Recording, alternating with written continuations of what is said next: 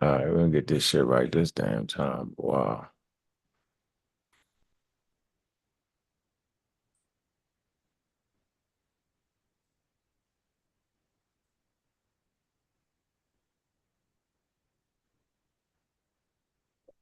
This shit right this damn time. Wow. All right, so we in the game.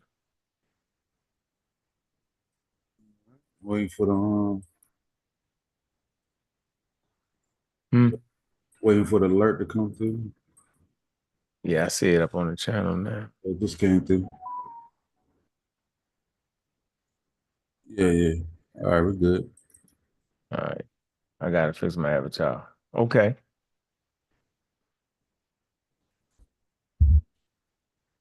Yeah, yeah. Normally I got a little intro music, but Hmm. I just let everybody get into the building. So I ain't had a chance. I ain't went through my little creative commons side to find a free music. So Okay. All right. The same joint you used last time was super tight. yeah, I got to damn pull that mug up. It's on the creative commons. I just send it out while people pile up. Just drop the link. Everybody know we live.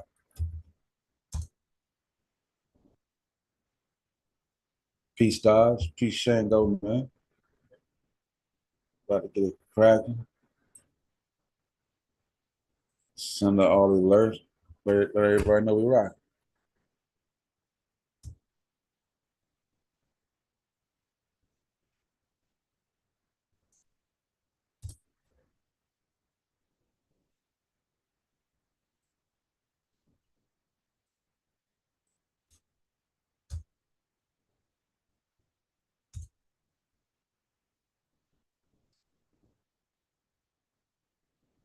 Mhm.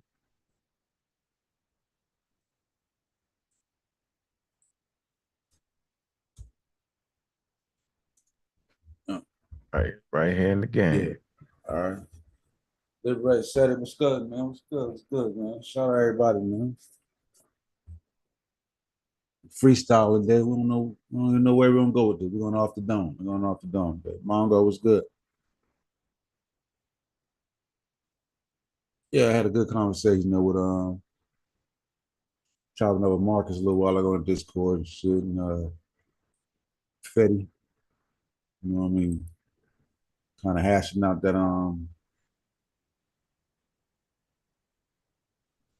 some of that IQ joint.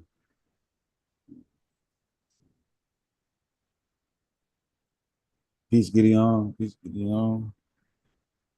Everybody, when you come through, man, slam that like button, man. Slam that like button, man. Subscribe to the show, subscribe to Sosa World TV, all that. Peace, Ramon. Peace, Ramon.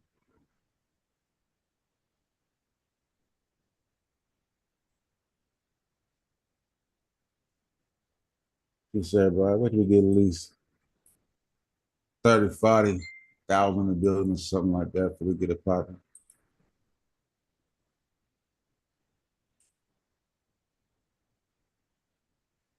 Streets been kind of quiet since we brought the experts out, but it was feisty for a little while, but eventually everybody kind of just calmed down, man. Hmm. Everybody Yeah, calmed yeah. down. Them experts got a way of slowing you up a little bit, right? You can't, it's certain things you can't act like you was doing. I was saying that, and they agree with me. And then when you ask them, did you agree with that? Yeah. Nobody actually expect that to happen. So this is how this community works, bro. Well, I don't want to say we. I'm gonna say to keep the fighting down and all that. I just want to speak. I don't want to be as direct as I normally am. I'm in Sosa's world, yo, and we try to keep down all the fighting because there's certain understanding we have came to of understanding human behavior and how we just straight. I don't even want to say spooked out. We have constant magical thinking. So, and people are being disingenuous Okay. I'm not going to call them a lie, just disingenuous. And so in this community, they never expect you to really check. All right. So there's a real drop off in education within the conversation. And I just personally think it's just based off of how you was raised up in your household. So if you wasn't privy to different communities growing up, you wouldn't be able to understand how each community speaks. So I can go in the hood and it take me a few and I can catch the slang and what they saying and know how to ask for which words don't make sense to me or the inference, I'll get it. Okay. I can also go to a ballroom dance and hear the conversations at dinner and I can figure out what the hell everybody's saying. I can understand when certain people in the community are actually trying to downgrade me or cuss me out without using one cuss word. I understand the conversation clearly. Okay. I also understand that people with jobs on the line and the internet presence can cost them their job or have them looking real foolish. I can also understand people that are experts how they use certain terminologies, basically saying, "Atta boy." They basically trying to tell you that, yeah, I hear what you're saying, right? I don't want to discourage you because you have a right to come up with your own ideas and stuff like that. But what you're asking me to do is damn near impossible because you're not actually in the field. They don't want to come right out there and say that because they don't want to come off as being like you think you better than me, right? Lord knows don't let them be in a different ethnic group, quote unquote, would you perceive to be white or white people. Then you got a whole nother argument of downgrading the marginalized community. They don't want to do that, right? Because they here to actually help the community because they coming, right? Because brother Unc asked them to, or brother Garfield asked them to, right? I'm sitting there, Sosa sitting there, and it's a different conversation, right? It's a different vibe. They there to help us. They're not here to be in the middle of a whole bunch of name calling, cussing you out. So the way they speak, they'll let you know when you're wrong. They'll let you know when you're right. But you got to listen for it. You got to understand. Nah, you went too far. They feel a little more comfortable with me, say Sosa, Garfield, because I'm just saying, look, you ain't gonna hurt my feelings. I just need to know. But other people, they want to use that type of conversation as if somebody was agreeing when they actually didn't, right? And they not trying to downgrade them. They're just saying based off where the field is, right? I would not agree with that. And they're trying to let you off soft though, Sosa. So it's almost like people don't know how to take that evaluation. Like I know when an expert is just saying, all right, yo, relax with that. You're not right with that. I don't want to come right out and say it. Do you get my point I'm trying to make, Sosa? Am I rambling? What the hell? Am I wrong when what am I saying? No, no, no. I get the point that you're trying to make. You know what I'm saying? We just gotta, pretty much when we deal with the information, we deal with the expert the same way, man. We walk a tightrope. We ain't tightrope nice and steady. We ain't all over the place flip flopping on both sides. Keep the conversation right where it's supposed to be and keep it respectful. And keep a nice atmosphere for so they want to return and continue to have good dialogue. You know what I'm saying? And represent the community right. You know what I'm saying? Mhm. They don't want to feel like they're at the chitlin circuit every time. You know what I mean? Every time they come down. You know what I'm saying? You know what I'm saying? Because a lot of time, you know what I mean. They may expect that, so you know what I'm saying. So they definitely don't have to do it. You know what I mean? So I appreciate them for even doing it. You know what I'm saying? Because they could easily decline. You know what I'm Yeah, saying? yeah, Willing to come down, sit down, and talk with some African Americans who, generally may not even be what should have much interest in it on that level. You know what I'm saying? Where then the African American want to interview me about Egypt? wow. You know what I'm saying? And then be like, you know what? I'm willing to do it. I'm willing to sit down and basically teach because that's what they're doing. I mean, they're the experts. They teaching. So yeah. So I'm appreciative. What I mean? To be a part of conversations and just to actually get the opportunity to ask questions. You know what I'm saying? So that's dope.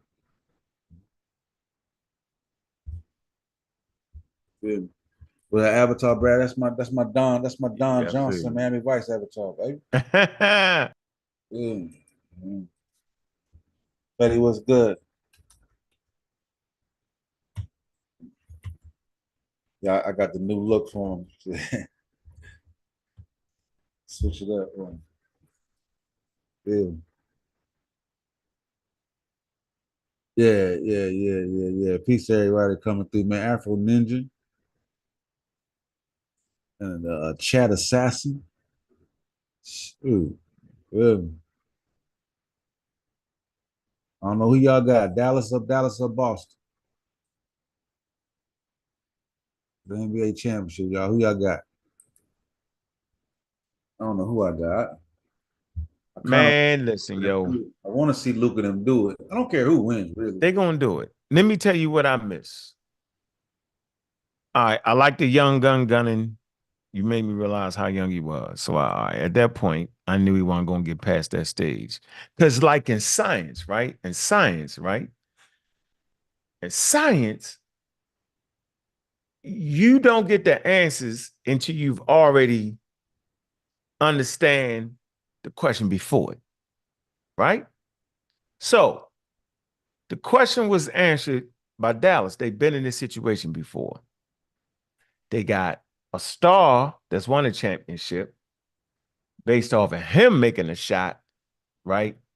In the highest leverage moments. And we'll get back to the leverage moments in a minute. So he been through that. He know what it feel like not to allow the moment to affect his shot, not to get too high and burn yourself out or get too low and not respond quick enough. He know what it feel like. Luka, he been to the championship game a couple times, haven't he? And lost, right? He know what it feel like to get to this far and lose. So that pain is still with him. All right. And he a superstar. So you got them two dudes, superstars, that get their shot any kind of way they want. They know how to make in-game adjustments on the way they shooting. If I'm not hitting my three, I'm not going to waste time on threes. My man, Big Cat, he wasted too much time when his 3-1 on trying to shoot his damn three. At that point, you're supposed to abandon that shit and go get some fouls and go get some layups. Took too long. He's not seasoned there. But them two been through too much to allow an up-and-coming player to dethrone them. That's the rule of nature there. Experiences, learning, you know what I'm saying, always make you better than the person before you. Always does. There's no getting around it. So there's a certain maturation period. There's a certain amount of things you got to go through. Yeah, I'm saying to win these goddamn championships. And I went into the believing shit with the magical thinking. Yo, shorty, nice. No, he has not learned his lessons. Now he feel the pain of getting that far and losing. Now it's a different type of thing. Same with Lamar Jackson, yo. Hadn't felt that tightness in that motherfucking AFC championship. It's a certain level of pressure and tightness you get when damn near all your fan base is watching. There's another level of pressure when you get to that Super Bowl when all the fan base is watching. The shit is at a feverish pitch. So yeah, I'm gonna go with him. I'm going with them two, bro, based off of the pain they went through, based off of game-winning shots. Boston ain't seen that, yo. Did they lose in the championship game? Them same players Yeah, from Boston. Boston? They lost. They lost in Golden State about 2 years ago. That's gonna be a good one. They've been there. But they don't got the stars, though. They don't got the hold on. They got people with the same paychecks, but they don't got the they don't got that. They don't got Kyrie. They don't got Kyrie. They don't got Luka. And I'm saying they stars are better than they stars. What say you, Sosa? Uh You gotta I guess that. think I think the two stars for me Gonna cancel out? gonna cancel out. And Huh. I that know. Boston just they deep around the edges, I believe and it. I think them around the edges player gonna eventually do them out. Like Luka can get 30, and Kyrie can get 30. Or You know what I 40 mean? Yeah, or you know, 50. Tatum can get 30. Brown can Mm-hmm. get 30. I think them upper the other people around the edges going, especially if they get Porzingis back. You know what I'm saying? They get the Porzingis back. I feel like, um, But take a and it's couple a different games to get style. right. It's a different style. Like, Minnesota had trouble scoring. Boston, they ain't really gonna have trouble scoring like that. You feel me? And they spread them We out. Like, they Boston center is at the 3-point line. Ain't like Rudy Gobert posted up in the goddamn in the center and lane all day. Boston center's behind the 3-point line. Got Al Harford out there, crafty veteran shooting threes. You feel me? Yeah, that's gonna change that dynamic. You know what I mean? So where you putting your money at, yo? yeah, I normally bet live. I let the shit play. I let the game start and then get a flow for it, and then like say Boston jump up 20, I take Dallas and get some points. You know what I'm saying? Because NBA teams Mm-hmm. always come back. You know, Mm-mm-mm. that's normally how I do it. You feel? Yeah, but Mm-mm-mm. see, man, y'all got the interview coming up August 6th, man. Garfield got the Bradford, the Peter joint coming up, man. Oh, we can rock. We rock for 2 hours. We good. Shit. This should start at 6. What time is it? It's 5. We rock till like 6. We It's rock six, six 5. thirty. We good because this is a 2 hour interview. Was you on that one? Nah. I missed that one. I think you ran for certain interviews, Joe. Was that what it was? Nah. I think I was busy that one. Then I Oh yeah, yeah. put up You a right. Winterman late. Like I was already in the midst of that shit. Oh yeah, that was a good one though, wasn't it? I asked Fitz that in that question. building. What up, Fitz? That Fitz in that building, man. What up, Ken? Hey, yo, I asked that question. Did you mean that the cows was people? Yeah, I can't believe that one ain't even dropped yet. Garfield is throwing them things like, yeah, I feel yeah. Playing Keeping with the food. keeping them a Look, little bit in the reserve. So hold on. Did when because somebody said that you were saying that the people was cattle. Did you mean that? No, then he said to crack the wild joke. Now, maybe I didn't know what I was saying, but I ain't mean it. yeah, he said I got a little excited. I can hear the excitement in my voice. You know what I'm saying? See, we need them type of people in our community, yo, because he ain't scared of y'all. He ain't tripping. And he come from the same camp that Dan Wishmacommon come from. Right. Um Cooney? Cooney, Kara Cooney come from. She's a damn department head. So they used to dealing with us roughing. They used to wrestling and not doing too much. They like rap. They feel like they actually care, right? And I'm saying in a way where they feel like, yo, we're adults, we can have a little fun. They don't go too far. But they like it. They actually enjoy um having discourse with all different types of people. They ain't really thinking they good. They don't mind wrestling a little bit. And that's like the highest honor you can get, man, to be able to wrestle Cool, with man. some people that really know what they say. That's love for real, yo. Yeah, he was cool, man. Real cool. Him, Kim, I thought Camilla, Oh, she was super dope. she was cool, very laid back, just having fun with it. You can tell they love doing what they do. They got a passion for it. Love talking about it, man. So yeah, man, it was real easy to talk to. You know what I'm saying? Yeah, Real easy to man. talk to. Real easy to talk to. And one thing I like about them, I don't think people get it. With experts, sure ain't no swaying the comments. You ain't gonna be able to sway them and messing up their damn career. Yeah, You feel me? yeah. See, we're trying to be peaceful. Send the link, man. Anybody want to jump on, man? Pop on this joint, man. Chop it up. Yeah, Yeah. chop it up. Let's have this conversation. But yeah, man, that dude was pretty dope. He was pretty dope. Yeah, it was great, yo. That last interview was about to pop up was a great one. He was saying like, "Huh, I ain't had nothing." So with this interview that's about to pop off is going to do. It's going to stop people from talking about, well, the racism. I'm saying no. It's essential. Watch this. There are two things that are essential to this conversation.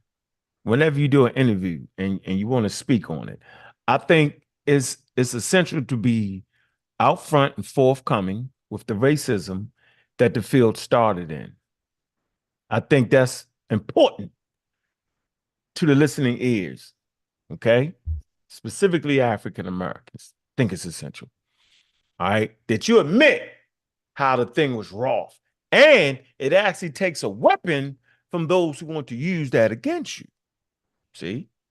And then it's also important when interviewing, I think that is essential, for you to talk about Afrocentricity or what else is it? I thought it was Afrocentricity. I thought that was actually the thing with his, what is it?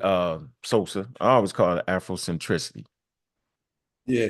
You know, dude, Afrocentric, Afrocentric.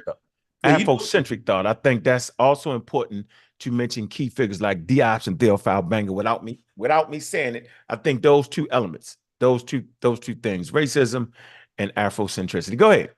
you know that last dude said he he referred to you as Afrocentric. Yeah. You know what I'm saying? I was like, oh no, why you say that? I could erase that out. Yeah. I know. You know, I could have get that out of there. I was thinking, man, because they're gonna try to use that, but I don't have. And I correct. Nah, nigga, I'm just concerned. Let me stop, Mr. Nigga.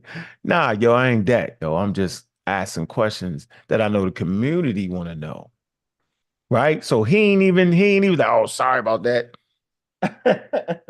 He actually thought that, and it's wild. So is that wild or what? Let's talk about that for a minute. Yo. Is that kind of wild? That he would mischaracterize me based off the, or is that what you supposed to do?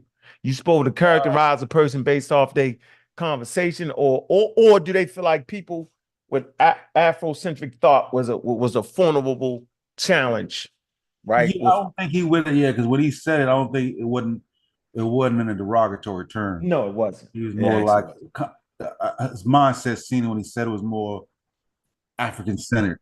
Yes. Okay. See a Yep. bit of line, you know what I'm saying? Because he Mm-hmm. kind of, you know what I mean? Yep. Because Yep. you talked about the African perspective, so you Mhm. know what I'm saying. It didn't seem derogatory when he said it. Right. Yeah, I think he didn't. And I think more so than what y'all realize is that they actually respected Theophile Banger and Shiganta Diop's. I'm thinking the way people fight, they fight as if those people didn't gain a great respect from them in the fight they fought. Right. And I'm also saying if you really, really respected them and you want to continue to fight, you would actually get the degrees and paperwork like they did to continue to fight inside of academia. Just want to make that point. Yeah, I learned that too. I ain't gonna front. You know, I learned that they had I I learned that that community had way more respect for Sheikh Andrew and Theo Follow Banger than I did going in. I was a little ignorant to that. You feel He me? was made to believe Yeah. that they called him trash. He Right. was led astray and hornswoggled. That's Just not the because truth. just because they disagree, you know what I mean? That Yeah. See, you just called it. That's the weapon. They weaponized Diop's and them against us by saying that the white people disrespected them and all that. And it couldn't be true because I kept saying, yo, how does this man make the museum, yo? If they disrespect him, they gave him the highest honor is to have your work in a museum. And in Egypt, yeah, they we don't got play with that. for sure. We got Wu John in the building. What's going on with you, King? What's good, man? All right, peace. Can you hear me? Yeah. All right. Yep, peace. I just checking. I saw your notification, so I'm just checking it out, seeing what the Yeah. convo is about on a Friday. Yeah. You gotta make you a little Wu John with avatars. They don't got that many dread styles, bro. Like, you gotta rock with whoever. Wait, where do you? I was actually looking where you go to do all that. You might have So, to take a little time to figure it out. But like for me, is I just click on the little three dots in my little figure, and it will say something like choose avatar, and then you just go in there and just make the whole joint. You feel me? oh yeah, okay, I see. All right, Yeah, I'll I got try to to make sign something in. up. But what Yeah, do y'all? So here, You hear the conversation we have, right? You get it, right? yeah, I know you get it, Woo. yep, yeah. The yep. streets been kind of quiet lately. So so we were just checking Yeah, the temperature of the room, whatnot. You know what I mean? Everything's I'm gonna tell you why it's quiet. What's going on right now is the reason why it's quiet is because everybody is working. They are actually digging up the goalpost so they can move it. yeah, that's probably about right. That's exactly what's going on. They digging up the goalpost to move it again. They actually, instead of moving the goalpost, they're actually building a whole new stadium. Yeah, I figure it's coming. No, but I'm serious. I'm serious. It's funny, but it's been happening, and I just don't think people been noticing that the goalpost has been moving. They move it. You know, it'd be at the end zone, then it'd be at the 5 yard line, then it'd be at the 10 yard line, and when people leave, go home, and they come back to the next game, they don't notice it moving because they move it a little bit at a time. So we got Gullah in the building. Gullah, what's good? But that's what's been going on, and that's what's going on now, though. On a very serious note, that's what's been going on, and that's not cool. That's like anti-scholarly, anti-scientific, anti-progressive, and the whole nine. When you can't have a conversation, and we all got friends like that growing up, where you know you bring up a subject, you talking about something, and you presenting information, and then the person just can't concede ever, so they move the goalposts every time. Everybody has that friend or friends. I think everybody experienced that, and that's collectively that's what's happening on these different topics that I've seen. Because like I said, I've been hiatus, but the past few days, or at least past 2 weeks, I've been trying to catch up by watching all the videos I missed. I scrubbed through them. Don't have time to watch the full videos, but I scrubbed through them. Try to get a gist of what people have been talking about, and it's actually because I gave my rant when I came back and started doing live streams again, right? So I did my rant, but tell you the truth, boy, it is worse than I thought. Like, if I would have waited to do my rant and I would have do it now, I don't think anybody would. I don't, man. People would probably just not like me at all, because I got some choice words for a lot of stuff that I've been seeing, and so it is what it is. But on a positive note, I have seen, it's just not enough of it, but I have seen progress though. So that's like really refreshing, but it's very, very, very small with certain people. Yeah. I think it's good because I ain't seen no arrows ain't popping out like that. I get Gullah in here though. Gullah, what's going on? What's good, bro? What's good with it, bro? I just came in. Shoot, you got a free time in the afternoon. Just build. What's cracking, y'all? Everything good, everything. We got American Dream in the building. I think American Dream might be here to have a bone to pick with you. American Dream, what's going on? Peace, Sosa. I got a bone to pick with everybody. All right, go ahead, get it out I'm there. I know you're here I'm with some joking. bones. Go ahead, pick. No, I'm Get it joking. started. Peace, everybody. I Peace. wanted to ask Wujawu if I Yep. could. I already knew. So what I tell you? Let's go, bro. Get it. Go ahead. No, it's actually not a bone. I'll pick the bone with him a little bit later, but I actually have always wanted to ask him about Chief X's position that the ancient Egyptians were a Mediterranean culture. I just wanted to just pick your brain on that and get your opinion on that, because in my estimation, I'm finding it where if Egypt started in this, if the dynasty started in the south of Egypt, in my head, that's not in the Mediterranean area. So in my estimation, it's not a Mediterranean culture, especially at the onset of the dynasties, because they moved up north. And, in time they became, they brought in the Mediterranean part of North Africa into the dynasties. And you can correct me if I'm wrong in any of this. Some people say that even 4,000 years back, there have been people with DNA from the Levantine in that area, even way down south as Kerma, like even in pre-dynastic time, Mediterranean people, if you will, were living in that area. But I don't know if that makes it a Mediterranean culture either. So I just wanted to get your take on the whole idea of ancient Egypt being a Mediterranean culture. Okay, it's very, very simple. The only I guess in agreement with a statement, if anybody makes a statement that says that ancient Egypt was a Mediterranean culture, the only thing that makes sense with that statement and it's for it to be accurate is based on geography, because ancient Egypt is adjacent to the Mediterranean Sea, and all civilizations that surround that Mediterranean Sea by definition are referred to as Mediterranean cultures based on that geographic location, closeness to the Mediterranean Sea. That's it. That's where it stops. Now, if somebody changes that meaning and they're saying a Mediterranean culture in terms of the elements of culture, now you have to change the position, because that won't be a true statement, because you have to look at the list of things that makes a culture, and then look at the other Mediterranean cultures and do a comparison.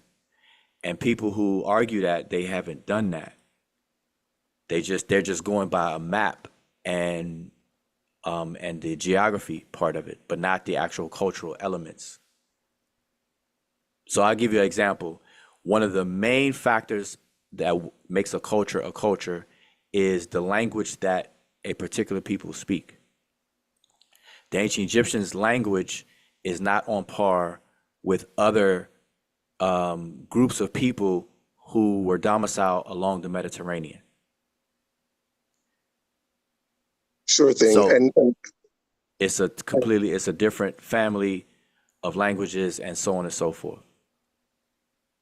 right. And if we even just focus on just location and where the Mediterranean is on the map, if we're just concentrated on ancient Egypt that we say started in Abydos and they moved up north, like at the early stages, would you say, even based on location in the early stages being in the south of Egypt, that it would have been called Mediterranean, even though they hadn't moved up there yet? No, because now you have to define ancient Egypt. And so when people speak of ancient Egypt, they're talking about when the kingdom became a kingdom.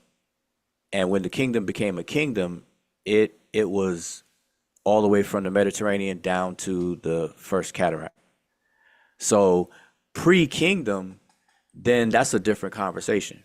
But once Egypt became Egypt, and that's what people have to understand, ancient Egypt became ancient Egypt, and we have a timestamp for that. So like when it became ancient Egypt, it was two regions that were united, which included the Delta, which is right there at the Mediterranean. So to answer that question, ancient Egypt at all times geographically would be considered one of the Mediterranean civilizations. Okay, that's fair enough. I'd like to ask another question if I can. I'll wait my turn if I need to. Let's see, Pata the building. But let me just say this last thing about Peace, that Sosa. though. How you doing? Everything good. Go ahead, Wooden. Sorry, but I just want to say this real quick though, because you did mention Chief X in when you were asking me. So I now Chief X is overreaching his Mediterranean point, and he came on our show, our channel, and he asked me that question, and I specifically told him what I just told you. I said, Chief X, I will only agree with you if you're using it in terms of the geographic location. And I said, on that point, yes, I agree.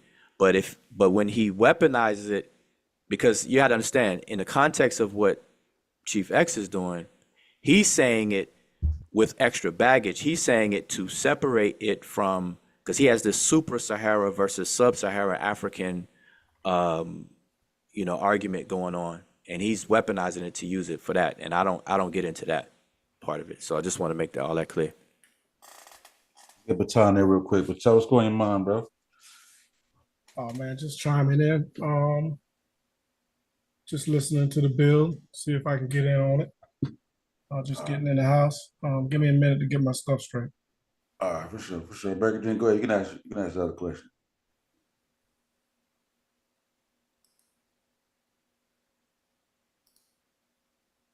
American Dream. Going once.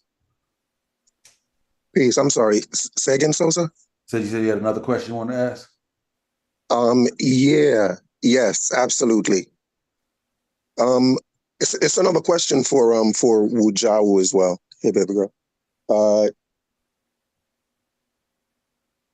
Yeah, just a second. Sorry. Actually, no. Hang on 1 second, Sosa. All right, all right. Yeah, we got Tuck Man. Yes, sir. Piece coming through. Yeah, the homie Yeah, stuff. yeah. So Yeah. Go I'm ahead. sorry, Sosa. So the question is for Wujawu. The last time we spoke about Egypt, and I was asking him about why Egypt was so important to study. If he didn't think that it was black, what is it that motivates him so much to study Egypt? And he mentioned that it was mainly because of their genius, and it was that genius that helped them to survive for so many thousands of years. Possibly the longest existing civilization. And I was wondering, I wanted to ask him if, given the fact that there were so many breaks in the dynasties where there were intermediate periods where there was a break, a couple of intermediate periods which lasted, hundreds of years. Are we kind of overstating how long Egypt lasted for, given all these breaks and given that, the changes in all these dynasties? Are we not kind of overstating how long it lasted as a unit, or in other words, how do you explain that it's still considered one long existing nation given all of these breaks, and why aren't those breaks considered, and why doesn't it take away from how long they lasted? Now the break. breaks. I was gonna say during them breaks, it was still people claiming to be Egyptian. It was still different independent chieftains and nomes still claiming it, like the empire, just like in Ethiopia. When you had the called Age of the Princes, you had different regimes and Nasses and Nagasses and Rosses fighting against each other. They still, like, even though they was on individual time, they still was like those individual kings or chieftains were still claiming like the throne.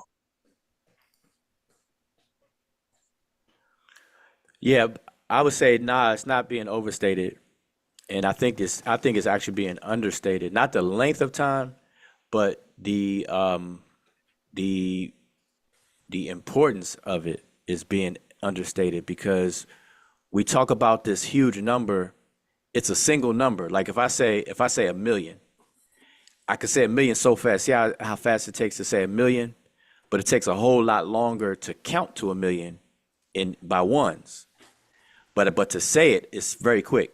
And so in a lot of these conversations, we take for granted the length of time that ancient Egypt was existing.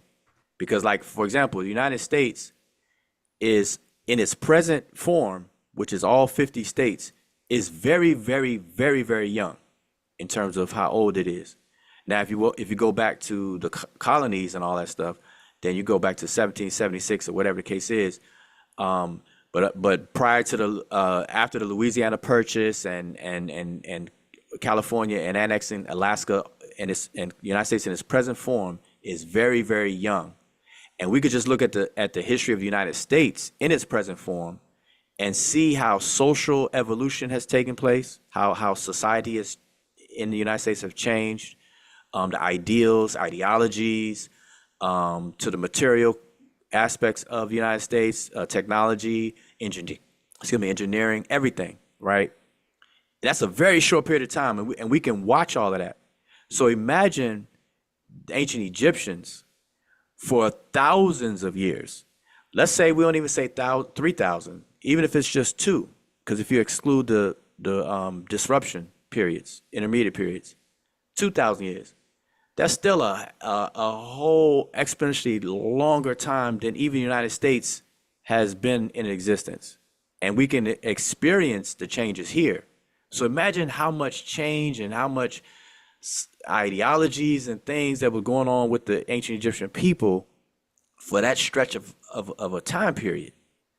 So I think it's understated because we don't look at them like a real civilization of people, like a real country of people that got ups, downs, changes in regime, changes in ideologies, what's popular becomes unpopular, and all kinds of things in Egypt. All everybody talks about now, which makes me sick, is whether the Egyptians' skin color is black or not. But they missing everything else. Even to the people that just talk about the pyramids all the time. That makes me the same, I get annoyed with that too. It's the pyramids, pyramids, pyramids. Great pyramids. Line up with Orion's belt. Everybody just talk about how are pyramids built. Like, man, there's so much more. So anyway, not to be long, but I'm just saying, I think it's the importance is underestimated, understated. Not the length of time though, but even with the length of time, it's there. It's a solid three. It's over 3,000. But if you include intermediate periods, it's still ancient Egypt. It's just that the administration had bumps and bruises in it. Yeah, and I would say Agreed. too, like even though they had their different policies that would come in, the culture remained ethnically Egyptian. You know what I mean? It's not like the Greek came in and switched the whole cultural dynamic. You know what I'm saying? It remained Egyptian until the ending period. You know what I'm saying? No doubt. I absolutely accept what everybody said about it. I absolutely yeah. Those are good answers, which answer the questions that I had in my head, and those are really the only bones I had to pick today. So thanks for your time. That's appreciated. Oh, okay. That's pretty easy. Yeah. Yeah, Jabari had when Jabari was on Garfield's show, he had did like a reverse logical fallacy. Jabari was on Garfield or something? Yeah, he came on Garfield's show. And he asked the same question because he I was saying that, people studying Egypt because of the making Egyptians black, so it becomes interesting and everything, and he kind of reversed it. Well, why do I study Egypt? Why don't I study Greece or Rome and everything? So it's kind of the same thing.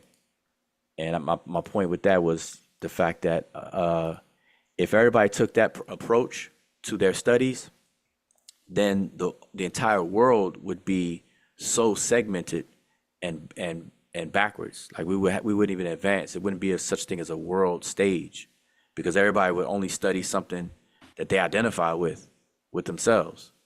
If everybody who identifies as black only studied things that they see as black, then how are you going to grow? How are you going to know what another culture is about, or another group of people, or another whatever? That's like you speak English and that's all you're going to know. Anybody that speaks anything else, forget it. I ain't worried about it. I ain't going to interact with that. Nothing. Like the world would literally be a bunch of walls put up. So that's not even realistic at all. Yeah. I know they're saying Jabari. I think you might be thinking of Community of Skeptics. They're saying that was Community of Skeptics show. Oh, sorry. Yeah. I forgot which one. So yeah, you're probably right. Yeah, because I was looking, I was like, damn. I was like, okay. That their relationship was kind of, You know what I'm saying? Jabari put. Oh yeah. You gotta remember, I've been out the loop, so I don't know who's cool with who. So I just know that I was on the panel when he was on there, came on. Yeah. I remember the whole joint. Yeah. Yeah, y'all hit the like, man. Hit the like button. Punch that like button in the face for me, fam. Yeah. Man, I'm here looking at these avatars, boy. They don't have much of a. Yeah. Oh, you got to it? Yeah. You see, I got the Don Johnson Miami Vice look. I got a couple other ones. You know what I'm saying? The dread look crazy, but it is what it is. Yeah. All right. So, but yeah, that's That's it right there. Woo, you mind if I ask another quick question? Oh yeah, go ahead. Yeah, just If it's all right. on just the continuation of the talks we've been having. Because it sounds as if you kind of equate the Egyptians' genius with, I think what you said was their tools of unification. And that's what allowed them to last for so long. And in a way, their tools of unification amounts to their religious beliefs, fundamentally, because everything about their everyday life is tied around religion. So I guess the question is that something that you think that we should be pursuing, in terms of adapting that type of culture, that type of way of life that is centered around that type of religious beliefs? Is that pretty much what you're promoting? No, because I don't think that enough people understand the ancient Egyptians' religion to promote it. It's not enough people on that page to even they're not concerned about that. As long as they say it is a religion, then that's been sufficient for a lot of people. But to dive into the religion, not too many people are on that page to dive into it. Because when I had that conversation, I was saying that their religion, what we call religion today and how we think of religion today, is not the same. The same thing with art. Like it seems trivial, but it's just an absolute reality that our perception of even art, I use art as an example all the time. Our idea of art is different than what the Egyptians saw as art. Like we call the Egyptian wall paintings and everything like that artwork. But it's not the same as what we call in artwork. So I say that to say, because the same thing with religion. Their religion, they actually have a religion true to what the actual word religion means, and not what we've made it to mean. Because we've blurred religion with beliefs. We've mixed those, we blended those two words to where they're synonymous now. And that wasn't the case in ancient Egypt. Their religion was actually a way of life, like the culture, the fabric of their lifestyle is what we call their religion, but that's not for us today. We don't look at religion today as a fabric of somebody's lifestyle. The day to day, how you think, how you do everything, how you Do you think perceive we the should? world. Huh? Do you think we should? No, I mean we have it. We're humans. We live. We have it, but that's not the religion. We've separated that from the way that we do things. So our religion becomes something that you get into, that you become a member of. I'm become a member of a church, and I am in a religion now. I am a Christian. Now I am a Muslim, or I am a Hebrew Israelite, and whatever now. Whereas you have to get into it. Whereas, it's not like your very life to where you don't have to say that you're in it. You just are. You got to put anything else on the other side of equal sign. And so these things are different. Like, do you think that because the Black community, for example, or the sect of this debate that calls themselves Black Egypt, there is a group of them that try to take on, they at least take on the dress, they try to live that lifestyle, they have those beliefs still, they still practice the religion. Do you think that is something virtuous that you wish more people would be doing?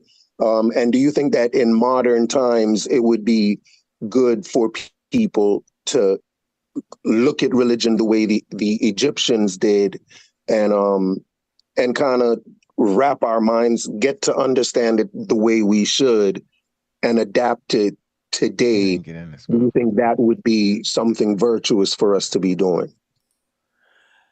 Well, that's a loaded thing, but the first part of that, what? What'd he say? the just real quick, the first part of that, what people are doing today is they've just adopted the aesthetic form of what they believe ancient Egyptians did. So that's why you have the dress, the jewelry, and a few budge influenced prayers and stuff like that. That's the extent of what people are doing. That's not the Egyptian lifestyle, ancient Egyptian lifestyle, or anything like that. And that's what I mean. It's just adopting something like clothes. They put on clothes, and that's just it. It's not who and what a person is. So no, that's Do you not think it. it's possible? Do you think it's possible to adapt the Egyptian lifestyle? The Egyptian lifestyle was heavily, heavily, heavily dependent upon the Nile River. Right. So people in the United States who do not live near a river, and it's not an inundating river at that, But no, where that influence your very fabric of your life and your plans and your outlooks of things, then you're not a farmer or all the other kind of stuff that comes along with that, then you're not really an ancient Egyptian. You're only that in idea. Yeah. It's an idea, Okay. and people are adopting it, and you whatever need some case is. chariots too and some horses. Yeah, Lake Victoria would have to be happy. Lake Victoria would have to be happy. Well, hold up. Well, I don't want to oversimplify that because cultures are allowed to I know metamorph. to grow. Yeah. So I don't want to like if the ancient Egyptians was never fell. If ancient Egypt never fell, obviously they wouldn't be ancient anymore. Those people would definitely have electric cars and cars and all that other kind of stuff. They wouldn't be having chariots today and stuff. So I don't want to. No, I agree. No, I wanna, agree with you. But people try to use that the ancient religion. The damn. I grew up in a Jewish neighborhood, and they don't practice the ancient religion that the daggone Hebrews did. No way, shape, or form, yo. The space doesn't even allow that. The world you live in doesn't allow that expression of Judaism. They make a car that look like a chariot. Well, now I agree with that. Why would they do that? Really? But look, here's an important point, right? Hilarious. Even Egyptians themselves don't practice even the older ancient afroasiatic religions. A little different, you know. That shit You wanna call involved. those Egyptians. I just want to add on. Is my mic? How's my mic sound? Is Good. it too loud? Is Sound like you ready to start Crystal being, clear. crystal I clear? can't even think of the Awesome. word right now, Chef. No, They you told me cut it out. See, they I'm told me trying don't to come use in certain with words. I'm not gonna use it. They I'm beat me trying up to come today. in with In my peace. server, they beat. Hold on, in my Start- server, they Why I beat gotta me hold up on? for using Answer me why I certain got. words. I want to let you know Sosa that I World. won't be saying anything inflammatory. Me There is a either. word that they say I could use, but I can't remember it right now. It has something to do with a grift. A grift. Don't come in here grifting. Well, right? I don't want to start. Nice, anything, okay? nice, Ujawa. I like that. I like the fit. I like the fit. I'm not even, I'm not even talking. Yeah. Oh, that is woo. That's woo. Yeah, let's get it. Let's get it. Try to get mine right there. Go ahead, Yeah, Ujawa. Go I ahead, Ujawa. definitely agree with what everybody has said so far. Egypt or Kemet, it's an ancient culture, and we might have a few scriptures, or not scriptures, but scroll or hieroglyphs and writings on the wall and some papyrus, just like the Hebrew. We might have this biblical text that's not really truly a historical text.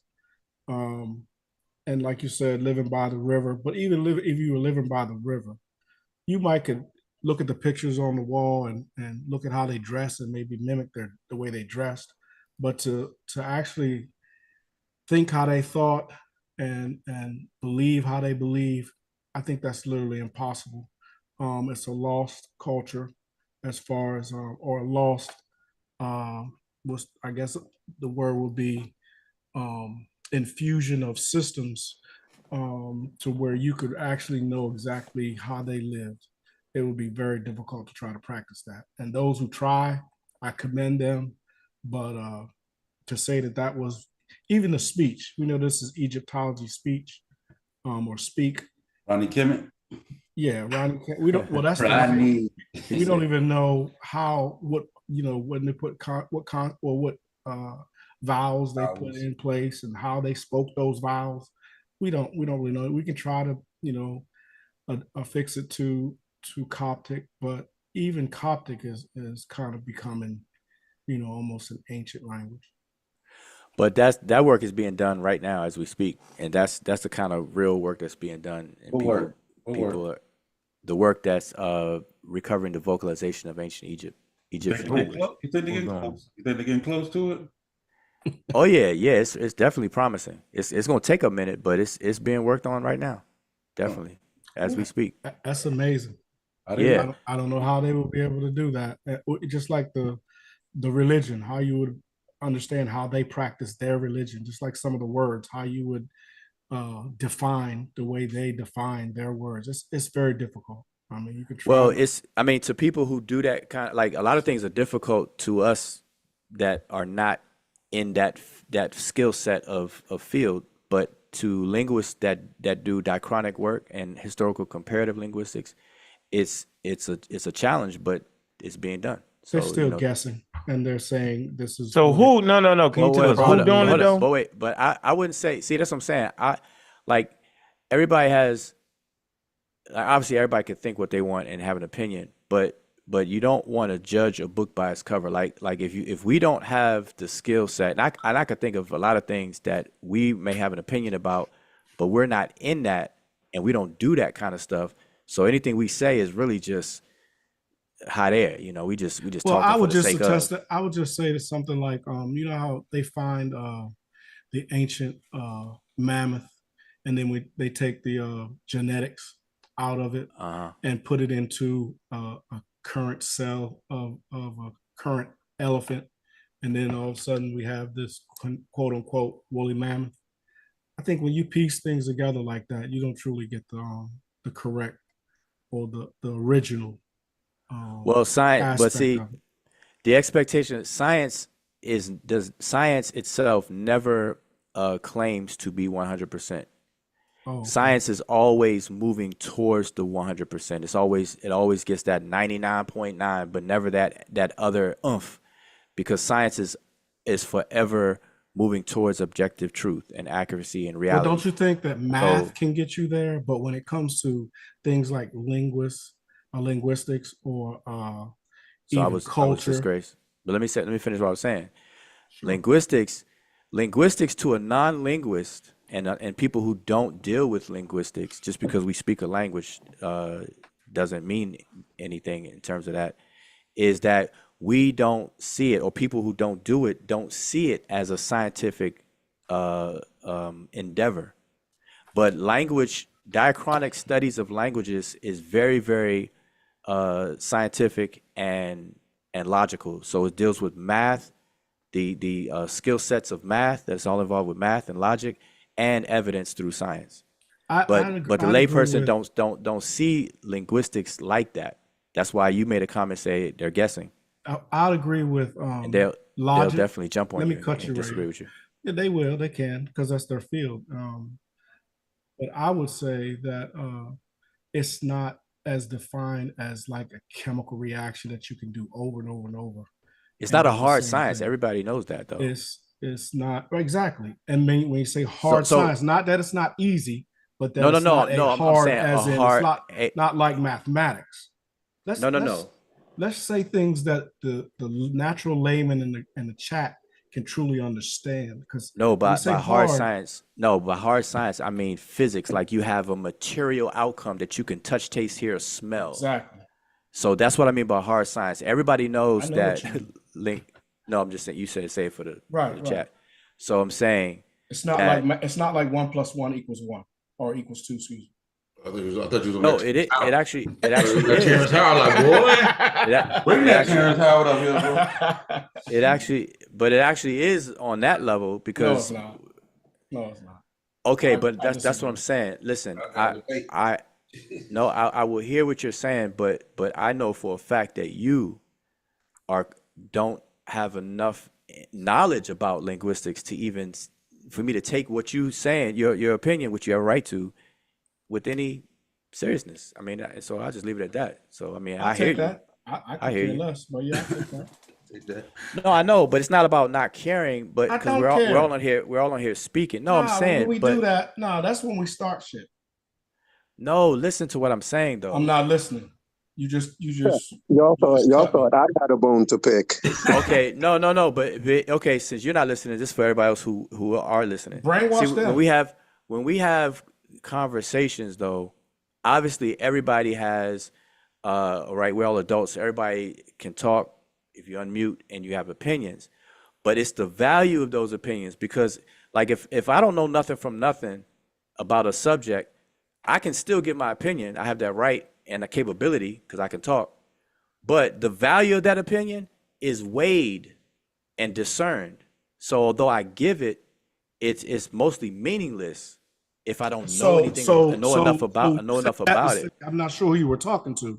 So if I've taken, No, I wasn't talking to you because you said you weren't listening. No, let me go ahead. No, I'm going to listen to the conversation, but I'm not listening No, to you. But but if the I conversation if was I said me. I've taken, That's what I'm saying. This if is I've crazy. taken Spanish, I was the only one right? talking.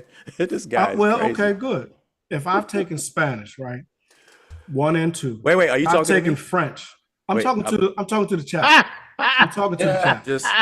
I just wondered I'm talking to the because chat, so you can hear me. I don't want you to cherry pick. This thing turned left fast. I ain't think because you can't. It really didn't because It's not cool to do that. That's what people do. It's not cool to do that. You fake like you weren't listening to me. No, of course I can hear you. I got headphones on. No, I know hearing and listening are two different things. I know you can hear you're me, right. But I'm saying, but you're also listening to me so much so that you're reacting to what I'm saying. Exactly. But you fake and said that you're not listening to me. No, but you fake like you said you said you weren't listening to me. Metal wars. That's why. No, this is linguistic. This is trying to downgrade other individuals who may have education that people don't know about. No, I'm not downgrading education. I don't even know your look. Listen, exactly. Do you study linguistics? Do I study linguistics? Let's just okay. Let me say this. I've taken one. Wait a minute, Wuja. So you just know that's a Magi Archer you talking to? That may be the friction. It doesn't. I don't think you know what you're talking about, Unc. It doesn't. You're not a Magi Archer. You're not a Magi Archer. It doesn't matter. What is a Magi Archer? No, you're not. It doesn't matter. What is that? You put arrows up in the chat. What the hell is when going did I on put an here? arrow? When the last time you saw me put an arrow? Oh, you stopped? Wuja came and shot y'all down. You don't do that. I don't want to change it. See, now you Now you jumping in, trying to. I don't want to change the subject. Nah, the subject. I thought you was a Magi Archer. I was trying to explain the fact that I do have some education. You asked. So enlighten. So do this. I was about to. What? I don't have to enlighten you. I'm enlightening everybody. Let him get it off. I know, but wait. Exactly. Let her get it off. Let her get it off. Let her get it off. Trying to calm you down. Let her get it off. Wait, you calm me down? Yeah, calm you down. Let her get it off, Uju. Let her get it off, man. Let her get it off. Go ahead. So can Prasad just explain what he's disagreeing with me about? Because I don't know exactly what he's disagreeing with me about. No, let me finish my point. Explain. If you want to ask another question, I will. I'm just not sure what you disagree with Mujawa about. If you want to ask a question after I explain what I'm about to say, then you can. But allow me to explain my situation or my position. All right. So if I've taken Spanish 1 and 2 in college, and I've taken French 1 and 2, I grew up in the English language. I've also looked over linguistic studies and overviewed it. I was in a SARS first, along with you, Ujao, with Mboli. And I studied a little. I got a SARS books, and I got your book, and I studied a little bit of the linguistics. I've watched videos of how linguistics is discerned, so I do have a layman's idea of how linguistics work.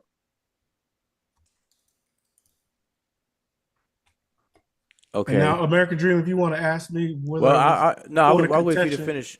I'm just trying wanted to. to ask whether Okay, it was so a point of we're I calling. was contention. just trying to calling. keep up You with the can. conversation between you and Wu, and I'm just not sure what you guys were disagreeing on. I just don't know what you were Oh, disagreeing with him the about. disagreement was when Wu Jia wants to try to talk condescending and try to position the whole community or chat or social world against an individual by saying an individual may not know anything about the topic at hand, and then how can they come in? That's what I was disagreeing with. Okay. Okay, so now here's what actually happened is that I was No, I talking told you about. what happened. Wait, I didn't. I was polite and not interrupt you. So Okay, let me well, get mine off. let me mute my mic. Look at Avatar. I You got your appreciate hand. You got your hands crossed. That's bad I body appreciate- language. All right. appreciate- Bad I body appreciate language. that. Put your hands up. There you go. There you go. There you go. There you go. I appreciate that. So this is Oh, what actually shit. this is what actually happened. I made a comment by saying that that the ancient Egyptian language is being worked on in terms of its vocalization. And I said that work is actually being done. I said it's going to take a while, but it's actually being done. Yeah, well, you never answered my question on that too. 20 minutes ago, I asked Oh, a I specific didn't even question. hear your question. I didn't Yeah. even hear it. I was saying, who doing the work? Can you give us a list of the experts that's doing the work? That's what I wanted to know. There are a few linguists, but the most recent is Jean-Claude Mboli. Okay, well, the pseudo, y'all bringing the pseudo, really? Nah, he's definitely not a pseudo. Oh man! All right, now, but go ahead, y'all. I don't want to do that. I don't want to make you uncomfortable on the panel, bro. No. Listen. All Don't do that. I'm never uncomfortable on any panel. You should know that by now. No, but they say my decorum is horrible. You know what I'm saying? So well, that's I want to different than get saying. better. Wait. No, I'm saying that's different than saying like I feel uncomfortable though. But I know, but no. I'm see, saying so I you- don't want to. I want you to know that we appreciate you, except for all the other stuff. I'm gonna say it because I got heart to say it. So but I I don't even never know what other agreed. stuff you talking about though. The modern fit. No, I ain't starting all that shit. John Cronin and Bowley, go ahead. That's No, one. you asked me a question. Yeah, you give me the answers. Go ahead. I'm writing their names down. I want to check them out. Okay. I got John Claude. I don't agree with him. Go ahead. Right, Go ahead. but let me ask you this: when you say you don't agree with the man or his work, his work. Okay, so you know he just published a book, and I couldn't get past his last book. His last book that I heard experts speak on. But good, keep going. Give me the names up. Okay. I'm fine. No, that's the only name that I have. So right now. so Okay, all right, we fine. So let me so- ask is he this. an expert in the field though? Is he an expert in the field of linguistics? Does he have a degree in it? No, he doesn't. Let me ask this. But he's an expert. He's expert in linguistics, though. He's better than me. Let's admit that he's better than me. Let me just finish my point though, real quick. Go ahead. Will I ask him a question? Go ahead, Will. Yeah, let me just finish this thing. So, because you asked me who, because I was actually answering another point, and then you said that I ain't answered you, and so I'm trying to get right. You did now. I got it now. I got right. you. So now I'm back on track with what I was originally saying. All right, go ahead. Go ahead. Okay. So what happened? What I'm saying was that the vocalization of the ancient Egyptian language is being worked on, and it's a scientific endeavor. But I was saying that because Shesman made a comment that they're guessing, and so I was just clarifying that because people tend to look at linguistic work as not a scientific endeavor when it actually is. It uses both the logic of mathematics, and the evidence that's brought about through science to do different things, especially diachronic studies, which is historical comparative linguistics. So I was clarifying that, and that's all I was saying. So when people have an opinion about linguistics, if they haven't dove into linguistics, then they're not going to know, and I understand that. And I'm not talking about taking Spanish, taking French, taking Italian, because learning a language is not diving into the scientific areas of linguistics as it is. So that's different. All right. So when I said that, I was just saying that to give you a background that I've studied a little bit of language. Now, you said a lot, But I want to talk. I want to touch. We don't believe I that. want to touch. And bowling. Qualify that, yo. I want to touch. Qualify what? You said He did. He said he took Spanish, French. Oh, okay. All right. Go ahead, bro. Now you did say that I never said they weren't a hard study, but they're not a hard. You did say that they weren't a hard study or a hard science. I'm sorry. I didn't say that they weren't a hard study, but you did say they weren't a hard science. It's not specific. So when you take a Bantu language, and then when you try to connect it to other language, I can understand the nearby languages. And then when you try to take it across thousands of miles and try to connect it to another language and losing consonants and changing consonants, yes, there is a logical understanding of how that works. But to actually pinpoint and say this is what it is and this is the exact science, I don't think that anyone can come to that agreement. Okay, so again, and this is where I was trying to say before, is that even in science, there's a perpetual pursuit to 100% accuracy reality that's not quite reached. So during the process, you are going to set up your hypotheses, and then you're going to test them. And the outcome of those tests are what they are until the outcome is no longer what those outcomes are. And so when it comes to language, when it comes to rebuilding a lost or ancient language, you're going to have to be able to get as close as you can based on evidence. And so I was clarifying that when people say guess, I want to separate guess, because people do that same thing with science. And I'm sure that because we had this issue with science, the difference between a scientific theory versus a theory and stuff like that. So I don't want people to make that same mistake, even when it comes to linguistics. That's all I was clarifying. Well, we know that a hypothesis is an educated guess, but when it becomes a fact or it becomes a theory, then it tends to work all the time. We know that we throw a ball up, the ball comes down. We know that gravity as it stands today works in that way. But when we understand loan words and how things change in language like that. You say we, though. I don't think everybody does. Okay, but I say we just to say some, not all.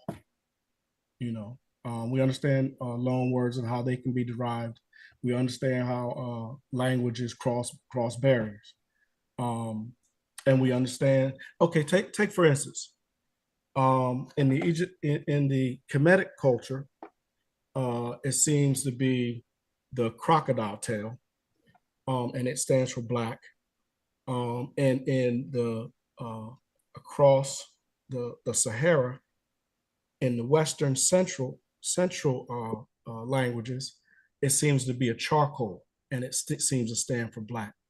Whether the Western peoples migrated over to the Nile Valley and begin to develop those things, or it was a mixture, the crocodile tail seemed to have stood out more so for Ronnie Kemet than did Diop and the Wolof and the Igbo and the Fulani, their language as charcoal being the black, whether they worked as blacksmiths, whether it's soot got on their face, whatever. But the Nile Valley, it seemed to be the black tail of the crocodile seemed to be that. Some people want to argue that crocodile tail is flaming wood, but I digress on that. And I still say that it is a crocodile tail and not a piece of charcoal. But you basically saying, Patar, that the fool's goal is basically what you're saying. Say that again. You're basically saying the pursuit of trying to establish these vowels as fool's goals. That's basically how you feel. No. I don't. I think it's a commendable work to try to figure out if languages are related and where they came from and who started them. Sometimes I wonder when I'm speaking and all of a sudden a click or a pop comes out of my my nasal cavity or the back of I don't want to pause on the bullshit, but I wonder if that is an ancient rooted linguistic, the way the larynx and the vocal cords. You did it on purpose though, right? Yeah, I did that on purpose. Yeah. Oh, okay. But sometimes, matter of fact, when I was in the hospital getting my knee replaced, and I came to, and I went live, and I was speaking, and it just maybe it was the medication that had my throat lazy, but a couple of those clicks and pops came out when I was trying to speak. So I don't know if that's something that genetically is still in our DNA. But let me Hey, just if say I can this. ask you, Well, I want to say something to what Shesma, what you were just saying though, with the crocodile versus the charcoal. And I'm gonna use this as a perfect example of what I was trying to clarify earlier. And that is the charcoal or the crocodile tail is completely irrelevant to the linguistic aspect of whatever the words are, because you have to separate, you have to understand the difference between a writing system, which are graphemes used to write, visually represent sounds or ideas in a language, versus the actual language itself, the morphemes that have meaning. And so whether somebody believes it's a crocodile tail, that's the I6, or whether they believe it's charcoal, doesn't factor in when it comes to the actual what the actual word is. So it's just a visual representation for a particular morphs, whether it's double consonant, single consonant, whatever the case is. So and that's what I mean. It's a whole lot going on when it comes to vocalization, and to bring up the graphic aspect of it is it's like two different conversations. And I just want to point that out, and this is what I mean, that linguistics is a very big discipline, a Go ahead, very high skill big discipline, and I think people take it for granted, and it's undervalued in Go my ahead, opinion. American Dream. Go ahead, American Dream. yeah, so because when I asked you about the the fact that there are Egyptians today who try to practice not Egyptians today or just people today who try to practice the Okay. religion, dress the way they dress. You kind of said that was all just aesthetic, and you kind of gave me at least the impression that trying to revive Egyptian culture is kind of futile. But it sounds as if you're now saying that trying to revive the language, that there's scientific credence to trying to revive the language. And I'm wondering if that's what you're saying, that the culture can't be revived, but the language can. No, that's not what I'm saying. And we say scientific credence. No, I'm saying the endeavor to do so is a scientific one. I'm saying it is a scientific endeavor to analyze and try to figure out the vocalization of an extinct language, of a dead language, I should say. That's a scientific endeavor. All right. It involves scientific principles and procedures and stuff like that, along with it's heavily laden in math as well, with logic. Is there That's is that's what there I a was saying. scientific That's what I is was there a saying. scientific name for that type of endeavor? What would we Google to find that? What do you mean? There's biology, which study. Linguistic. Like, you Well, just told me the about umbrella, linguistics. the umbrella is linguistics, but and people just use that word. That's a big umbrella word. But more specifically, it's diachronic linguistics, which is historical comparative linguistics. So if you wanted something to look up on how to reconstruct or deal with language evolution and things like that, it's historical comparative linguistics. Okay. Talk. Go ahead. All right. Yeah. So So I didn't appreciate how you just threw out my analogy or metaphor on using the crocodile tail and the charcoal. Um, when we study linguistics, we do the diachronics. Do we not study the meanings of different languages? Do we say study again. the meanings of words of different languages? We study the No, no, meaning, no. right? Don't we want to try to not just say, are these words identical? Are they just written the same way? But don't we study the meanings? Well, first, All right, first, you like being like Abdullah at this point, but I mean, but I listen. See, Shesmu, I don't understand. Like your whole Nah, you disposition. understand? No, your disposition. No, you're cutting me off. Now you're just being rude as a No, man. you being Like, because you rude. wouldn't be saying Oh, this stuff come in on, my yo. face like this. Oh, though. how we jump there? Oh, We ain't doing that. we Nah, don't, nah, Really? nah, we nah. don't fight over Let's the world. let's just fast. No, Really? let's just no. Oh, you just said Let's something. just Go fast ahead. forord. No, I'm No, just you fast let's go forwarding. back. No, we I wouldn't. rewind. Let's All rewind. right, Fast everybody take a forwarding. break. Let's take a break. Because here's the Rewind. thing. Let's share the screen. I want to wouldn't. share the Listen, screen real quick. We got a I'll screen. get in the car right now. No, yo. if you Get listen, in a car and go all you where? have to Nah, listen. Are we Nah, serious we right said- now? You If would we don't say get that Wu in Job, your we're gonna face. sit down and get some lunch. Come on, man, Chef, take you it already down, know take it that. down. Nah, No, nah, I you listen. already know you're a friend, yo. Stop. Chill out, chill, Woo, Listen. chill. Nah, he Nah. bugging out. No. Chill, Listen, Woo, I'm You saying are. if one Chill, person can chill. talk, if so you let me talk, Why because you I'm gotta saying, talk? Why you gotta talk? I mean, we could take turns. I All don't right, have to then. talk. All right. I don't have to talk. Take a Why break, DJ take a- Iron Let me take a Love break. got- Let's I take a love break. both of y'all. I don't Take a have break. to talk. Take a But break. here's the thing. I'm going to get the I want to screen show share something. off, We're gonna and take then a we'll break. go Then we come back. right Then back we'll to break you, right Wu Job, I back to y'all promise. guys. Yeah, But I'm y'all not saying- gonna see, that's start what I'm acting saying. like I me don't- though. Y'all not Nah. gonna get on here and start acting like me and don't let me act like me. It's not a you thing. I'm trying to. It's not a Yeah, y'all but we thing. know whenever you What are we say trying to do? Wu I'm gonna Job, let we you know get it whatever in, you Woo. say. Woo. I'm gonna let We'll you get in. I All promise. right, so look, here you go right here. We got I'll let you John get it. Claude and Bowley. Okay, this is the one that Wu Job mentioned. It says John Claude and Bowley is professionally known for his expertise in model verification and system design. He is a model expert, an AMS and DMS verification engineer at Emboli Consultant and has experience working as a senior system design and verification engineer Computers. at NXP. Why are you jumping in the middle of semiconductors? It say he studied mathematics at the University di Kazunea and attended the Institute of what's that? Lesgana? Am I saying that right? It said additionally, Mboli is also an author with books listed on Amazon. All right, so it's all this stuff. But it says nothing about his ability and expertise in linguistics. And for me, I find this problematic. Right? If he was on the cutting edge at the frontier of linguistics, yo, they would at least mention that, yo. This right here ain't gonna sit up and just pull nonsense out the air, yo.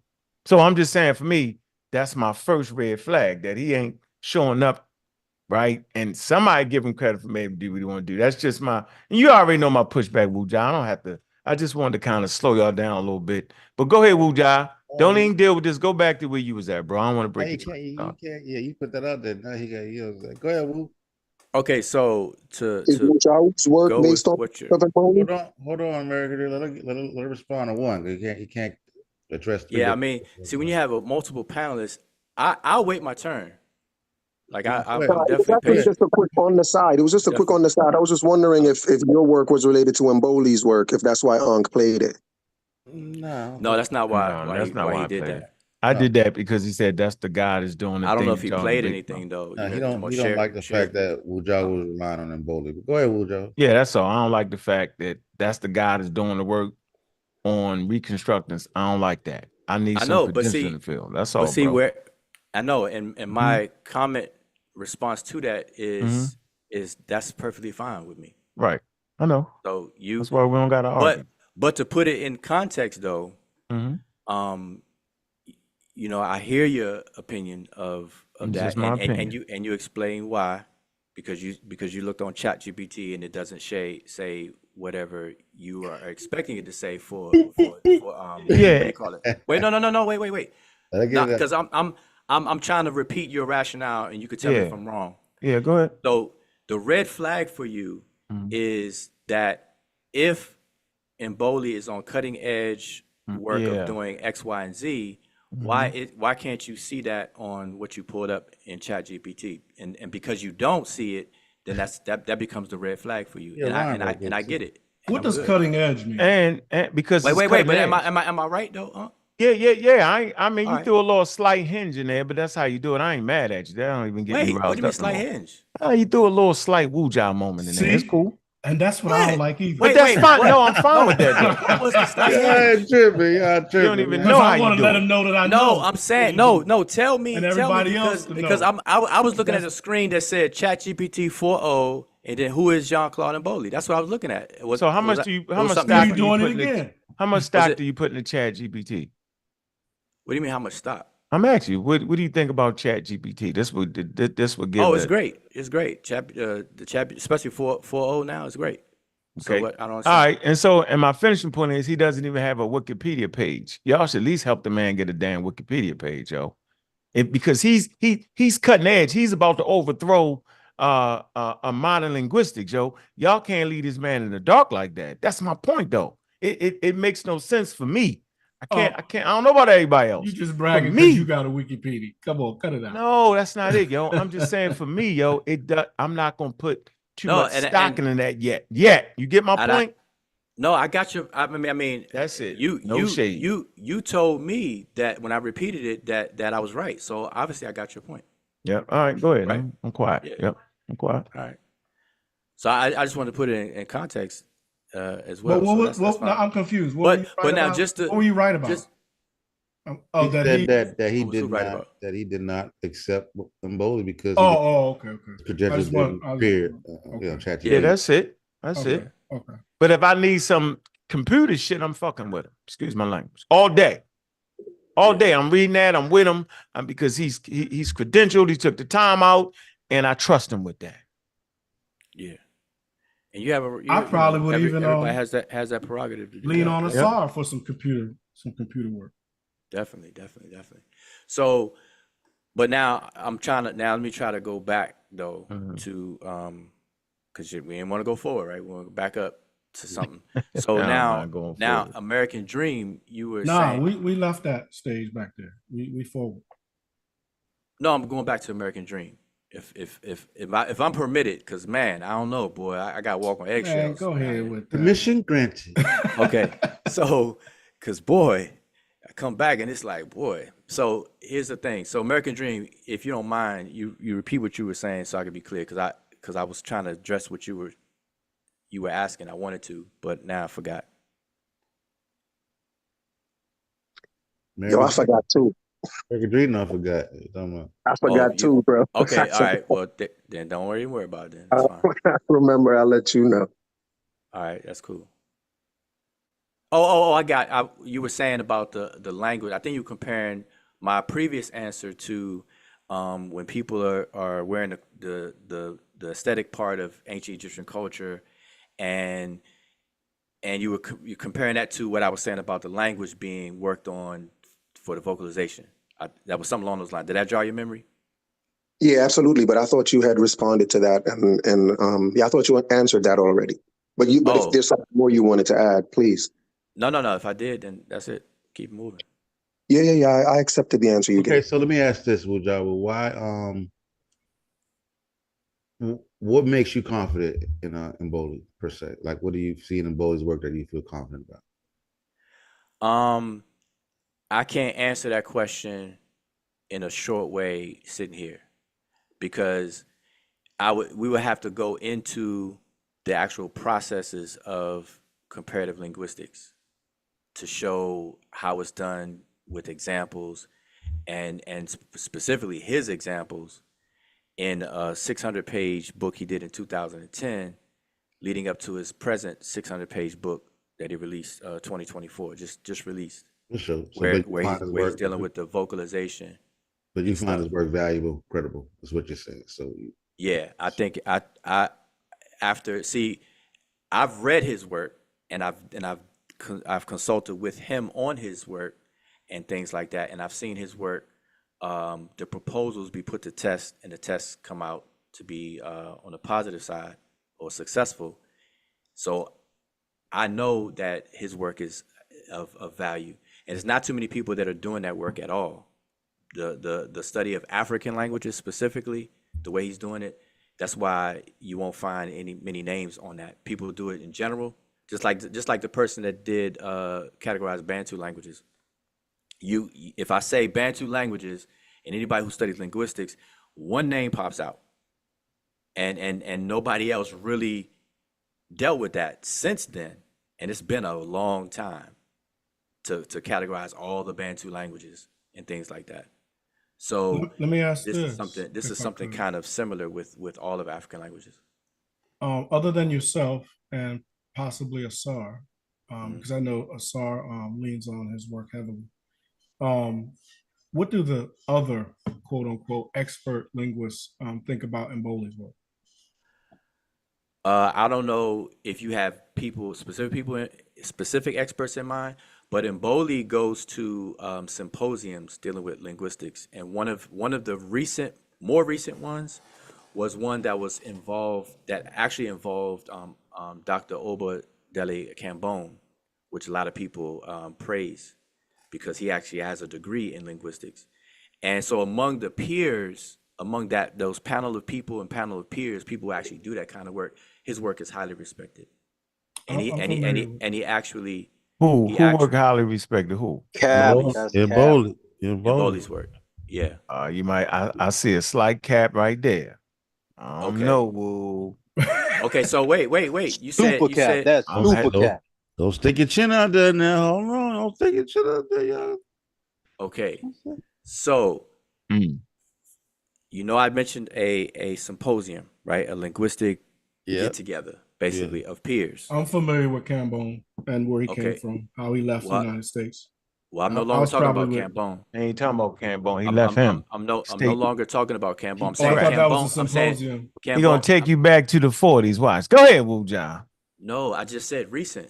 Oh, That's go what I'm saying. ahead. Are y'all trying to have a serious conversation or what we No, doing? So I'm we listening. can't play no Yeah, more. I'm we trying to can't have a play no serious more. conversation because I read him Bowley. I read him a while back, and he's beyond pseudo. Okay. Okay.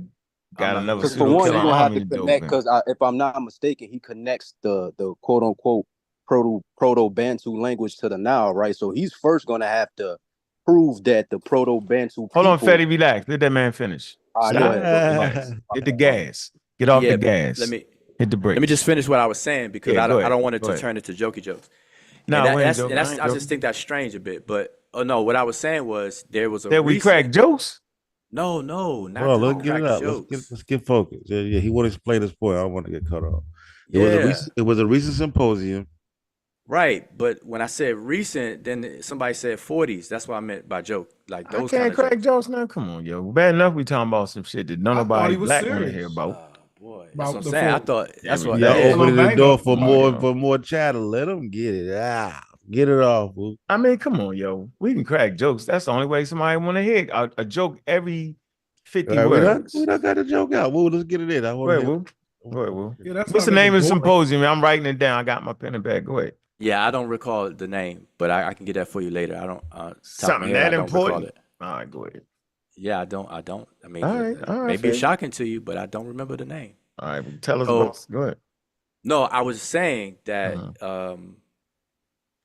that at this because you asked me, I forgot what the question is now. The question was, it wasn't actually a question. What was the no. But symposium? I thought here's you the said thing. Cambone take him serious. You say no. It was a recent I did. symposium. No, he You did can say give the that. listener. Yeah, Say that. no, I actually didn't say that. No, he didn't. He didn't say that. I follow shit real Man, better than y'all think I do. Why did he mention why Cambone? does I this thought happen that's why every he said time? it. Why does I this said happen he every time? switched on you. Didn't hear me say that? Y'all didn't pay me no mind. Let him say it Y'all act again. like Let I'm him not say even it. So here. let him What Why I did came he to even say, mention Cambone? let him say I'm what he's saying. saying. Then we can establish what was said. Go ahead, boo. Let me say what I'm saying. Then we could crack jokes all you want. All I was saying No, we're was, serious. Mboli, because something along the lines, the reason why I'm saying what I'm saying was something along the lines of Mboli's credibility. And Right. all I was saying was, Mboli attends linguistic symposiums or things dealing with linguistics all the time. And I said recently, fairly recently, he attended one that Dr. Cambone was also in attendance. That's how his name came up. Right. That's what's up. And I said people praise him as far as Cambone. Now at this event, Mboli's work, I was saying that Mboli's work is highly respected.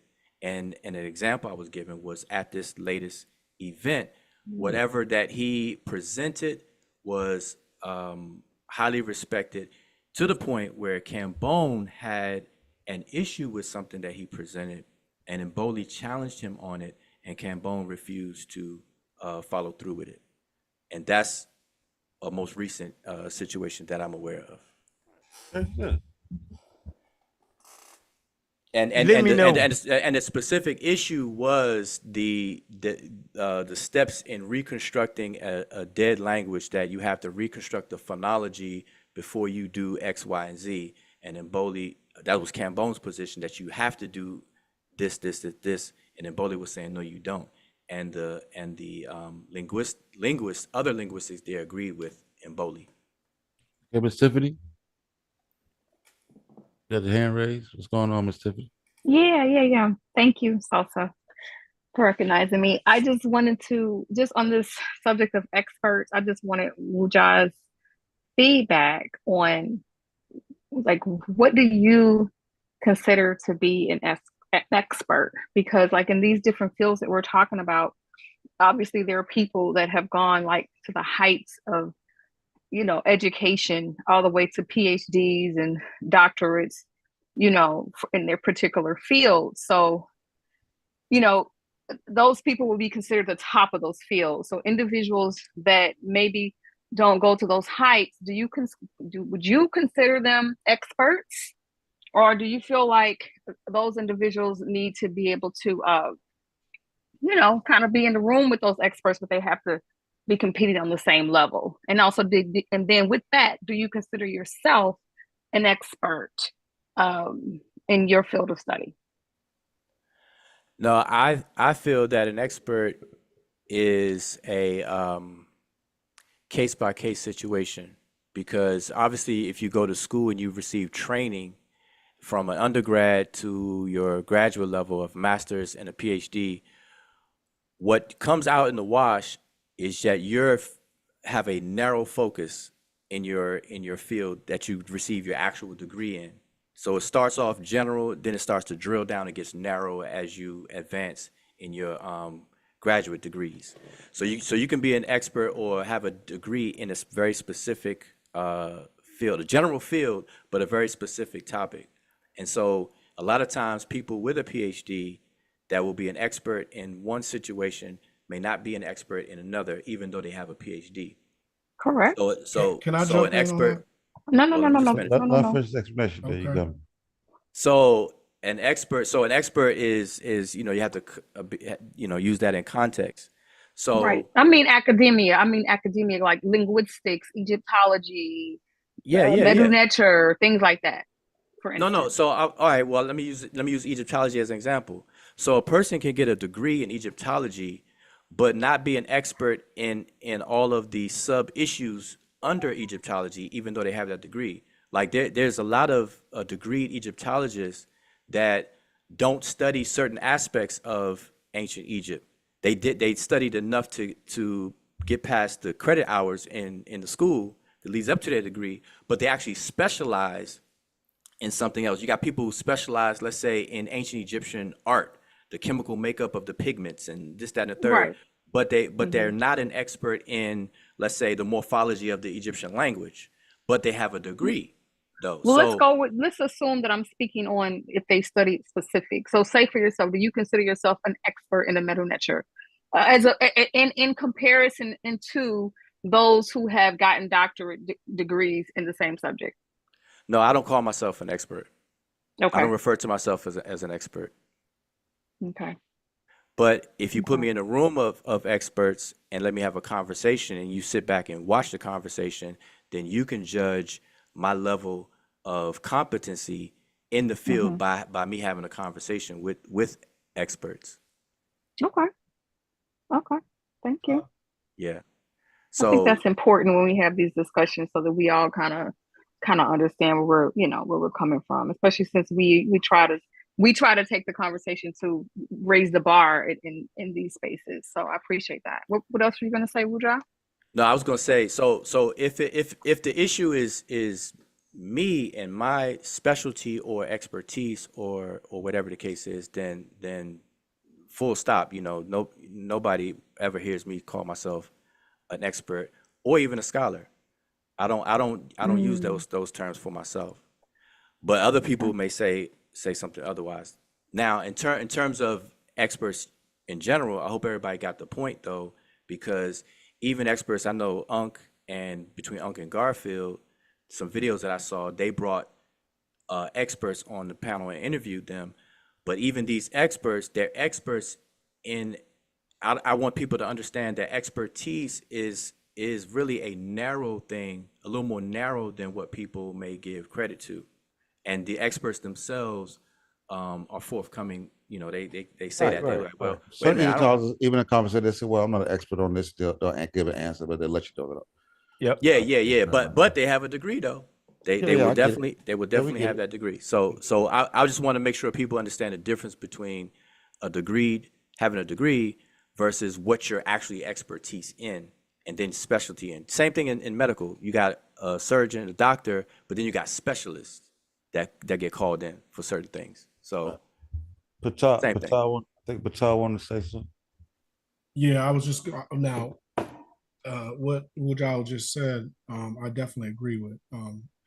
You can be an expert in your specific field, but then when you try to cross over and not having the specific training in that crossover field, you wouldn't be considered an expert.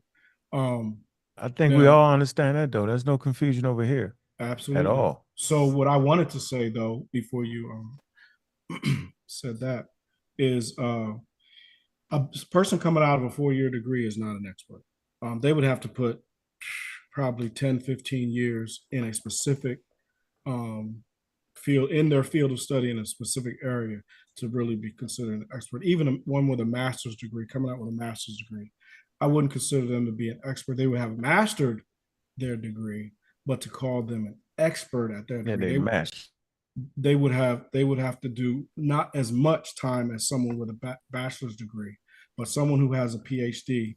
I would say, and I believe you look at the definition, I would say that someone who has a doctorate in it, who has brought newer information in and gone through not just the research part and the understanding part, those would be considered actual experts. Now, someone who's autodidact, who's done 20, 30 years of a specific study and has either written documentation and have been peer reviewed and their work is accepted, then I would probably say that person is probably an expert. Fetty, where you at? Fetty Wap. Yo, can you hear me?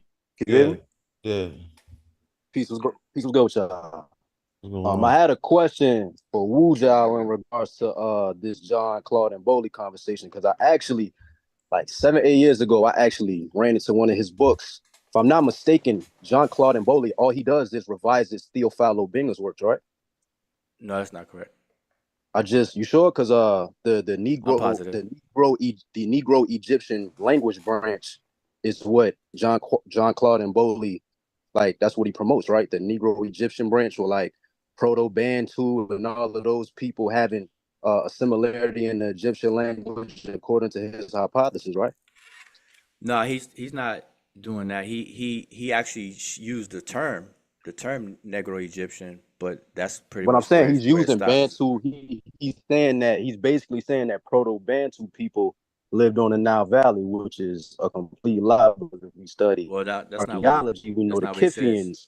That's not what he says. No. I mean, I'm saying I've looked at all of the African groups and this is what Africa he's comparing.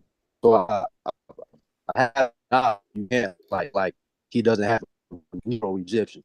And if you think this is true, and if you think this is cutting edge, can you hear me now? Can you hear me? I can hear you now. Go ahead. You were breaking up, but go ahead again. Yeah, I was saying, you saying that this is cutting edge, but it is complete pseudo. He's going to have to, because for one, he's going against the consensus of Joseph Greenberg and the classifications of afroasiatic, Niger-Congo, Nilo-Saharan, things of that nature. So not only does he have to go against Greenberg, he's also going to have to prove archaeologically that those Proto-Bantu people even lived in those areas. So I don't know where you got that he is cutting edge and he's about to make anything shake, because he's not. All right. Next. You ain't gonna elaborate on the Negro Egyptian? No, I Like didn't what hear you. You asked me. I'm saying you asked me a question. I didn't hear a question. I'm saying like what about the Negro Egyptian hypothesis you think is true? Like in order, I mean, because obviously you have I noticed that Asar Imhotep, he follows that same template or formula of John Claude and Bodie, right? Yeah, I mean, I don't have much to say to what you said because you haven't said anything except I'm saying, for. can you elaborate on some of the true things you think that you think is true regarding his Negro Egyptian hypothesis? Do you think there's a correlation there? Okay, so earlier I said that I I would do it no justice trying to do that sitting right here and whatnot. We would have to walk through examples and things, but in a gist, I'll try to give a summary because you mischaracterized his work, and that's what I was I trying to make didn't. clear. I definitely didn't. I read over everything before I even asked you the questions. I do my due diligence. Okay, And so you have his. I'm Let him familiar respond. that John Claude and Bowley has a branch called Negro Egyptian, and that shit has been laughed off. Like it's not even taken Let him serious. respond. Let him So respond. Let him respond. Go Yeah, no, I'm saying, um, well, I'm saying that you ahead. mischaracterized what you said earlier outside of you breaking up, and I didn't hear what you said, but from what I heard you said, you mischaracterized, and I started to correct you from the get go as far as advancing Obinga's work and whatnot. You start off with that, and that's wrong. He just simply used the same language family name as far as Negro Egyptian, but he definitely didn't bro, that's do the same what. thing. What are you talking about? What? Oh man, You just said like the same thing. It's a creation and a revision of the Negro Egyptian branch, bro. Come on, man. You it's can't play. not. It's not. You I tell just you what. admitted it Why don't though. You you? just repeat what you just said. Repeat what What you did I just said just admit? I said that regarding the Negro Egyptian branch. Those both, it was the John Claude and Bowley, right? it's And not a Theophilo branch. Binga. Okay, so the Goodness Negro gracious. Egyptian hypothesis, is that better? No, what's better is if you ask me a question, you Oh allow me to man, answer it. you got it, bro. You got No, it. he said, answer the question. Let him get it all. Let All him right, get. let me answer. Well, just let Dang, him like answer. Just what's let him answer. Just let him I must answer. be just different. Cause like if I ask Because you a question, we saying the I'm gonna let same you thing, but answer. you're trying to use wording, but you got it. I'm gonna let you talk. Go ahead. I thank you for letting me.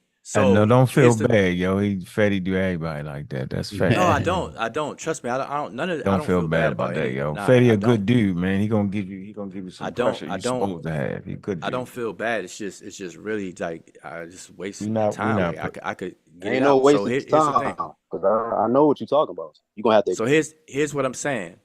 What I said was that Mboli used the same name, Negro Egyptian. I said that's pretty much where it stops. So Got you. just because Mboli uses the word or the two words Negro and Egyptian, and Obinga used Negro Egyptian, does not mean that Mboli's work is the same as Obinga or whatever the case is. That's what I'm trying to make clear to you. And I said that he used the term, and Obinga didn't even create that term either. So I wanted to say that. But now I was saying you mischaracterize Can I Mboli's read work. where I got the information? Can I read it off to you in regards to why I said that? In regards to If this you Negro Egyptian, because you acting like it's 20 scholars in all across the world, and this Negro Egyptian thing got some weight to it. So when you hear so when I hear hold on, Negro Egyptian, wait that's one just some second. black Wait one second. Egypt. That's some Wait. black Egypt weaving and some psychological shit going. When you hear Hold on, Negro Egyptian, hold on, that hold lets you on. know everything you need to know. Hold on, So it's like, let him expound because I think he wants some clarity, like before he explains. So he wants clarity. Go ahead, Wu.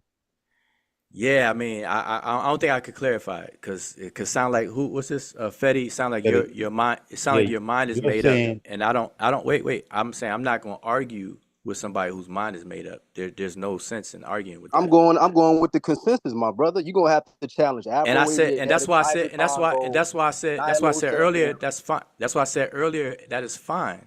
But And it's pseudo, though. That's all I'm saying. And it's not earlier. cutting edge. That's all I'm saying. It's pseudo. Okay, but and that's fine, I think and that's fine. the disconnect is that Wu was saying that the Negro Egyptian that Mboli only uses the Negro Egyptian in name alone. And Fetty is saying that no, that they both the Negro Egyptians actually tied in like in Benga Make it some and more too, Bowley is bro. piggybacking in a sense off Theophilo Benga's work. And And that's not just that's like that's that's how not come I correct. can tell. I can tell. Listen, Can I just read this part? Can I just read this one paragraph, please? I'll Okay, just read it. go ahead, read it so we can see what this. Negro Egyptian is a language family that was initially developed by Theophilo Bing in 1993 and then further refined by John Claude and Bowley 2010 using the historical comparative method.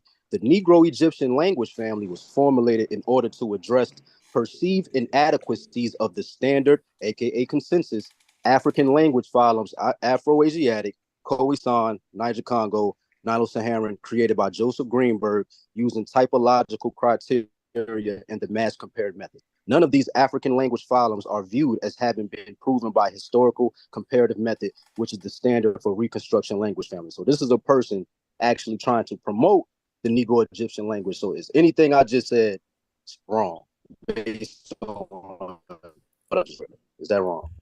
you broke up, but nothing that you said is against what I said earlier. That Mboli adopted the name, but I the got work you. is not the same. It's still pseudo. So Though, you but just read and elaborated on what I said earlier. but look, no, I'm saying you see how the overall theme of it is they're going against the consensus of Joseph Greenberg, right? That's all I'm saying. Absolutely, That's absolutely, all I'm saying. absolutely, Let me throw a quick point in. That's the part. absolutely. That's the part that's wild. You should never name something that actually has nothing to do with it. It is it causes a mix up. It's like it's almost flammery at that point. I'm saying Negro Egyptian, but I don't really mean it. I'm not really talking about Theophile Banger, but I use his words. That's the part for me that's way too much. I wouldn't even deal with evolution if it was doing it like that. We don't mean it, but we saying the same. No, that's all I'm saying, yo. It's not consistent. There's no consistency. You get what I'm saying, Wuja? Like, why would you do that to me? When I say me, Now, I'm what? talking about us, the listening audience, the experts. Like, you would have to, since Negro Egyptian is quote unquote discredited already, then you would never name it again. So if the Big Bang been discredited, right? You wouldn't then start over with a new thing and say it's the Big Bang. You would even say the Big Bang 1, Big Bang 2. But if it has absolutely nothing to do with it, you would never say the Big Bang. You would just name it something else. It'd just be easier for people to digest. I just want to make that point. That's all, bro. Yeah, it's just, and I hear your point. I hear everybody's point. But I think what amazes me is that I've said this from years ago, is that a lot of people have opinions about stuff that they themselves have not investigated or even read, and that's troubling and amazing to me. That's my personal opinion Us and as lay stance. people, all we got to do is look at the consensus, look at what the scholars say in regards to these responses of these hypotheses created by John Claude and Bowley, and that's all we got to do. And based on that, that's a pseudo. It's just pseudo. And that's why And I I, was saying, if you're gonna classify, let me finish. If you're gonna classify Negro Egyptian like how they doing it, like John Claude and Bowley, because they're saying the Proto-Bantu language again was in East Africa. So they're going against archaeology at that point. They basically saying no, the Bantus didn't descend from the Kithians in the southwestern West Sahara. So he's going to have to, and that's why it makes sense now, even while brothers like Asar Imhotep is trying to say Bantus is connected to Sumeria, all type of shit. So it's like anybody who just studies simple language families, like I'm not an expert in linguistics, but I know the formula of how to know what I'm looking for based on me going to school and knowing how to look at sources and weaving out the bullshit. So yeah, that John Claude and Bowley hypothesis of Negro Egyptian is complete pseudo, in my opinion. But you can, I mean, you're and entitled and to. and earlier I said I understand your opinion, and you're giving multiple No, reasons why you have your no, I'm opinion. just asking Wait, I wasn't finished. what in it makes you God think it's dang. pseudo. I'm asking you. You ain't answer that question. I'm saying what part of the Negro Egyptian hypothesis that you think is right and exact. Because I actually examined the work, and I can tell you, as you admitted just now, that you go with consensus and what other people say, and I You're know not an you expert haven't though. examined the work. I've never You're not an claimed expert though. the sister So we on Tiffany. the same playing field. Wait. But see, this is not about who's an expert, who's not, and I'm not talking about that. So don't characterize it like that. I'm saying you don't have to be an expert to read somebody's work. Am I right or wrong? That's correct. So Fetty, if you're still there, have you read Mboli's work? Yes or no? I actually, when I said I was younger and I actually read his books, I said that from the jump. When I was like 20, 21, I was in a bookstore and saw it. And I opened up the book and I was very enticed by this Negro Egyptian. I saw the different ethnic groups like the Kikongo and the Hausa and all of these people. And then when I actually did research, I threw the damn book in the trash can. So okay, so do you? So but, you read look, but French? hear me out. No, wait. Let me finish. I wasn't finished. I wasn't finished. To answer your question, because I know what angle you're trying to go to. I'm saying based off me studying different. Hold on, let me finish, crystal ball, folks. All right, go ahead. Nah. Because I know what you Egyptomaniac, bro. It's cool. But I'm saying based off my definitely not Egypto. That's what I'm saying. Yes, You you know, are. this Yes, you are. is But, the first time. yes, I don't know who you are. Hold on. But wait. I want to jump in real quick. Hold on. I just want to say something. Chill. Yeah, they gonna bring it Man, in. y'all don't take it there, yo. I just want to say this. No. Listen, I want to say this.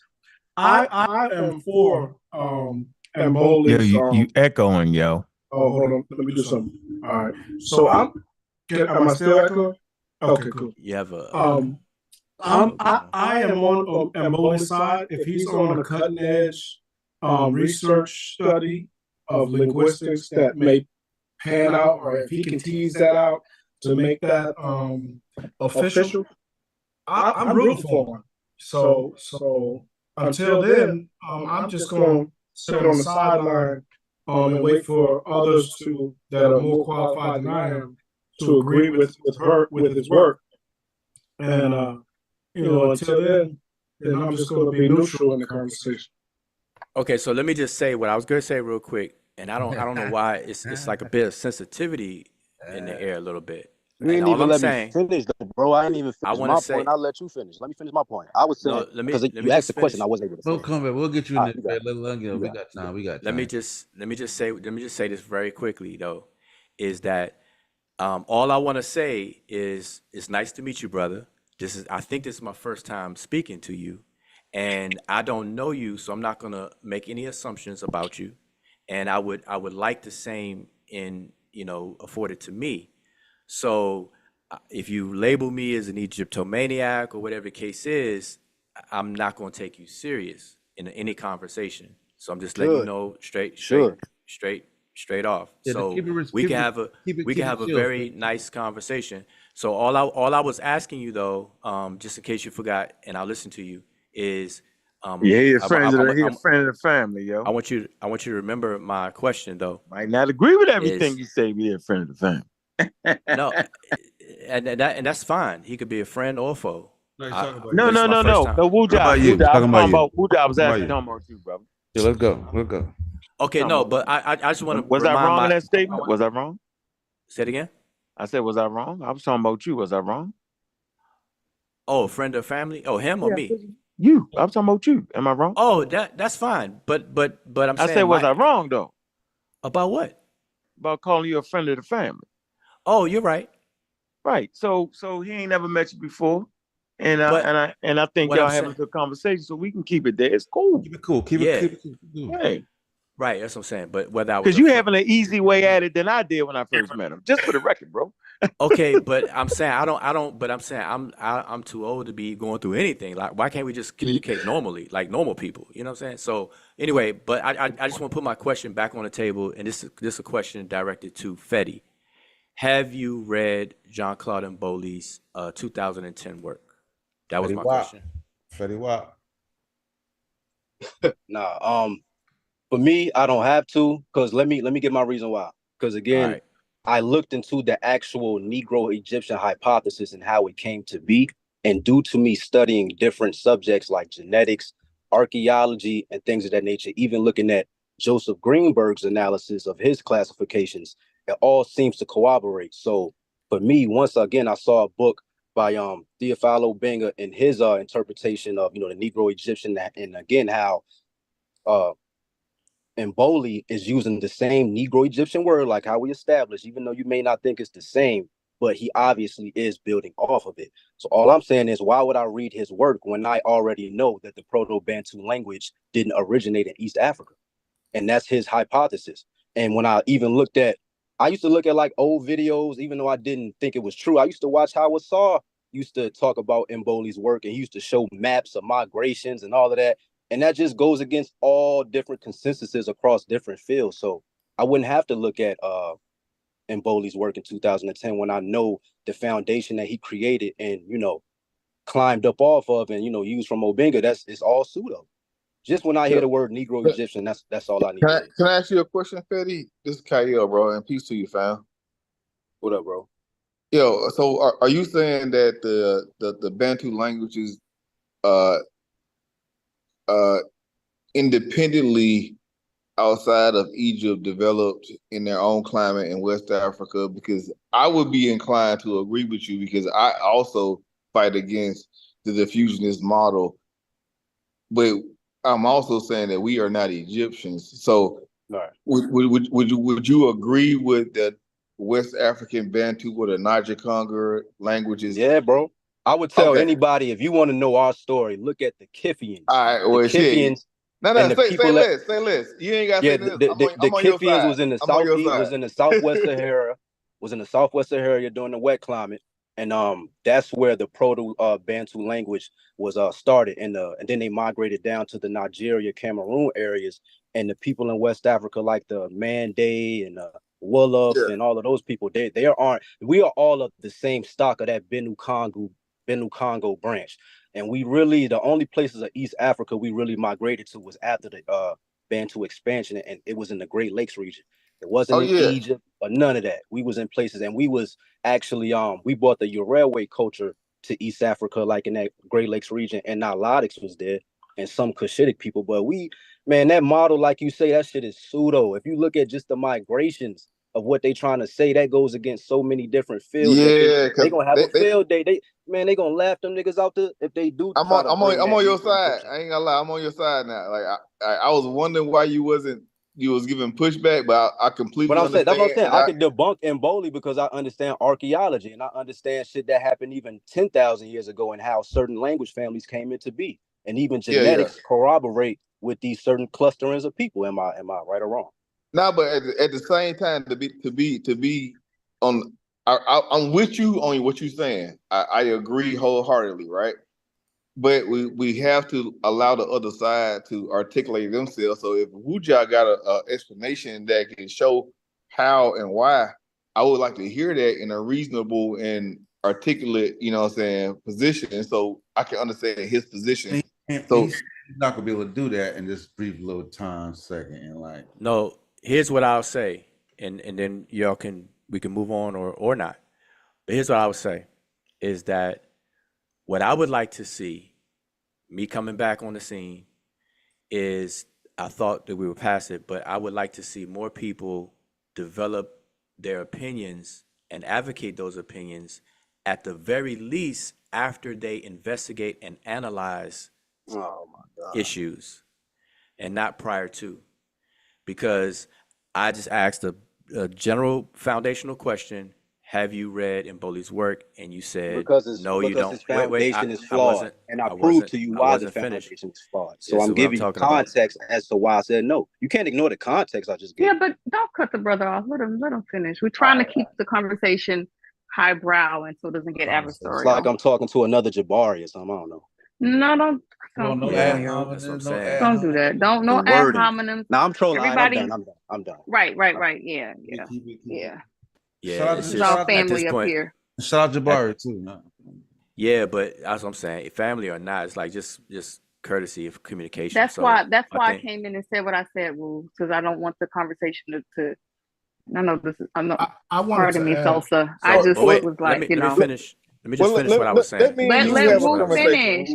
But let Wu finish. I wasn't able to finish. Everybody's cutting him off. Let him I wasn't able to finish, and so here's the thing. I'm saying this is my wish and my what I advocate and hope to see happen is that before people formulate opinions and those opinions become strong to the point where they publicly advocate them, I would like to see those same people at the very least investigate or analyze an issue before they form an opinion about it. Because I think a lot of times too many people take issues for granted that are very complex, they're very nuanced, they're very involved with different skill sets and blah, blah, blah. but they'll have an opinion about it. And if they repeat that opinion so strongly, then other people will jump on that bandwagon, and then it's like anti-progressive with whatever information. If something is going to be false or pseudo, as we like to say, or whatever the case is, it will come out in the wash. But you have to at least analyze and investigate it so it can genuinely be seen as such, and not just willy-nilly it and whatever the case is. So that's why I asked the question. And me personally, I don't take anybody's opinion serious or with any weight who have not even read the brother's book. And that's just my position. So we can continue to have a conversation, but I'm letting y'all know my position. No doubt. And I actually, let me finish. And I actually, I have the same sentiment in regards to people who don't study archaeology and history from a chronological standpoint to understand how these language families came into be. So we have something in common, brother. And nice to meet you as well. For me, bro, in my perspective, this whole Black Egypt conversation, I just feel like, yes, you may teach some good information, but in my opinion, I just think if you're an African American from a psychological standpoint and you talking this Egypt, that's why I asked you about the Emboli thing, because it makes sense now. Like, I get it. You know what I'm saying? So I ain't trying to come at you, but it's like, we can have this conversation regarding this Negro Egyptian hypothesis, and I can show you how flawed it is. But if you don't want to do that, that's fine. But I'm willing to go through and take my time with it and show you the sources dealing with archaeology, what Joseph Greenberg says, all of that, to give you a better picture in regards to who these ethnic groups are in these migrations. But if you don't want to do that, that's fine. That might be a good apologies, brother. Set up a Wu and pull up a Wu in a session where he actually got time to go through some of those linguistic arguments. Well, now let me just answer your invitation. I would love to have a conversation with you about Emboli's work after you've read it. That's it. Are you going to read? I'm gonna do that. I'm gonna read his work in totality, and if I send you things regarding archaeology and genetic, sources, are you going to read it so it can be an even playing field? I probably already have. I'm sure? into that. I'm not saying. Listen, what I'm saying. I only said that because I already do that. I'm very interested in genetics and archaeology and the whole nine. Gotcha. So I'm saying that to say as a yes, but I will not have an opinion about an archaeological issue without first investigating it and stuff like that. That's I got sources for days. You ain't got to worry about that, brother. You ain't got to worry about that. There ain't gonna be a lot of opinions. It's gonna be a lot of sources. No, I'm saying me. No, I'm saying me. I'm saying I would not give advocate an opinion about anything archaeological without investigating or reading it. Oh yeah, no doubt. Do you see why? But do you see why? Like, the reason why I wanted to give the context. Do you see why, in regards to your question, I said I don't read his work? Because I gave you his foundation. The foundation of it is flawed. No, based on different studies. I gave you the answer for it. No, I'm saying this is not new to me. I mean, so your answer is in terms of my experience is typical. So you don't agree don't agree with Joseph Greenberg. My bad to cut you. So you don't agree with the classifications and the consensus made by Joseph Greenberg. You don't. No, I do not. No, I do not. Got you. That's all I need to know. Good talking to you, brother. All right. Well, I do want to real quick. I do want to ask my questions based on. I only want to make a quick statement real quick. Oh yeah, let Patar get in real quick. There, Kaya, you got next after Patar. Yeah, my bad, Kaya. Peace to you too, Kaya. Yeah. So I would just say that, I would ask the question: would we all agree that just because we are born from a specific location, and then when we intermingle and maybe a dominant society takes over, maybe we lose our old language and we pick up the new dominant language, and that becomes our language? Can that happen? Yeah, of course it can happen. So the reason why I said that is because we can't always just lean on because of a specific people's genetics or cultural beginning started in a specific location and act like that the language couldn't have been older language, their original language couldn't have been lost, and they picked up a newer, older language, and it continued like that, and to say that they're related, or they're not related. How does that fit into the conversation? Just trying to make it make sense. No, what Go you ahead. do is you're trying to connect dots that I feel shouldn't be connected when you're looking at anthropology, right? And I think some things when you deal with anthropology need to be understood as what they are. And so when we're dealing with linguistic families, they're families for a reason because they have common syntax, some common morphology, common topology. They have all these things that are in common that group these languages together, as well as their global position and proximity to one another that will reinforce that connection. And what I'm saying is that I don't see how that's possible for a West African and a Northeast African group to have those same similarities when those similarities are more prevalent within the Levant region and the Horn of Africa for those Semitic speaking groups versus those Niger Congo speaking groups that have different morphology, different syntax, and different topologies. And so that's the question that I have for Wuja, and respectively, like I would like to understand why, and maybe this ain't even his position, because I don't want to put that on him. But like, why are we using the fusionist ideology or method to understand how West African people uh, constructed their linguistic families? And I hope that makes They sense. But if it well, they doesn't, didn't. I'll restate it. No, they Western African people did not construct their language families in terms of labeling it and clustering them together. That's the work of Western Africanists or scholars doing that. No, So no, I no. mean, I'm just That's not what I'm saying. I okay. get So what you're clarify saying. what you're saying. Yeah, so like I understand what you're saying, like the classifications of those language families came from Western worlds. I agree with you with that, right? That means that someone from the outside looked in and said, "Oh, okay, this is what this is." Like, for instance, if a person that works at IBM or dealing with Cisco or whatever or Windows looks at a different system, they said, "Hey, I can identify that these things are not similar to our protocol." You know what I'm saying? And now you can group those things in together. But what I'm saying is that from a indigenous perspective, those African languages, because they're tonal languages on West Africa first and foremost. So based on the tone and the frequency of how you say things, those words can mean certain things. You have a different syntax. The syntax is not similar to a East African syntax when you're dealing with SVO versus VSO.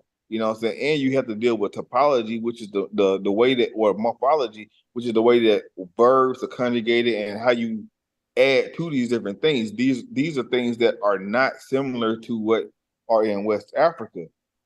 And so when people say that Egypt helped develop the linguistic families in West Africa, I have a problem with that because I don't see any remnants of those things. And we may be able to have a later conversation so I can get better understanding of your position on that. But on just initial understanding, I can't see it, and I feel like that's kind of a stretch. Well, how you just laid that out, I'm not sure if you understand the position, like the position that, for example, Mboli is advocating, or the work that he's shown. So I'm just going to try to be in summary. So in historical comparative linguistics, you're moving through time, right? So it's diachronic in nature, not synchronic, where you're dealing with a particular language at a particular time. You're moving through time. And so language families, you have the mother language, and then you have through time, they may break away and form sibling languages and so on and so forth. Just like in biological genetics or biology, you can track that and trace that out through using genes and DNA. But language has its own, figuratively speaking, its DNA trace that you can trace, and you have to examine each morpheme. You have to examine sound and meaning correspondences between languages and how it changes over time. And so you and a lot of things I'm not saying. So I'm just trying to summarize. So Yeah.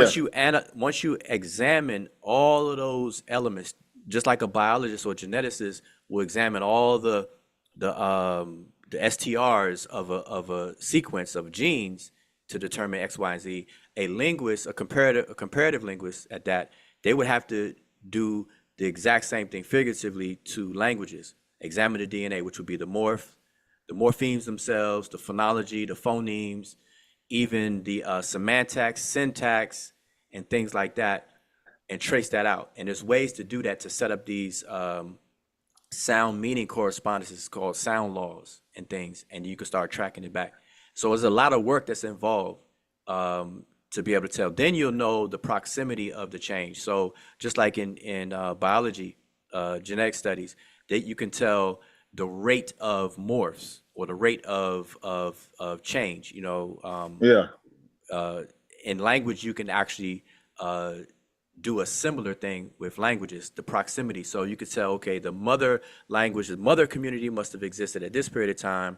The sibling languages descend from that, and over time, this phonological reality or manifestation in consonant number one change to something else by this time, but in the other sibling language, it didn't. They kept it because of they added another vowel, which is an open vowel in the front of the mouth versus the back of the mouth, blah, blah, blah. So there's a lot of different things that are involved to be able to tell these things. And this is the kind of work that is necessary and has been done and need to be analyzed before people will make the opinions. So if I understand your question, you were asking about East Africa versus West Africa in the languages. Am I right? Or whatever. Yeah. For the most part. So I'll let you rock out. Yeah. So, but I don't know what's your issue with it. Like, are you saying like how can they be related? You know, from coast to coast. Yeah, I'm saying that there's a major, like, for instance, right? You were in IT. You do like you. I'm not sure if you know about C++ and C++ Yeah. and Yep. Python. We can Definitely. definitely tell that those languages did not originate from the same linguistic family, right? Based on the syntax, like you don't code in Python the same way you code in C++ or Right. JavaScript. It's Right. like you can definitely tell that these language families did not develop the same. They came independently. You know what I'm saying? Okay. And Yeah. what based on the syntax, based on the morphology and the topology that I'm referring to. What I'm Okay. saying is that, like, when I look at West African language, Niger Congo languages, and also Bantu languages, those languages have similar morphology, topologies, and also syntax. Then they add the tonal aspect to their language that separates them from the East African language, because in East Africa they don't have a tonal language. And so I'm asking the question of, how do you then say that these tonal, different syntax, different morphology languages that conjugate their verbs differently, how are they the same if they have completely different origins linguistically than the rest of the languages? Do that make sense what I'm asking you? I think so. So if I understand you correctly, I will say this, that because I don't want you to misspeak, because when you say languages are related, there's a difference between saying languages are related versus languages being the same and whatnot. So we have to understand that when linguistics, you say two sibling languages or two cognate languages Did y'all will see my screen? My descend. fault. Will My descend. fault. No, You I didn't share see. no more. You didn't share no more, but I saw it. Yeah. Go ahead. Oh yeah, I saw what you sound. You look like you was real skinny from a phone though. But what I was saying is that a parent language can give way to two sibling languages, and the two sibling languages can change on the surface of typology, can change drastically to where they're not recognized as being related, but underneath the hood, they are in fact descended from a parent language. And there's a lot of examples. I'm with you on Lot, that. I'm with you. lot of So examples. Even when you say tone, uptones, downtones, and things like that. that does not make or break the analysis or the fact that a language can or cannot be related or descend from a common ancestor. I understand what you're saying. So Because can I jump in? let Can I me jump let in? me Y'all let me go. let me throw an evolution joke in there. So white people on the surface, white people look drastically different than black people, but both black and white people would descend from common ancestors. yeah, I'm with you on that. So by saying that though, that means that the people that was original came from a common spot, right? A common ancestor, right? You mean Yep. a geographical area? Yeah, Just, a just, community, just a community of speakers. Yeah, I would say yeah, so. a community of speakers, right? I would And say so. so if we understand that there's a community of speakers that started in West Africa, because the oldest records that we have of human beings, period, and modern human beings came from West Africa, then the credence or the credit of these languages should not be going to the Middle East area, to the Levant area. It should be going to the origin of what we know where human beings came from, right or wrong. That's absolutely right, but I don't know why you said Levant in this conversation because there's no claim, or I No, no, haven't seen a claim, yeah, a you, claim of. you didn't make that claim. I'm not putting that on you. I'm saying Okay, that in the diffusionist model that people put into this community is that the language came from East Africa. The intelligence came from East Africa. the Great Lakes The area.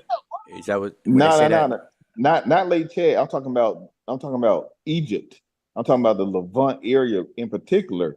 And so a Yeah, lot but of that's not. people Yeah, I'm sorry. Go ahead, because I'm no, saying no, I just want I don't want you to confuse me with whoever you're talking about. no. That's not what I'm Okay. trying to do. All right, man. Can somebody else jump in this motherfucker? Yeah, please Somebody else do, jump. because y'all getting too cerebral. Jesus Christ. Y'all killing Okay. me. My bad. All I'm right. just Oh trying to yeah, have a get in decent there. Hey, conversation. watch that You try to language. interrupt Mr. Watch that language. Dang, I come in and get gig right off the top. That language. Go ahead. I would like to rewind. I would like to rewind all the way back. No profanity. No profound. I would like to rewind all the way back. And Wuja said that there wasn't a Europeans, no, Africans didn't help reconstruct the language. Am I correct in understanding that? No, that's not what I was saying. All right, go ahead.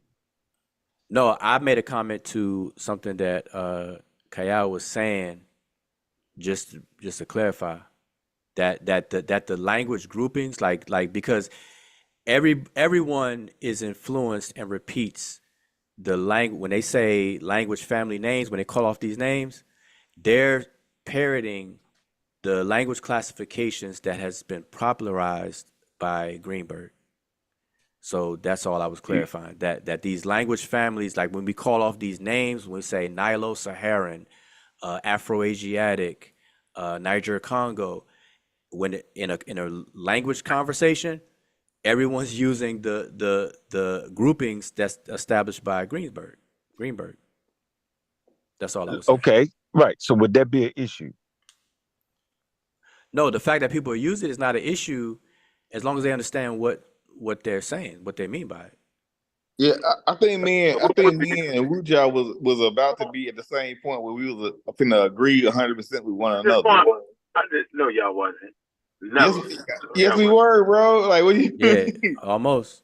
Almost. Yeah, I mean, we was getting there. Like, I just wanted to, like, Wuja been gone for like 2 years, and like a lot of things have been pushed into the community that I just wanted to see his stance on, and his stance is not what they stance is, and well, from what I've extracted so far, and I respect his stance because his stance is based on academia and based on facts, and I just wanted to see where he stood on certain things, and he's standing with the consensus of modern academia, and he's saying that's not necessarily true. And I respect that, and but the thing is, we never listened to Say each that other. again. You said what? You said what, Kayo? I'm saying What's that his that? stance, his stance, like a lot of people have been propagating things in this community that are not necessarily true academically, or not true. Like You what? can't. Like what? one of the major things is that language and academia and intelligence came from the Levant region, and that's what we were just building on. And I'm trying to prove the point that Well, who said if that though? Who agreed? that's the whole point of what y'all fighting about right now, the whole black thing. This it's called the diffusionist model. Nah, that ain't the conversation we was having with Wu-Jai. Wu-Jai's in lockstep with that. That's why I ain't know why y'all No, no, took no. that long on that. That was like a whole half an hour. Literally, I went home, I went to the court, I'm right here. He locked up with you with that. Maybe I need to digress. No, we I trying to mean, we trying to figure out about the Negro Egyptian that don't agree with scholarship, Kyle. I thought you was on that point. He no, does no, not agree with scholarship on that point. no. So okay, so Hey, go ahead eh, though. I'm just letting you know that he doesn't. He think academia is wrong in the language classifications. He was clear I with that. I I thought you was on it with that. I understand. No, I understand that. And so But go ahead. these I'm gonna high mute out. level. Go ahead, bro. I'm gonna mute So out. Go ahead. the thing that I'm saying is that we want to microwave a lot of conversations, and I'm trying to just have a discussion publicly so that we can all people in the chat or people that's listening can understand that there's multiple steps to these conversations. And a lot of times I feel like we jump over certain things. We tie things together that should not be tied together because we don't understand the steps that took us to get to the understanding that we currently have. And so him and Fetty was having a brief discussion. That's why I came in to kind of bring calmness to the situation to say that Fetty is right and he is right. And now I'm showing that both of them are right in their position. And now what we can do is progress the conversation into the phylogenetic or the term black or Negro in North Africa, so that now we can understand that these groups independently developed, these independently developed groups had different genetic upbringings. These genetic groups that have different upbringings then went and migrated to the north part of Africa, and they also left out of Africa. And so when you say that these people are not Negro Egyptians, what does that mean? Because we have the term Negro being referenced to white Europeans as well, simply because they had Negro features. But that doesn't make them a Negro. Like these are things that we gotta slow down these conversations because these are very, very high level conversations. And I'm saying that we speed through these things, and I think sometimes a lot of people get lost in the weeds. I agree definitely about slowing conversations down. That's what I've been advocating for a long time. But this conversation right here, right now, I don't think we could tease that out, and that's why my position is going to be in terms of historical comparative linguistics in general, and specifically in Bowley, which is the person I brought up. I'm not really willing to have any conversation with anybody who has not, at the very least, read his work. That's to me. I think that's silly, and I'm too old to be playing around with that. So I'm not doing that. But if people, we have a conversation about something else or whatever, but don't talk like that's like talking about, the old saying, you judge a book by its cover or whatever. Like it's talking about somebody without knowing them, in terms So of social I stuff. realized shit So on there twice. It's crazy. that's let that's me all. say this though, That's Wu-Jai. all I'm You saying. said that Next to Chef early in the crazy, conversation. bro. So. Hell wow, bro. Yeah, I'm just reiterating my position So, on can I that. That's all. respond to that though? I would like to really respond to that. Go ahead. I know you've heard of the work called the electric universe, right? And to a man, modern science disagrees with that. So why would I have to read all that shit? Right? Like it's not even credible. Why the scholars all say it's not, everybody says it's not credible. So why would I spend time reading 900 pages of something that modern science already disagrees with? The universe is not electric. Same point with that. No, It doesn't it's even not have the a same. credible start from the beginning. What you say, Okay. Woo? No, I finished. I didn't mean to cut you off because I want to respond to what you're saying. Go ahead. Yeah. So why would I read a work that's overthrowing modern linguistics. We can agree to that. Can we at least agree that it will, if that work, let's say that work does get shaped, it will reshape and overthrow modern linguistics. Can we at least agree to that first? That's a direct question. Am I wrong? Am I making an unfair assessment? Let's say they all agree to what Mboli is saying, would that not overthrow the field in its present stance? Which is possible, but would it not do that? No, yes and no. I would say yes and man. No. You gave me a yes and no. Okay, all righty. I don't know. I understand yes and no. Now, half if you, no, not half of it. I'm saying, you know, the field of linguistics is very broad and deals with a lot of stuff. And Mboli is doing something in linguistics, but he's not trying to overthrow the whole field of linguistics. So I just don't want to give that impression. That's he's overthrowing afroasiatic language families. No, the historical comparative method was not used to develop today's language phylum. Yeah.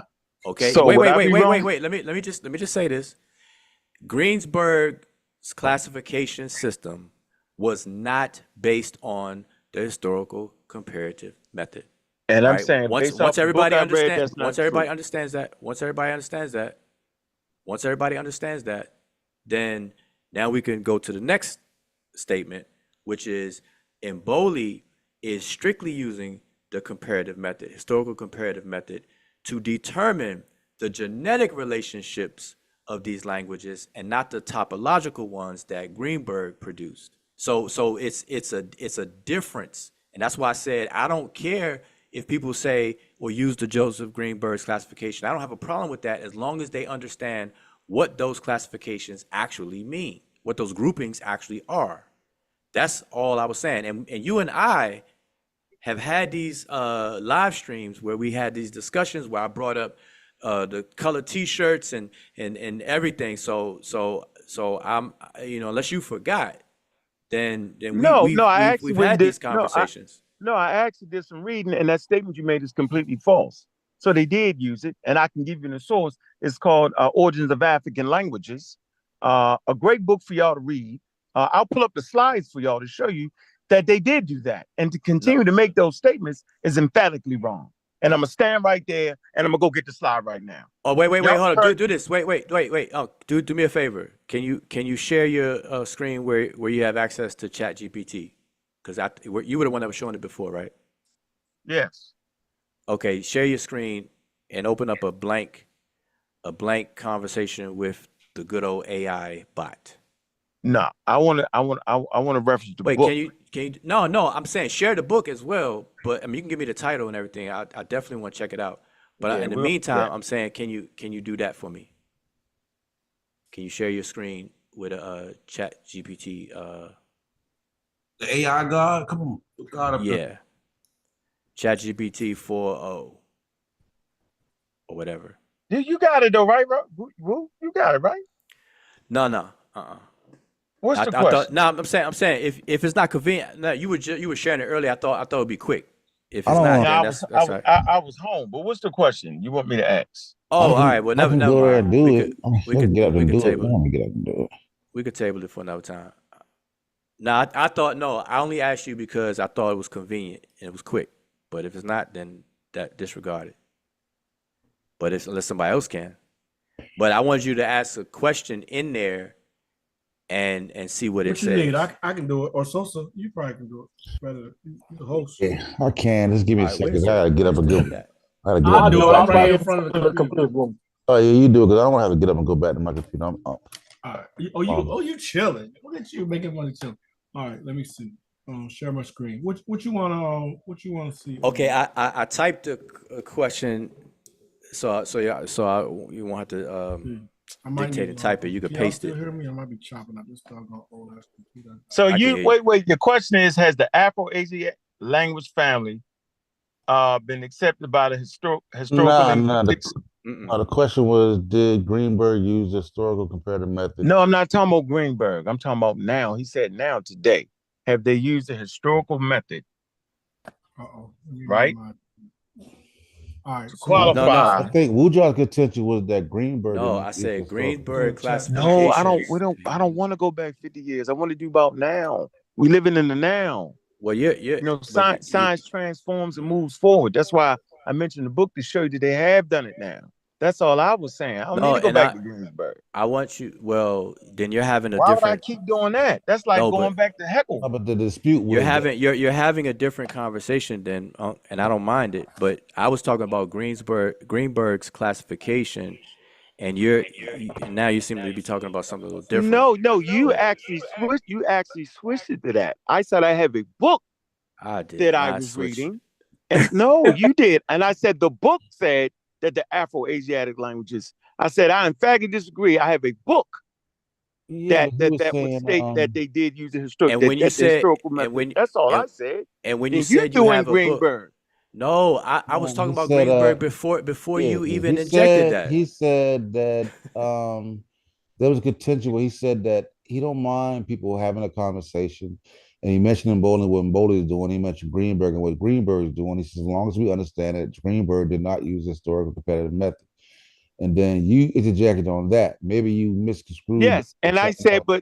but okay, maybe because I've had prior conversations and I've never heard them say, but yeah, think about this. If they agree that the linguistics today have actually used a historical method to actually either discredit it or confirm Greenberg's model, then there actually wouldn't be no need for us to argue that, would it? Y'all not Yeah, arguing. Right? yeah, Correct? I'm not arguing. I'm not arguing anything. And the question would be, then Right. there is no, if there's no reason to argue over it, then what are we doing? Then I No, Obviously, conclude you still think I think you misunderstood GPT? why I was saying what I was saying at first. All I was Okay. talking about was I said that I don't have a problem when somebody says to me Afroasiatic and somebody says to me Nihilist Saharan and all of those things. I don't kick rocks up because I know what those groupings mean. And as long as the other person saying it to me knows what it means, I can rock out with that. What I was saying was Greenberg himself, he did not use the historical comparative method to produce that outcome. Okay. And when I said that, that's when you said you have a book that say otherwise.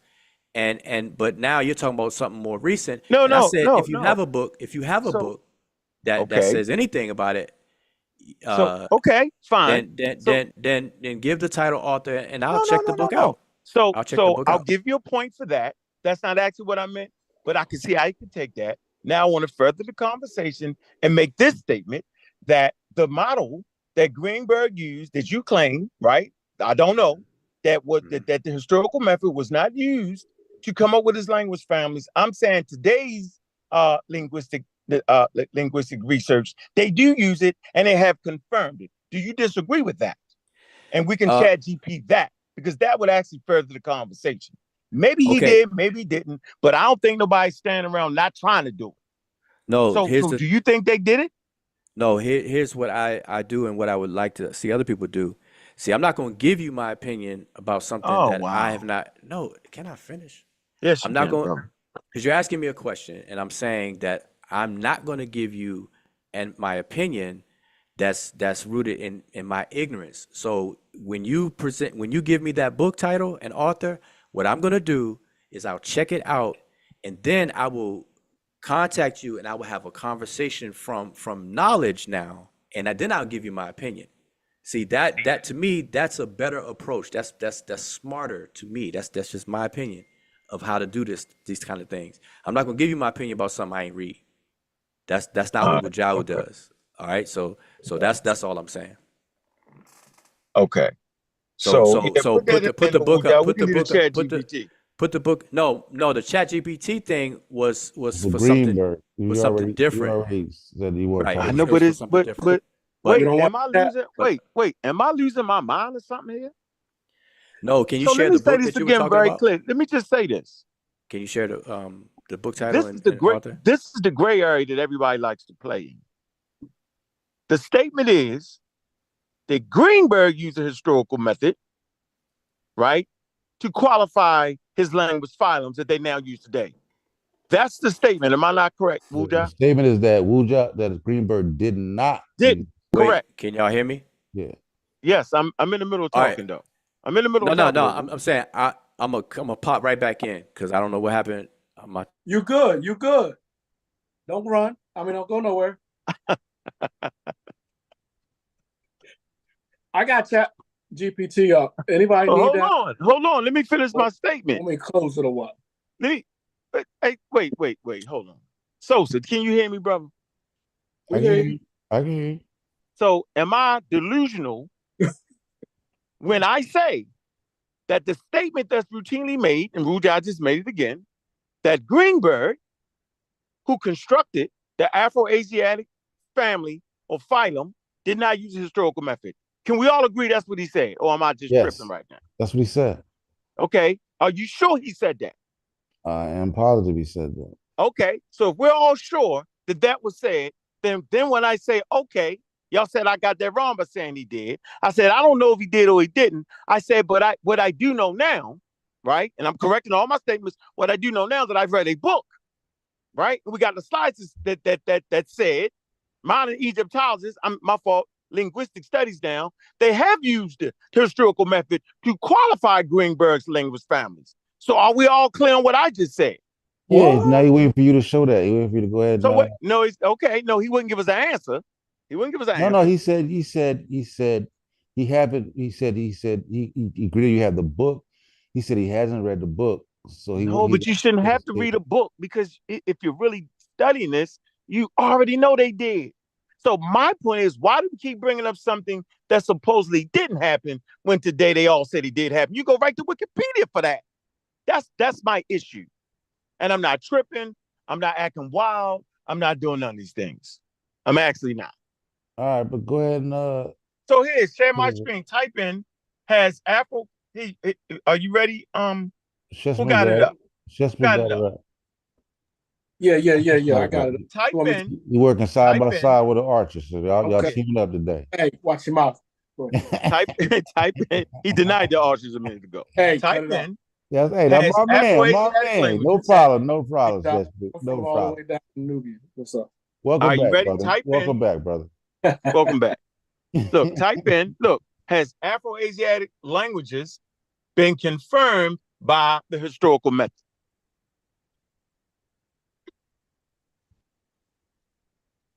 Afroasiatic is Afroasiat. I can just separate. You better be right. You don't know. It's one word, Afroasiatic. It was one word, bro. You're on spot right. You're on spot right now. You better get this right. I can spell it right. You got one shot. They wanted the hat. They wanted the dash. All right. So has Afroasiatic languages been what? Confirmed. Confirmed. Has been confirmed by the historical method. Historical critical method. Yeah. Dun, dun, dun, dun. Chat GPT says. God said. Can you hear me okay? Loud and clear. Okay. Let me scroll back up. All right. Yes. Hold on. My bad. Yes, Afroasiatic languages have been confirmed through the historical method. Let me move this our faces over. Through the historical method, which is a linguistic approach used to analyze the development and relationships of languages over time. This language family includes a wide range of languages spoken predominantly in North Africa, the Horn of Africa, and parts of the Middle East. Linguists have used various methods within historical linguistics, such as comparative linguistics, to establish the relatedness of languages within the Afroasiatic family. By examining shared vocabulary, sound correspondences, and grammatical features among the languages, researchers have been able to reconstruct their common ancestor and trace their historical development. Let's see, last paragraph. Some well-known languages within the Afroasiatic family include Arabic, Hebrew, Amharic, Hausa, Somali, and Berber languages like Kabyle and Tamashek. The confirmation of Afroasiatic languages through the historical method has provided valuable insights into the linguistic and cultural history of the regions where these languages are spoken. Hello? Yep. There you go. Now type in the Greenberg thing as a not to, we don't want to cheat Wuja. But I'm telling you, I was fighting for the fact that it has, because I learned that from the book, and we did a whole slide presentation on the pseudo killers. So I know I never was talking about Greenberg. But what I do know is whatever the fuck Greenberg did, he did a great job at it. Hey, I know that. can y'all hear me? We can put that in there. So I asked the Can I be question, heard? did Greenberg use a Can I historical be method? heard? Yeah, we just want to finish, bro. You jumped in the middle. No, I just wanted to know if I heard, because I was kicked out and I had issues. So Yeah, I want y'all to finish. We could always hear you, Woo. And Even when you left, we heard you loud and clear. Yeah, we heard you leaving. And Wish McCombs said, you're running, don't run. He said that. I did. Okay. So he said the archer said that. Listen, type in, did Greenberg use a historical method to come up with the Afroasiatic language family? You ready? Yes, because that's Wuja's contention. Let's see. No, I'll give my own question for the person who's operating the ChatGPT and while it's on I screen. thought that was the question. I don't want to operate no more. No. Since you were not operator. No, I want to get off the mic and the computer. No, I'm saying whoever's opening the chat, whoever has ChatGPT open. Yeah, you do it. You want to ask? No, I got you. Okay, so I can. Okay, I'll let you finish first. All right, so you want to ask the question, Woo? You want to ask the question? Since I might have got it wrong. I thought the question was, did Greenberg use a historical method to come up with it? Has Greenberg Well, once you're done, I'll do it. Linguistic method to study languages? And the answer is not the Afroasiatic language. Well, it probably That's different. Yeah, they're gonna say the same thing. Wow. Joseph Green, if not, I will put in Afroasiatic. Right, Okay. that's what we talking about. Can I give you my questions? I'm gonna go ahead and read these two paragraphs so I can get out y'all's way. Joseph Greenberg was predominantly a linguist who extensively used the comparative linguistic method in his research. He applied this method to study language families and their relationships, aiming to classify languages into their groupings based on shared features. Greenberg's work involved analyzing vocabulary, grammar, phonology, and other linguistic features across languages to identify patterns of similarity and divergence. One of his notable contributions was the proposal of various language macrofamilies, including the classifications of languages into large groupings such as Afro-Asiatic, Niger-Congo, and Indo-European. Greenberg's methods were controversial at times, and some of his proposed groupings have been subject to debate and criticism within the linguistic community. Nonetheless, his work significantly influenced the field of linguistics, particularly in the study of language classification and historical relationships among languages. So no, the answer is no. I'm just a robot. So, I don't know. So can y'all arguing about? Answer is no. I had dropped off, but I had requested that someone pulls up ChatGPT so I can get my questions and we can all view it. Go ahead. Okay, so Shezmu, you're the one that has it up, right?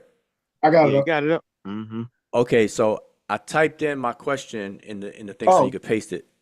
So you could paste it. It's in the chat of Zoom. You want me to paste it? Okay. I mean, just make it easier for you. Why can't we do it real time? Well, okay. No, I could paste that. Yeah, copy and paste. Because it's simpler to copy and paste. Oh my God. Huh? Yeah. Oh, you talking about just his question? Okay. Yeah. Yeah, my question. No problem. It's in Zoom chat. It's in Zoom chat. I got it. I have two questions, so that's the first one. Yeah, because I could. Yep. So I would say no, Wuja, he didn't. But Oh, yeah, you but I hit you with the but. the You same thing I didn't, did. but You misspelled go ahead. linguistic. I don't feel so Okay, bad. so that the listening the, audience. one of the All right, go ahead. cults of the conscious of the conflict community. All right, so Put in the conflict. God damn, no, I'm not reading all that bullshit. Here, Wujan. You gotta make it big. I gotta make it, okay, hold on. All right, what's the question? Make sure he ain't asking him a trick The question. question, I mean, I can read the question. You know how Wu John do. All right, can I share my screen? Can I share my screen? When we do that, I'll share my screen. Okay. I'll share my screen. Can't see it? Okay, no problem. All right, Let me stop sharing. Let me stop sharing. All right. Go for it. Okay, so let's see if it'll allow me to share Sosa, you got it? my screen. I'm with you now.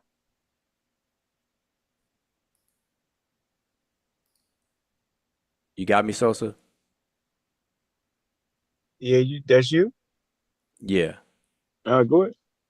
I think I need to make it bigger. Is that big enough?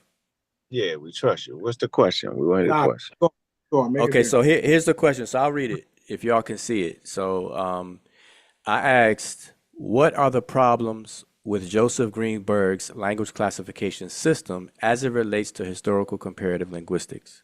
And the answer is, Joseph Greenberg's language classification system, particularly his work on linguistic typology and mass comparison, has faced several criticisms within the field of historical comparative linguistics. Here are some of the main problems identified by critics. 1. Methodological issues. Greenberg's method of mass comparison involves comparing a large number of languages simultaneously to find similarities.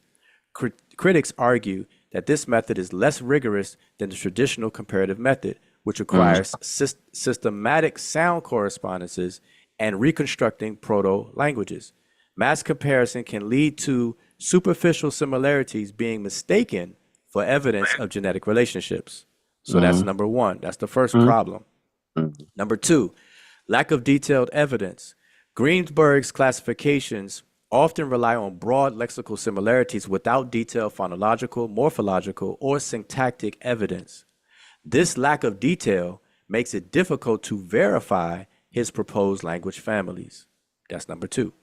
Number 3, chance similarities and borrowings. Critics argue that many of the similarities Greenberg identifies can be attributed to chance resemblance, borrowings, or universal tendencies in language rather than genetic relationships. This makes it challenging to distinguish true genetic links from coincidental ones. That's number 3. Number 4, reproducibility and verification. Greenberg's results are often hard to reproduce independently. His classification system sometimes lacks the transparency and explicit criteria needed for other linguists to verify or falsify his findings. Number 5, neglect of establishing language families. In some cases, Greenberg's classifications ignore or contradict well-established language families and subgroupings recognized by the comparative method. This has led to disagreements and skepticisms among historical linguists who rely on more traditional and widely accepted methods.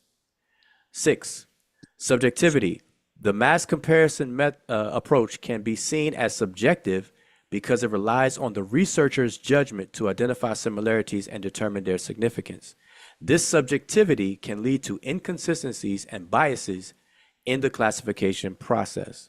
And then number 7, insufficient engagement with existing literature. Greenberg's work sometimes did not adequately engage the existing body of linguistic research, leading to classifications that overlooked or disregarded significant findings from other scholars. And in conclusion, despite these criticisms, Greenberg's work has also had a significant impact on the field and has spurred further research and debate on language classification. His contributions to linguistic typology and his attempts to classify the languages of Africa and the Americas have provided valuable insights and challenged linguists to refine their methodologies. So, and here's my second question, but let's pause there for a minute. And does anybody have any comments about what we just read? I agree. I have a tie. Any questions? Yeah. I say y'all tie. So So to sum up that, we see 7 problems, significant problems with Greenberg's methods. Classification system, as we read. Like, I don't have to read it over. So here's the Okay, well, second question. Here's the no, second no, question. no, no, no. Oh, you put a second question in there? Yeah. Okay, go ahead. And then we're All gonna right. ask the big question. But go ahead. I like the way I like this. You Okay. can't I have mean, room, ain't no wiggle room. Go ahead. I hope. Do a I hope. great Okay. job. Go I hope everybody likes it. All right. Yeah, we So found this. okay. So the second question is, do all linguists agree and accept Joseph Greenberg's language classification system? And the answer is no. Not all linguists agree with or accept Joseph Greenberg's language classification system. His work has been both influential and controversial, sparking significant debate within the linguistic community. Here are some key points regarding the acceptance and criticism of Greenberg's system. 1. Support and influence. Some linguists appreciate Greenberg's innovative approaches and broad typological insights. His work on language universals and typology has been influential and has contributed valuable ideas to the field. Greenberg's classifications, such as his proposal of the Amerind language family and the Greenbergian classification of African languages, have found some support among linguists who find his typological and mass comparison methods useful for generating hypotheses. 2. Criticism and rejection. Many historical linguists and comparative philologists criticize Greenberg's mass comparison method for its lack of rigor compared to the traditional comparative method. They argue that his approach often relies on superficial lexical similarities without the systematic phonological and morphological correspondences needed to establish genetic relationships. Some linguists have outright rejected his proposed language families, particularly the controversial Amerind classification, arguing that his evidence is insufficient and that his methods do not meet the standards of traditional historical linguistics. Critics also point out the problems of chance resemblance, borrowing, and typological convergences, which can lead to incorrect conclusions about genetic relationships. And I'm just going to highlight that phrase, genetic relationships, because that's important to this whole thing when involved Greenberg. Mixed reception. While Greenberg's work has stimulated further research and discussion, it remains a topic of contention. Some linguists adopt a cautious approach, recognizing the value of his hypotheses, but demanding more rigorous evidence and independent verification. For continued debate, Greenberg's classification continued to be debated and tested. Some of his proposals have spurred further research that either support or refines his ideas, while others have been largely dismissed by the linguistic community. In summary, while Greenberg's language classification system has been influential and has garnered some support, it is far from universally accepted. The field of historical comparative linguistics remains divided, with many linguists advocating for more traditional and rigorous methods of language classifications. And then that's it. But all right, hold on. Ask them in the field of linguistics, right? Okay. Well, wait. But before I type in a new question, let me just. No, it's gonna further this question though. You don't got. Well, I know, but I'm not going to add. No, I'm not going to add anything. I need to point out something that I need to underscore. That here's the difference, and I want everybody to be clear on this.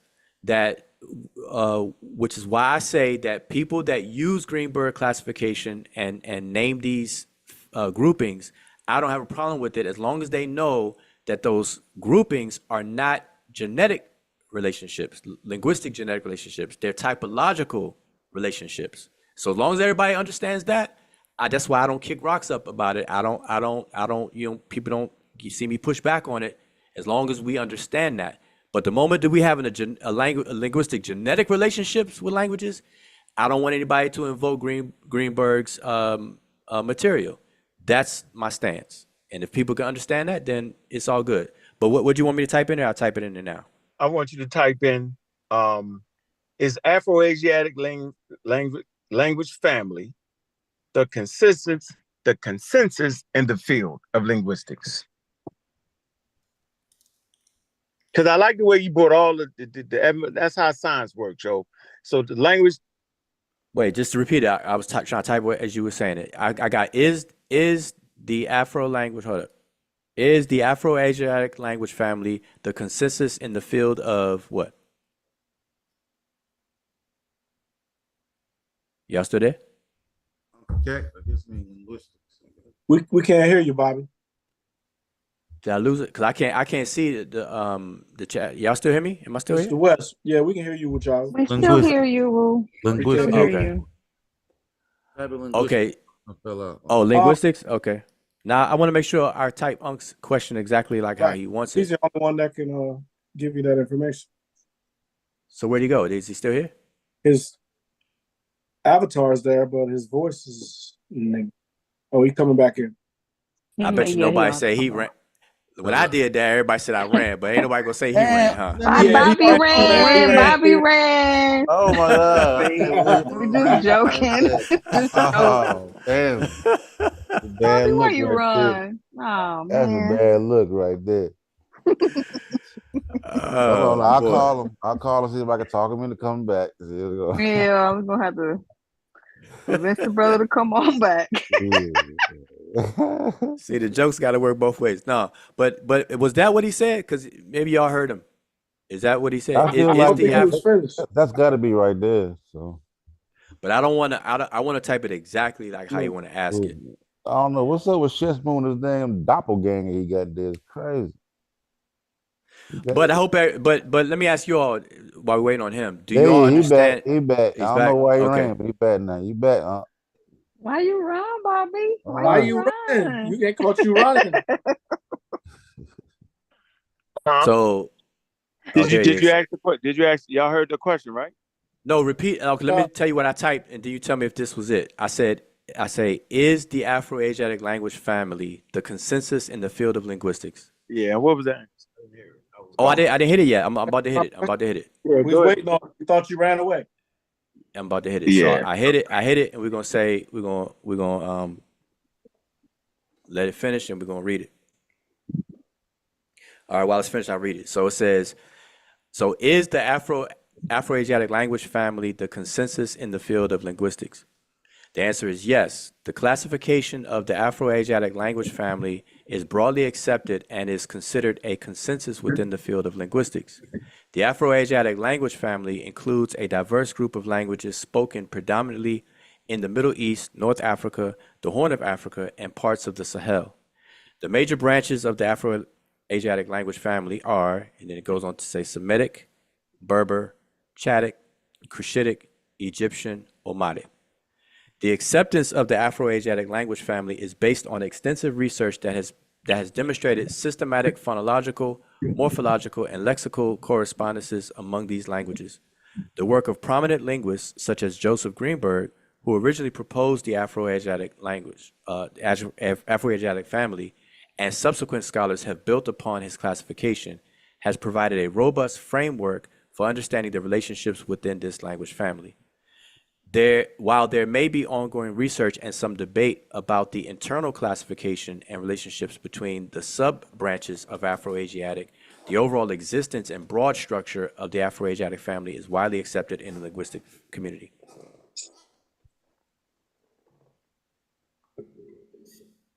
You still there? Okay. Yeah. Hold on. Now. Okay, we heard it now. Type. Is Negro Egyptian by John Calling Blowley accepted in the field? Okay, wait, but let's digest what we just read. Why we gotta first. digest that? We digest What you mean? We don't I mean, I don't want to disagree speak with for nothing you I don't read. want to speak with. No, I'm saying I don't disagree with nothing you read. I thought it was a great job of showing how science works. I actually appreciated that. Right? I appreciate the full showing, the critique, and where the strengths and weaknesses, meaning that that just because something is a consensus doesn't mean that the conversation is over with at all. It doesn't mean that. So I'm just saying as of today. So when I tell people I'm talking, I give them as of today, 2024. But let me. But reason why I said digest. Reason why. Hey, can I say something real quick? No. We right in the sweet spot. No, don't say nothing yet. You get your turn. I want my turn. Go ahead, Woo. Okay, no. Reason why I said digest it is because of your question itself, right? Because the Afroasiatic language family is the consensus. Like, we didn't have to ask this because it is probably the most widely used Greenberg's classification system. Period even in the answer to my question above, it's the most widely used system of grouping these languages together. So as a consensus, it's not a historical linguist consensus, but it's the consensus, is a popular consensus for sure. I don't think anybody would disagree with that. So when you asked it, that's why if you notice the difference between how I asked my question, No, man, I said as it relates. No, I'm just pointing something out. I'm not saying anything right or wrong. I'm just saying that I asked it as it relates to historical comparative linguistics because that is the actual procedure or tools that you use to establish genetic relationships among languages, and not typological or using typological similarities and things. So, and that's why I underlined the word and why I spoke on it even after the fact. So do you want to ask the question, has the Afroasiatic language family, has it been reconstructed through the historical method? Go ask that question then, and that'll get that out the way. Go ahead. And then we'll ask. Okay, so what do you want me to ask? Has the Afroasiatic language family, has it been reconstructed through the historical method? That Mboli did, that Greenberg did. Go ahead. Because that's what you're basically saying. You want to make sure that it's specific questions. Am I correct? No. So I want. Well, the point. I mean, how you word it could be any way, but I'm saying the point. So the way you get creative. But let me ask you a question though. No, don't ask me a question. But no, just put it in there, bro. Yes. No, I need to ask you this question. Okay, I would like to ask you a question because we've had several videos. Wait a second. Let me just ask it out. I'm not trying to do anything. In the chat, if anybody is confused, what are y'all talking about? Okay, that's your fault, man. Okay, let me just ask. I'm gonna ask you a question because we've talked about this a lot of times in the past live. Yeah. Okay, so I'm just gonna ask you. Mm-hmm. Do you understand the difference between a genetically related languages versus typologically related languages? Well, what I do understand is you can reach this genetic relationship through the historical method. Am I right or wrong? Yes, but that's not what I just asked you. No. I told you what I understand. What I do understand, you can reach that conclusion based off the historical method. That's all I know. So that's why I asked you to put that question in there. Okay, but let's go back to what I just asked you. Suppose I can't. No, I don't. But I do know how you can get there. No, I don't. But I do know how. So there should be no more questions. We should move forward then, right? Okay, but I'm saying, so you're saying you don't know the difference between typological relationships and genetic ones? No, not at all. Not at all. That's not. I'm sure you do. Can you explain it to us after we put that in? Because I'm sure you do. I'm sure. Then we got Mark gonna ask something else. Okay, so what was it? All right, so now what were we asking again? We was talking about linguistics wrong. Has the Afroasiatic language phylum, right, has been reconstructed through the historical method? Do you want to ask it to show genetic relationship or not? No, because he said that Greenberg's method didn't show the genetic relationships. If I understand, I don't believe it has. It already showed that Afroasiatic is a thing. No, and then I want to put in Mboli's thing, and then I'm shutting up. I'm done for the day. I'm fine. Long as I'm not telling people something wild, and I'm the anti-Black person, and I'm the crazy dude in the room. I just want to make sure I'm not classified as that. ChatGPT don't know about no embalming, man. Yeah. So hold up. Let's we're gonna go one at a time. So what I asked, the way I worded it is, has the Afroasiatic language phylum been established by the historical comparative linguistic method? And it says the Afroasiatic language family has been established to a significant extent using the historical comparative linguistic method, though not without some challenges and ongoing debates. No, man, that's not. Wait a minute. It doesn't say no, but it doesn't say yes either. So we have to. That's why I say this is complex and nuanced, and people want to. We can't It's do a that. So has been. It's the word has been there. it says But to not a without significant challenge. extent. It says to a Right. significant extent, which Right. means it So hasn't been. No, I know we can all read what it says. I'm just saying we don't want to say yes or no. we want to that's say not- we want to say what it says. We don't need to add anything to it. I mean, they You don't built. want to say I mean, they that. built I wanna most say of the. yeah. Wait. Let me There has read. been Like to a it's significant- saying. Go ahead. Go They ahead. built, It's saying- a lot of the it's- building, but it's still some shit they it's got to saying- put together. Correct. It's saying Correct. what it's saying, and if everybody just read it, like I'm reading it for everybody, so you just follow along. So I'm gonna start over. It says the Afroasiatic language family has been established to a significant extent using the historical comparative linguistic method, though without some challenges and ongoing debates. Evidence of historical comparative linguistics. Phonological correspondences. Number one. Scholars have identified regular sound correspondences among the various branches of Afroasiatic languages. This involves systematic relationships between the sounds of words in different languages that point to common ancestral forms. 2. Lexical cognates. There is a substantial body of lexical evidence showing that many words across the Afroasiatic languages can be traced back to common roots. These cognates are found in core vocabulary items such as numbers, body parts, and basic verbs. 3. Morphological structures. Comparative studies have revealed shared morphological features among Afroasiatic languages. For example, certain patterns of verb conjugation, noun inflection, and derivational morphology are found across different branches, suggesting a common origin. 4. Reconstructed proto-languages. Linguists have attempted to reconstruct aspects of Proto-Afroasiatic, the hypothetical common ancestor of all Afroasiatic languages. This reconstruction relies on systematic comparisons and the application of established principles in linguistic change. Challenges and debates. 1. Internal classifications. While overall grouping of Afroasiatic is broadly accepted, there is less consensus on the exact internal relationships among its branches. The precise branching order and subgrouping of languages like Semitic, Berber, Chadic, Cushitic, Egyptian, and Omotic are still subjects of research and debate. 2. Diverse and ancient. Afroasiatic languages are highly diverse and have a long history, which complicates the comparative studies. The time depth involved means that many languages have undergone significant changes, making it harder to identify clear correspondences.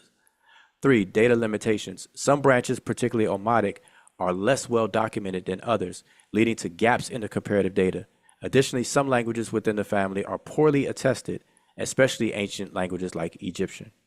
Conclusion.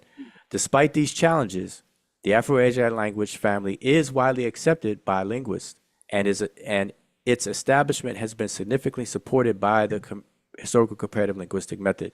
The body of comparative evidence is substantial enough to convince most scholars of the genetic relationship among these languages, even if some details about their internal classifications and historical development remain subjects of ongoing research and discussion. Okay, so let's move forward. Type this in. Wait. I'm saying, but are we? I'm fine with that. No, we fine. That means y'all. Are we all good? Yeah, we all good, and y'all can keep working on it. That's what it means. Everybody keep working on it. So watch this. The next one is Negro Egyptian, in parentheses, John Claude Mboli, accepted in the field of linguistics. Well, I could tell you that without even typing it in. Don't tell me. Just put it in there. Yeah, but wait. But see, this is why is you? No, I'm typing it. Everybody let you be creative. Why are you beating up my creativity? No one stopped you from typing. We say, matter of fact, get creative with it. Listen, why I get beat up? Why I gotta get a question before I put mine in? Why are you doing me like that, yo? One, I'm not asking you a question. Two, I'm not beating up on you. You did the last time. And I'm not. You did the last time. I'm not trying to prevent your creativity either. I'm gonna type your question and I'm gonna hit enter. Peace, Chilembo. Listen, if you repeat what you asked, I could finish typing it. All right, I said. You said is Negro Egyptian, and you said parentheses. John Claude Mboli, put his name in parentheses, accepted in the field of linguistics. That's all. So it's going to give us the strengths and weaknesses to us. Think the same way you did with everything else, and then I'll be happy and I'll be good. So I'm here to admit right now that absolutely. No, wait. I'm the field of linguistics. Go ahead. Just repeat. I'm I saying, repeat it said, again. I said, is I have Negro is Negro is Egyptian, Jean-Claude Mboli, accepted language family, accepted, all right, accepted, in the field of linguistics. in the field of linguistics. All Yeah. right. Yeah. I just want to see. I want to see the same critique that everything else got around here. And then I'm good. And then I feel like the audience has gotten a broad spectrum and understanding. And not just doing it, not just Wu Job doing it.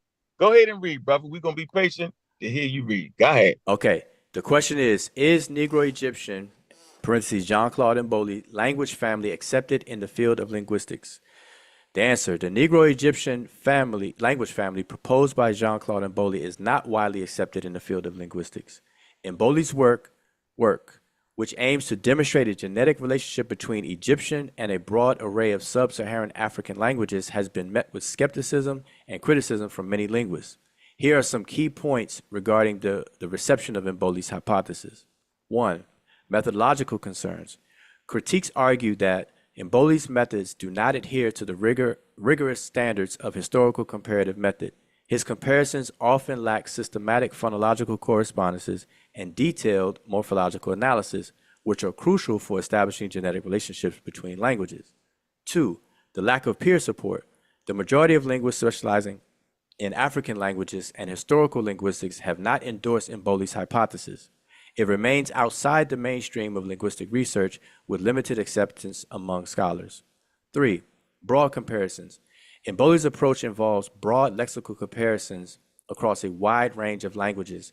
This method can lead to identifying superficial similarities that may arise from chance, borrowing, and universal tendencies in language, rather than coming from a common genetic origin.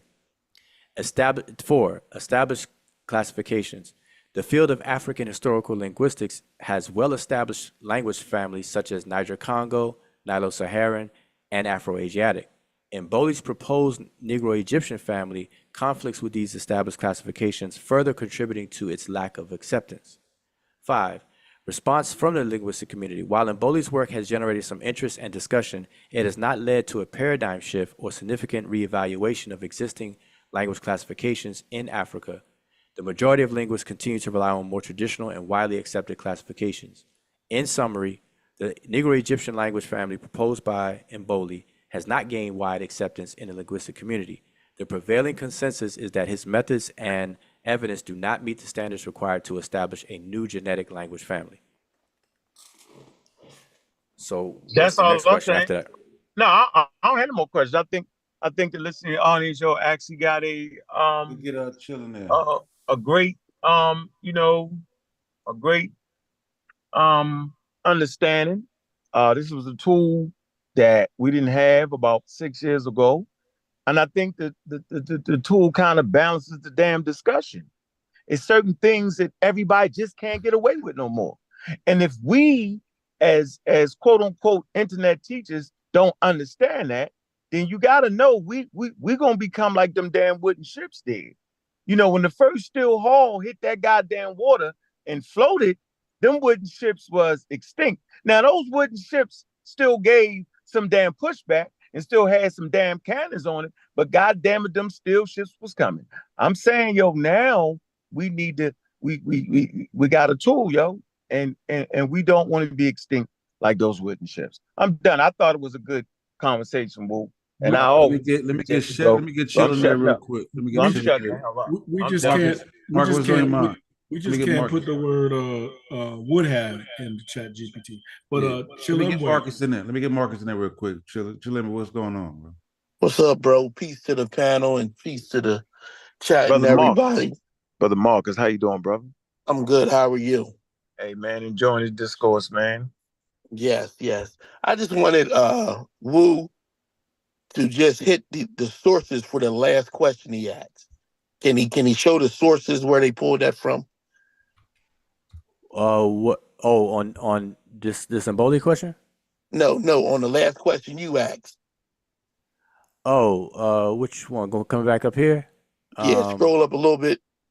Has the Afroasiatic language family phylum been established by the historical comparative linguistic method? That was Unk's question.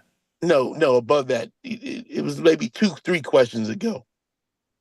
Okay, is the Afroasiatic language family the consensus of the field in the field of linguistics?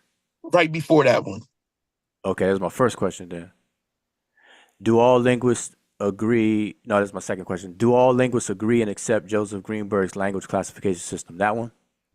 It's the one where you asked about the genetic phylum instead of the. Okay, it must have been the first one then. What are the problems with Joseph Greenberg's language classification system as it relates to historical comparative linguistics? Because that was my first question. Okay, yeah, you can hit the link on that one. Let's see, the sources. Okay, you saw sources on here? No, I'm asking you, can you hit the button for sources? Like where the sources coming at from that question? Oh, you're talking about the output. What is Yeah, ChatGPT relying on? yeah. It didn't give it. It didn't Mm. give it. It didn't give it. Like ChatGPT doesn't do it unless you ask. So if I go back to it, Is it so under that Yeah, you can little? ask for sources. You can ask for sources.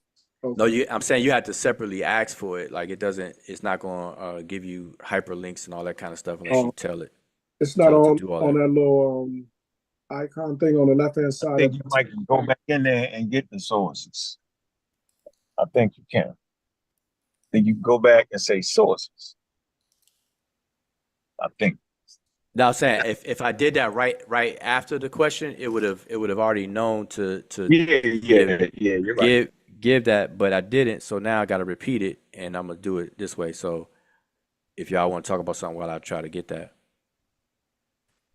That's it. I'm gonna drop down. I just wanted to see some of the sources where they pulled that from. Wow. I know you got a diabolical reason behind it.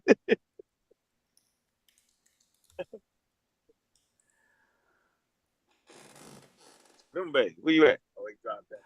All right. So is he still here? Yeah, go ahead. Yeah. So how I did it, just so everybody, in case other people want to do this as well, I said provide references used for the answer to the question. Then I put my previous question in quotation marks. So ChatGPT gave back, here are some references and resources that discuss the criticisms and problems associated with Joseph Greenberg's language classification system. One, Lyle Campbell, 1997, excuse me, work. His work with Poser, which is 2008 work. Eves Goddard, 1990 work. Robert Rankin, 1992, and Johanna Nichols, Lyle Campbell, 2001. Lyle Campbell's still in his head, ain't he? Yeah, and there's others too that I'm familiar with. I got slides. I had to dig up some slides, but yeah, these are some. So I don't know who is who asked that. Is they still here? Are they still here? Yeah, Marcus still there. So I don't know if you want to if you want me to copy and paste it for you. Nah, I screenshotted it. Oh, you did? Okay, so that's some of them. Let's do the same for the last one about Emboli, because the thing about asking ChatGPT about Emboli though is Great and rendition of it. I Great job. didn't want to interrupt Unc though, is that ChatGPT is definitely going to be limited in any gathering. You know, of course, everybody knows ChatGPT is drawing from the internet, right? So it's going to be limited from the get go about anything with Emboli. So unlike Greensberg, questions about Greensberg and a linguistic question, which is thousands of information out there that ChatGPT pours in from. So let's do the same thing for that. Provide. I ain't here on the other end, whoa. No, I just said for Greenberg and the topological and mass comparison method, there's decades of writings about that, criticisms and support. So ChatGPT has a plethora of information to pull from to answer those. When it comes to Emboli's work, his last work was just published like a month ago. So I know it doesn't even have that. And then his other work is brand new. It's still relatively new. So it doesn't have any amount of the quantity of information to pull from and whatever. It's just going to repeat. You could just type in Google, Wikipedia, same thing. Okay, wait, provide resources. How do I word this one? I said references.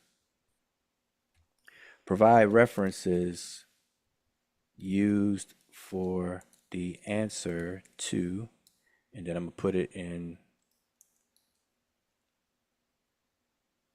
provide references. All right, we're gonna see what it says and whose references. Who did ChatGPT rely on?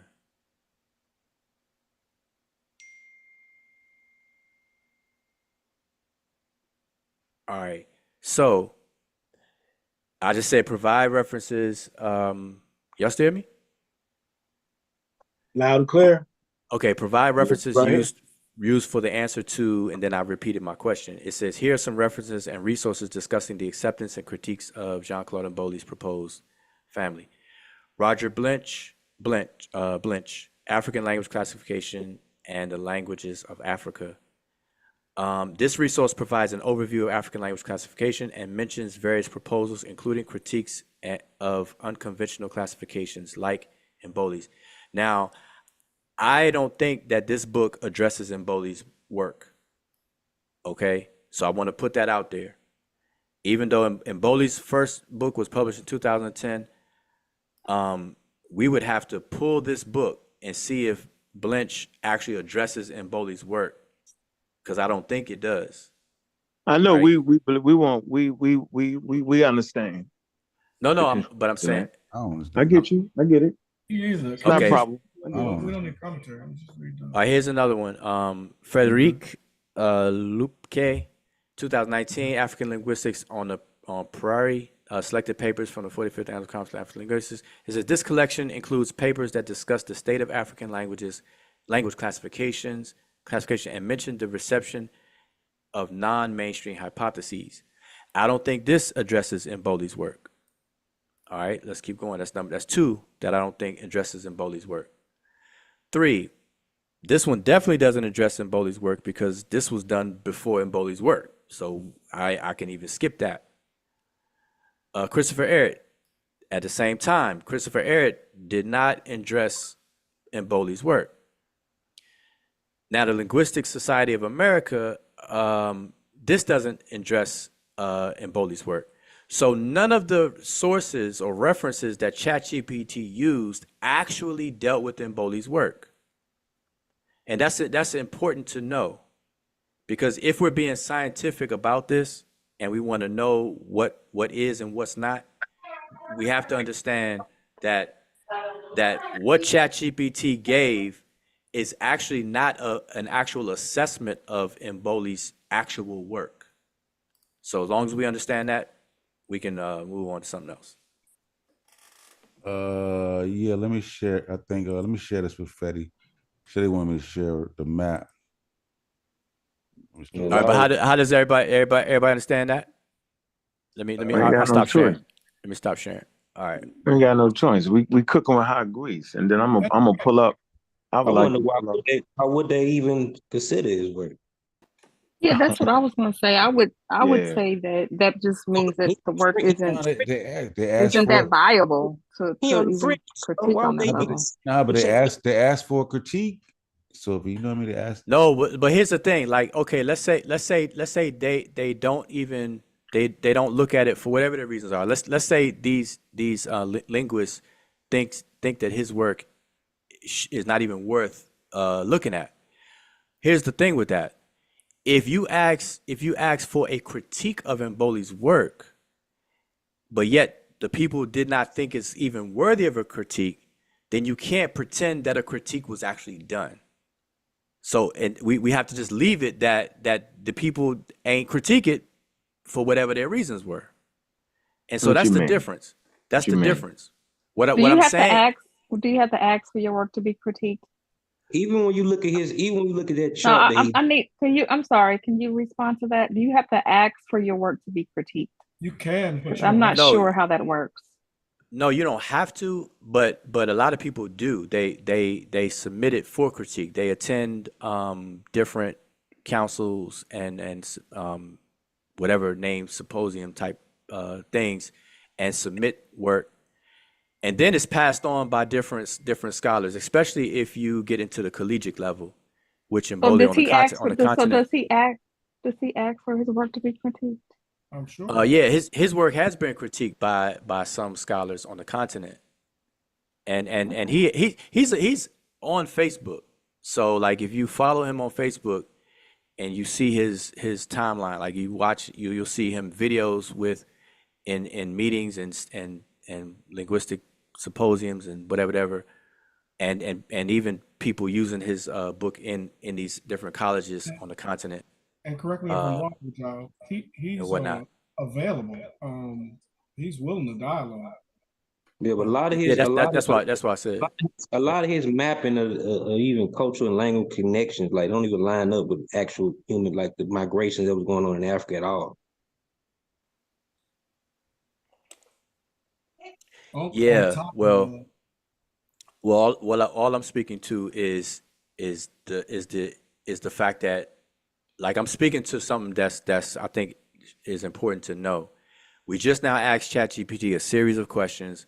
One was about Greensburg and the problems with historical comparative linguistics. We switched over to Mboli. All I want to point out though is the response that ChatGPT gave when it came to Mboli is, and I didn't want to say this prior to giving me this question, but it's not really dealing with Mboli's work. So I don't want people to be misled if we're being scientific about this, to be misled as if the answers that ChatGPT gave was an actual reference to Mboli's work. Now on Greenberg, on the other hand, those references actually deal with Greenberg specifically. I have those books, and they actually critique Greenberg's classification system by name specifically. Like they actually do that.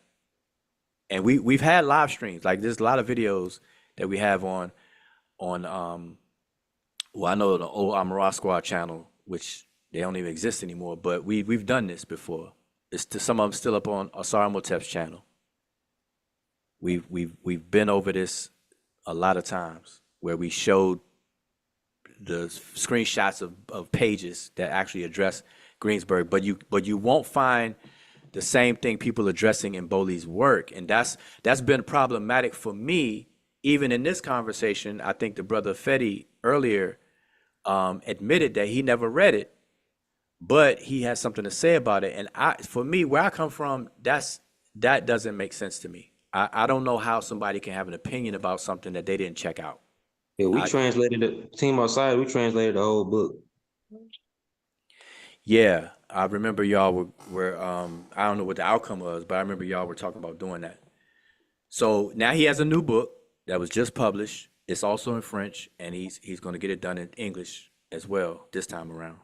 But the French version is out already, and it's called the Bantu Epic from the Great Lakes to the Mediterranean. Oh yeah, he wild. I'm holding it in my hand right now.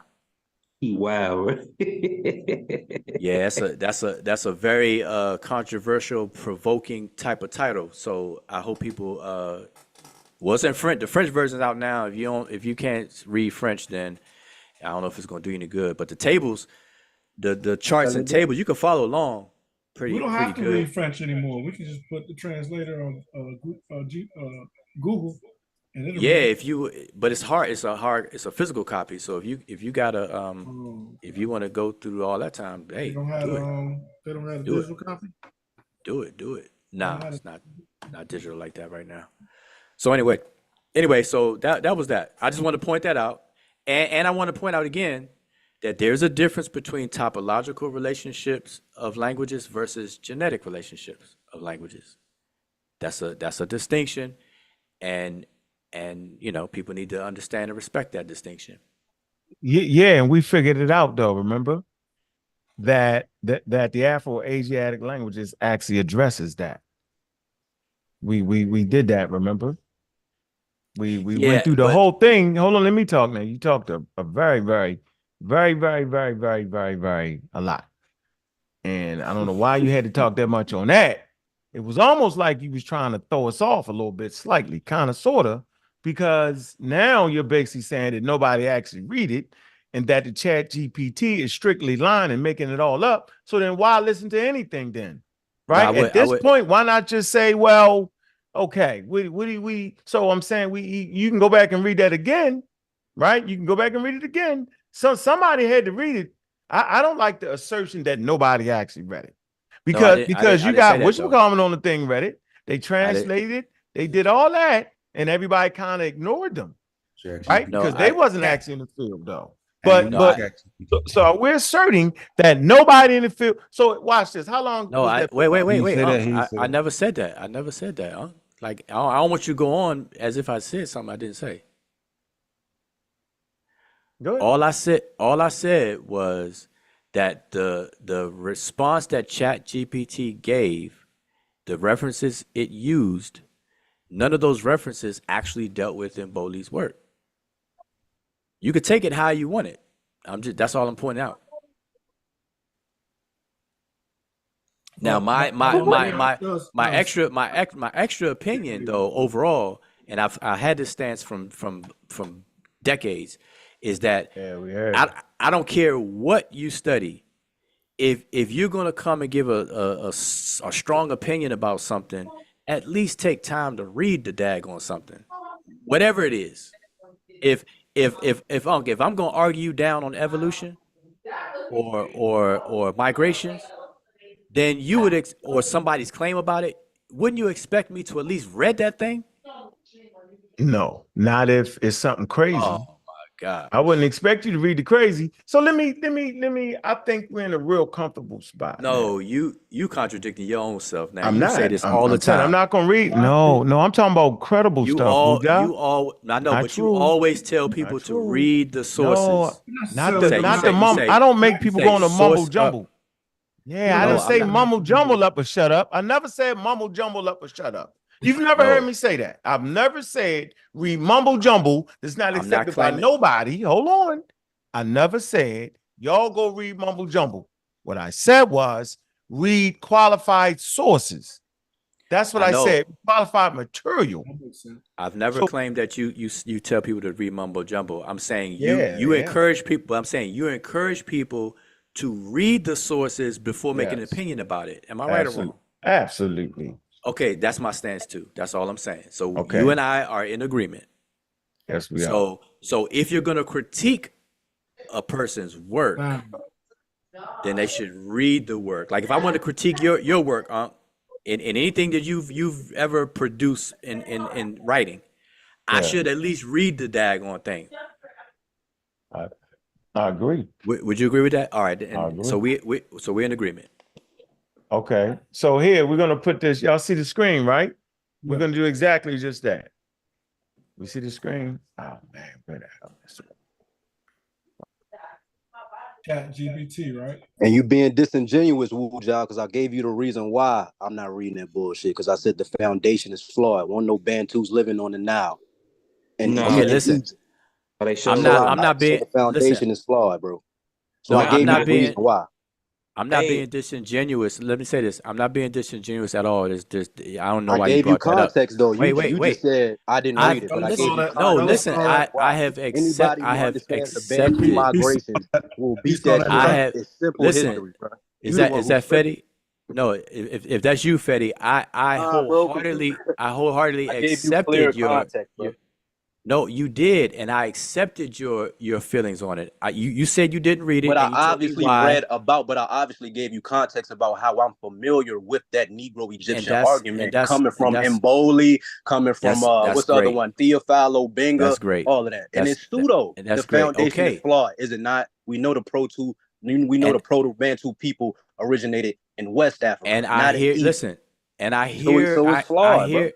Okay, and I accept your opinion about it. You say it's flawed, and I wholly accepted it earlier. I don't know why you coming back saying I'm disingenuous when I accepted it. Nobody has to read that work. As a lay person, You don't have to say, you saying basically you can't speak on it unless you read the work. But as a layperson, all I gotta do is trust the experts and see what they And that's say. how you feel. Okay, and I respect that's how you feel. I said I'm not built that way. I don't come from that background. But I just gave you, okay, so do you not know how to can you just accept the fact that you don't have a foundation, bro. So you the one who said you going against the consensus. I quoted you in saying that, bro. Listen. Can you just accept the fact that you and I approach these things differently? We actually don't, though. You know what? I think we do, because again, it's clear that you don't understand chronologies and timelines of how cultures came to be. So you are gonna adapt something like a Negro Egyptian hypothesis, because again, you don't know ethnic groups, migrations, flora, fauna, all of that. So you just lost in the sauce right now. Okay, so y'all do see the screen. Hold on, y'all do see the screen. Yeah, I can see it, but I just want to. I want to go over these sources. I want to finish off with Fetty, but Fetty, I know Fetty. I just want to know that your opinion. I'm gonna make it big. you made it very clear to me, and I'm good. I'm good with that. Just have the same respect for my stance, and that's it. So we good. And okay, so it's flawed and pseudo. That's all I'm saying. No. We're gonna move forward. Okay, so we here. You gotta have the last word. I understand. Well, now y'all use your intellectual words, man. Come on. Yeah, use your intellectual. Yep, that's where we at. So here's the ChatGPT. How can I make it bigger, yo? You see, I can make it bigger, right? You just had it bigger just now. It's not bigger. It got smaller now.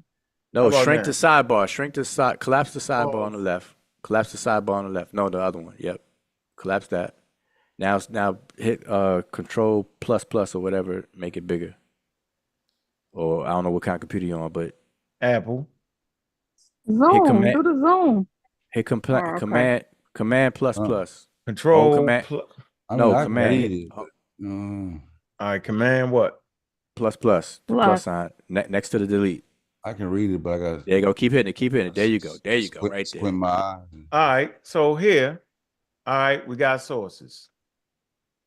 Okay, man, is this the one? This ain't. You just had it right there. I can see it. No, because I asked for sources, man. It might be God. No, you just had the sources up there. Yeah, but that's not. Hold on. It says sources, unless I'm. Yeah, but that's for professional thing. Hold on one sec. Hold on. Can we bring John Claude on the next session? Need to see.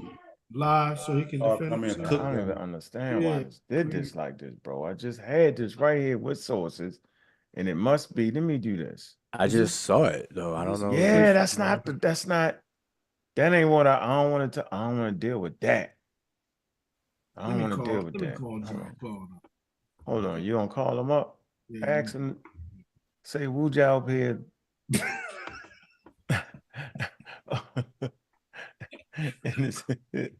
What Wuja setting him up? He's setting them up with the get him. Hold on, he's setting them up. Wait a minute, man, because so now years later, ain't nobody read it. Yo, how many years do it take to read the damn book?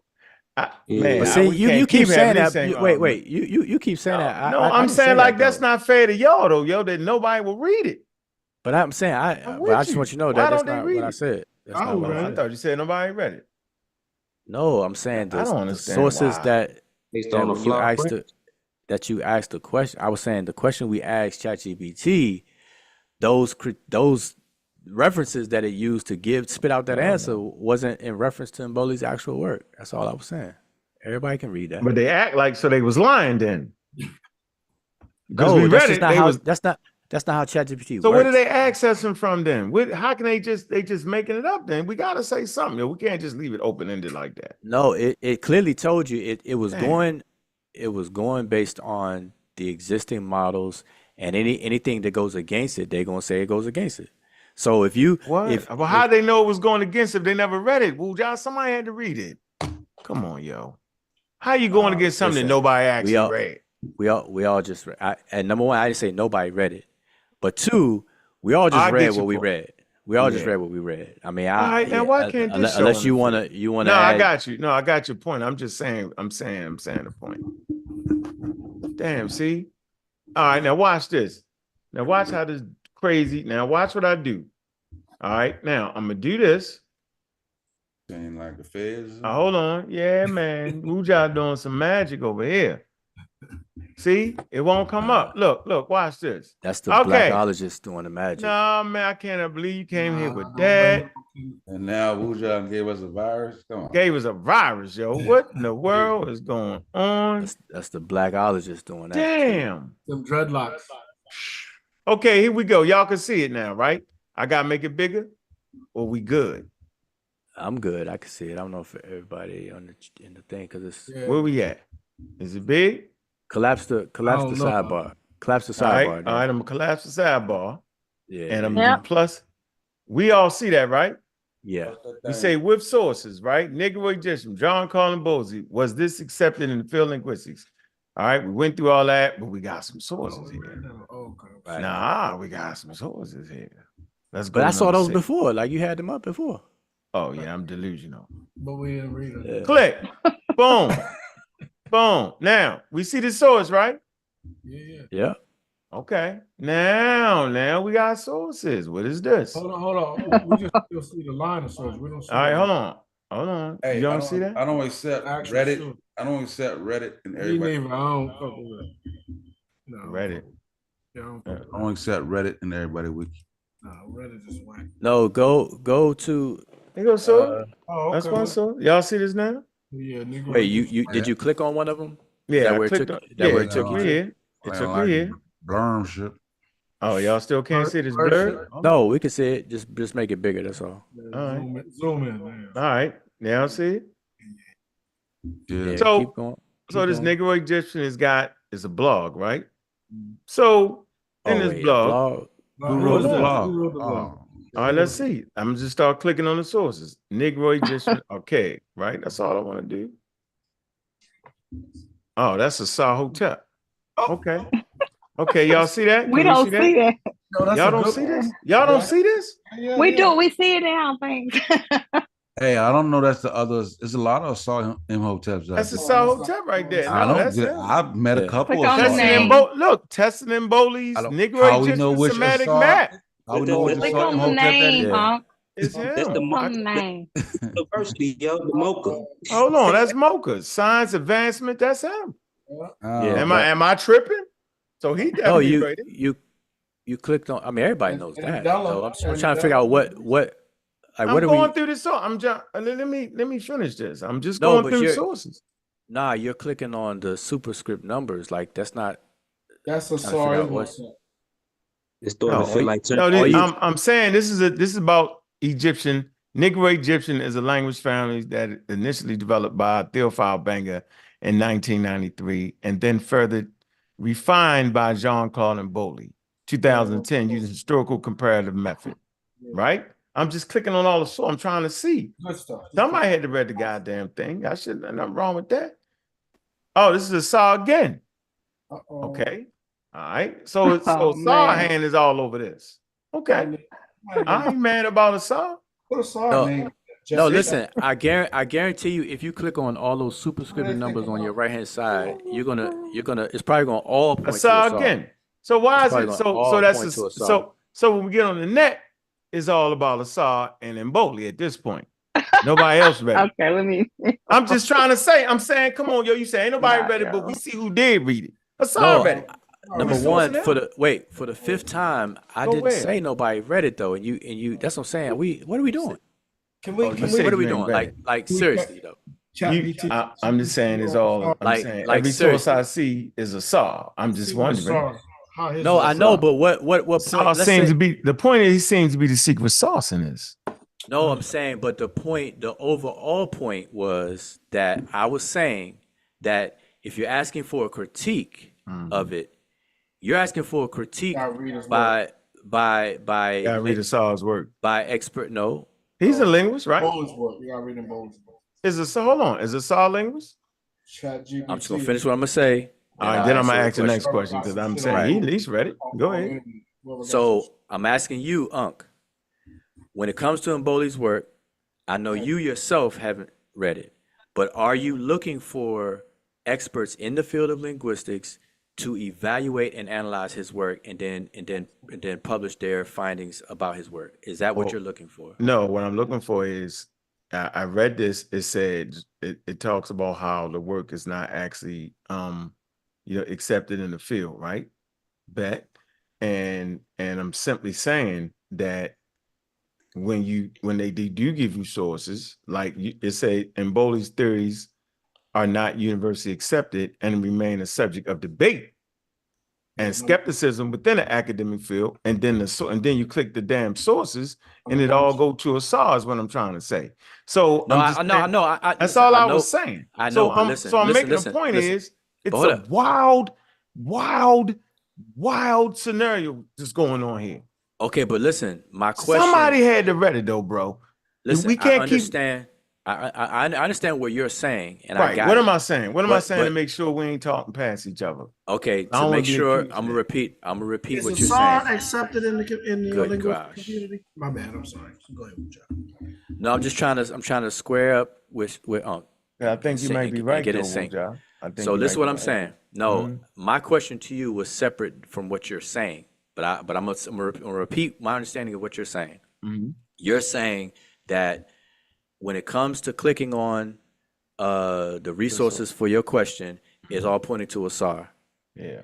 So I heard that, but my separate question to you is when it comes to Emboli, I'm asking you, are you looking for experts in the field of linguistics, specifically historical comparative linguistics, who have analyzed and investigated Emboli's work and published a critique about it? Is that something that you would looking for or interested in? Yes, I am. You have it. No, I don't.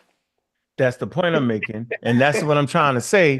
That for some wild reason, maybe it's racism, green supremacy, maybe it's just wild craziness, right? But maybe it's flim flam bam bam boom, and we the only ones actually trying to figure this shit out. Everybody else says trash, and that's it, based off of reading 3 pages, maybe. I don't know. But wait, but I'm I saying, don't know. wait. But listen, to what I just asked you, and so we established what you looking for, I and it would agree. be nice. It would We be nice can't to find have, right? So because we don't have that right now, why are we having a continued conversation about it then? because Tiffany we do said have she some people found here. one. Okay. Tiffany, did you find one? When did I say that? I thought Yo, you had. I thought you had one. Well, I didn't Boy, say I that. tell Go you. back on mute. So where I depart from I think that you're right, is though. I think you're right. I understand what you would like to see, and we don't have that right now. So where we depart is that when I don't have something and I can't put my teeth in it, then I'm not going to form an opinion about it because that's just the way I'm built. And Well, I'm built. that's it. I'm built. If the book been around for damn near 15 years, and I got brothers beating their chests beyond the pale on the daggone book, then y'all read it. Asar read it, and then my next question is Asar does he have any credentials in being a linguist, or does it not matter? Because you put emphasis on, you yourself said that, hey man, I'm not an expert. So Yeah, I you don't read the refer to work, myself as an expert. and I wouldn't ask you, but with Asar. So I'm saying I don't know. Do Asar, is he credentialed in that field? In linguistics, he don't have a degree in linguistics. I think everybody knows that. I think he can do it. Just like you don't have a. What I'm Neither not going to do is. neither did Greenberg though. Wait. What's, That's not true. That's the part you. Let me see. Greenberg didn't have what you say. I would say you I have was on your side on that one for a while. Krista for Eric. maybe not linguistic, but man, I'm not sure. I would say you have expertise. No. You've been putting in that work for long. Even you studied under Rickety Armin, and you've been putting in that work for many years. No, but no, I'm saying I just don't refer to myself as an expert. Okay. I don't use those. Like you won't find me. That's humble. Yeah. So ChatGPT. See, look, ChatGPT says while specific experts who have criticized John Claude and Burley's work on Negro Egyptian family are not detailed in the search results, it is known that his theories are not widely accepted within the mainstream linguistics.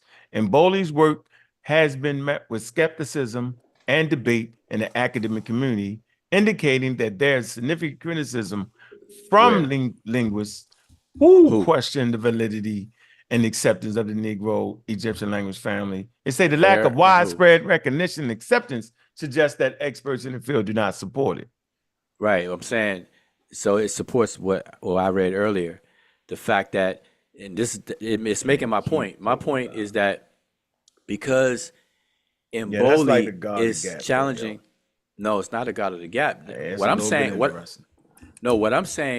see, God of the Gap is when somebody has a gap and then they make the gap out to be something. What I'm saying is that recognize it's a gap and leave it as a gap until the gap is full. That's what I'm saying. So let's all do that. Let's all run back to our neutral. Yeah, let's all run back to our neutral corners. That's what I'm saying. That's what I said about. So now this whole, I agree. No, I agree. I like that. I like that place. A1. Okay, B1. but look, but let's go back. But I'm saying the reason why all this came up in the first place was that I mentioned Mboli's name, and I only mentioned it because of his current work on working on vocalization of ancient Egyptian. Right. That's the only reason why this even came up. Yep. And that triggered this whole conversation.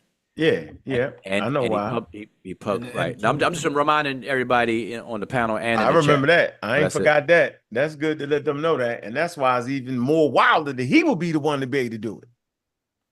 Well, being able to do it and having a successful outcome is a different conversation than that's what he's actually working on.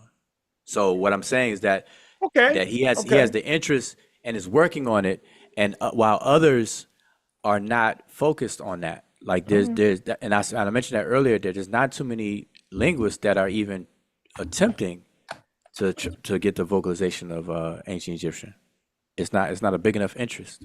But there's a reason why, because it's dead. People ain't you don't know where they put the vowels at. No, they that's don't know not. where they That's put not the vowels at, right? It being dead. Nah, it actually not dead. Get out the dead part. I'm saying. Based off what I understood, what I heard. Hold on. Based off what I understood, what I heard from experts, we don't know where they place the vowels at. Am I wrong in saying that? To be able to pronounce the shit. Am I wrong? Am I tripping? No, what the experts say. We know where the vowels would be, but we don't know which vowels. We don't know which vowels.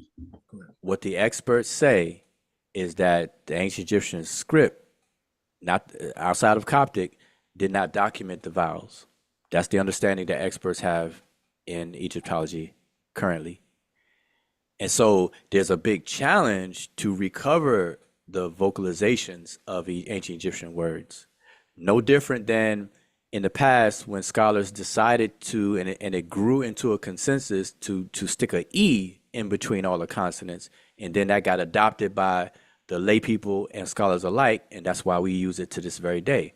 But it's not accurate in whatsoever at all. It's not the words never pronounced the way that we pronounce them, but it's accepted. Like if I say if I say the word Kemet, if I say the word Nefer, none of those words sound like that, but they're accepted by everybody right now.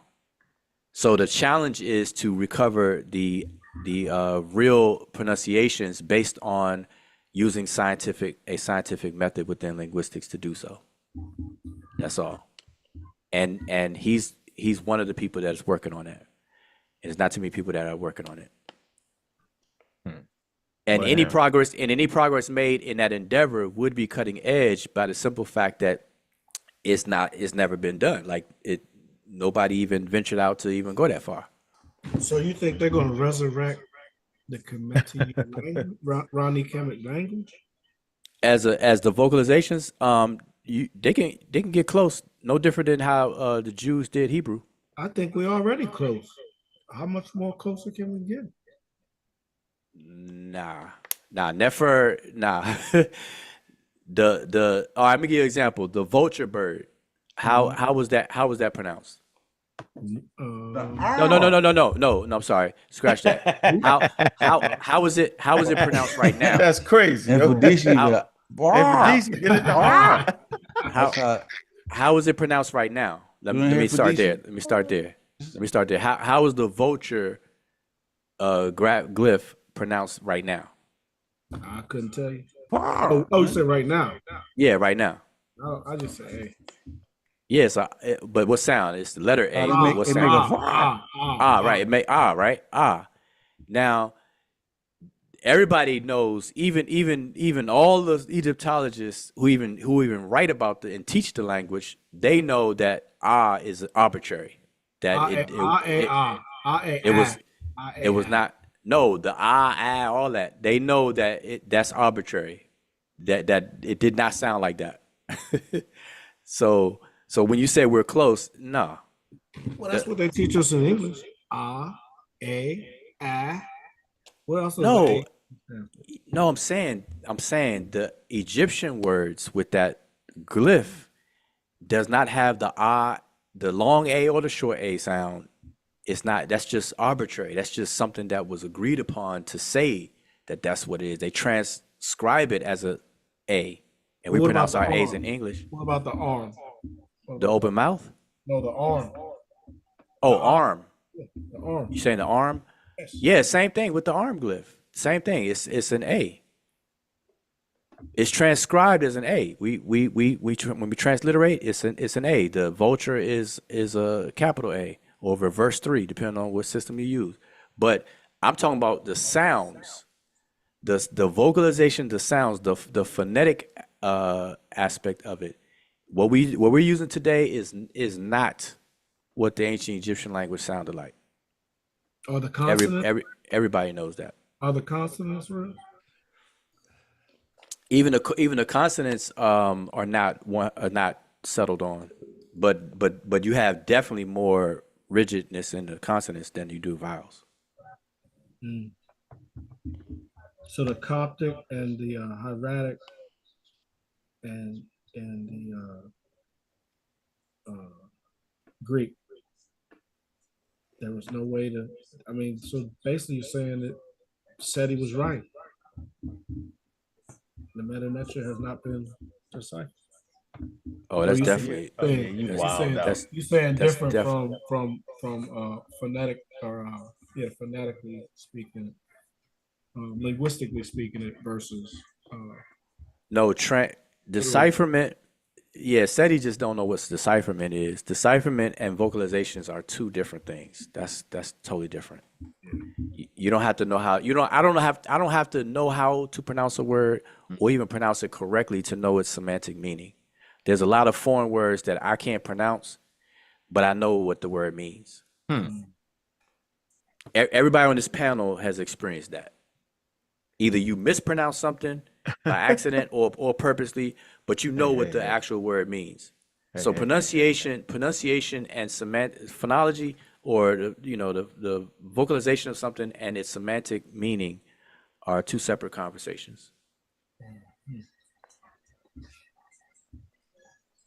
We do it all the time, especially with people's names. People can't pronounce my name, but they know who they calling.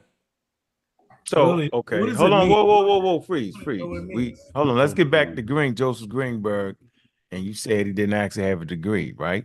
So I want to qualify something here. It says Joseph Greenberg. I didn't say he didn't have a degree, though. No, you said he didn't have a degree in linguistics, but I don't like that statement being thrown around like that. I think more clarity needs to be put forth. So Joseph Greenberg had an academic background that was highly relevant to his work in linguistics. Although his formal I just want to finish. Oh, you're reading something. Sorry. Go ahead. Sorry. Yeah. His formal education was anthropology.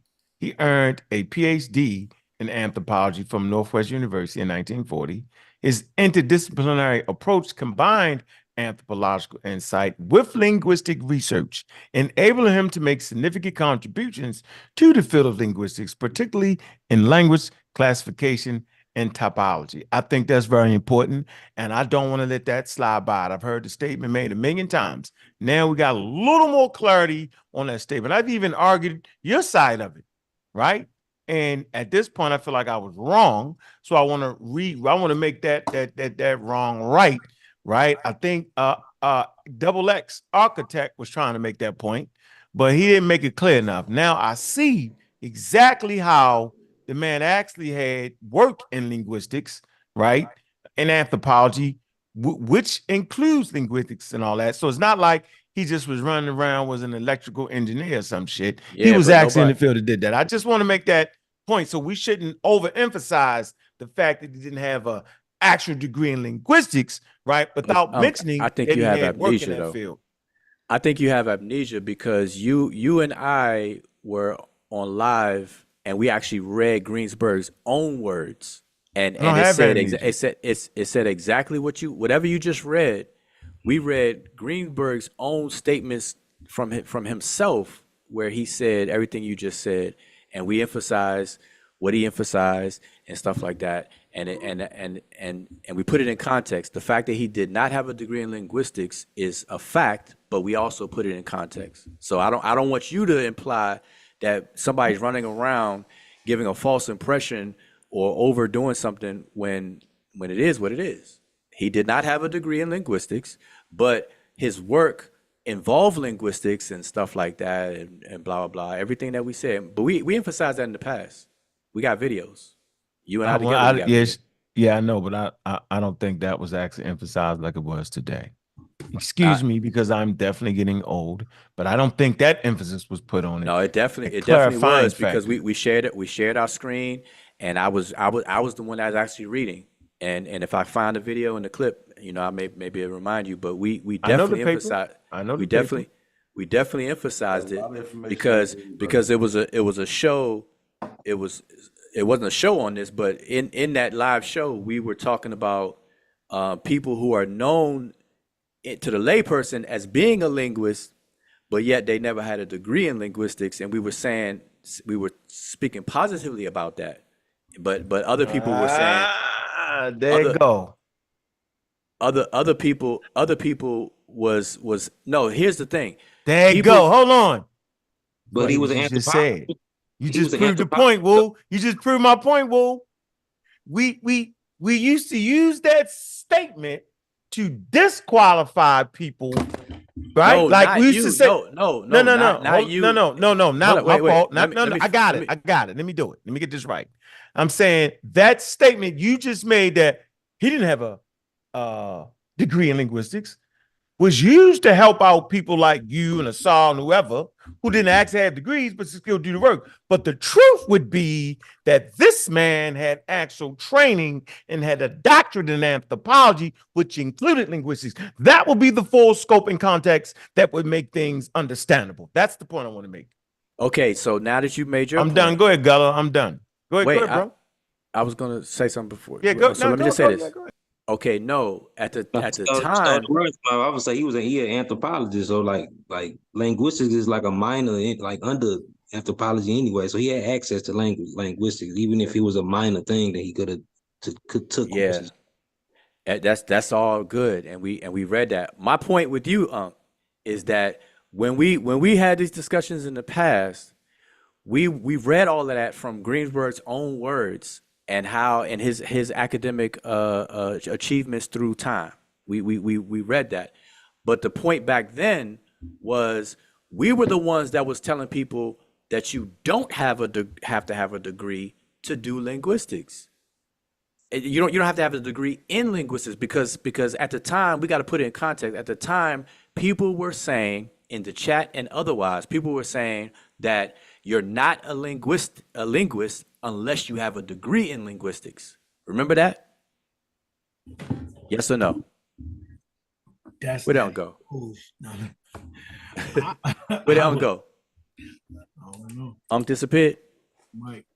Anyway, I don't know where Unc went, but at the time, people was making the claim that that you have to have a degree in linguistics to be a linguist. That was the claim back then, and we brought up Greenberg and Christopher Ehret.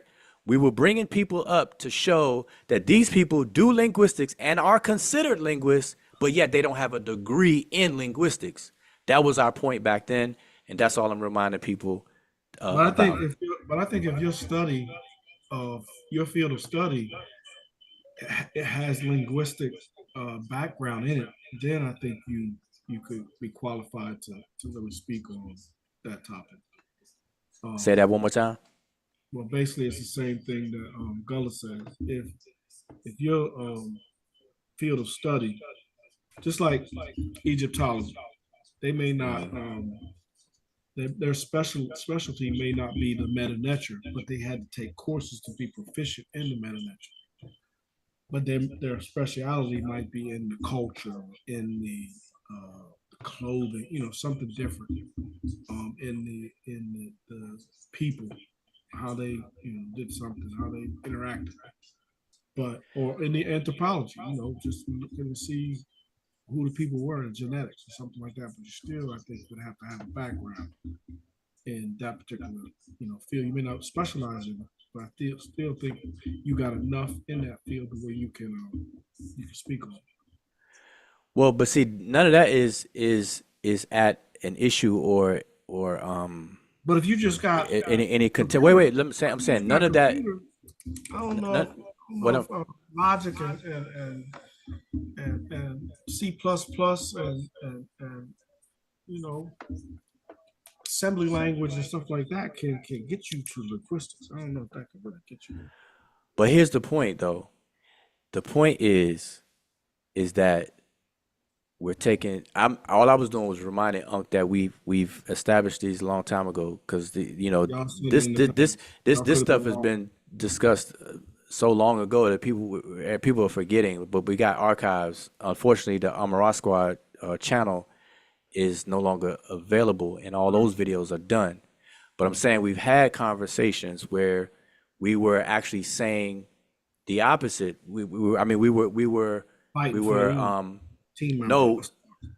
no, it wasn't that at all. It was the fact we were outlining a fact that there are people who do linguistic work that are popularly recognized, such as Greenberg, that did not have a degree in linguistics that the people at that time were saying you must have in order to be one. And we were saying the two famous linguists out there, Greenberg and Christopher Ehret. I remember those names. People are familiar with those names outside of what's his name? Pulaski? What's his name? I can't even think of the guy's name. I see his face. But outside of the other popular ones that he's actually an advocate now, a political advocate. But Noam Chomsky or whatever. But outside of him, most people are gonna be familiar with Christopher Ehret. If you mention linguistics and a linguist, people are gonna think Christopher Ehret and they're gonna think Greenberg. And all we were saying was these people are bona fide linguists, but yet they did not have a degree in linguistics, and that's the point we were making back then. Ehret do now. That's it. Don't forget about Ferdinand de Sousa and Noam Chomsky, like you said, and William Labov and Benjamin Lee Wolfe. Well. That's why I said outside of those, Sasu or Susuri. Now that's the man right there. Mm-hmm. He's like the father of a lot of things in linguistics. Claude Strauss. Yeah. So, but still, my point is what it was, and that's all that was. It wasn't nothing more, nothing less, and it wasn't taking a shot at Greensburg, but I raised those things because people are. I don't want people to act like that again, as if you have to have a degree. Like I got to show, or somebody got to show a PhD degree on their wall in linguistics in order to actually do linguistics as a tool to for an end. It could be a hobby. Yeah. But to be an expert or a doctor, I think you have to get on the toolage and actually go through the school. Yeah, I think we flushed a lot of information out on Greenberg and whatnot. Definitely. Yeah, we had a long conversation about Greenberg, and we had a good. I think the whole conversation with the epic, bringing out the weaknesses and strong points of everybody argument. I thought that was good. Mm-hmm. I think everybody need to hear that. The epigraph. Yeah, as long as it's something different from the Blackologist, Black Egypt, I'm willing to participate. That's why I'm still talking about what y'all talking about. Oh, so you brought it up. See, the N1, I mean the A1 and B1 is different from the 049 and different from the N23 and the N20 and 21. So What? All right, Ujabu. Black Peace. You lost me on that one. Here's You what ain't they, lost. You heard. You know what I said. here's what they want to know. Right. Oh, what? Want to know what? You explained the repairing argument, right? Don't do it. I Can I get know. one question before you change All right, it, because Marcus? Chef love because this shit drives me crazy. That's why I love that, because Chef goes crazy with that. Before y'all go to the riparian, can I ask this one question from Marcus? Sosa? You got the floor. Really quickly, Marcus Chilawembe, as he's known in the chat, Chilawembe, he asks, did Chapo Chichi critique Mboli? Yeah, he did. He absolutely did. And he read the book. He did. Okay. Yeah, Chi-Chi, they're still in debating. Like him and Mboli are still debating. We can bring Sandro. Probably, I don't know. He may not come. Yeah, but he hasn't written. He hasn't written something that actually critiques the work. He brought up some issues. No, he actually wrote something. He wrote something. Go ahead. Okay. God dang. No, I said go ahead, bro. You got a long finish though, Woo. You my man. You got a hell of a finish, bro. I know, but it becomes longer. Like if y'all know I'm long, then don't make it longer by just interjecting. Then that's not smart. No, I'm not saying that Chi-Chi hasn't written anything or typed something on a blog or whatever the case is about it, but he hasn't done anything to critique Mboli's work, his whole work. He brought out some points. That's where people got the whole ghost words from or whatever back about 2 years ago and something like that. He and things. So yeah, he did do something. But even right now, Mboli challenged him. Like, see, the thing about Mboli, I don't know if people are familiar with it, and if not, that's cool. So I'm just letting y'all know that Mboli is on Facebook, and he's about that smoke. Right. So I'm just letting people know. Like, I don't want people to think that Mboli is like off here ducking folks. off in the bushes somewhere, like or whatever. Like Mboli is an engineer and a scientist. So no, listen. I'm saying he's an engineer and scientist by trade. So his behavior and his stance, when he puts something out there, he's like, I'm putting it out there to be picked apart. Yeah. So it's not like he puts something out there and then go run and hide in the bushes. So he's actively, like, if somebody's gonna do a real critique of his work, he's gonna engage them. So Cambone raised the question in person with him, and he challenged him right there on the spot. And then Cambone refused to continue it, in writing, at least up until right now. Now maybe something happened in the future, I don't know. And then with Chi-Chi, same thing. So right now they're in a back and forth even right now, and some of these things can be seen on Facebook. Just go to Jean-Claude Mboli, follow him, request his friend or whatever, and just keep up with Cambone for getting free with what he got going on. So just to let y'all know. Hey, but most pseudos want that smoke though. That's what make them a pseudo. That regardless, they just dive hard. But most pseudos don't. That's not saying nothing slick because he diving. No, I'm not. Listen. What I said. Listen. What I just said is not meant to be taken as being slick or anything. No, not you. No, I'm not saying. No. I got the work right here. I got Chapo's work. Don't talk me to death. No, but what I'm saying to people, I'm just letting people know about Mboli, because some people, this is the first time to hear about him or whatever. Huh? I'm just saying, not on the panel. I'm just saying, for those people who don't know who Mboli is or whatever, I'm just painting a picture of him. He's scientifically grounded. He's an engineer by trade and whatnot. So in science, when you produce something, you welcome the critique. That's nothing to be slick about or whatever. I'm just saying he's in a true scientific fashion, putting stuff out there, awaiting the critique, and he'll engage it. That's all I'm saying. But he's nothing not in the more field or less. Though he's not in the field of anthropology though. He I said, don't know. nevertheless, if you want that smoke, I don't. pull up. That's what he's Yeah, saying, bro. but I don't All know if he all ever. that he ain't fixing cars and all that, bro. If you want that smoke, he over Well, there. nah. That's what he's saying. Yeah, he does. He doesn't do fixed cars, but I know. I'm but just joking. I'm joking. I know. No, but I'm saying he attends these linguistic conferences and the whole nine. His book is available in college libraries and whatever. And it's the whole thing. All I'm saying is for those who don't know, he's approachable. If you got a critique for him, he's approachable. So y'all can take it as it is. But could we at least admit that, like, you know, so I don't know what his deal is with Joseph Greenberg, but could we at least admit that Joseph Greenberg was at least going against the racist status quo of his time? He went up against the Hameo-Semitic thing because he said himself he was racist, and he also added Chadic to Afroasiatic languages because other races people didn't even want to put it because it's how people look. Okay.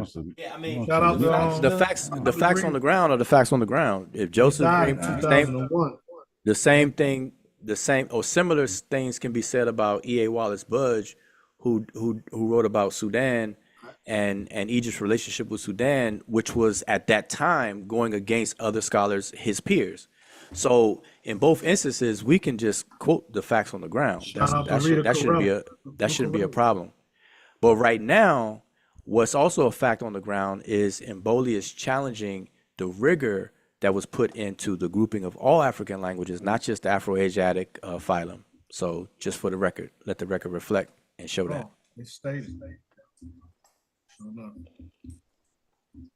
And two, even Greenberg, even himself, he said the mass comparative method is just the beginning stage of the whole thing. He said he knows that it takes comparative method along with that.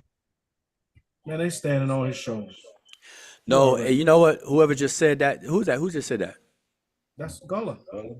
Okay, Gullah. So now, Gullah, what you just said is very important. But I'm gonna tell you from my experience that a lot of people who try to enter a conversation about linguistics and language families and stuff like that, they do not understand that statement you just said that Greenberg said. Like you're quoting Greenberg. They don't understand what that means. And I know from my experience, and I've been doing this for more than 10 years now.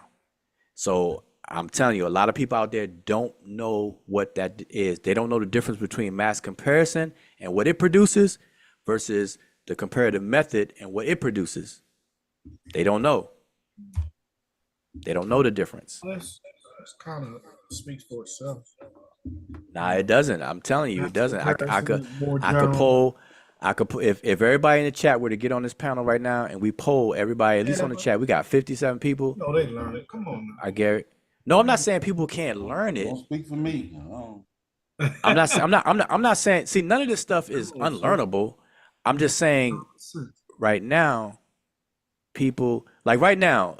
I guarantee you, I can ask a question if the panel or the chat knows what something is, and I could say right now, I'm gonna tell you, I don't know. More. I might try to Google it real quick though. So are we basically saying because let's pick a person from the street, all right, that can read and write and is intelligent, right? Right. And they understand, they got scientific literacy.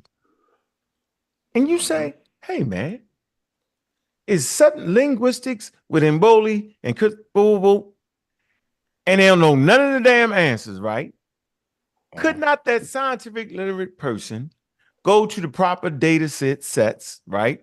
Proper data, proper magazines, scientific magazines, proper linguistics, get all the tools, and without reading no Greenberg, my fault, without reading none of Greenberg and none of Mboli, and see which one has been more accurate through history. Is that a possibility? A real scientist wouldn't do that. No, okay, nobody's a real scientist though, but scientists, bro. I'm just saying a scientifically literate person. Oh, that's all I'm saying, bro. Yeah, a scientifically literate person. Could you do that? Could you just get a basic answer? That's what That's what that's what a lot of people do. A lot of people who don't know something, they're gonna go look it up No, no, somewhere. I mean no. When I say a scientific delivery person, they're not just going on the first Google shit. They going to university data sets, right? And they checking it and they getting a feel for it. They start to get a basic feel of where the information is in certain universities. You go to your regular universities, bro, and can get a basic understanding of some shit that ain't accepted in the field and some shit that's not. I'm saying, is that a possibility without knowing shit about linguistics, Wuja? Because you make it seem like a nigga gotta go to school or gotta read a 700-page book to get a basic general understanding, bro. Well, That's that would all be I the was better saying. well, that would be the better question to ask me. Wujao, are you saying that? And Yeah, are to you that, saying that, Wuja? Because you keep right, bringing and up to as that, if that's something. I know. So to answer that, no, Mhm. I'm not saying that somebody has to get a degree in something in order to do X, Y, and Z. What I'm saying though, I ain't saying a and degree. I'm saying well, you just without knowing the answer to the questions you asking us. look, Would it be there's no possible? way. That's what I said. Oh, listen, I'm gonna repeat what I said. There's no way around this. All I'm saying is that where I come from and how I'm built and how I was raised academically is that you don't form an opinion about somebody's work without examining the work.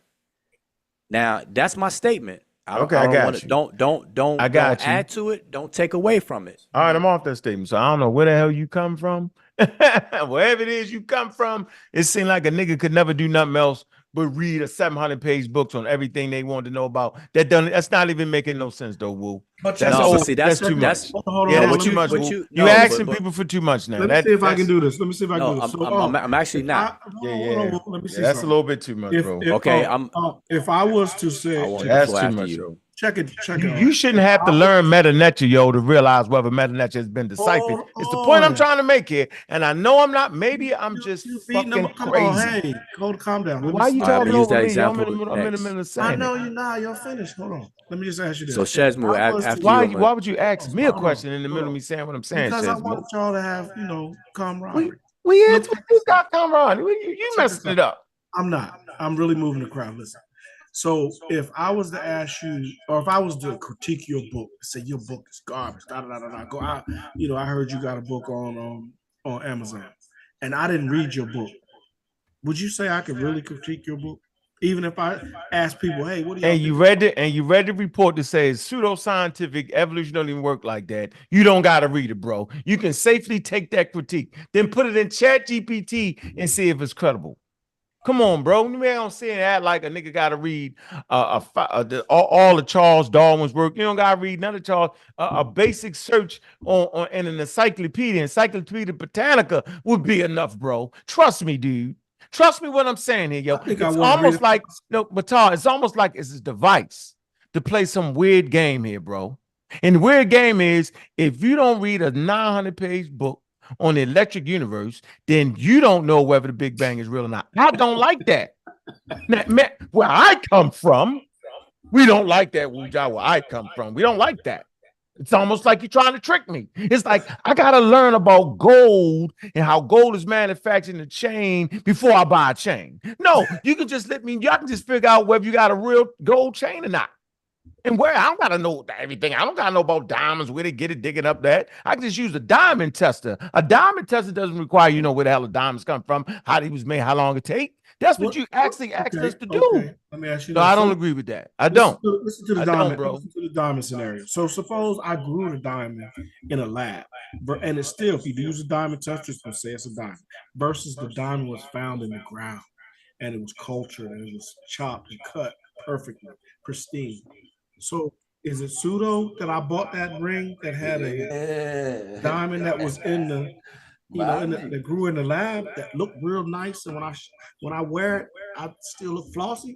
No, I think I can look up without being a jeweler. I don't Wait, gotta go to want to school jump to be a back in. jeweler. I want listen. I want. I don't think I want gotta to use be a your. jeweler to know that answer, bro. I want to it's use a flaw in see, that conversation. Okay, here's the It's problem too with much. I've always felt that way. Here's the problem I have with your statement. Here's the problem I have with your statement. Because I think you are making it to a hyperbole. You're going too extreme. How So was that it's extreme? either You don't think a no, no, no, let me 700-page finish. book No, is extreme, let me yo? just finish. Let me just finish. All right, go ahead, brother. I'm saying it's not robotic, etched in stone, where you have to read every single character in every single book that somebody does and before you can formulate X, Y, and Z. So because now you're making it into an extreme thing. Because I remember you, Uncle Keck, you used to get on Clyde Winters for reading just a table of contents and then trying to have an opinion about a book. I remember you used to clown him for that and stuff. And that's what I'm saying. I think you being a little forgetful, because I got a lot of these videos where you and I used to go live together and we used to say the same things about how people will form opinions without even at least examining something. And I'm not saying read every letter and character of somebody's book. That's ridiculous. And anybody who thinks I'm saying that is, I mean, I don't know. That's why I can't tell the jokes from the serious conversation. But here's the thing. Here's the point. The point I'm making, and I don't know why this is hard. I won't let you know you're trying to trick us right now. I gotta say it. All right, I know you have to do that. Trying to trick us right now. I gotta say it. I get it. But go ahead, finish. In finish. Unc's fashion, you got to do that. I understand. No, you're tricking us right now. But go ahead. No, here's the point. I'm gonna reiterate what I've been saying all night. Say the Clyde Winters again. I want you to throw them in there, so when I go, I can make sure I heard you clear. Now, what's that about Clyde Winters? And what did I say? Okay, I mean the videos. I just clip them up. Then I clip them up. I clip them up. Okay. The point is. So now we clipping videos. Now I just want to make sure we clipping videos. We all clipping. I mean, that's what I'm saying. When I speak, it's like I don't understand. Nah, go ahead, bro. Like either I talk too long. Nah, you ain't talking long now. I'm just having fun. Or whatever. Nah, I know I'm all for having fun, but at the right time. Let me get it off. Then we could joke. Boy. So here's the thing. I'm saying, I'm gonna repeat my point. All I'm saying is that if anybody, and y'all don't have to agree. That's the thing. Like, I'm okay with you approaching things differently than me, I'm saying that if I'm going to critique somebody's work, I would like to think that I would have engaged the work, investigated the work, researched the work before I give a critique about it. That is not too much to ask for. Now, that may be too much to ask for some people. I'm not saying you have to read every single letter in, if it's a 16,000 page, whatever, or whatever the case is, but you have to engage the work itself in order to critique it. Now, there's a difference. Now I'm gonna say the example you gave. There's a difference between somebody not reading a work and having an opinion about it, but that person they're not going to use that opinion and lack of engaging the work to therefore debate and argue about it. See, if you're going to elevate the conversation to a debate and argument about somebody's work, then you have to definitely have read the work. But if you just want to give a general opinion about something and you ain't read it, and you're just going to go off of somebody else's opinion, expert or not, then that is what it is. But we just got to call it what it is. That's all. What you doing off work? That's all. You got to just call it what it is. Get back on that Clippers and make some more That's money. it. All right. So that Clyde Winters said he read the table of contents and was like, I don't gotta read the book.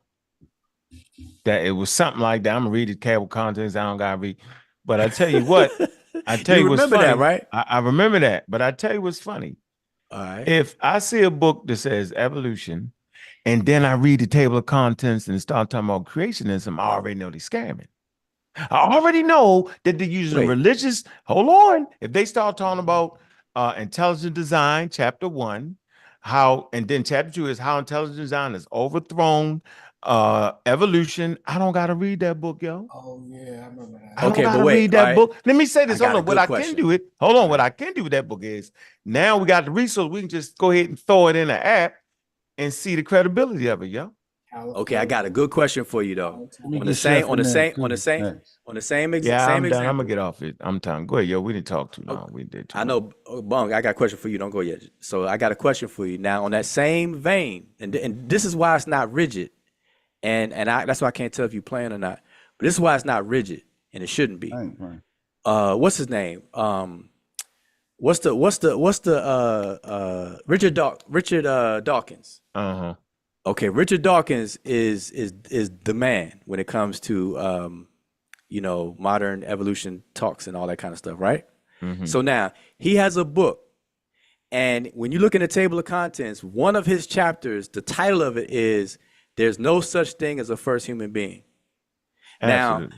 Now, if I were to just read that, I would throw the book in the trash. Be like, what the heck are you talking about? Ain't no such thing as a first human being. I'm here, and no. You know what I'm saying? Without actually checking out what he's saying, I may miss the mark. I may miss the point he's trying to make. If I just go with the titles and the table of contents and stuff like that, because that's a pseudo statement. On the surface, it seems like a pseudo statement to make. But when you read the chapter, my man is breaking it down and breaking people off. We actually use it live. Like when I go through the card thing, and me and you together did it before too. We went through the card thing and all that kind of stuff. So I'm just using that as an example of why we cannot be rigid at all. I don't advocate people being rigid. All I'm saying is that if you're gonna debate and argue about somebody's work, you damn sure need to have engaged it. If you just want to give a surfacey opinion about something, then that it is what it is too. So that's that. Now that you brought that up, enlighten. Oh, my bad. Chef was good. He sleep. Come on, Chef. Enlighten us about Dawkins. What did he say? He don't believe in Deck Nash. Lucy. Nah, I had nothing to do with. Nah, it's just I'm just using that example. That's a real title. He called it. There's no such thing as a first human being. He actually have a YouTube video. Just type that in there, and you'll see him talk about it. Yep. Chef, where somebody you at? Sleep? Somebody interviewed him. Sleep, Chef? Oh no, I'm here. What's up with y'all? What's on your mind, man? You trying to get to this Persian zone? Oh no. I just, I'm listening, and I just, for me, man, I said a long time ago, and I thought, we came to the point where when we get a clear understanding of something, right, or where the field is at that point we put a pin in it, and we say we ain't going past that. It ain't even no point of even going back and forth with nobody over it. And for instance, I remember when we were saying that the Egyptians, we was kind of confused about where the Egyptians came from, and whether they was an indigenous population or did they come back into Africa, and then when Unc came with that definitive point and showed us that the Egyptians, right, were an indigenous African population. It was nothing else to talk about Asia. It was over. You never heard me say that shit again. we was able to put a point in it and move on. I thought we did the same thing with afroasiatic. I thought we did the same thing with a lot of these conversations, and even Wuja say, man, damn, 2 years ago, and we still stuck at the same point. I listened to Wuja the other day for like 3 hours, repeat that. Like, I've been gone for 2 years, and we still at the same point. So even he agreed that once we already go through something and get the definitive answer on it, it's time to move on. Afroasiatic, like, what we already proved that they stand on that in the field. Like, what are we talking about? We going over what the same shit, Greenberg, and now Wuja and them saying the same thing that they were saying 2 years ago. So they haven't moved forward. You gotta leave them there. All right, let me just respond to that. So That's a great point. That's a great point. And you know what? I'm gonna take your advice, Chef. And I'm gonna respond. Don't let him out do with that. Chef is an Egyptomaniac. Am I allowed to respond to that though? At least. Yeah. Don't let him get away with that. Okay, nah. The thing is that I don't even engage about the Afroasiatic and linguistic thing. The only reason, so I don't know how long you were listening today, Sheffrin, or tonight. Only reason why that even all came up was because earlier I brought up Mboli. I brought up the fact that the Egyptian language is being worked on in reference to the vocalizations. And then I think somebody asked me who's doing it, and I Yeah, I mentioned said who?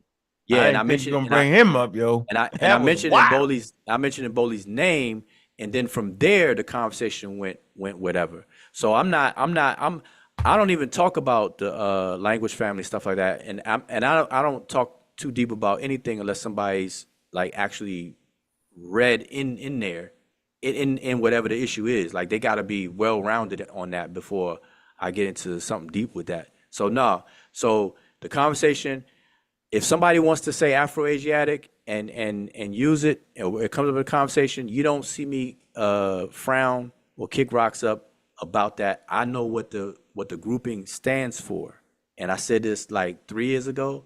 I'm saying the same thing now. So ain't nothing different, and I don't have to deal with it. Hey, What I am shocked right. about though is people still talking about the blackology stuff.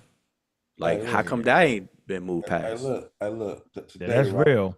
Today we was talking about the riparian zone argument, right? And I was saying, Oh, saying that Afro-Asiatic, y'all contention with Afro-Asiatic is blackology also. It stems from what? That No, it has Negro nothing to do. Egyptian madness. All right, see, that's It go doesn't. ahead. I thought we could move past it, but it doesn't. You seem to want to rehash a conversation. By all No, we means, can go move ahead. on. We can move. No, we can move on. Sure. I'm sorry. Didn't tell me I had background noise. All right, so listen, we was talking today, right? And I was saying that the argument for the riparian zone argument is not that the scholars don't refer to it as black land. Y'all's argument is that they haven't demonstrated that it means black land, right? That's the gist of it. Man, I ain't in that. Nobody has demonstrated that they can. Y'all was saying, because we've been going over today, because I be trying to listen to make sure I got it right. Not fucking with that. Y'all was saying, I think Asar's argument was that whenever you see the place named Kemet or it's designated as black, like there's a hieroglyph, right? Am I correct in how I'm phrasing that? Nah, just like I'm listening to everything you're saying, and then let me address what you're saying. Oh, that's as far as I can go with it. I can't go too deep in depth, but I was trying to keep it. Oh, okay. No, okay. Sorry. Repeat what you were saying. You said that Okay, you're saying that it's not that you don't agree that the expert translated that as black land. You're saying that they haven't demonstrated how they come to the conclusion of it being black land, right? And I think Asar was arguing or saying that, and for instance, when you see the Kemet or you see all the Kemet like that, whenever it's meant to designate black, there was like a hieroglyph. Somebody was saying like that. Is that correct assessment of it partially, or can you just elaborate? Okay, so now from what you said, the hieroglyph part is a different part of a conversation where when something's being described and adjectively described or attributed with black as a feature, physical feature and stuff, the hieroglyph is commonly used. Skin because and eye. because the hieroglyph represents a word that means the nature of something, the characteristics of something, and its disposition, demeanor, and everything like that. So it could also deal with something's appearance. But did So y'all? and it comes from the color. It comes from the color of the hair itself. Like a lot of that y'all would expect to see it with that Kemet in the place. No. Okay, go ahead, break it down. Argument's never been that. Ain't gonna break that down. Break it down, because you were saying like it was they didn't demonstrate that it means black, right? I did get that part right. Land. No, land. Nah, we outlined it, and forgive me if I sound a little short-winded with this, but we've outlined it in many videos and even printed in print. But the gist of it is that there are two running hypotheses about the place named Kemet. And so I have to say this, that at all times, me, Asar, and Sanjeti we have been talking about the place name Kemet. We're not talking about any other Kemets out there or Kims. We're only talking about the toponym Kemet. The title, even the title of our printed essays is a contribution to the debate on the meaning of the place name Kemet. And I have to stress that because there's other conversations people are having and they think that they're conversating, they're in our conversation. So I have to say, so Asar Imhotep has been researching something, the question about Kemet for a long time. Me and Sanjeti jump in and join him on his research. So this is Asar's research from a long time ago. Right. Then we join in with him on this same research. All right, that's how the timeline happens. Right. Now, and so wait, let me just get this out. Let me get this out. So there are two hypotheses about the place name Kemet. One is that the place name Kemet comes from the adjective black, Kim, black, and the overall outcome of the meaning of the place name Kemet is that it means black land. Right. That's hypothesis one. Hypothesis two is that the place name Kemet comes from the skin color, comes from the of Kim, black again, but that black is talking about the skin color of people. So that hypothesis. We throwing that one out. We throwing that one out. We're not even acknowledging that. I don't agree with that. That's where that they're saying arguing. But let me just give this outline, okay? No, I don't agree with that. I don't. Listen to the diamond, bro. The diamond. So suppose I grew a diamond in a lab, and it's still, if you use a diamond touch, it's going to say it's a hello. They need to mute the mic. So I got hit me with somebody. Okay, so no, I'm just giving this backdrop. This is important because I want everybody to understand because it's crazy. I'm telling you, it's crazy.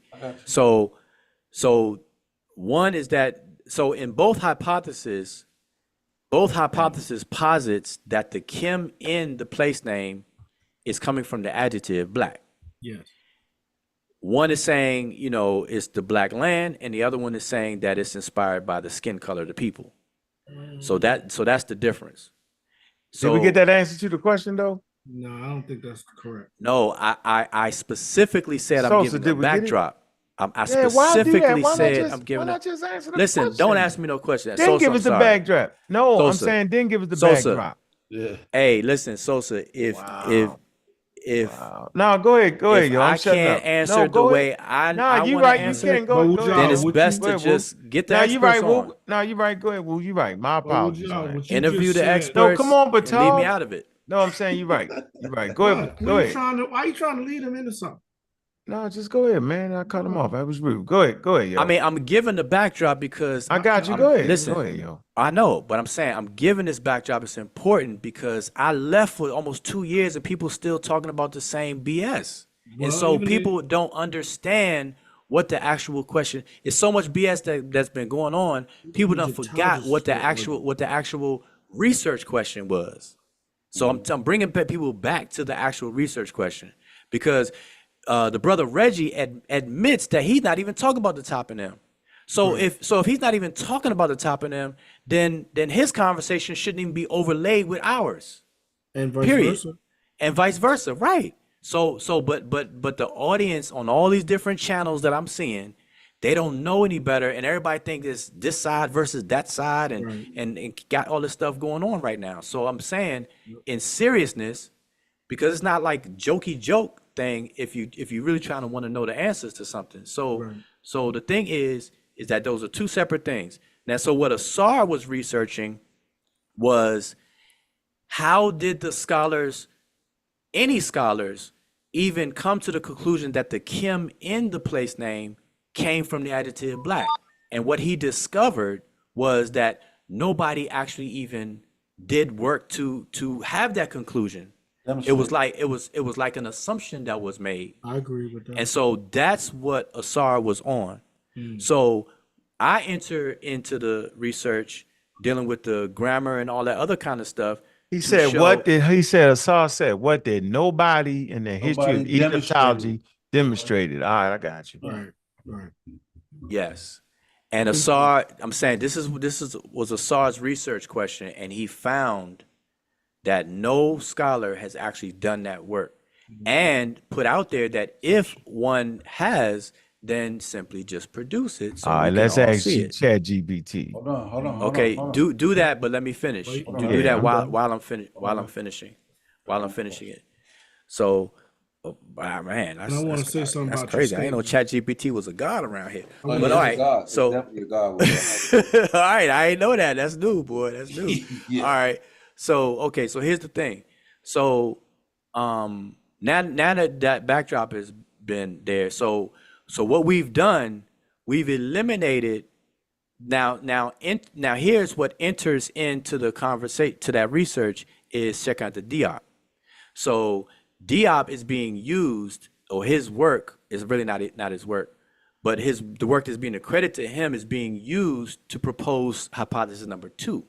Right. And so we falsified that. We negate that one. It's not the skin color of people that inspired the place name of the kingdom. Not the place name. We all agree except for Ptah, but go ahead. They falsified that back in '74. We ain't even need y'all for that. What I would But go say, ahead. let me No, just quickly no, but interject. they actually didn't show the word. They say it. It's a summary in the UNESCO thing, but people don't actually show and explain it. Like, everybody can read that, but you ask somebody to explain it, they can't. So what we did was that we demonstrated exactly how that was not the case, and so on and so forth.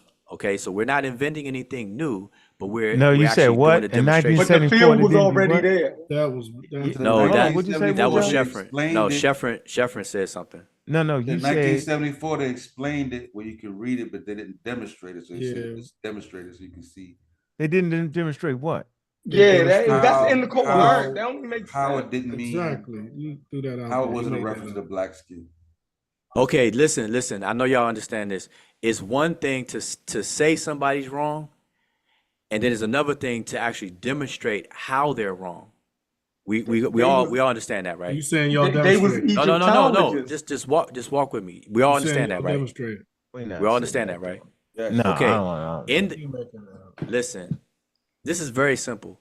In the I was ready to UNESCO, give you a compliment. no, listen. I'm just saying. This is, if I can talk, in the UNESCO summary Yeah. books, right? All the volumes. It says how Diop was wrong, but in those same volumes, it doesn't show. Oh, what? It What was he doesn't wrong demonstrate. about? What was he wrong about? Stop, bro. What does he Stop. say he was wrong about? He was I mean, wrong you're making about the land being the Sheffrin, name being related Can you to the can you black repeat your skin. statement that I'm actually expounding on? He was What wrong statement did about you it just make? being related to black skin, Chef Smooth. We know you don't agree, but that's what we gonna Yeah, let you done broke his rhythm. No, but His Sheffrin, rhythm ain't broken. repeat your statement. What'd you just Over say? there sleeping.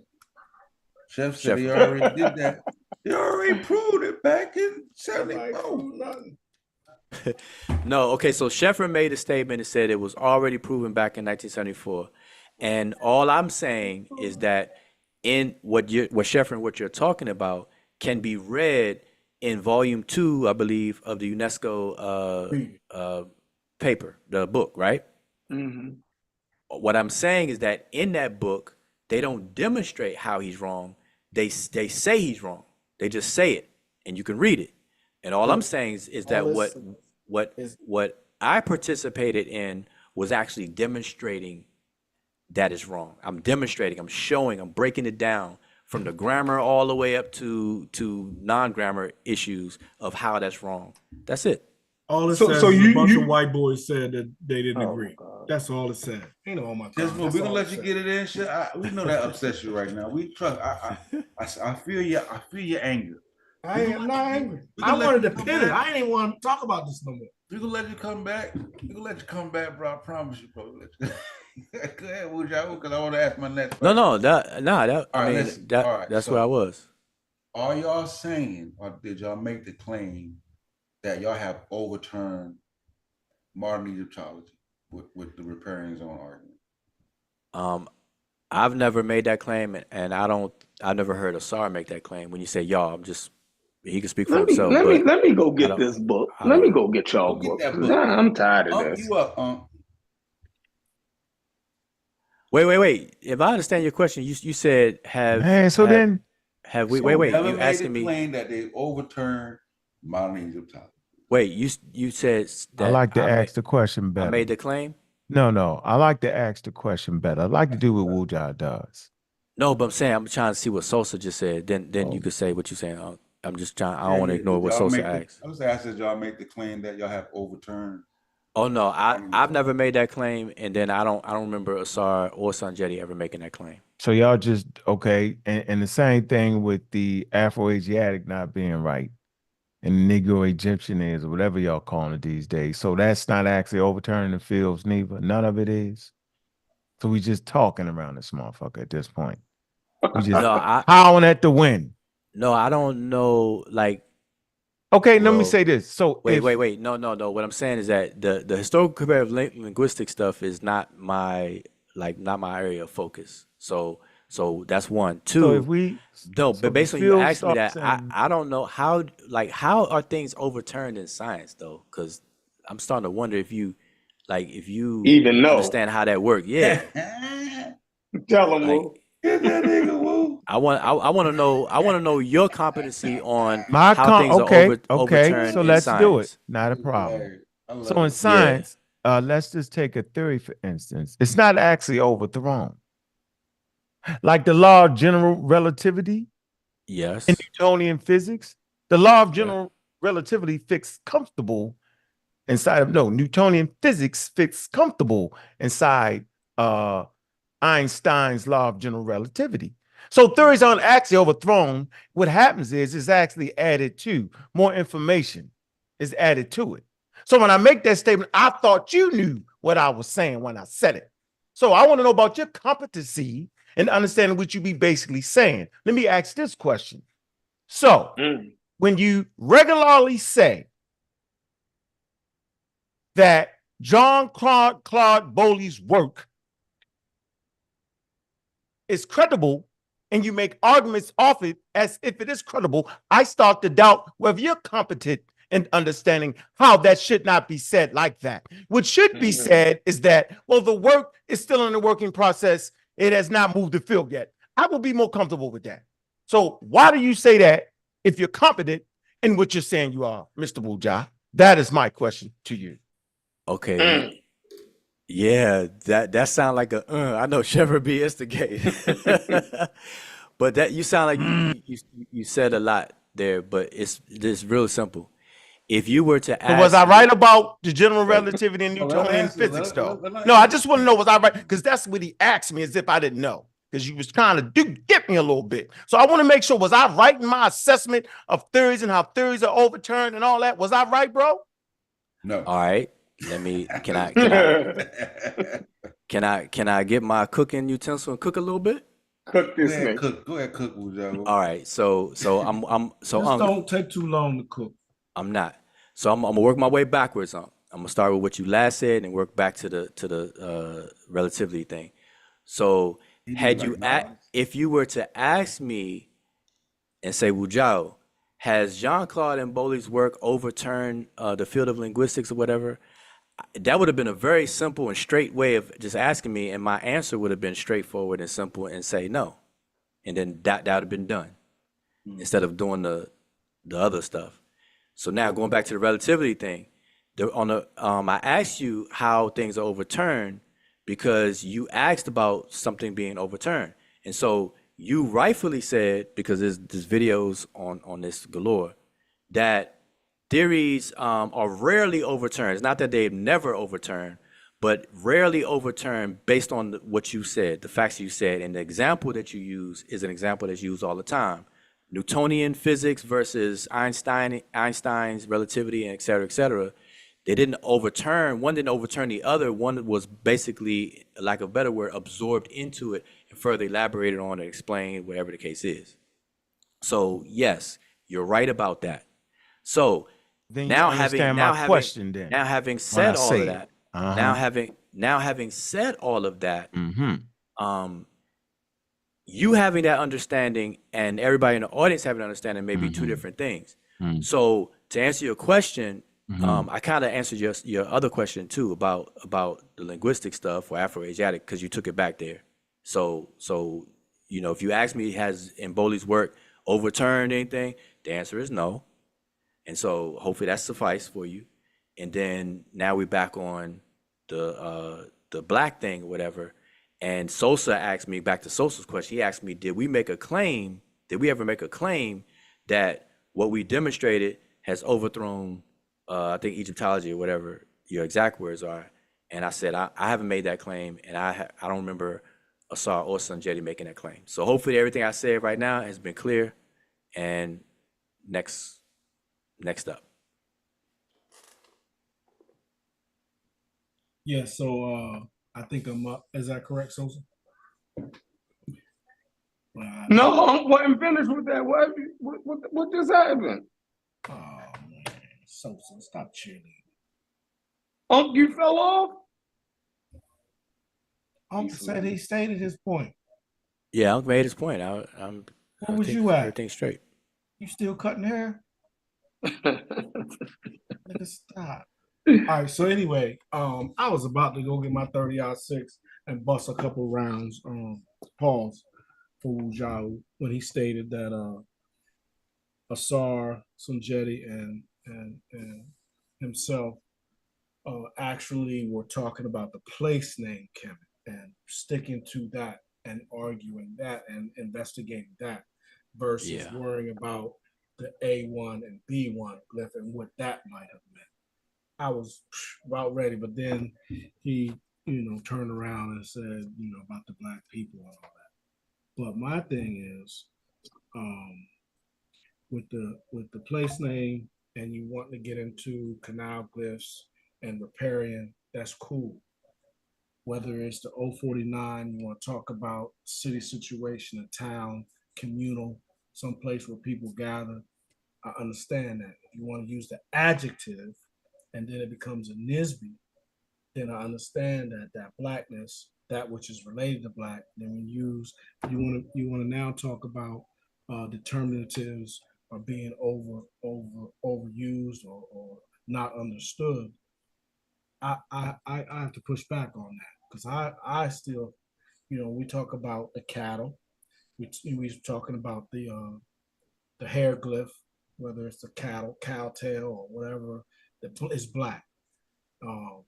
And it refers to, I know you gave your definition and that's probably correct, but I know that it refers to generally skin and hide. Yeah, I could. Hey, well, hold on for a minute. Yeah, I had got a call, yo, that was very important. So, I guess the question is, does John Quad and Bowley work fit comfortably inside of the Afroasiatic model? Does it add to it? Does it bring new information that we can verify and prove and stop saying ain't nobody read the book? We just said that for 10 years now. At a certain point, that has to stop being an excuse. It just has to be. There cannot be the excuse that no experts would read it. Then I would ask, where the hell is the conspiracy at? Like, it has to be a conspiracy that nobody will read it. ChatGPT is making up shit about it, but everything else is credible coming off of ChatGPT. Wikipedia articles talk about, like, it's just, at this point, it's either I'm just losing my mind and I just need to shut the hell up. Because y'all know best. I wouldn't go that. No, I wouldn't go that. I'm gonna go that far. I'm gonna go that far. I want to go that far because we can't then keep. You do it to your own self. Yeah, I'm gonna do it to myself. We can't keep doing that. Okay, so but now are you saying that Mboli's work is adding to the field of linguistics? Is explaining everything that Afroasiatic languages speak, explain, and then add more to it? Is that what you're trying to say? Let me get that straight. So allow me to answer you. Allow me to answer you. So, first, Afroasiatic is but one phylum among the 5 phylums dealing with African languages, and Mboli doesn't. So just let me just say what I'm saying. And Mboli doesn't just focus on Afroasiatic. All right. So to answer your earlier question is if everybody can recall what we read from ChatGPT when we were asking about the Greenbergian classifications as they exist today, ChatGPT was saying that people are critiquing it for the lack of rigor and the lack of application of the comparative method, et cetera, et cetera, et cetera. So Jean-Claude Mboli's most certainly does what you're asking about, Unc, is taking the existing typological groupings and applying the rigor that is lacking, that was lacking before, that ChatGPT said, and it's not just ChatGPT, but since it's God around here, I'm gonna say that. So, so it's taking all of that and absorbing it and applying further rigor to it, and whatever comes out in the wash comes out in the wash, and that's what Mboli is displaying in his 2010 work. But it's not a target. He's not targeting Afroasiatic itself. He's targeting the all 5 of the language phyla in, on the continent, not just Afroasiatic. So it goes beyond Afroasiatic. So I don't want people to get the wrong impression that this is about Afroasiatic. We already got the wrong. If you don't bring out your book. So to be certain, to be sure now, ChatGPT is credible when it comes to talking about the strengths and weaknesses of Afroasiatic, but it's boo-boo and crazy when we asked it about Negro Egyptian and John Carl and Bowling. Can't have it both ways, Will. Wait, that's you not asking me fair. a question? Are you asking me a question? That was just a statement. That's the statement. Okay. That's it. That's the statement. I'm done. Now, All right. if I would have put in ChatGPT, that don't mean you did it. That don't mean you did it, have, bro. That don't mean you did it, Patel. Tell them, Wuja. Now, if I would have put it in ChatGPT, I would be talking about nuance. And so I would state that what Wujau, Sanjeti, and Asar are doing is something nuanced. Since Asar is stating that they never pretty much broke down how they came to the conclusion. They didn't do that work on how they came to the conclusion of it being the land. So they are trying to do the work on how it became the toponym of the place name Kemet. Not anything, not any other meanings. Whether Kemet was a small town at one time, a village, whether it grew into, they're not doing anything like that. They're just looking at that particular area. Now, to go over into someone else's theory or hypothesis, then I think that's being disingenuous, or someone else going into their ideology or their study of what they're trying to do. I think that's disingenuous to pit camps against one another. Now, if you want to go into something saying, the people glyph, the A1 and the B1, stating that black is an adjective, that Kem is an adjective, and you go all the way back into the 6th dynasty or the 3rd dynasty, and it was there as an adjective, and then it turned into a nisbe and it became a noun, and it described something that which is, then that's a different story. Or when you talk about the color glyph or the color glyph on the hair glyph, meaning that it's talking about the color of something. When you talk about it referring to a person using that, describing themselves, whether it's a nickname or not, then that's a different argument. And I think that there are valid statements or writings that clearly state the argument of those individuals that are making those arguments. So, Sosa, I think this stems from your original point. When it came to repairing, you brought repairing, and whether we are claiming that we've overthrown Egyptology. I want to speak a little bit more on that real quick. Is that in me saying, I'm going to speak for myself. In me saying that Kemet is better, what I advocate is that the toponym Kemet, and at all times we're talking about the name of the kingdom. The name of the kingdom being Kemet, I am advocating that people should translate that because nothing wrong with people saying the word Kemet, but people want a translation of it. I'm advocating translate it as the riparian country, because what that does, it takes away from people hijacking that and trying to make it about the skin color of people, right, and associating it with black. Can I ask you how you would demonstrate it, being that with like how would you demonstrate it and not have the Kim itself meaning black? I think, you know what I'm saying? Like, how would you do that? What do you mean? And other people can argue. How would you demonstrate? No. I'm just trying to understand what you're asking. Say it again. Like, how would you, like, when you look at it, right? I'm using with my basic understanding. When you look at it, right, and do the etymological breakdown and all of that. Yeah, you go black. Blah blah blah blah blah blah. How would you disregard the black and just say riparian zone?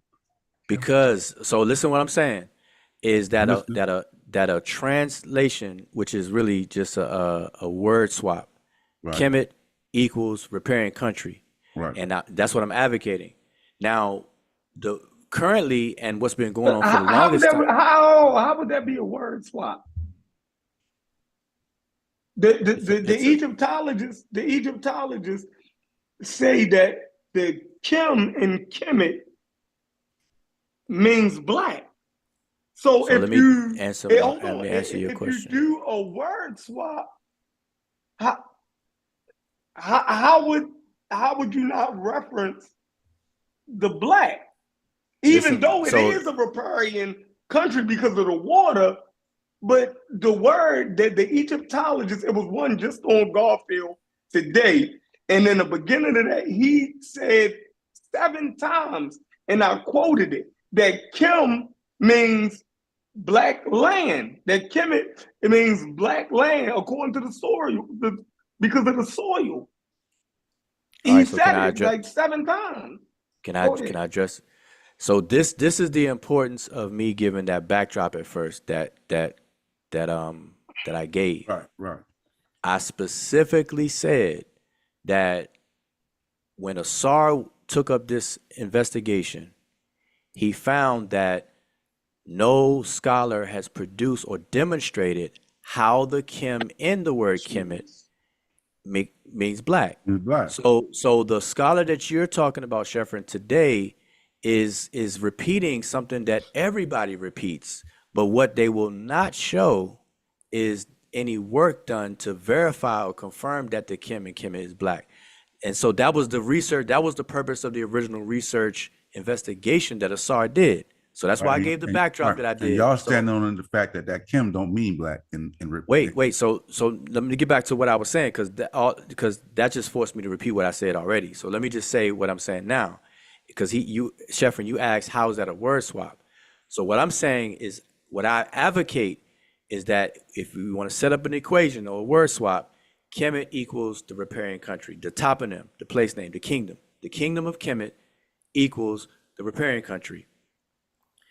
Nobody should have really a problem with that, because even yourself, you said it is a riparian country, but you wanted me to account for Kim meaning black. How old is the riparian glyph? So wait a minute. Yeah, so he can't get past the fact that he's looking at Kim and is supposed, like, either that Kim has to be black or the Kim has to be riparian. That's the mindset. That's the word swap. That's the only way you would word swap it. No, that's not. Listen, I'm gonna tell you what a word swap is.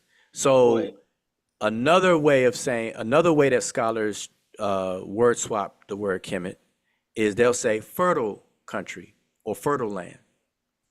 Now, Kemet is a single word. No, that's a meaning swap. That's a meaning swap. That's not a word swap.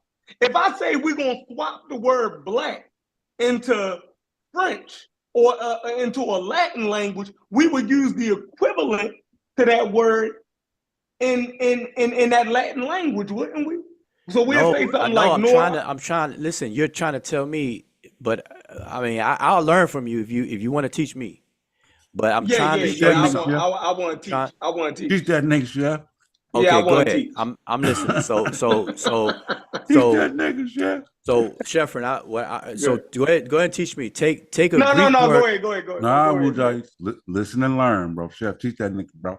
All right, boom. Okay, I'm trying to share. I'm trying to share something with you. You're in the No, middle of because the street. I broke his thought. I broke his thought, and I don't want to do that. Go ahead, Wuja. No, I just want to share something with you. When I say word swap, I'm saying it for a reason. I'm choosing what I'm saying for on purpose. But so there are words in foreign languages that are single words that when they come over into English, you have to use multiple words to make the equation, to make them equivalent. Or the idea. So no, right. the actual word. Like I give you an example. Swahili word nitasema. That's a single word. But in English, it's no longer a single word. We have to say 3 words with that. I will speak. We have to convey an idea. I have spoken. Mm-hmm. No, but I'm saying, but that's the point. When I say word swap, we're not giving a definition. We're simply swapping the equivalents in the target language from the source language. So for Kemet, the source language is Egyptian, and the target language for us is English. So what I'm proposing is that Kemet, which is a source language, single word, it should be brought over into English as the riparian country. That was a horrible analogy. Even though it reads black land. He said that was a horrible analogy. The swap should be riparian zone, even though when you look at it, aesthetically, it says it looks like black land. No. Hold on, Wuja. When they translate Kemet, they translate that in word swap over to Egyptian. We see it, or Egypt. We see it repeatedly. We see it repeatedly. So, come on, yo, you playing? You playing? When they word swap Kemet over to us, they translate that or word swap it over to Egypt. They do am that I right as or am well. I wrong? They do that, yes, you're right, but they also say black land. They also say fertile land. So which one do you want to talk about? Do you want to say riparian? Wait, listen to what I'm saying. I, Wujau, am advocating what should be done. So I don't want you to confuse saying I'm done. I'm done. Okay. Yeah, that's just you. Fine. That's just you. I mean, right. but I'm speaking I can English. Live with that. Wait. This whole time, but you understand? I said that the whole time. I've said this the whole time. Instead of saying fertile land, let's say riparian zone. Yeah, I'm saying instead of saying black land, say riparian country. So it can say everything else besides black land, which the word Kim in Kemet is referring to the word that nobody ever demonstrated. But listen, I am being as clear as I can. I'm giving you the reason why I'm advocating it, though. I said what my advocacy will do.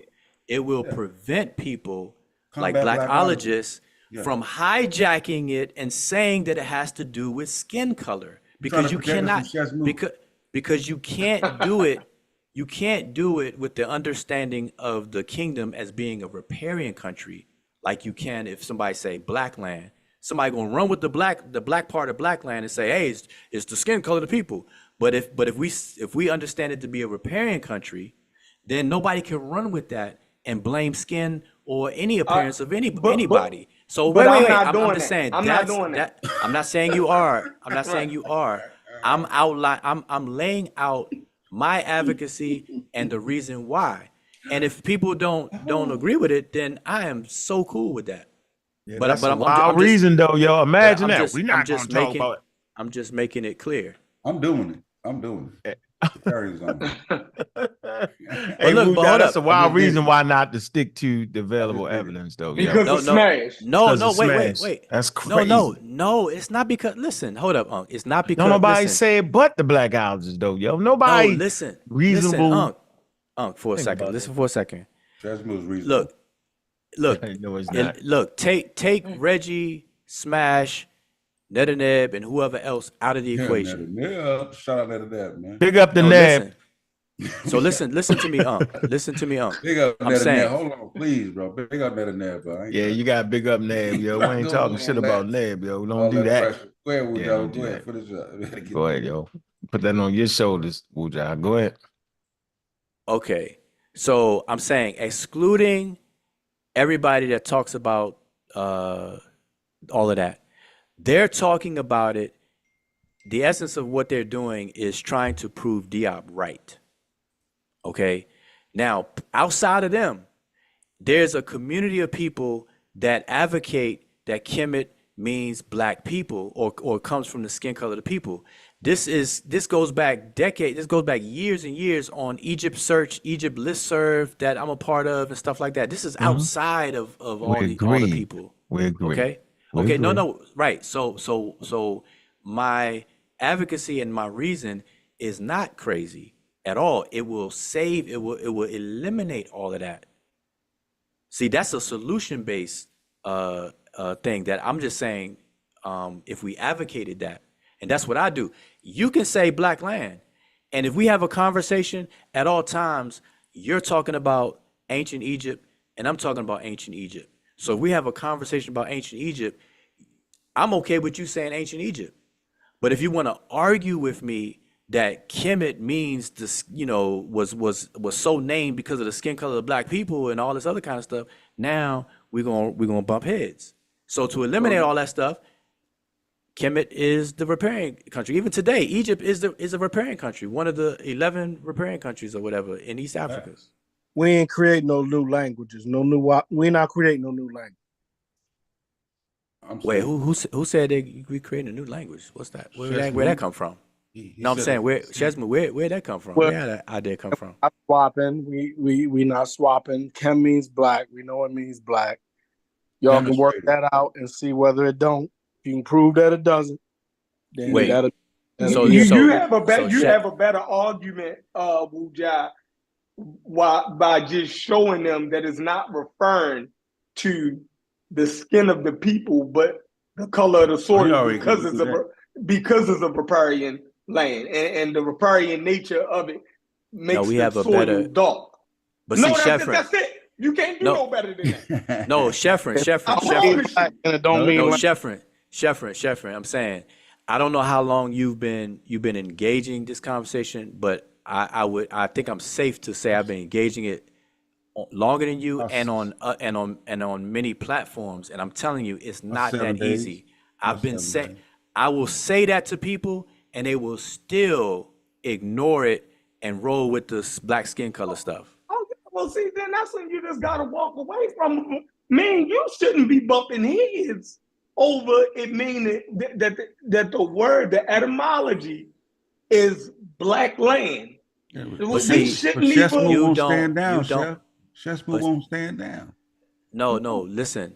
We know it don't mean skin. Shit, Shesmu, speak up, bro. No, nobody ever said it meant skin, but they're saying that the inspiration for the Don't let them kingdom's misrepresent name that information like that in front of you, bro. came from the skin color of the people. That's what they're saying. I don't agree with that premise. Nobody is saying that Kim means skin. Teach, Shesmu. Premise. He don't agree with that premise.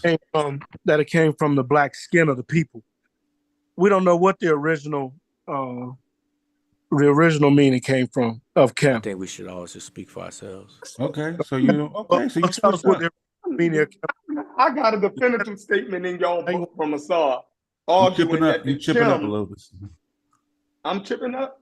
No, that was Shesmu. Shesmu chipping up a little bit. Oh, no. So I got a definitive statement from Asar in y'all book where he's claiming that the Kim and Kemet don't refer to black. Like, so, or something black. Like, when I done looked in every dictionary from the Vigus to he's there. He said they just repeating current stanzas. They never demonstrated. One scholar just repeating the other one without doing the work. This is the difference. I don't know how many, like Sheffrin, you spoke about how to say something simple. I don't know how more simple to say this. You can say that the research question was, what is the etymology of the kingdom's, the place name Kemet? That was the question. And then in trying to find the answer to that, it was discovered that scholars never showed why did they come up with the Kim and Kemet meaning black and not any other chems in the language, because there's more than the word chem. That's the color. Is other chems in the language that, and some of them actually would fit in the etymological meaning of the place name. It might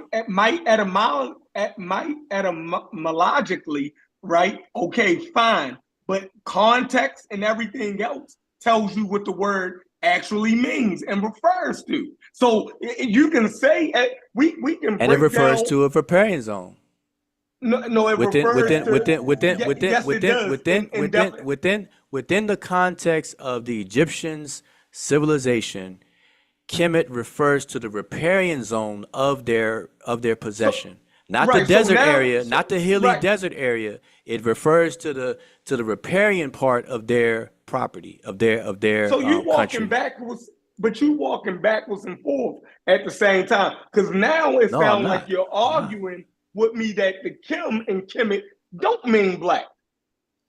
No, I'm just pointing out that. No, listen. No, I'm not. Listen, it's not, because Sosa. I'm actually responding to Sosa saying something to you.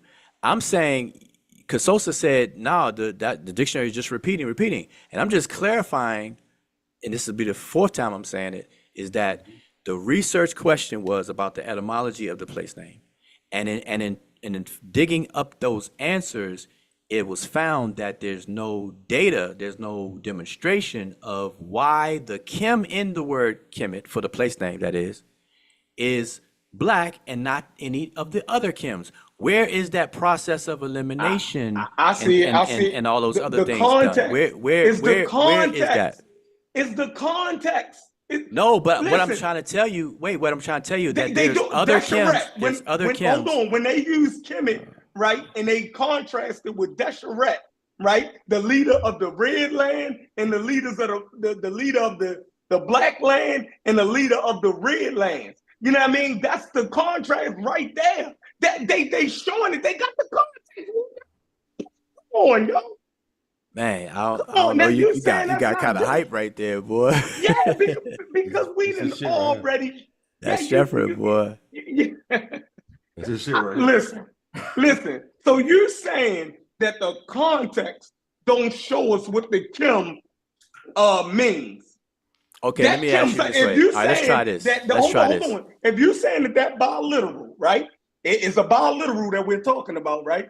If you're saying that biliteral, the KM, that goddamn either is a crocodile, piece of crocodile skin or something, or a piece of charred wood, right? That KM, right? There is a biliteral, two letters. I mean, it makes that sound. Kim. That forms the word that they refer to as black, but it can form other words because it's just two consonants. I totally agree. But when using that, when you put it in sentences and they read it in context, they can tell what that can is, whether it's meaning completion or whether it's meaning black or a goddamn a jar. You dig what I'm saying? So when they say the leaders of the red land or the leaders of the black land, that Kim, they can see that biliteral, right, is referring to something black or land because of the context that is contrasting it between the red, right, and the black. So they know the context. And that same word can be translated, they translate it as Egypt. How am I messing that up? How you saying they not demonstrating it? That's the demonstration. Just demonstrated it. Nah, you didn't demonstrate anything. Yes, I did. Okay. All right, well, I'm saying if your mind's made up that you demonstrated, I'm not going to argue with you. That's just inference. No, I mean, I'm just not going to argue with you, though, because you're saying that's just inference. Because you and I had the same conversation like a year and a half ago. so your mind's made up. Here's what it'd be better. You don't know your mind made up. Here's would be a better idea. Here's would be a better idea. Listen. This would make it more clear. But here's the thing, Sheffrin, I don't think you realize like whether we agree or disagree, and if so, what exactly it is. So I'm patiently waiting. I'm trying to wait so that I can explain something. Listen, we agree though. I got you on record saying it means black. Give an example of what a demonstration will look like. If someone was demonstrating something, like what would that look like?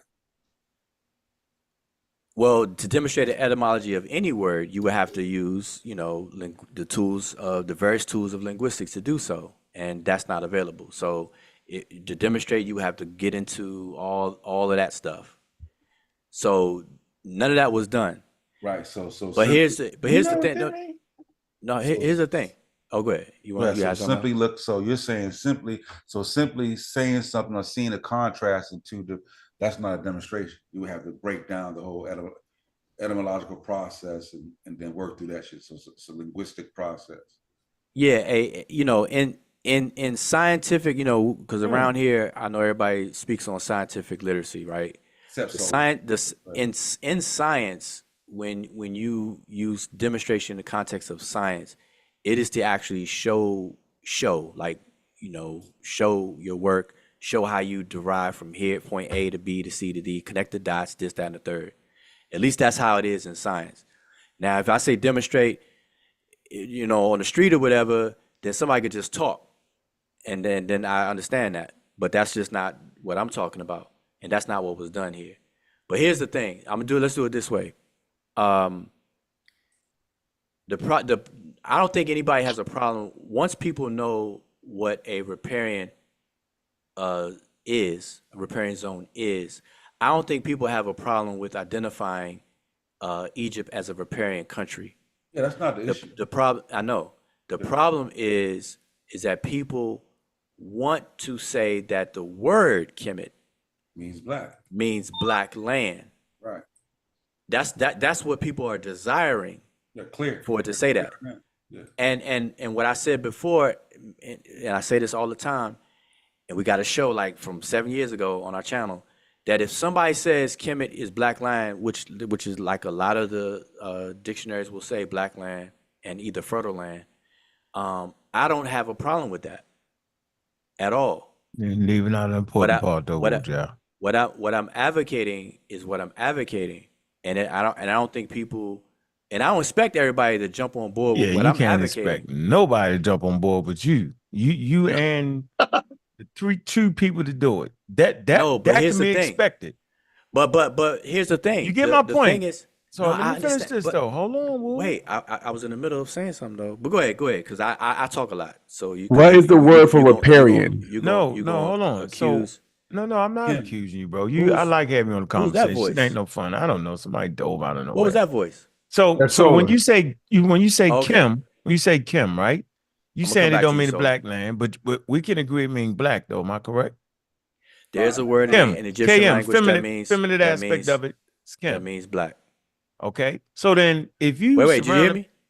Yeah. So I'm saying no, you didn't. You didn't hear him. You didn't hear him. All right. What did he say? You was what talking. did he say? All right. Go ahead. What'd you say? Go ahead, Woo. The KM. Go ahead. All I said, I said yes. There's a word for black, Kim, in the language. So KM means black. Can we say that? Not all the time.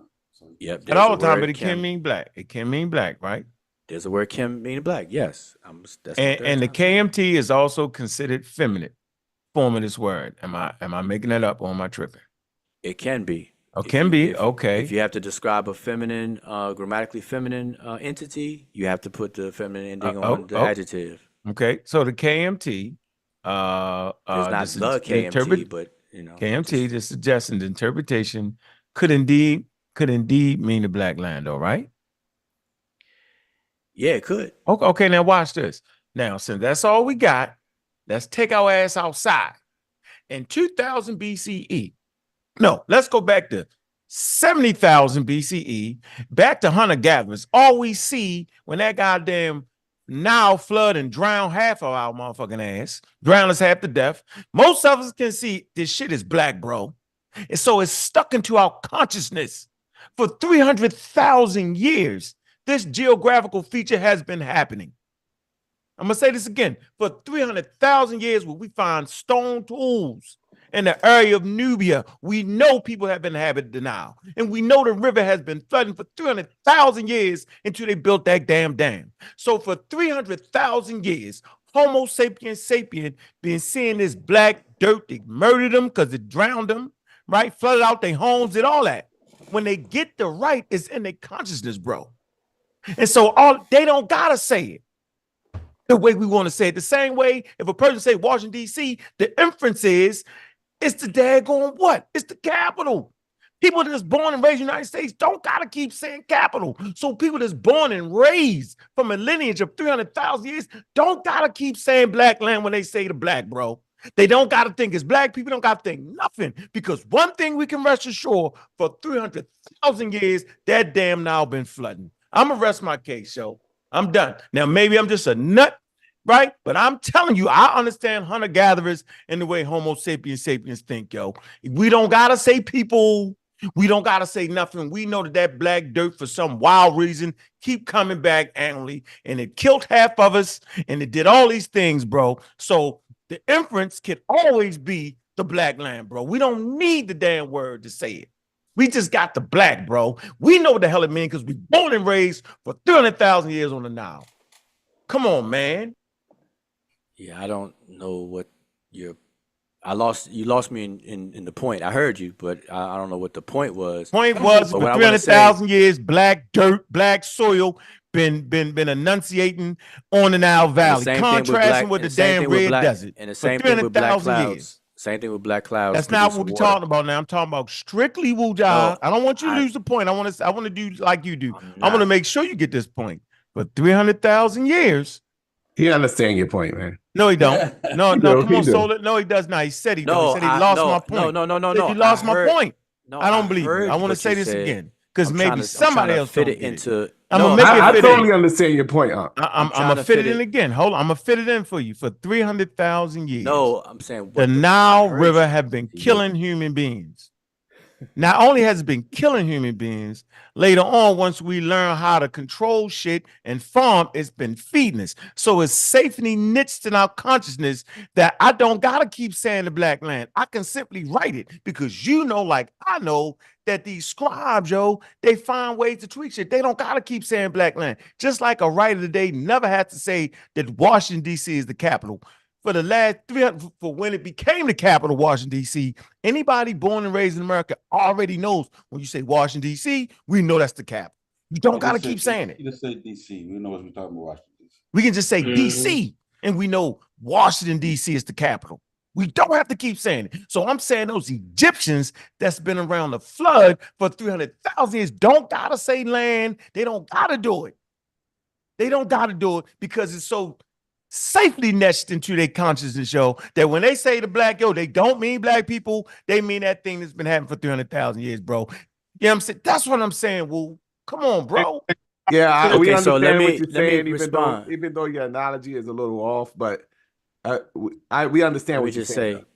So, this is my second time saying, I heard you.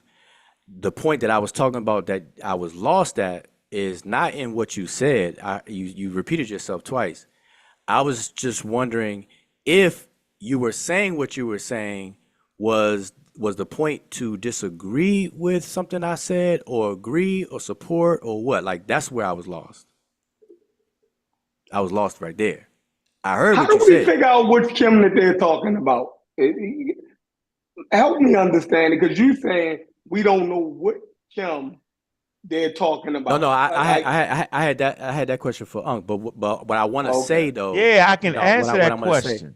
I could definitely answer that question for you, Woo. I can definitely answer that. Are you in a disagreement with me? That's what I want to know. No, I'm saying no. I talked about KM meaning black.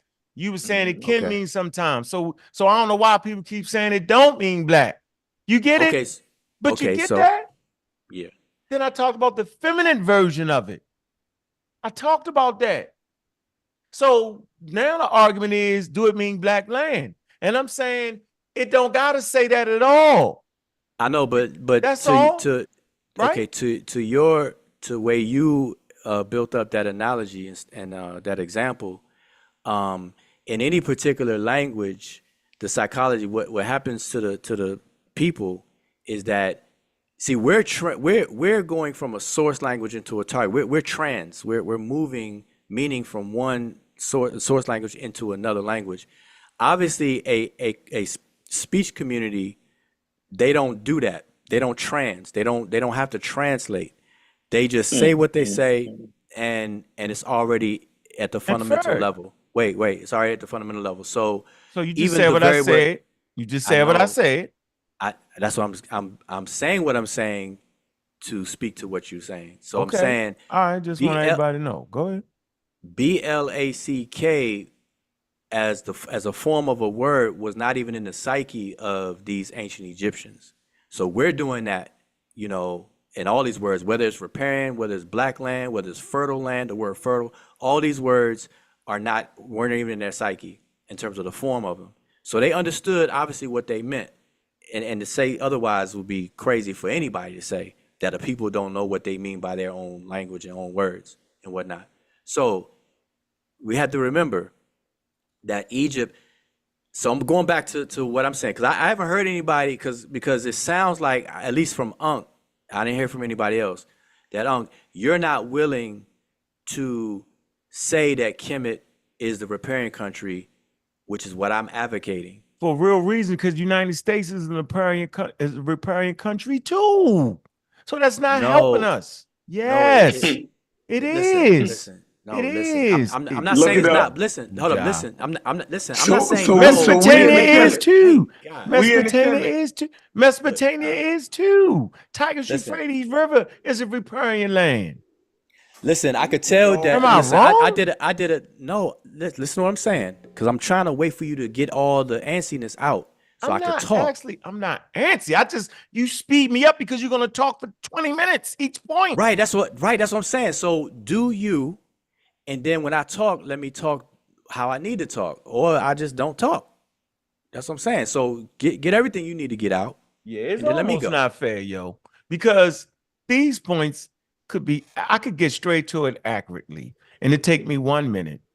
No, you made a statement. I'm saying you made a statement. It didn't take me. Yeah, and you made a statement. You made a statement that it won't help, and you won't allow me to say how it will help because your mind is made up. Because you brought up Euphrates. My mind is made up. Where am I? You brought. No, wait. No. My mind is not made up. It is what it is, though, yo.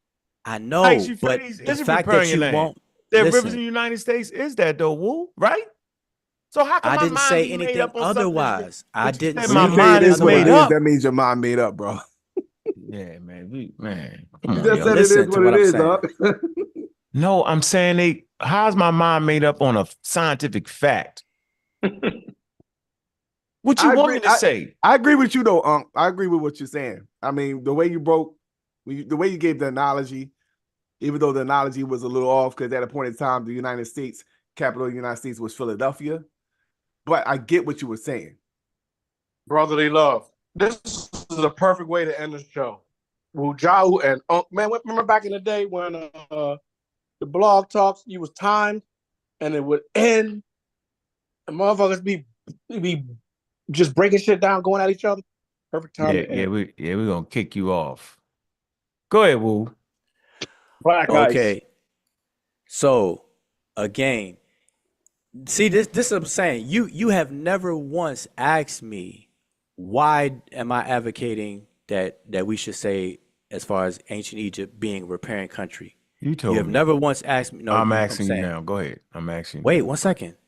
I'm trying. Let me say what I'm saying, if y'all don't mind. I'm saying instead of asking me that, you're going on and saying it's not helpful. You're bringing up the fact that the United States is considered a riparian country, which is not, has some little kinks in there. Then you brought up the Tigris Euphrates and all this other kind of stuff. Mind you, never asking me why am I advocating, whatever the case is. So that's what I'm saying. You bringing up other stuff to not ask me that. You can ask me that now, but it's like after the fact. So. And now, watch, if I explain myself, I'm going to be accused of talking long. Oh, you take too long. So here's the thing. They didn't have to ask you that because you already explained why you said you wanted to. Yeah, I thought it because it stopped people from calling it black skin. Yo, now you got something. That's what he said. That's what he said. See, now you've confused me, but go ahead, Woo. No, in relationship to, Egypt today is considered a riparian country. And it's not the only riparian country or consider a country that's considered a riparian country in the world. Based on that, there's no uniqueness about Egypt. And one of your points is implying that me saying it's a riparian country doesn't help because there's other riparian countries. Am I right or wrong? Yep. So far, until you do throw a No. monkey wrench in it. Let's walk it. So I you had to said I'm change right. it. You Yeah, said I'm you're right. right. So far. Okay, I So know. far. I And gotta I say that, said Woo, because things you'll for so throw far. something in it. So far, based off what you're saying, yeah, until you say something to make me change it. But go ahead. I paused from what I said, and I'm right so far. Yes. And see, you had to interject so far, but you didn't have to though, because I everybody got heard it. what I said. Yeah, but No, I you got actually don't have ejected. to. Okay, I Oh, got what you. you go ahead. All right. So what I'm not claiming that saying Egypt is a riparian country is unique in the world. I'm never making that claim. I'm not implying that it's unique. It's the only riparian country in the world. But it's important to the culture of ancient Egypt that it is a riparian country, because the ancient Egyptians lived in the riparian zone of that country, and pretty much only in the riparian zone of that country.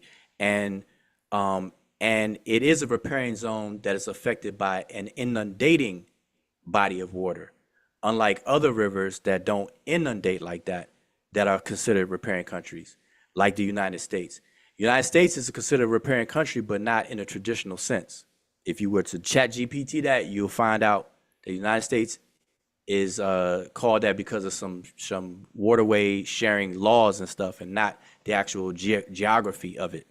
So the thing about the ancient Egyptians, the reason why it will help is because ancient Egypt, prior to it being even called Kemet in terms of the kingdom was not called Kemet until the 11th dynasty. Prior to that, it was called Tawi. In the Egyptians' mind, they saw their possession, the king's possession, and all the territories the king owned as two distinct entities that were united as one, but at the same time always being two. Not that the unification did away with the two things, it was that the two things were united in an abstract way. So this two uniting things breaks out into pairs. One pair is a riparian zone versus a non-riparian zone. That's where you get Kemet versus Desheret. Then another pair is a flatland, which we call the delta today, and then a narrow valley or a narrow strip of a depression, which we call the valley. So you got the delta and the valley. So that was another pair that they saw. So for us to say Kemet is a riparian country or riparian zone, we're saying it true to what the ancient Egyptians meant by using Kemet, because they distinguish Kemet from Desheret, but yet the entire country, which include Desheret and Kemet, was called Kemet after the 11th dynasty. So in saying that, it encompasses all of the above without any problems, and also it eliminates the whole black skin issue. I'm not advocating this only for the black skin issue. I'm advocating this because this is the overall best solution, and it's true to the culture of the ancient Egyptians. And I did a whole video on it. So what I'm saying this to y'all now in a summary way so that y'all can understand why I say that. So does anybody disagree with what I said? Yeah, the problem you is the host. you can Hey, you the host. Why you make me the host? Let somebody in? Knocking them as moving around. Oh, okay. Yeah, so yeah, we understand it though, Woo, but the scholars understand it too. Have you read the work Ancient Egyptian Society? No, but my Challenging question to you, assumptions? wait, Yeah, my no, question to you is, let do me. you disagree? Now, I just want to answer first, then you can build. I'm saying, do you disagree with anything I just said? Yeah, Okay, what? Let's I pinpoint disagree that. with the fact that you're trying to distinguish You're trying to say that it wasn't the whole country that was the Kemet. Am I correct? Is that kind of what you were saying, alluding to, basically? Prior to 11th dynasty, that's absolute facts. Right, but that's why I was making the point. Are you familiar with the work Ancient Egyptian Society? Challenging assumptions, exploring the approaches. Okay, I'm not sure if you're familiar with that work, but it does just what you're talking about. It talks about the Kem and how the Kem ain't the whole damn thing. It's just the black lands, the areas, you know what I'm saying, that occupy where that soil overrun as opposed to the desert. And it gives you stories and it actually talks about that. So if the whole country wasn't the Kem, so you had people that lived inside the Kem and people lived outside of the daggone Kem. It explores that. You should probably read those chapters right there. It's pretty good. So Egyptology, the field is actually moving in that direction. Woo, where they're not saying it's applied to the whole country. Okay, one, I am familiar with that, but in everything you just said, you agree with me. Except for calling the riparian, though. No. Wait. I know, but I'm saying I agree with you, but I'm saying you just invoked a source that you're saying is saying the same thing I'm saying. But the difference is wait. The difference is you cut me. riparian. No, all right, go ahead. No, the difference is that you said the reason for y'all doing that is to do that, and I'm saying no, they already doing that. That's what I'm saying. No, it's not actually you doing it. The field is already doing that. What I'm not claiming saying, you're doing. No, I'm saying no. What you're claiming you're doing is as far as making a distinction between the country and the area and what it is. You said that, right? Okay. And I'm saying the field is already doing that. They're making distinctions now. The same thing you're saying.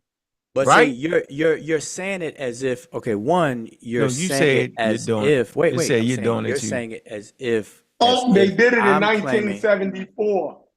No, they didn't do it in 1974. But they listen, did it in 1984, and we read it 100 times. Okay, I don't know. I think you're speaking about something different. But let me just make this point with What I'm saying is that they told everything you're saying, black skin. Everything, I'm not even talking about that anymore. But everything you just said is implying, you didn't explicitly say this, but you're implying as if I'm making the claim that I am pioneering a new idea to say what I'm saying.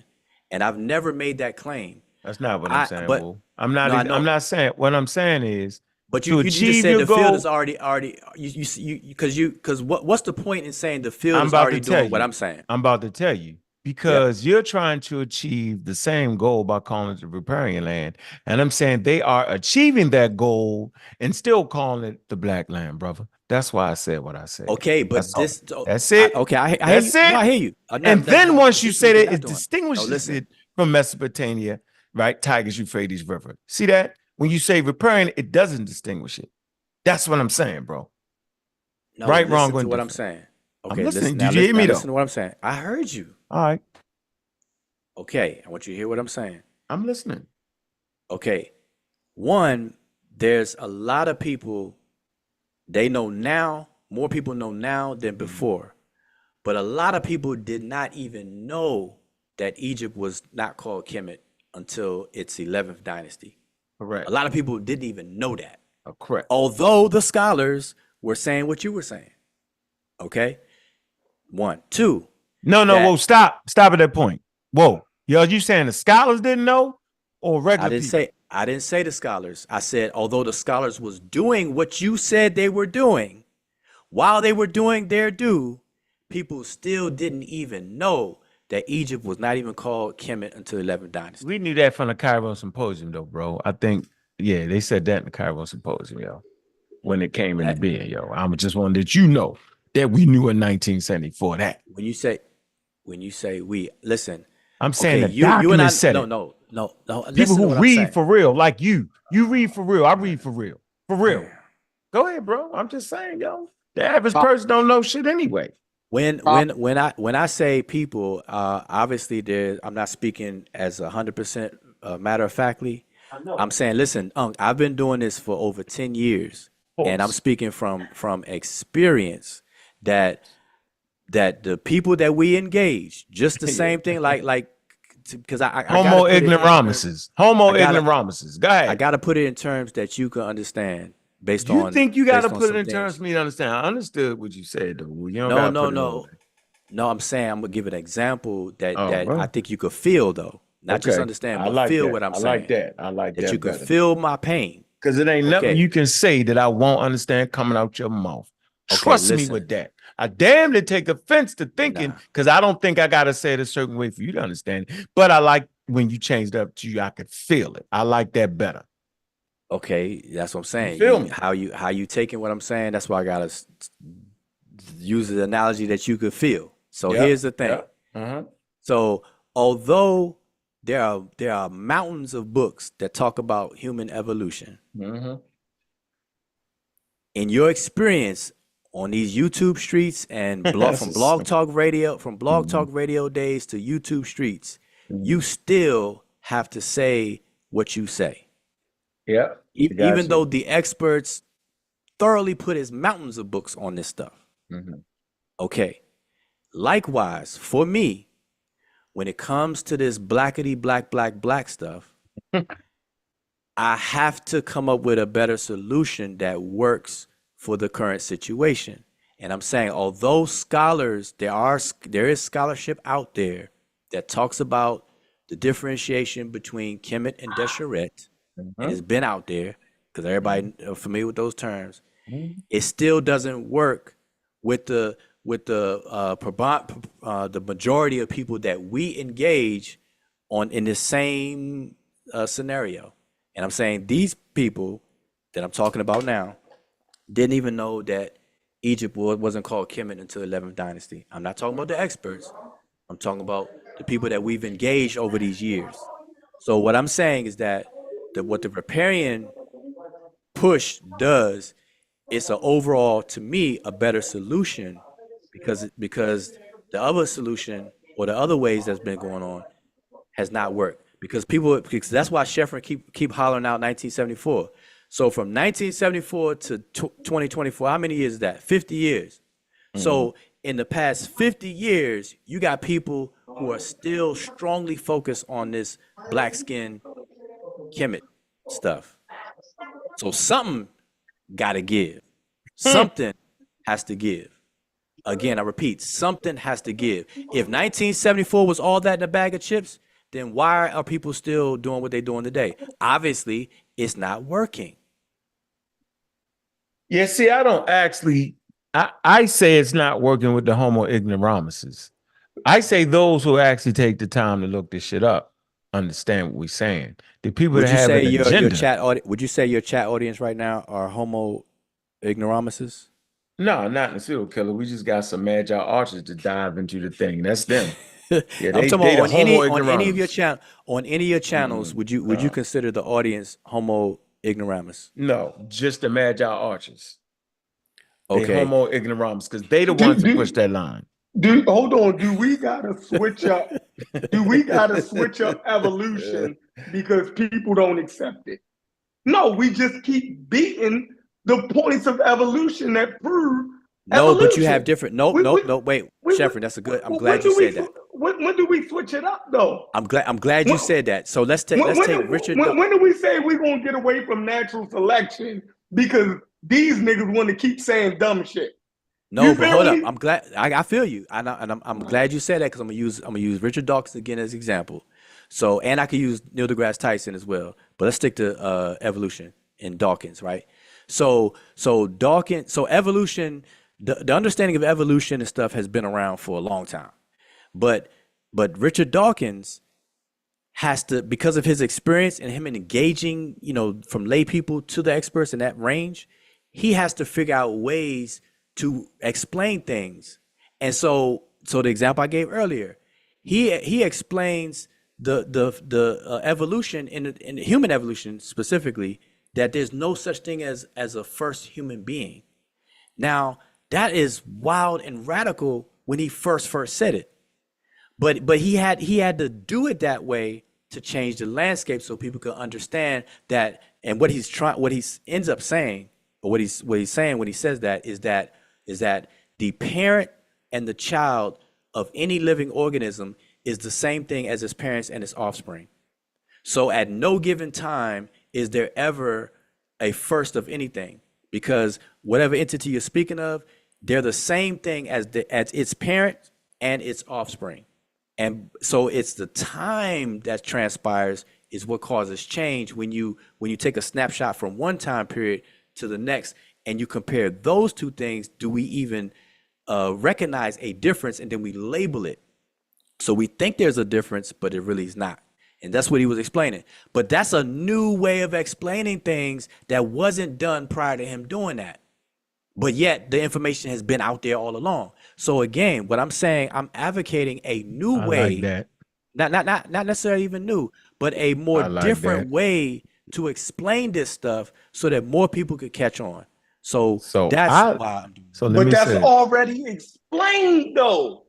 Nah, you would say the same thing about Richard Dawkins, and it wasn't. No. The only thing you did was I can't give no better example than I just did. So I'm sorry. And so you just exhausted yourself, and that's fine, because the point is that when they say it's the black land or the black soil, they explain why is that.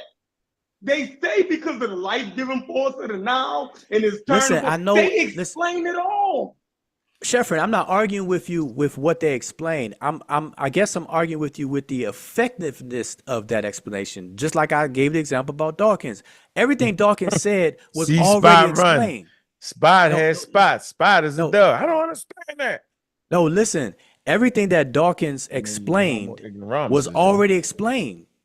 So I know, but people who don't want to accept, who don't want to accept evolution always don't accept it for reasons like what they call it when the people believe in the Bible, creationism. Creationism. Right. So the people he goes toe to toe with that too.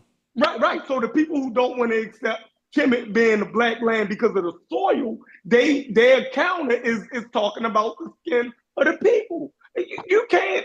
It doesn't matter if we don't throw away evolution or try to explain it another way because they just want to believe in creationism. No, but this is the difference. The same way that Reggie and them want to believe is talking about skin. I know, but see, I'm a Dawkins call them history deniers.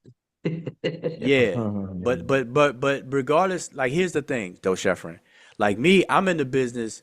Like I have an interest in convincing or sharing or teaching and stuff like that. So like Dawkins, he has a passion for whatever he does, and so he's trying to figure out a way, or he has figured out a different way to explain something that's already been out there and explained, but he's doing it in a different way. I'm no different in terms of that similarity. So all I'm saying is that I feel, and it's me, and I'm saying I don't expect everybody to jump on board, at least right away, that for people to understand Kemet as a riparian country, specifically a riparian zone, because everything about ancient Egypt, the people, where they lived at and where they interacted with, was within the confines of the riparian zone part of their kingdom. They did not do all the stuff they did out there in the desert. I'm not saying nobody live in the desert, but everybody. So I don't think I'm speaking English then, yo. Like for some reason, when you look up the word, they explain it.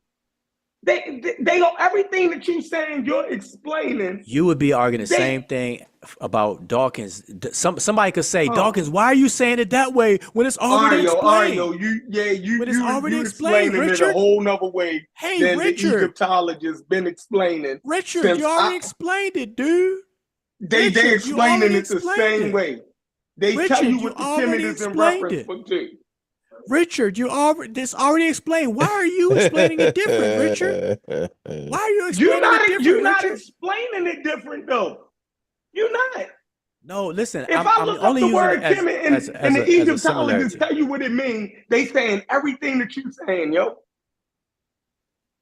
Say it again. When the Egyptologists explain Kemet, they explain everything that you are saying. That's how we know how to argue against Reggie and them. Because the Egyptologists and them already told us. But see, this is not an argument. Wait. That you said. Sheffrin, I'm not arguing with you as if nobody explains this stuff. Get that in your head. I am just advocating a different way to making it more characterize confusing. it. Characterize it. No, to you, and that's fine. Listen. You making it more confusing. No, Sheffrin. They already me. did a good job. I read it. It's clearly understandable. No, but Sheffrin, here's the thing. You can speak easily for your, digestible. Listen, Sheffrin, you have agency over your own understanding. If the way I explain this confuses you and the way that you're familiar with doesn't, then go with what you're familiar with. So let me say this. Let me jump in. That's my advice to you. Is that okay with you? Yeah, that's fine. Let me say this. There you go. I just enjoy the fact that you're saying it the way you're saying it now. That's different from how it was put forth a couple years ago. And I doubt very seriously if Asar would say the same thing that you're saying. No, I like the way you explain it. I have a 6-year-old video that says exactly what I'm saying to well, y'all you know right what? now. You could be right. We I know I'm right. deaf. We was tone deaf. No, I'm saying I could show. So y'all don't have an argument. So no, they don't. They saying they. So hold on. So they don't got it. Y'all don't have an argument against the black man that the Kim in Kemet doesn't reference black. Are y'all saying that now? Oh, here's a rub on the road. You almost had me, Will. Based off how you answer this, you go ahead, Will. Go ahead. Okay, it's unfortunate that I had that my backdrop that I gave y'all earlier was not paid attention to. I definitely said that. I'm going to y'all book. Asar, go into the book. I got in the introduction to the essay book and Asar's actual book that he the book he published in last year. In that introduction, he elaborates and said the same thing. So I'm just gonna repeat part of it. That Asar had a research question long time ago about this whole Kemet and the whole nine. Asar discovered that there's no data showing how the experts come up. That's the only ridiculous statement, yo. That's constantly being made, though, yo. That's ridiculous, yo. Because you said it enough now. Now I want to challenge you, yo. What's the conspiracy not to do it, yo? Why would they just let that off like that? It doesn't. Do you get my point? No. Do you get my point, though? Yeah, it does matter. Think about it. Hold on. No, you got damn near 200 years in Egyptology, yo. It doesn't matter. Why would they let that slide? No, and the great Asar-hotep, right, decided to dig in. He went into some old crates and blew off some dust. Ain't nobody did this but me. Why would they just let that go? Do you think, based off what Sheffrin say, that what they did was enough? Based off of archaeology, based off of soil samples, based off that 300,000 years, that they wouldn't need to do no more? Do you know what an expert told me, Wu Jia? Expert told me. I said, so there's no direct evidence. He was like, says who? She said, I think this is direct evidence. She beat me up, dog. I literally got beat up trying to pull that one off like that, yo. So I don't know, Wu Jia, about that's wild to me that in 200 years, that Asar's the only one that decided to do that, yo. That you know how you might have built another track that was already built, and you holler screaming saying, ain't nobody built that track, man, don't build that track. But they really did build the track. Let's just keep it simple. I'm keeping it simple. Okay. I thought that was simple. Do this for me. Just show me where the work that's being talked about. But I don't think they. No, I don't think they need what you need, though. I'm saying for me. It's the same argument for the afroasiatic, yo. No, listen. Y'all making the same argument. Yeah, I don't think they need that, though. Me. Let me see. I got you. Listen. Hold on. I got you. I'm gonna pull up the video evidence. I'm just do video evidence. No. I'm not talking about somebody saying something. I'm talking about I'm gonna put No, I'm saying that. Wait, I just want to be clear on what I'm requesting. We actually put biologists on, yo, that says show- who's saying ain't no direct evidence. And they talk about, yeah, so No, it's almost like y'all got a whole nother Egyptian, y'all got a whole nother field, bro. Listen to what I'm in the saying. field Though, of Egyptologists, yo, they get, hold on, let me that's just how say. y'all do it. I get it, Yo, man. that's this not how we do it, Woo. This is how you do it. No, I'm asking you something specific, and you won't even let me. And I'm trying to I don't know why you won't let me. Go ahead, man. You asked the same question. Where is the work? And I'm saying, no, to I'm them, asking you. I don't. But that's not what I'm asking you. I'm not asking you to them. I'm asking you. You can't keep to no matter who you spoke to, no matter who you read, just pass that actual work on to me. Yeah, and they think I'm fucking retarded. Is what I'm trying to tell you. Like, what the fuck is this nigga saying? They damn near want to say, what the hell is this dumbass nigga saying? That's what they really want to say. They were like, dog, do you not see the black dirt right there? Do you not see the black dirt right there, yo? Do you not see this? What do you mean? What more would you need? Okay. That's how they basically come, yo. That's what I'm trying to tell you, Woo. Like to keep saying that is what, yo, nobody thinks that's even a you don't have to repeat that. I heard nobody actually thinks that that's a credible question, yo. Out of all the Egyptologists I talked to, they was like, huh? Okay, I got you. So is everything you're saying? Point, though? Yes. So let me say why, this. So I got a question for you. Like the Greenberg don't got a thing in linguistics, but listen, the nigga actually did have work based off yourself. of that, based off anthropology. It's that type of situation. Well, you get it? You don't have to repeat yourself because I definitely got what you're saying. So you get the two inferences there. Yeah. All I want to know is did anybody provide you from your people that you spoke to or read?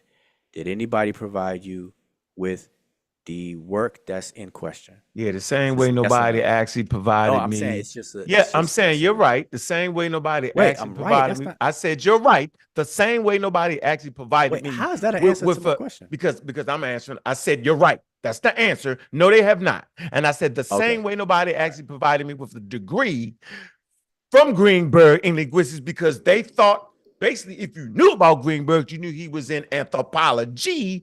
And in anthropology, they give you tools in linguistics to do that. That's what I'm saying, Wuja. I don't know how clear I can be. So they look at you like, why you keep asking for a degree from Greenberg when he's in the field of anthropology and you get training in linguistics? What silliness is that? That's the point I'm making, bro. I got you. Do you get that? I got you. I got you. And so that's how they taking me with the whole black. I done ask them all the time. They're like, what? Huh? Okay, but so I don't think it's fair to exploit that like that though, because you make it like it's a point. The same way it was a point when, come on, yo, I ain't trying to get loud. Let me calm down. Listen, bro. Yeah, I don't get it. Yeah, let me chill. It never was a point. I want to make this clear. This is what I'm trying to say.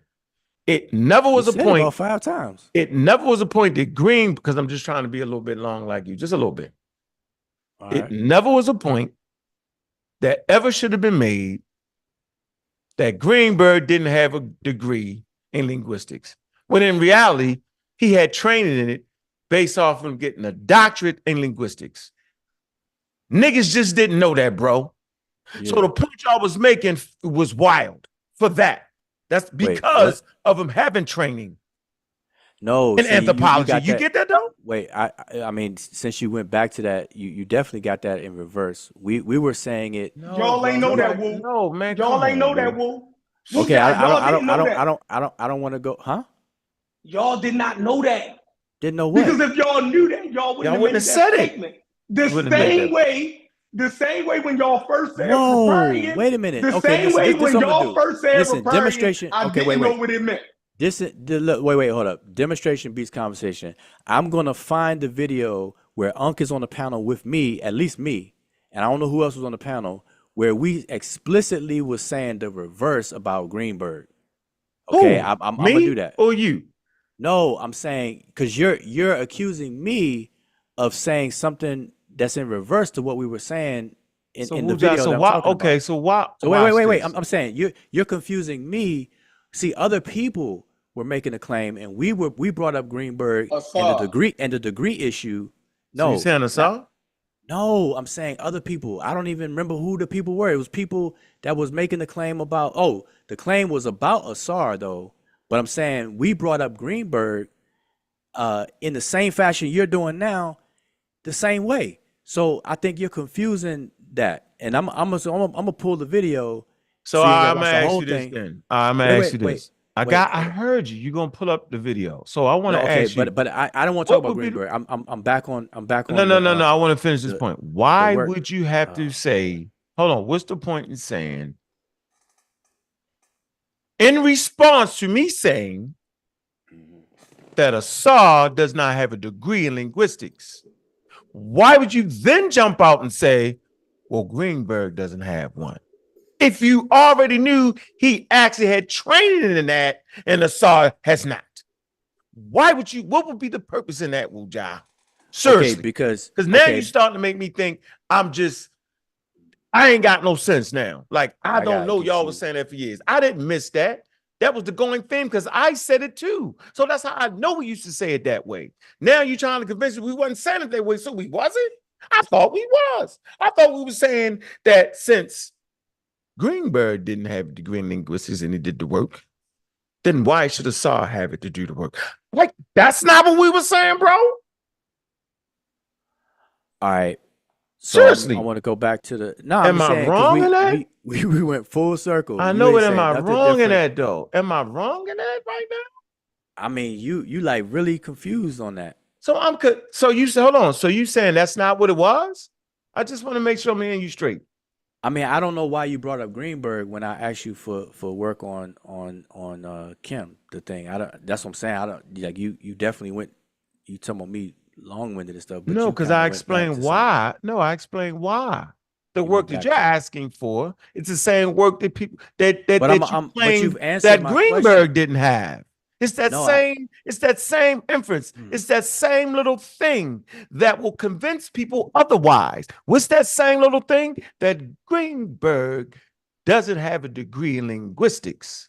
No, it doesn't matter if and Assad doesn't even, so they both could do the work. All right, let me address that one more time. No. You should address the go find that work. And I'm saying, well, to go find that work, they already got that work. Y'all just not accepting that work, bro. Yes, you can. But stay right there though. If you allow me to talk, you'll see where I'm gonna stay and see where I'm gonna go. Yeah, man. All right. So now, on the Greenberg issue, it doesn't matter if Greenberg has a degree or not in linguistics.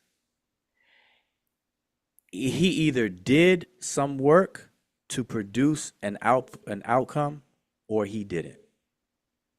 That's it. If he didn't, he didn't. If he did, he did.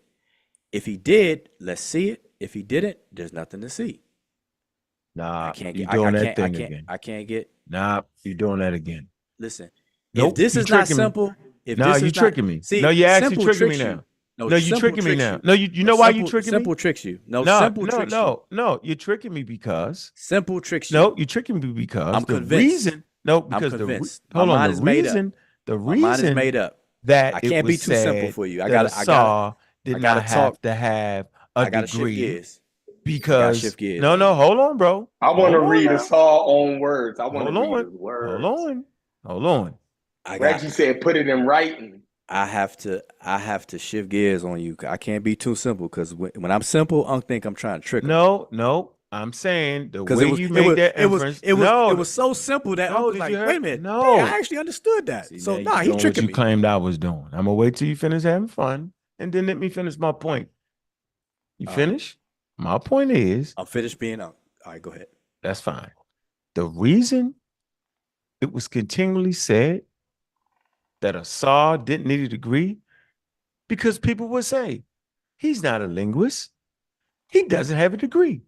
The response to that would be, well, wait a minute. The guy that started the field or the guy that started the afroasiatic doesn't have a degree. Now you're sitting up here trying to convince me otherwise, Wujah. You're actually trying to convince me that that's not why they said that. I swear I'm not. So hold on. All right. So directly speaking, is that why we said that, Wujah? Is that why you said that? Is that why Assad said that? Is that why, bro? Hold on. Just answer the question, yo. Is that the reason why y'all said that? To verify that Assad doesn't have a degree. So why would he need a degree? Because can answer Greenberg doesn't have a degree. Is that why they said that, yo? Is that why you said that, bro?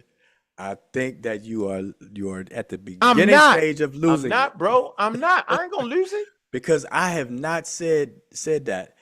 This is the whole thing. No. Are you agreeing with what I just said? It was implied. He's saying it was implied. I'm saying that's why we brought it up years ago. And I said this earlier. So wait, I said this earlier. Wait, no. So, Chef, let me talk to you, Chef. Let me finish. No. Wait. No. You I need to talk to Chef. No, I just need to talk to Chef for a minute.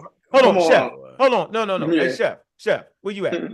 Chef. Right here. So then, if it's implied that he doesn't need a degree to do linguistics, right? If it's implied, because Greenberg doesn't have a degree to do linguistics, then that would be a damn lie. Because in actuality, Greenberg has actual training in linguistics because he has a doctorate in anthropology. And I know everybody hear what I'm saying.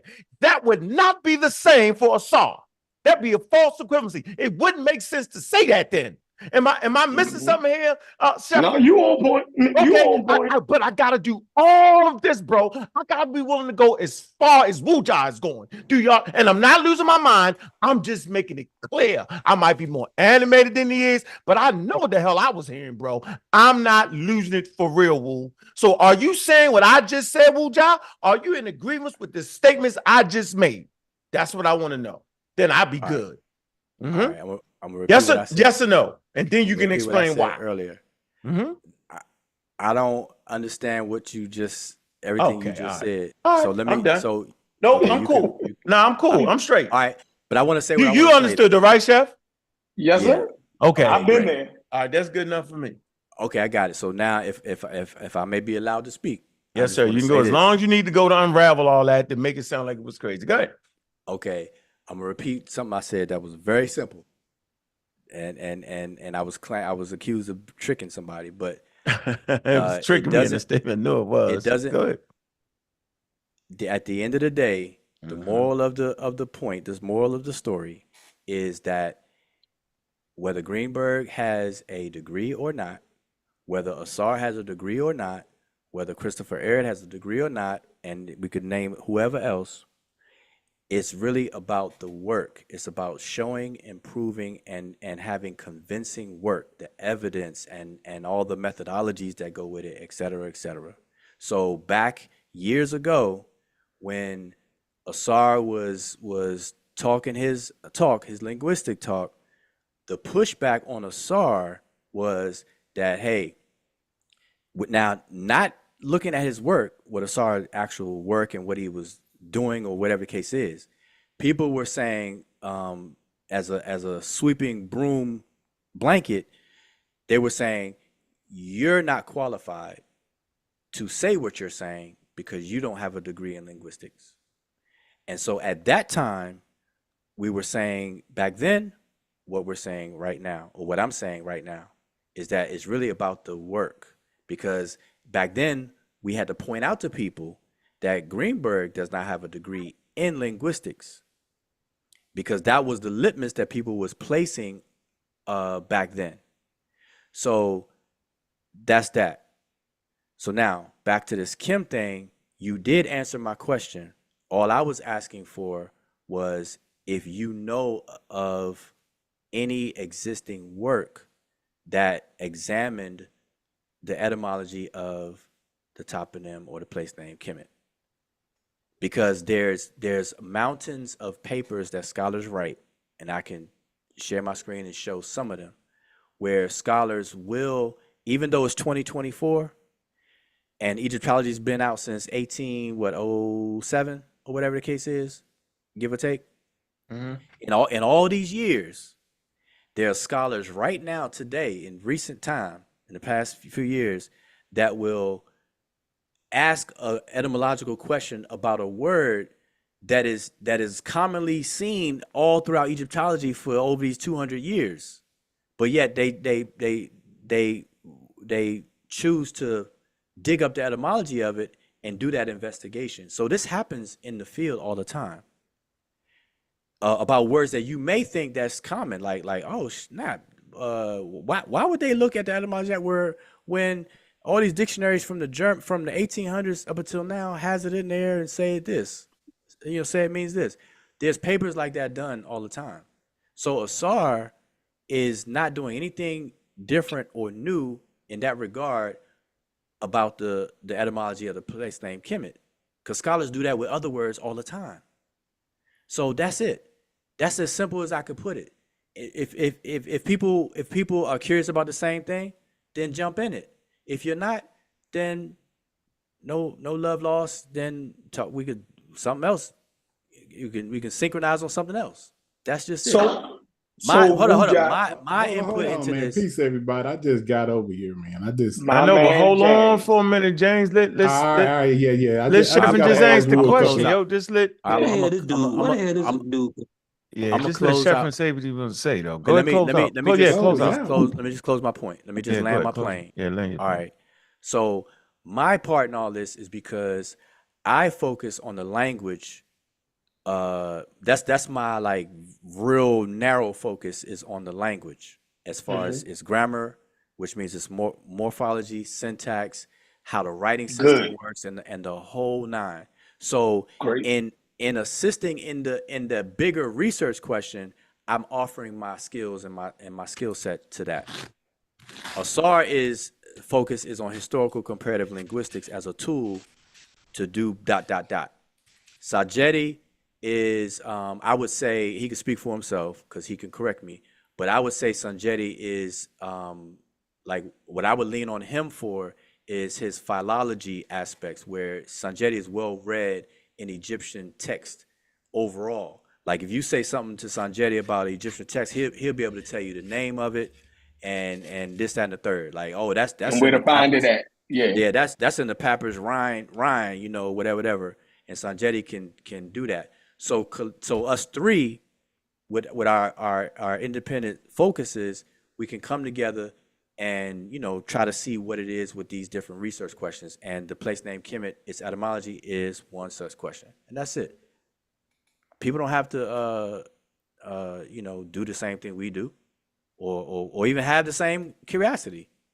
People want to worry about black skin of a group of people who got to point out one of them is black and they supposed to all be black. That's, to me, I think it's crazy. But you want to do that? Okay, can I ask? Hold on, Chef, you ready to say something? Hold on, Pan. Yeah. Then you ask him.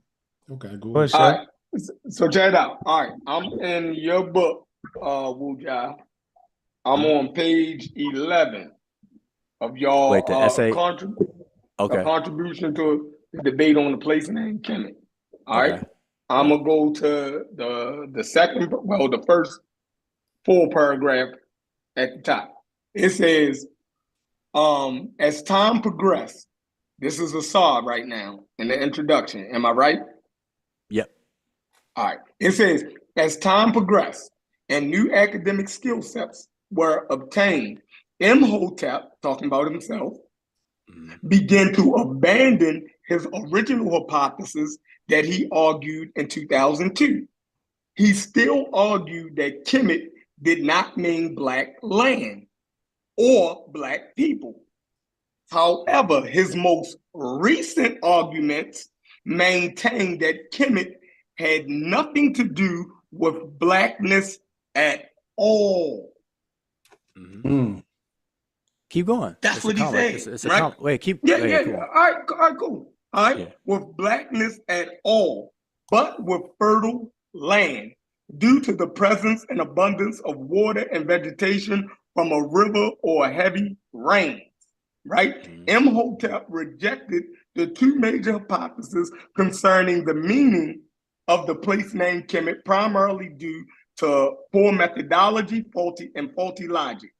In short, he was not just convinced, he was just not convinced of the prevailing arguments, right?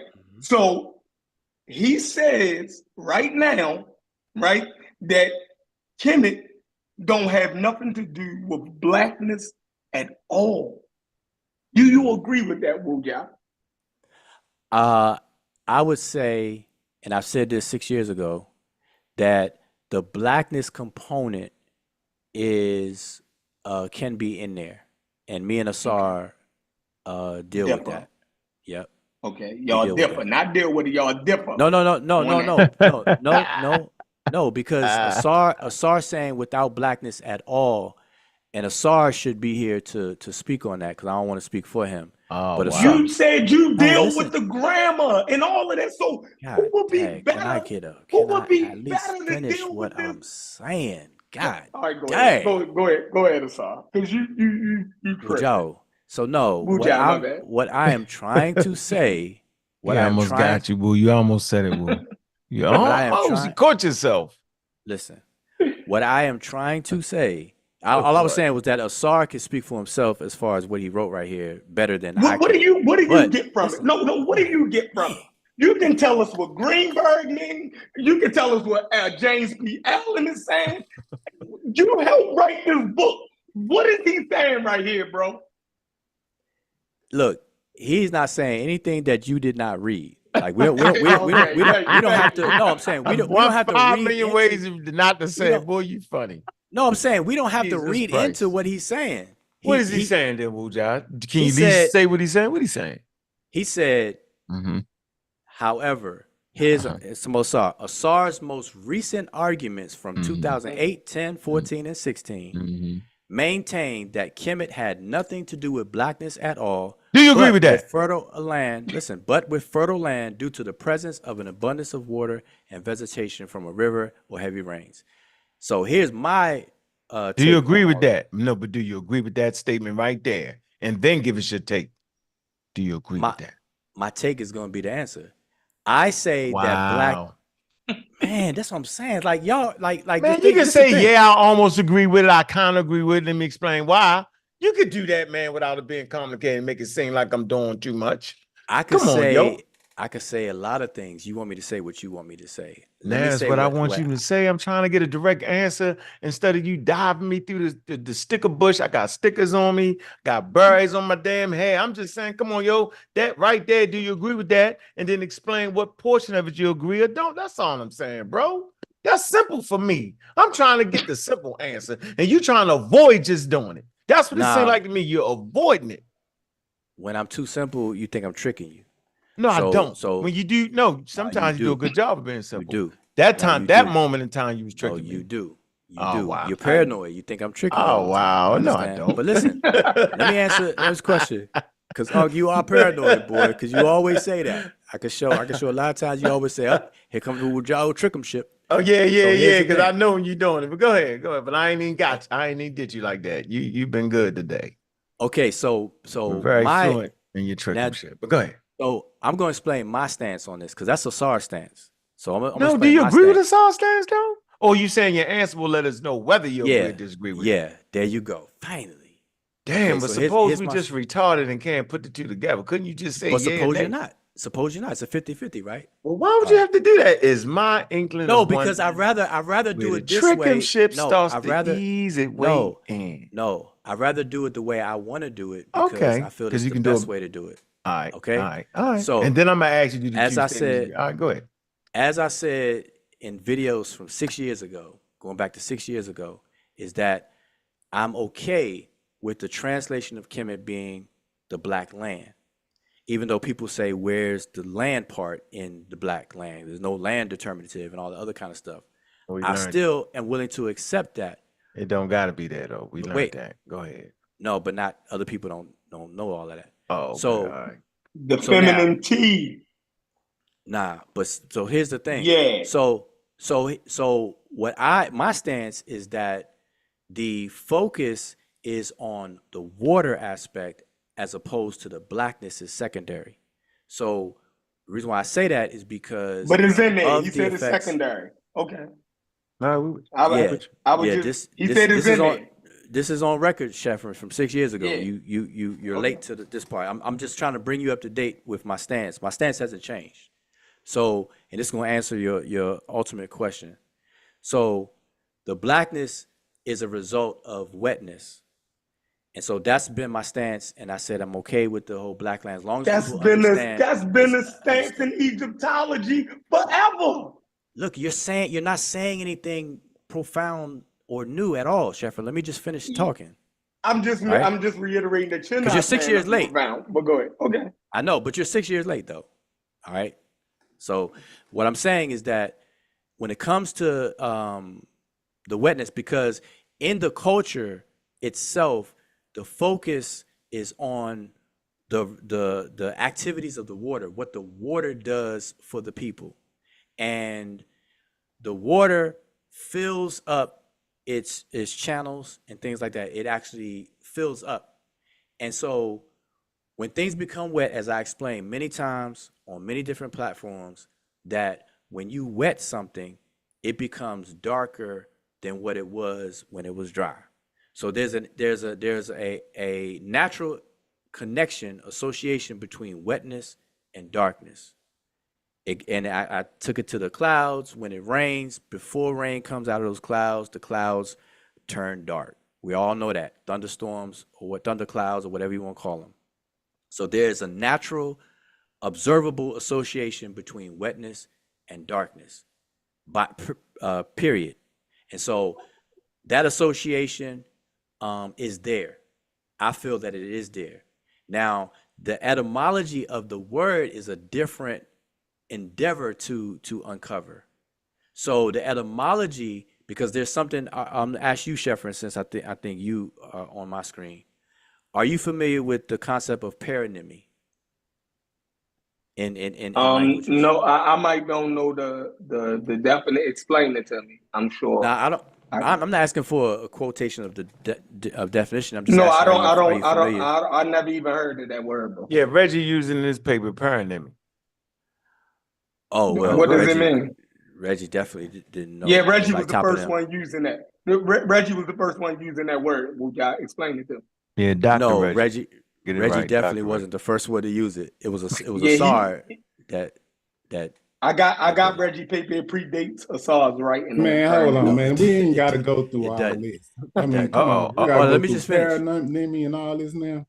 But let me just finish. Like that, James. Please, man. Nah, I don't want to do that with y'all because I mean y'all been going a minute. So I just came in to ask the question. Right? I mean, please. I wasn't finished though. I know, but man, I mean, I don't want to. Please, I mean, you talk about paronymy another time.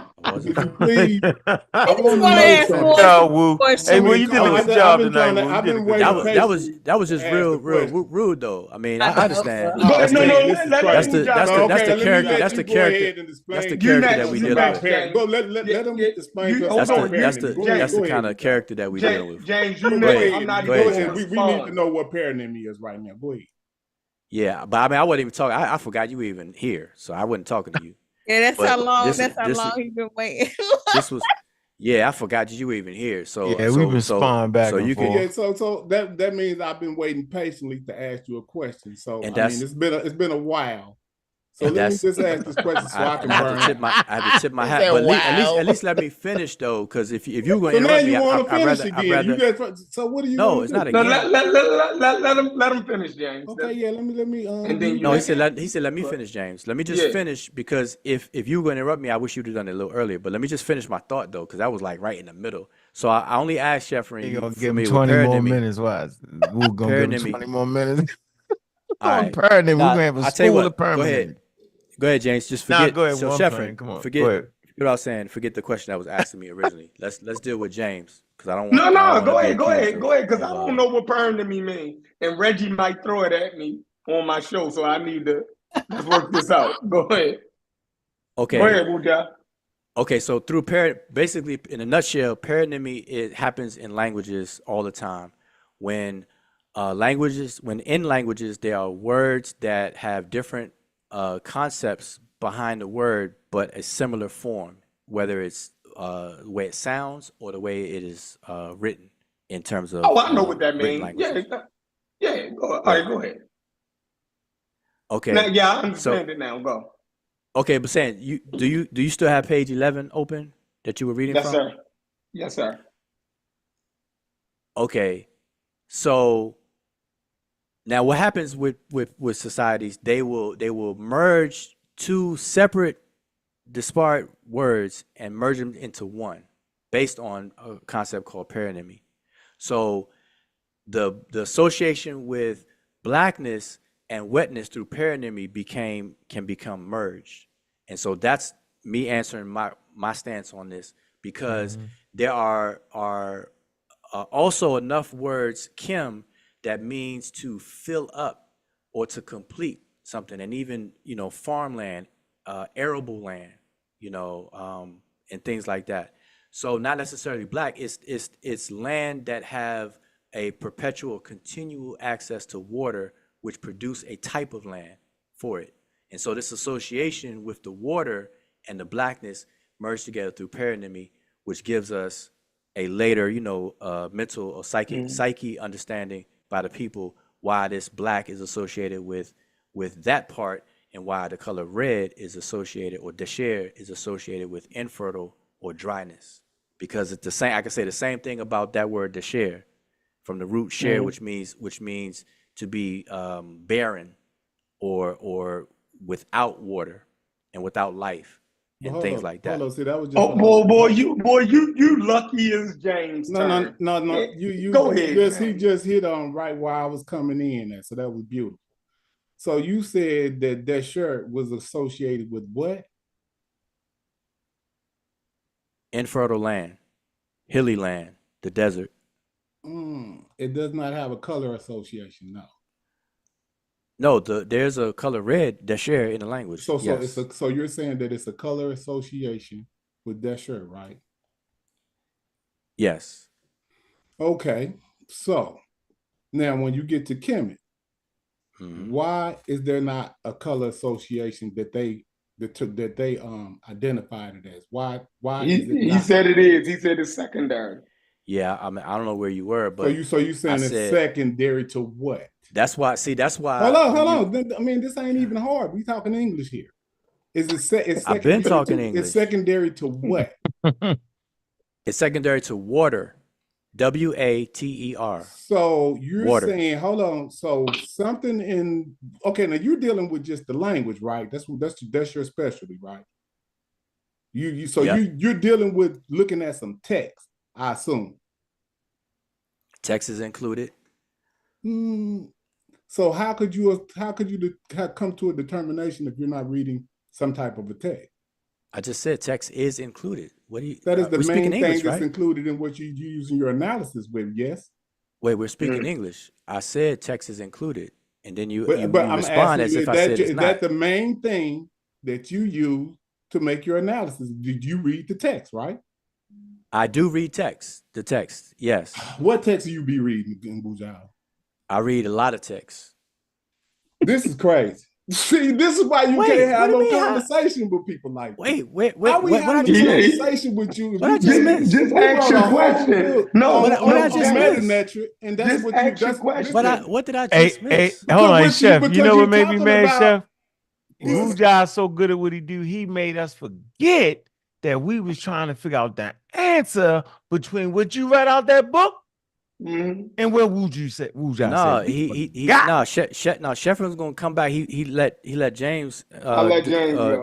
Y'all dove into paronymy, which took us off of that though. You remember that though, Chef? No, it's all good. I got a pen in that. You got a pen. Okay, got a pen. Hold on a second. This person that we talking to, you thought it was lost. No. This person that we're talking to is supposed to be, his specialty is supposed to be the text, and then Asar has another specialty that I'm trying to understand what this text is saying and how he's disassociating the black when it comes to the land. But then when it says Deseret, it says red land right behind it, and he has no problem with that.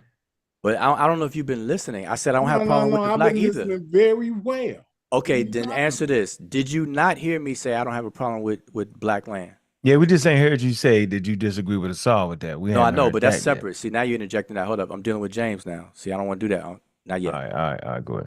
James, this is me and you. Did you not hear me say I don't have a... with the nigga if I had that strong... Go ahead. Okay. James, did you not hear me... Did you or did you not hear me say I don't have a problem with black land? Because I don't know when you came into the conversation. Hold on, Buja. You've been talking for about an hour and 30 minutes. Check it out. What you're saying is you're putting that in a secondary position but you don't put why I mean when it comes to when they put it in contrast, just like this, bam, it is they say that this is red land. And then they put it right here in unjust position to the black land. So nobody has no problem with this being red land. But you saying that when it comes down to the black land, it got to mean water land. He's saying because the people like water land. Wait, no, Chef. He said he's doing. No, Chef. I can speak for myself. It got to mean water land with no color. It has no color associated. Damn, James. Damn, James. What he's saying, y'all listen. Yeah, he about to beat you up. And and he's saying that, that they can say that, but he wants to put it in a secondary position when it's in the first position here. So what gives you the authority to make it water land over black land when they have red land right here in opposition to it? Okay, How would you do that? So listen. Now hold on. Let me ask you another question. Oh God. The glyph. Let him answer. The glyph that's in front of this. I ain't talked to James so long. You got to get all your questions. I'm trying to comprehend something right here. The glyph that's in front of here. Yeah, we can't help you, James. You're in trouble. I can smell it. Black. It jumping in his wheelhouse, yo. Get out the wheelhouse. Hold on. We got on the fringes. We got. I'm gonna mute out. Hold on. I'm trying to say, how you doing, Emma Cat? Big up to Emma Cat.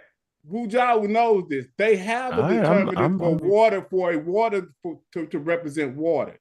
This thing that's in front of this don't have nothing to do with water.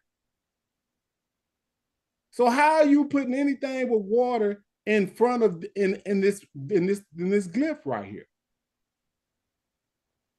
Because this what the town or this represents the land. So how are you putting you negating this and making this water when they have a determinative, they have a symbol for water that they could have put here if they wanted to say the watery town. They would have said the watery town. Good point. So what are you talking about? You acting as if these people were illiterate and they use these things, and you're the person that's teaching this stuff. So what does the flamingo represent, Wujau? Oh, here, Magi Archie. He might have learned something. Oh, let me see. Hold on, James. No, I mean, I want you to get mute out James. And let him respond. Yeah, I'm just trying to figure this out. Right, but you had to ask a series of questions. I want to make sure you're done. Are you done? I think you muted. All right, so keep your picture up that you have there. So that particular text says Heritep ni Kemut and Desharut. That's what that text is saying. They say never throw punches with a puncher. He throwing punches with a puncher. Go ahead. Okay.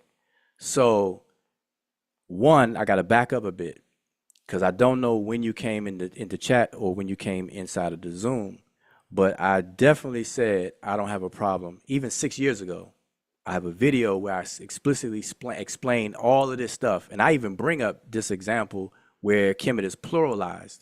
And people don't even realize that it's many Kemets and many Desharets because it's plural. That's why the PL is there in the that you see right there. It says Kemet.pl, Desharet.pl. That's that they're saying is plural. So where are all these other Kemets and where are all these other Desharets? That was a question I asked a long time ago. But I literally said tonight before you start speaking that I don't have a problem with black land. I said it tonight. I said it 6 years ago, and all in between there. There's no problem with that. What I am saying is that the color associations are secondary to what these things function as. The desert is infertile. The riparian zone is fertile. That was the focus. Its accessibility to water. That's number, I think, 2. Number 3 is that Kemet is also written with the N23 irrigation glyph. And everybody and their mother, father, brother, sister, cousin, and uncle knows that these are glyphs that point to water. N36, N23, etc.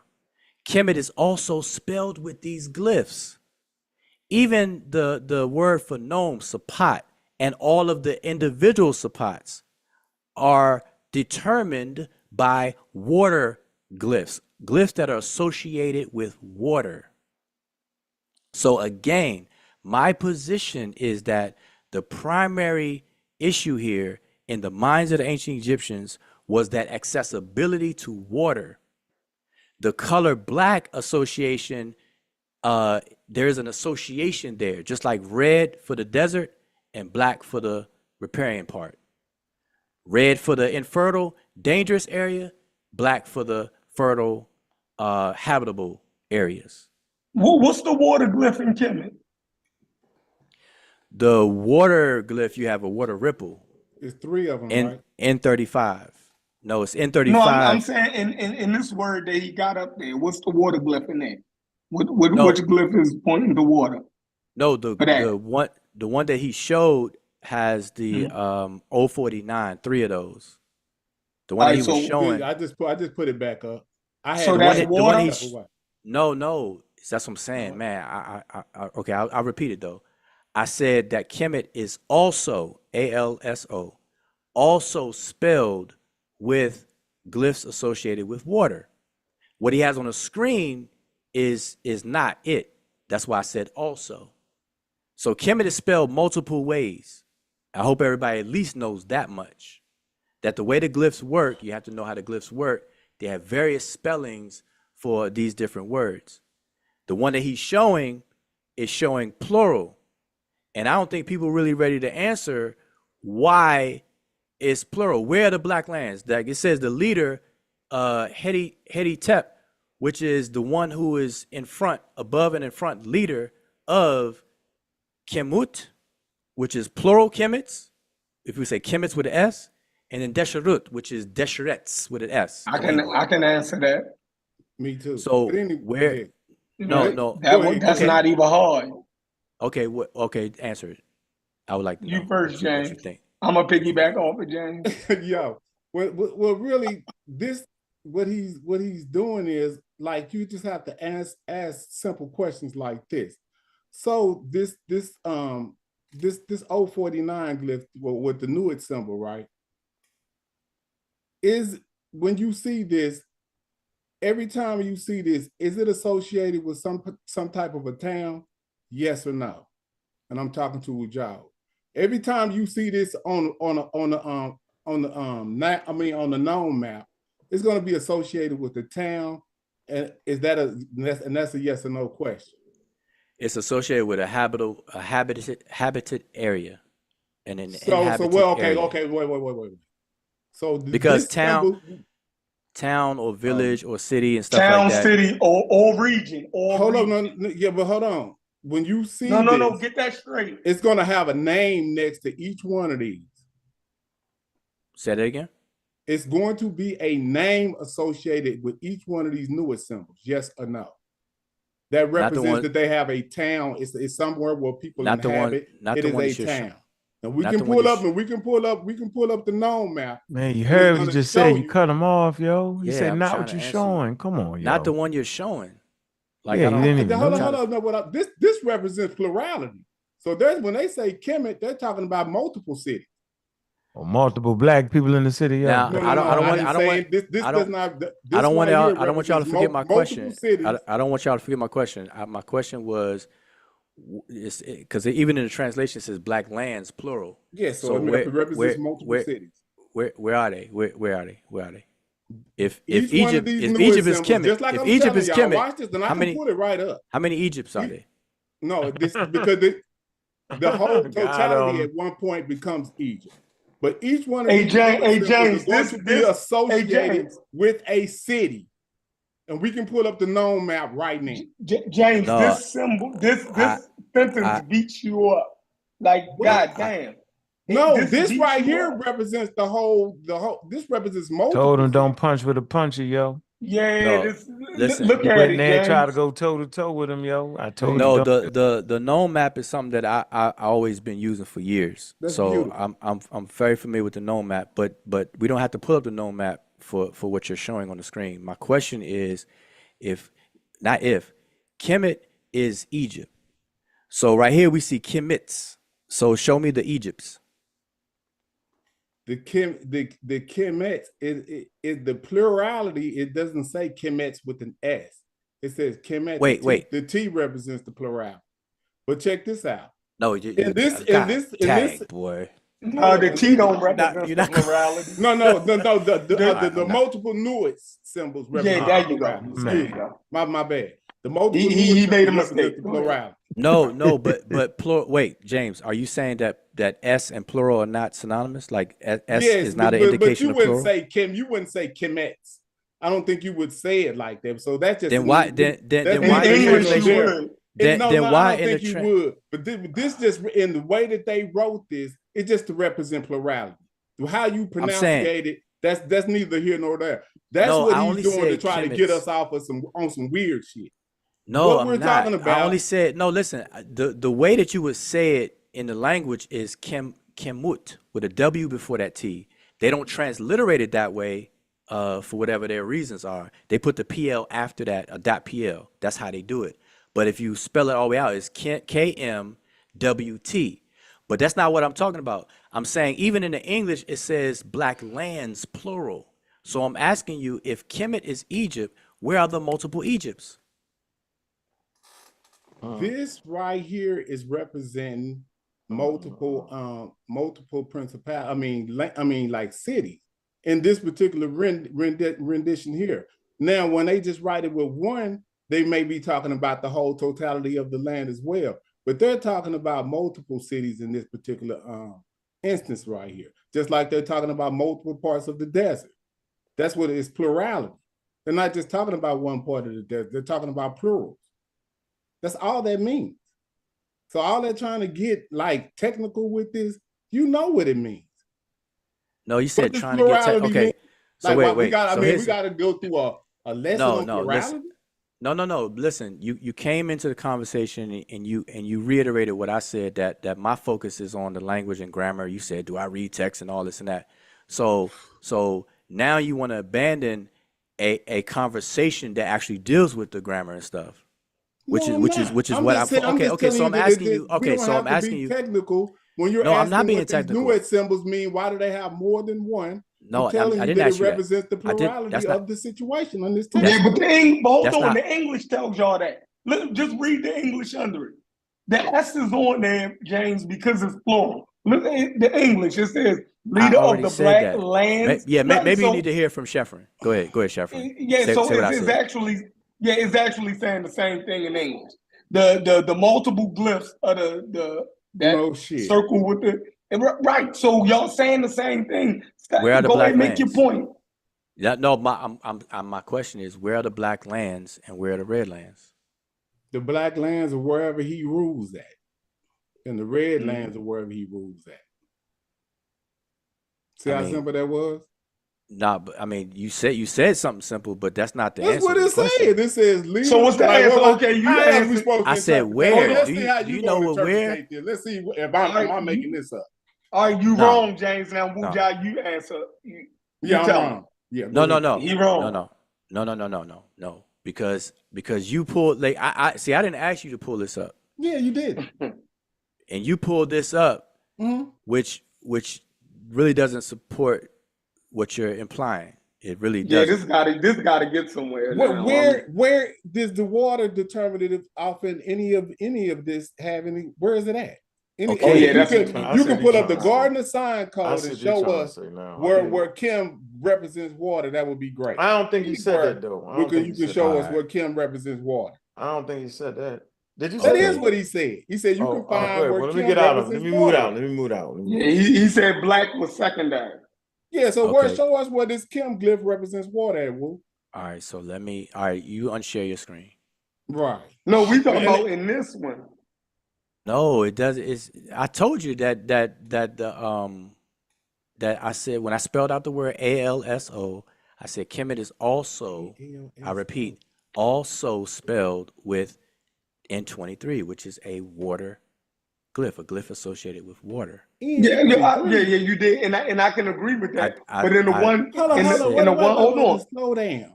You saying that Kim is spelled with N23? oh hell no. Go ahead. Let me hurry up and let you share your screen. Go ahead. Man, you know he can show it, yo. That's Wu job, man. It's gonna have some more shit. Yeah, like he talking to Unc or something. He ain't talking He ain't talking to Unc, yo.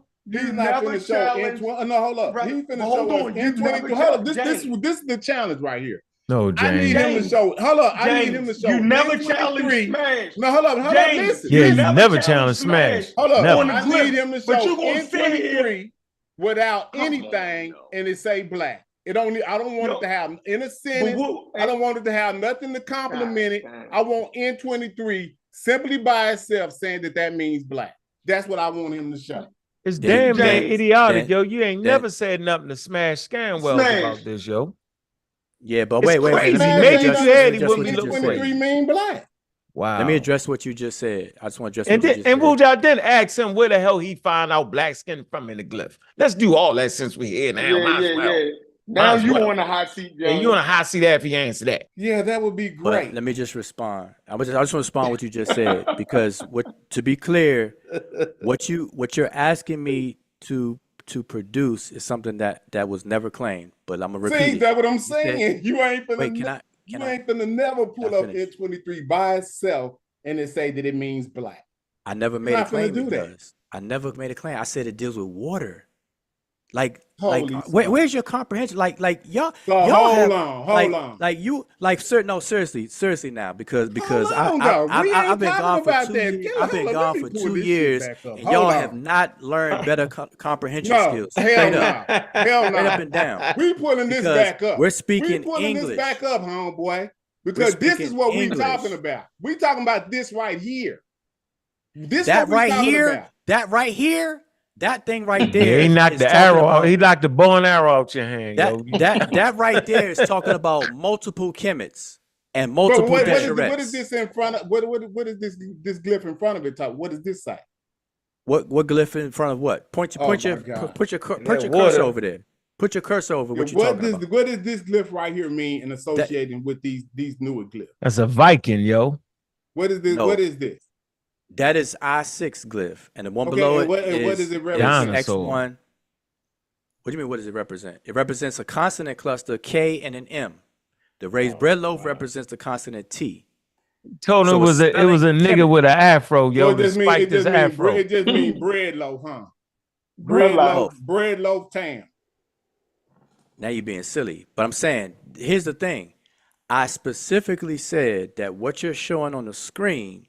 I said that Kemet it's also spelled with an N23 glyph. But we talking about right here. I clearly said that. I know right there. We were finished with what you're showing, because I asked the question of where are these multiple Kemets at? Where they at? And where are the multiple Desherets? Because here's the thing. If Kemet is Egypt, wait, is Kemet Egypt? At one point it is, yes. And what point is that? Since you say no, and what point is that? And what point is that? Hold on. Don't worry about that. You know, I don't even need to be asking questions that you already know the answer to. Now watch this, Mujao. You asked where's the multiple Nuit symbols at? You see all these Nuit symbols right here? That's not what I asked, man. Your listening comprehension skills are trash. So here they are. They all over the damn. Your comprehension skills are trash. Every one of these names is associated with a city or a town. Now you sit up and say I'm lying. None of those have Kemet in front of it. So again, no. comprehension I'm talking about trash. the newest. Hold on. We're talking about the newest symbol, which that's not my question. Hold up. This newest symbol, that's not my question. So you saying which symbol are you saying? Let me ask you. Which symbol are you saying? Who pulled up the map? That's Wuja map, yo. Which one of the symbols are you associating with the irrigation? Are you associating the Kemet glyph with the irrigation or the Nuit symbol? I specifically said N23. Do you know what N23 is? Okay. By heart. But hold on. Do you? If you don't, it's okay. Neither one of those symbols that was associated or close to that land had the N23 glyph in Wujao. You got to answer the question. That's why I said Kemet is also. You stress that we're speaking English. Man. Do you know what also means? See what I'm saying? You see how people shift goalposts? Now he's Man, saying also. don't talk about shifting. Man, I'm gonna go live and show how you and everybody like you. No. Are moving. We live right to the now. new stadiums. What I'm talking because, about is what did because this you has gone said on the too newest long. symbol So had something to do with this has gone on irrigation. too Y'all done long. put Wuja off. This has gone on Where too does the long. newest symbol You have and the flunkies irrigation? and the rest of the flunkies over there gone on too long. Where does the we're gonna newest make some symbol video. say Nah, it I'm has gonna. to do with irrigation? Hell no. Not on my watch. This is gonna end. So this is gonna be the thing. You need to stop lying. All this shenanigans stuff is gonna end. All this ghost arguments and all this other stuff and incomprehension. Man, the lack of comprehension and stuff like that. I bet you every one of them knew it. When y'all look this up, every one of them newest symbols is gonna be associated with a city. Man, Watch this. Don't do it, yo. But he look okay. So listen. So let me talk for a second. And he know it does. All right, let me let you finish because I want to talk. I want to explain why I'm saying what I'm saying because people might even know all the daggers that's in your argument right now. But explain it. So this is the thing. I specifically, and we're speaking English. I asked you where. I said is Egypt Kemet. You said yes. You said at some point in time. I asked you which point, and then you didn't answer that. But Egypt is Kemet. We see in the glyphs that there's multiple Kemets, and we see multiple Desheret. It's plural. You said it's plural. It said PL for plural. I explained all that. I explained how it would be transliterated, that they didn't do it that way. They put PL there instead. Even in the English, it said black lands, plural, and then red lands, plural. I said, where are they? You pull up a map, and you talk about the Newt symbol, which is 049. None of those 049 that you just showed on the map, which is a map that I always use, have Kemet in front of it. So that's where the Kemets. Again, you didn't answer the question, or you didn't show. You showed something, but that is irrelevant. Man, you see how crazy this man is? He to know the that this place was named Kemet in the 11th dynasty. The whole thing. He just said it. But he's sitting up here doing a ring around the rosy, asking me about where it's at. When I'm trying to ask you, which one of them glyphs, is it the Kem glyph or is it the newest symbol that's associated with irrigation? That's what I'm asking you, Wujao. Is it the ISIS glyph that's irrigation, or is it the 049 that's irrigation? Which one is it? So we can get to this. I said, I'm gonna say it for the maybe fifth time now. N23.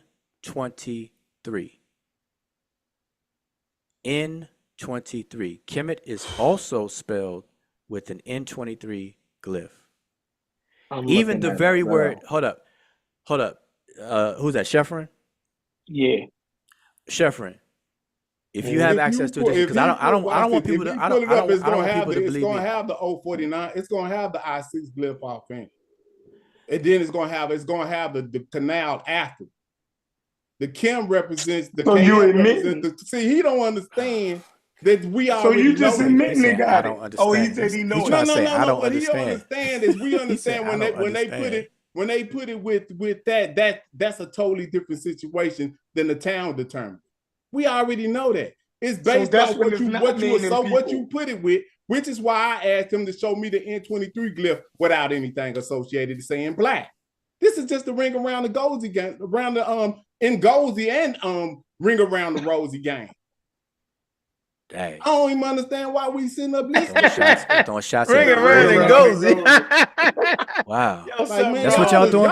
Man, I lived for 2 years. I lived for 2 years. That's what y'all doing? People ain't black. That's what y'all doing. Pull up some genetic shit right now. There you go. There you go. I can pull up some genetic stuff right now. No, hold on. Y'all ain't gonna even understand what I'm You're right. You're right. But let me just do that. No, don't go nowhere. We want to ask you some questions about Archers in the building. Go. Yeah, he in the building. He knocked he shot his arrow out of his hand a long time ago. Let me say this. So based off of what you learned, Pan-African James, could you take that same glyph and figure out why it means black people or something like that? Could you explain that? Well, but would y'all ask him some pertinent questions? Would y'all let me answer. Yeah, go ahead. What you do is then you start to look at the other ways that they render it. Or else I teach. Oh wow. Well, what you do is you just look at, do they ever use that glyph for something that's associated with black? See how simple that is? They use it for the pupil of the eye. They use it for black cattle, black sheep, black hair. They use it for other things with that same chem glyph. So then you say, well, damn, if they can use it for that, then when you get to the people, cosmic shift. It just, I don't understand. Like he answered it. He answered that motherfucker. It's just like, it's so simple. These people was geniuses, and we acting like they dumb.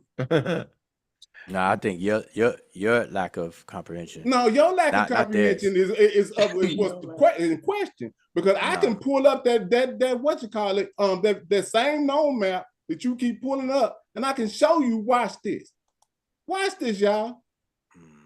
This is crazy. This newest symbol is associated with Egypt only. Now watch this. I got this. Let me move this. You see this right here? Jerusalem is a town. It's a city. But you see, it don't got that Nuit symbol in it. Why don't it got the Nuit symbol in it? Because it's not their fucking land. They don't give a shit about them. Only when you get inside the borders of Kemet are you going to see this Nuit symbol. That is a fact. This Nuit symbol don't got nothing to do with irrigation. And if you want to know what irrigation is, look on these standards. These standards represent the irritable land. Even no. Listen. Look right here. Okay, watch this. Let me go back to Jerusalem. Let me give Mujao. Watch this. Watch this, Mujao. The reason why Jerusalem, when they say Tashamawi, watch this. What is this in the back of this right here, Mujao? What does this symbol represent? Watch this, brother James. Undone all hold of up. the conversations. Let Mujao answer this question real quick, Sheffer. No, James, you brought up. Look. The reason why Jerusalem don't have, because it's foreign. I know, so you see exactly what I'm saying, but it still represents a city.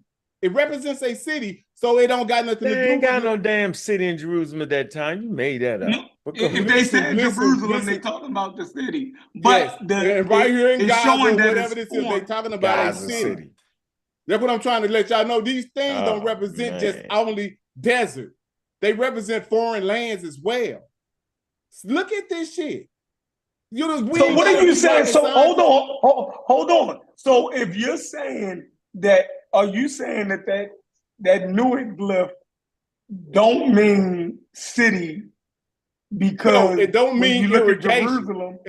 What I'm saying is, okay, go ahead. What'd you say, Chef? Right, you gotta slow down. So you gotta stop cussing. You gotta stop cussing, James. Okay, excuse me. My bad, Miss Tiffany. My apology, Queen. No but they just be getting to me. But go ahead. I know the feeling. So you saying that it can't just mean city, because when you look at Jerusalem don't have it. Or are you saying that it can't mean irrigation? Yeah, it does not mean irrigation. It represents. He never said that. Hold on. Listen. He never said Listen to what I'm saying. It represents a city inside of Kemet. But when you outside of Kemet, listen, Chef. Listen, this represents a city inside of Kemet. That's how you know. But when you outside of Kemet, to make a differentiation, they use these land determinatives, because this is outside of their land. All right, I'm with you. Land, all right, okay? I'm with you. You're gonna only see this newest symbol, not in you cooking. Not association with irrigation, but it's cooking with watered down grease. Listen, it's associated with a city. And each time you see this newest city, if you look this shit up, if you look this up, all of these listen, hold on. All of these associated with we got you. Every one of these, look at it, says Alexandria. That is a city. James, you already explained it. Don't over-explain. Now let Wuja break it down. Okay, let me stop sharing, and then he can break it down. No, keep it up. Okay. All right, what am I explaining? You're explaining that you hold on, let me, because I'm a little bit calmer. You're gonna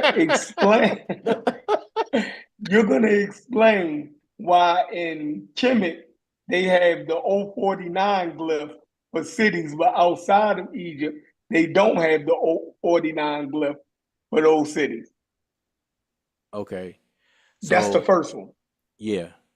I'm gonna explain it, but in me explaining it, I just want to know everybody know that none of this has to do with the previous question or issue. That's a fact. That's a fact. How do we get here?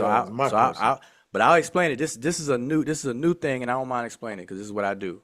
So The triple hill glyph is the word chasset, and that word literally means hill. And so in the Egyptians, Hillbillies. no, Yep, the hillbillies.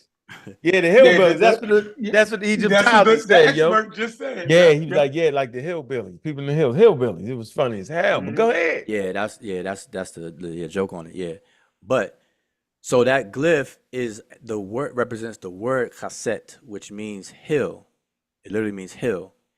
And in the Egyptians' mind and in their culture, their world consisted of a flat arable land area. Then it was bordered or protected by a buffer zone of the desert and then hills.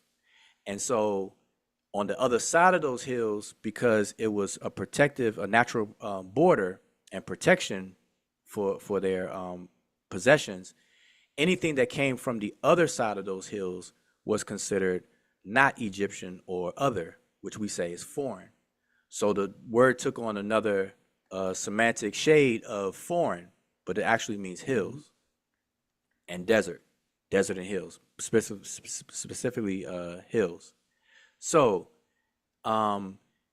anything foreign to the ancient Egyptians may have the hill classifier to designate that it's from beyond the Egyptians' hills, which we say foreign.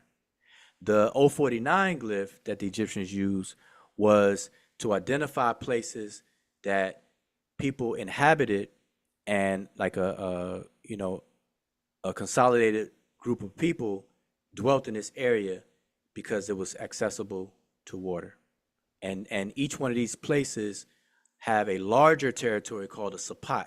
There was 42 sapats that people call Nome. Nome and sapat are the same thing. One is from the Greek, Nome, and sapat is the Egyptian indigenous name for it. It was 42 of those. These 42 areas had smaller areas within it, and you'll see the 049 glyph to designate key spots within the Nome, but the Nome itself was had a classifier of a sapat, which is irrigation, which says that it has availability or access to water. So all of these different things are accessible, are showing that the accessibility of water versus the non-accessibility to water. Water was the most important thing to the ancient Egyptians, the access to it, to the point where they irrigated and they created canals, water canals and irrigation channels. You had natural ones and then you had man-made ones. But that had nothing to do with my question though, but that's the explanation. So you see the nomes of Upper Egypt right there on the map. They all have the sapat symbol at the bottom at the base of the standard. You got a animal totem at the top, the standard, and then it sticks into the foundation of a sapat glyph. And those are crosshairs of irrigation. And we know irrigation is associated with water. All of this is about the accessibility and non-accessibility to water because the Nile was the lifeblood of the Egyptian civilization. No Nile, no ancient Egypt.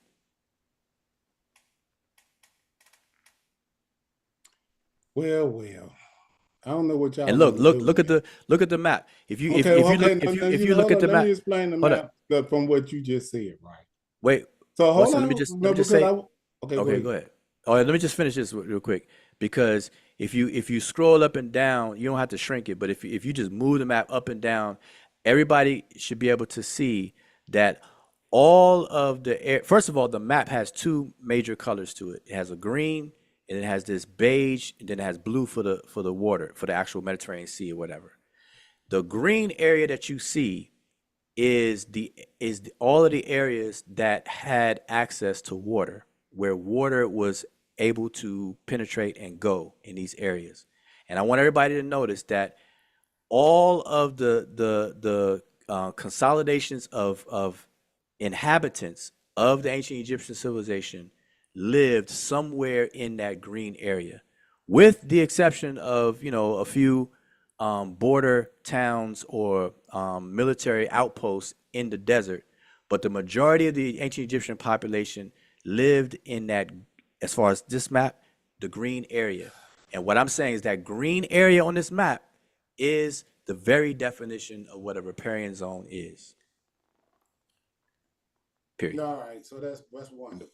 Now, back to this. Okay, so he just pointed out the nome with the nome and the hypoxias, right?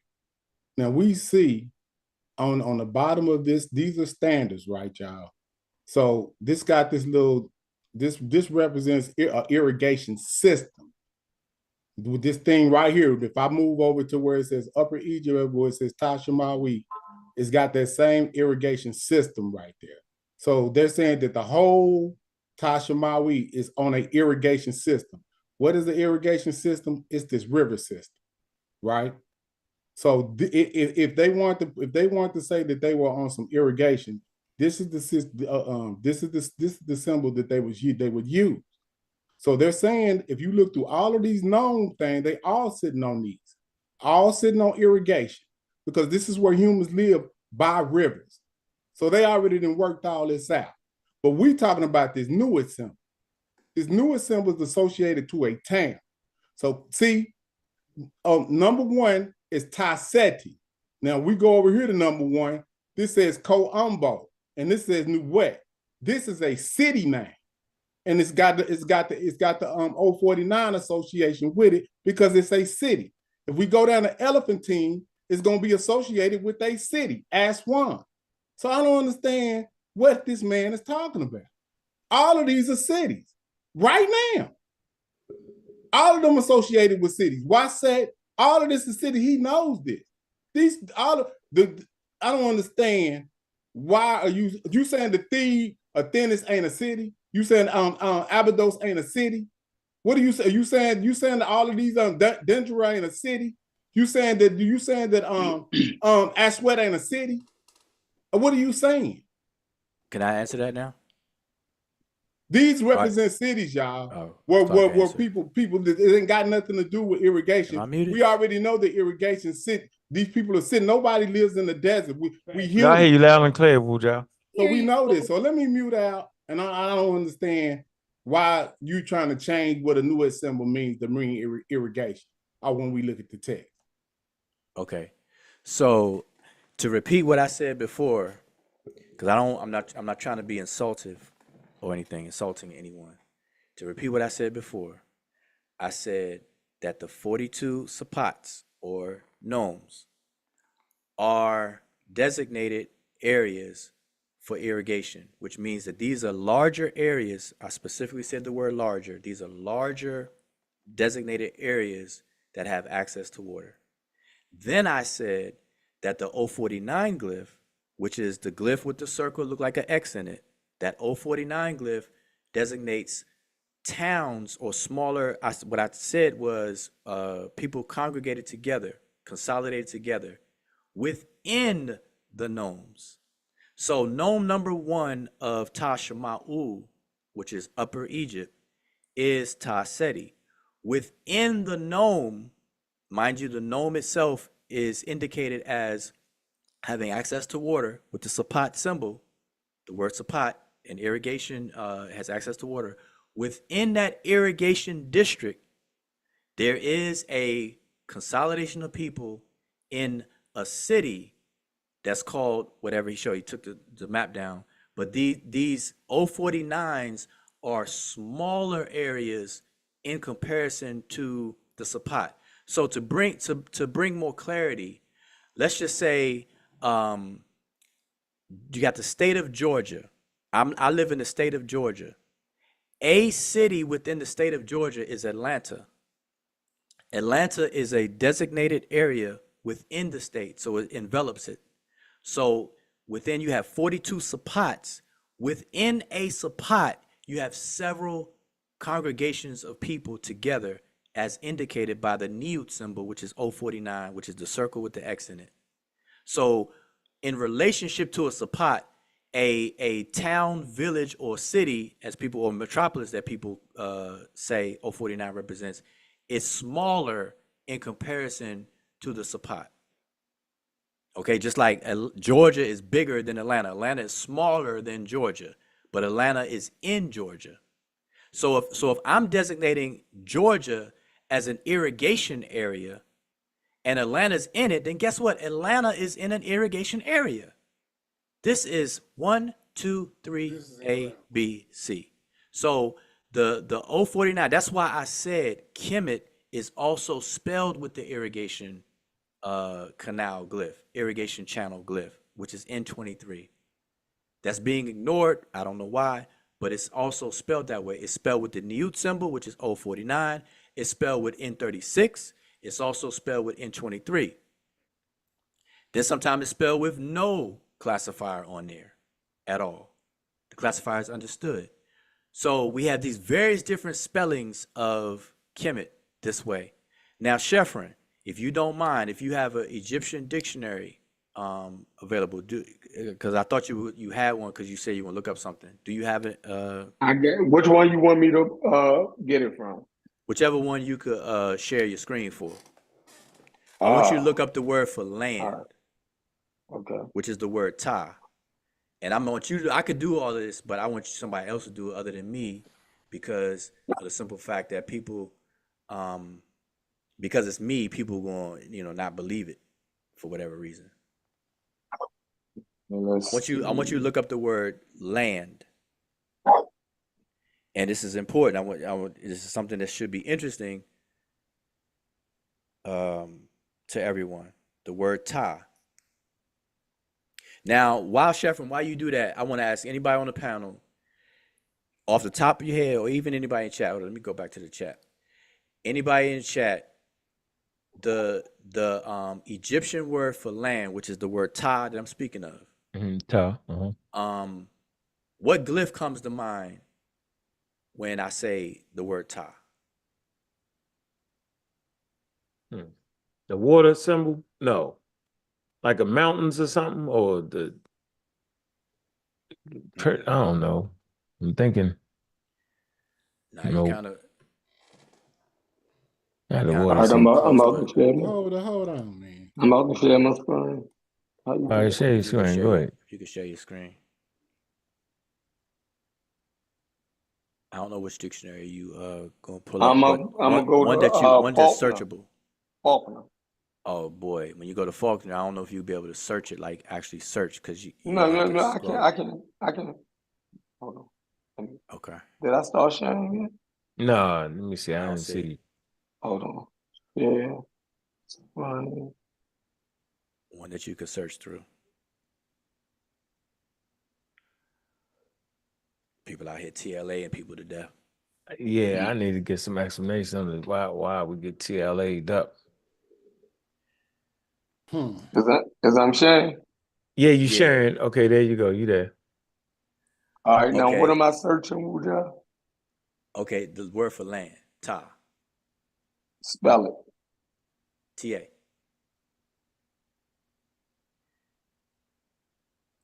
Because I don't want to dictate what dictionary you use or anything. I just want you to do it on your own. So I don't. So Wuja came back. Searchable. Wuja came back, yo. We've been trying, yo. Came back, boy. Using dictionaries, all that. We all felt like the TLA was a scam, though. Now you know what? The way it was used, you felt like it was a scam.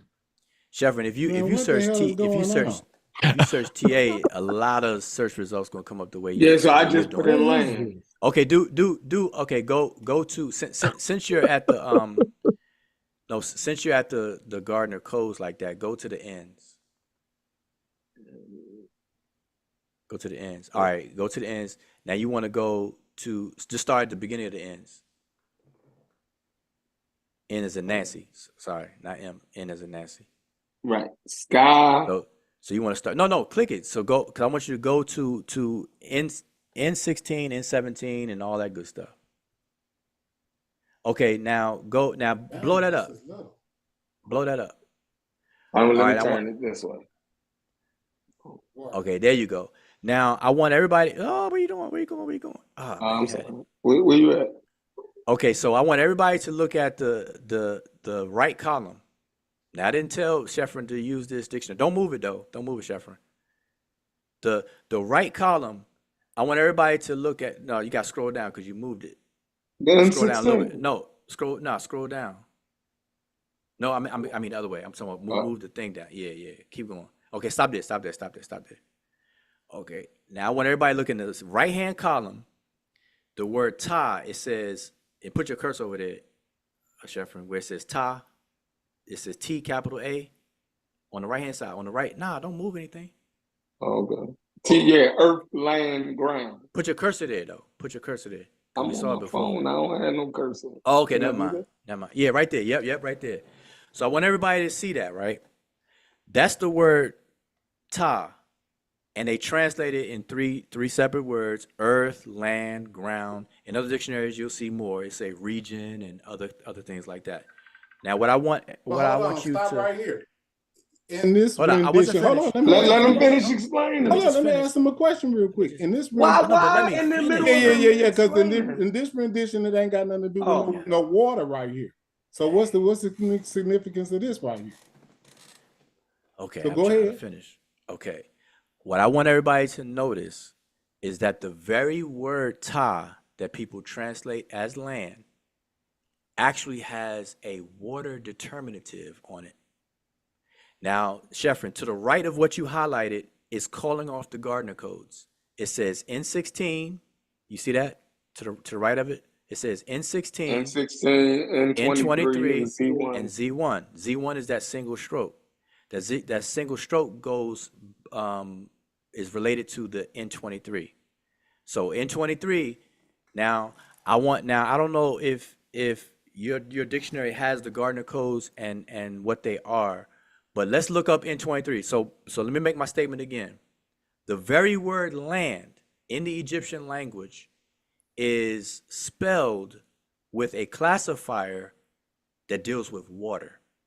All right, I just want everybody to notice that N23. Now let's go to N23. So let me share my screen because it's just right here, it ain't got nothing to do with no water. It got just land. Nah, we're gonna let the it says the land, we're ground. gonna let What the else we're gonna is let the glyphs and we're gonna water let the ain't glyphs neither tell one us. of them right We there got, that you just showed. I'm just saying for the record, neither one of them. but for the had record, we're gonna let the water that you Egyptians just tell us, showed. and we're not gonna listen to that. Keep going. All right, so can everybody see my screen? Yeah. Okay, so remember what I said. If y'all could see my cursor and what I just highlighted, what Sheffrin showed us is the word ta that means land, and it was spelled just like that in his dictionary with the N16, which is the flat strip of land, and the determinative or classifier of N23. Now, this is the entry for N23. This number over here, 23, if I go to the top, you'll see this is N. So it's N20, 21, 22, 23. Over here, this is N23. N23 is being described as an irrigation canal. In dynasty 11 through 18, earlier identical with and clearly a mere differentiation of the water canal glyph of N36.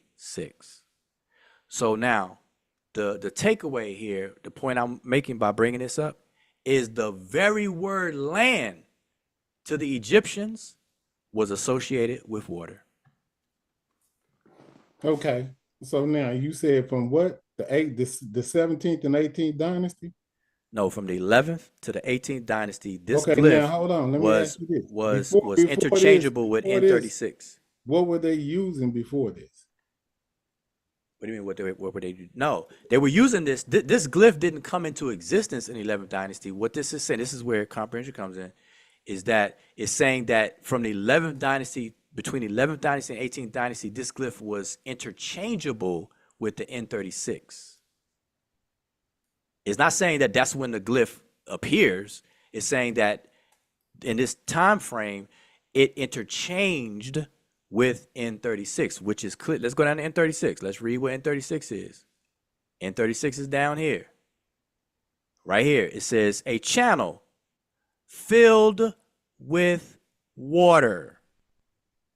Later formed as a determinative for irrigated land, N23.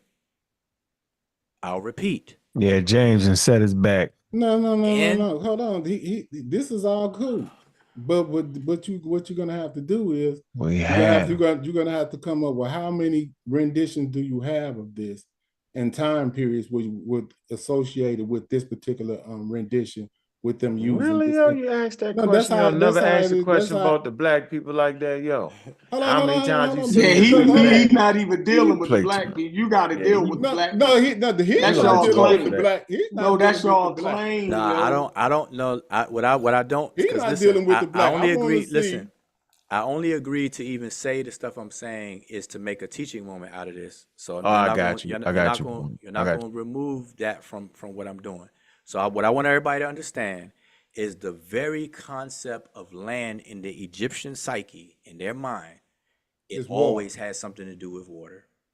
It Like, clearly that's tells crazy. you. So we humans right now, we associate land with water. Dang. That's wild. No. Man, you got to be out of control to even think that we as humans that we would even do something. And now from an association Listen, but to have what to you be what you just from said, an hold up, what you association to have just to be said, associated with fresh water. that's why I got to just deal with when you're saying the humans have to be close to fresh water, we all understand that, Wu Jiao. But when we're talking about a particular spelling of something, you're going off into this. When we're talking about something that got a totally different glyph in and trying to understand what that means. And I explained it. So let me repeat it. Now you're gonna what you've done, which is masterfully what you do, talk a long time and talk about something that ain't got nothing to do with what we're talking about.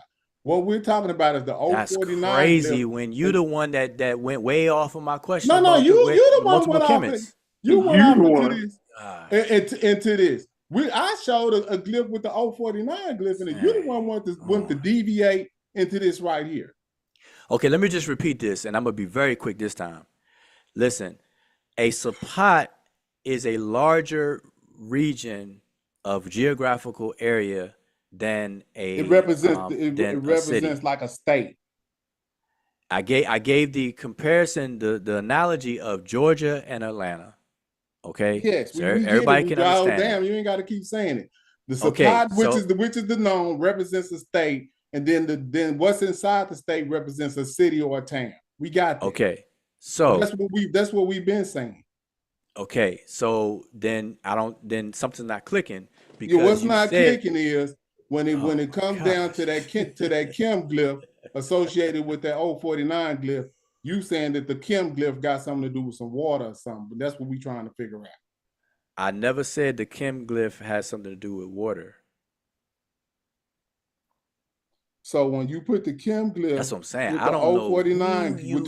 Hold on, let me. So I'm asking you. He learned it from the Magi Archer himself. No, I'm just asking. The great one, the bring up two lines, the one, the glorified one, what does the that greatest mean, one. I mean, when you hold on, he's saying that he ain't saying it got nothing to do. I offered to help you years ago, man. I was willing to teach you for don't free. offer to help me now. Ooh, now it's I'm gonna asking cost you a question. Now I'm it's gonna asking you when you got the Kim glyph with the 049 determinative. What does that mean? James cool. Yeah, I know. You get a free lesson, James. James. To get down. Why not take the free lesson, James? No. I don't need a free lesson. What was your question? Because this ain't that hard. I'm asking them when we see, because these people wrote this. Damn.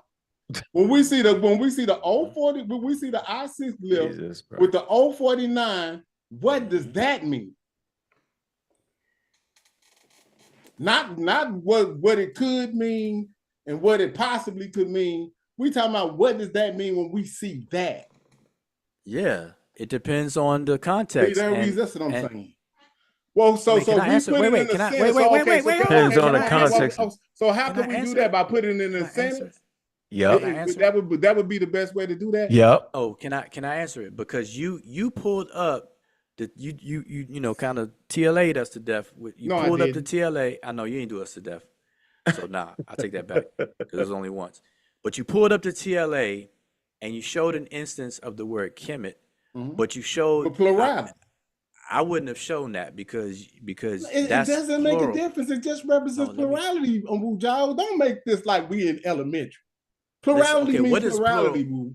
Okay, if I have one penny and I got a plural of pennies, how many pennies do I have? What did you just say? If I got one penny and I got a plural of pennies, how many pennies do I got? Yeah.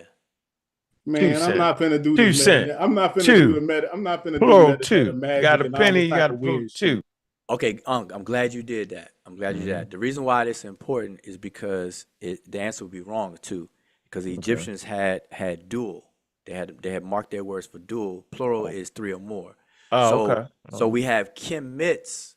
Oh, If I'm that's gonna right. say It it is in English, dual. if I'm gonna say it in English, because Tawi is 2 lands. But if we're gonna say it in English, I would have to put an S on Kemet and say Kemets, because you said it's plural, James. So I'm saying, where are the Kemets? I never said Kemets. I said I didn't even No, I agree didn't say when you you said said that that. shit. You said it's plural. Listen, No, in all I'm saying is English. when Okay, you let me. say All right, when you're let's take it looking back. at Let's okay, take well it back. this you asked me a question. In English, how do we designate plural? What do we do to words to indicate plurality in English? Well, you're gonna put in English, you're going to put an S, but in their language, just like you said, you would put an O. Okay, and I said if we're gonna say it in English, listen closely, James. I said if But we're why gonna would I say it do in that? English, listen. If we're gonna say it in English, which is Kemet, we're saying it in English. Okay, how would you pluralize the word Kemet in English? See, man, What, I'm what, what, not would, what would you doing. do? Well, I'm gonna do it the way they do it. I'm gonna say commit to you or something of that nature, something with the That's ooh. not even how they do it. I know. I'm gonna put something with the ooh in it for plurality. That's what You know, James, stop. You read the TLA and you agree with me. How did the TLA just do it? How did They do put an what? S on it. Well, The they source did that you, that. That's in English. That's in English. right, the source. So that's all he's asking you. When you pulled it up, how did your So, source well, we know just what do it? plurality. See, man, this is like why are No, we this. doing all this? But you making it. All right, Wu Jai, back to this. Y'all done? Yeah, I mean, I guess so because we ain't gonna get nowhere. Because Wait, you want me to pull it? You want me to pull it back? What did you say? No, that's irrelevant. Y'all done. Now, I really wasn't. I wanted to ask him one more question before I leave, though. So hold on. I want to ask him: Is it possible for a new symbol to change from something else to something else based on time period? So let's just say the South, for instance, when they took over the South, did they incorporate do-it symbols in their cities later on after giving them the a foreign determinative later, early in time? And if they changed it, how could they change? Or why would they change? Okay, if I understand you correctly, you can correct me if I'm wrong. You're asking me, are there two different spellings of this? No. For the Let me be clear. Dang, when you're using these symbols, because I want to just keep it to that, the newest symbol. I am. At certain times in history, talking about the newest symbol. The South was used as a foreign determinative. Let's just say that they used that because that wasn't a part of their land. Then when they incorporated the South into their land, the same foreign determinative that they used for that particular area, they changed it from that into a newer symbol. I'm asking you, how could they do that, and is that possible? And why would they do that? It is possible, and why they would do it is because of what I said before, and I'm going to repeat what I said before. The triple hill glyph stands for a word kaset, and it means hill. It has another associated semantic meaning of foreign. So obviously, if ancient Egypt expands its borders and takes possessions of territories, it may no longer be considered foreign to them. And then what? So what do they replace it with? The N23 or the 049? They may replace it with either one. So you have an instance of them replacing a foreign land with the N23? Not off the top of my head. Okay. But the thing. Here's the thing. But what if I told you I got an instance where they changed it to 049? I wouldn't have a problem with that because I could show that too.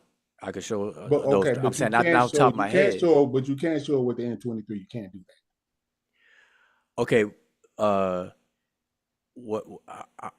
Okay. Let me say this. Hold on. Who's showing their screen? I must be back in the thing. I'm not. I'm watching you. You bobbing your head back and forth talking. Okay. No, my fault. I'm looking at the chat and I'm looking at the YouTube side. It must be a delay because I see she's Sheffrin with his screen up. But so, tag Sheffrin, can you share your dictionary? Did you move it? Can you reshare your dictionary again? Yeah. What you want me to show? Nah, stay. Like if you didn't move, stay right there.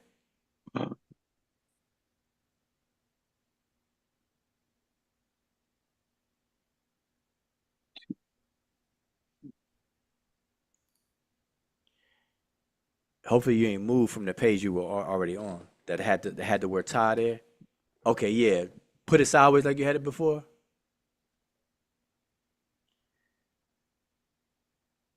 Okay, now scroll, make the page go down, like scroll up. Like I want to see the glyphs above there. Yeah. Okay, now stop right there. Now, I want everybody to pay attention in the second column. The first word there says ta nehisi. Y'all see that? Mm-hmm. Okay, this dictionary says locality, and that's another way of them saying toponym. It's a place name. So they say it's speaking about Nubia. Now the next word under that, it says ta merdi. It says it's a toponym or locality. It's saying that's Egypt. Mm-hmm. Now I want everybody to notice that last glyph on that word ta merdi, which they call in Egypt. What's that glyph? It's foreign, the hills. So why would the Egyptians call their own country Egypt by a foreign indicate a foreign determinative? Go. Because it's off outside of the irrigation system. No, this is Egypt. The dictionary says Egypt. But hold on. Egypt is the whole totality of the whole land. And they do have oases with these foreign determinatives that's out inside of their land. But we're not talking about oasis. You asked me a question. Didn't you just ask me a question? Yep, go ahead. Okay. So when we go pull up the known map, we're gonna see inside of their territories that's off of the what you call it, we're gonna see the same foreign determinative because it also represents the I think let me take a stab at it. So don't No. Okay, go ahead. Let me take it. All right. So right under that, you have a timary, what y'all call it, the 049 glyph. Yep. Right? So if we're looking at it like that, both of them says Egypt. Mm-hmm. So that's crazy. Both of them say Egypt. So let me make my point with that. Let me make my point with why I want you to show this. Mm-hmm. Is because this is what people do. They take the dictionary and like this one says Tamari, the first one, where it has the N25 as its final glyph. It means Egypt. Then the next one under it also means Egypt, but it's a different set of glyphs. The N37 is not in the one above there. The 049 is not the one above there, and then also the M17. Okay, I mean, so not hold the on. the M5. Wait. No, let him. Please let him finish. What I'm doing is that people are using the dictionary. Dictionary is a tool, but they really don't know how to use the dictionary because they're being rigid. And so the Tamari, if it means Egypt, the question is, why would Egypt be foreign to the Egyptians? Okay, so because that's what it says. That's what it says. Don't take me to no gnomes or nothing. It says Egypt.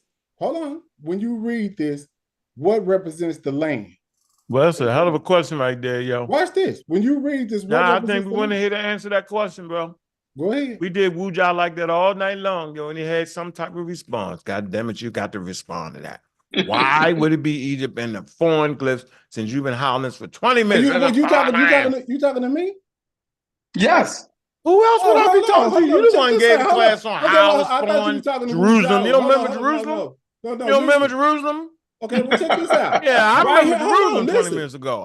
Okay. Right here, what represents the land is this first glyph, the ta. that represents the land right there.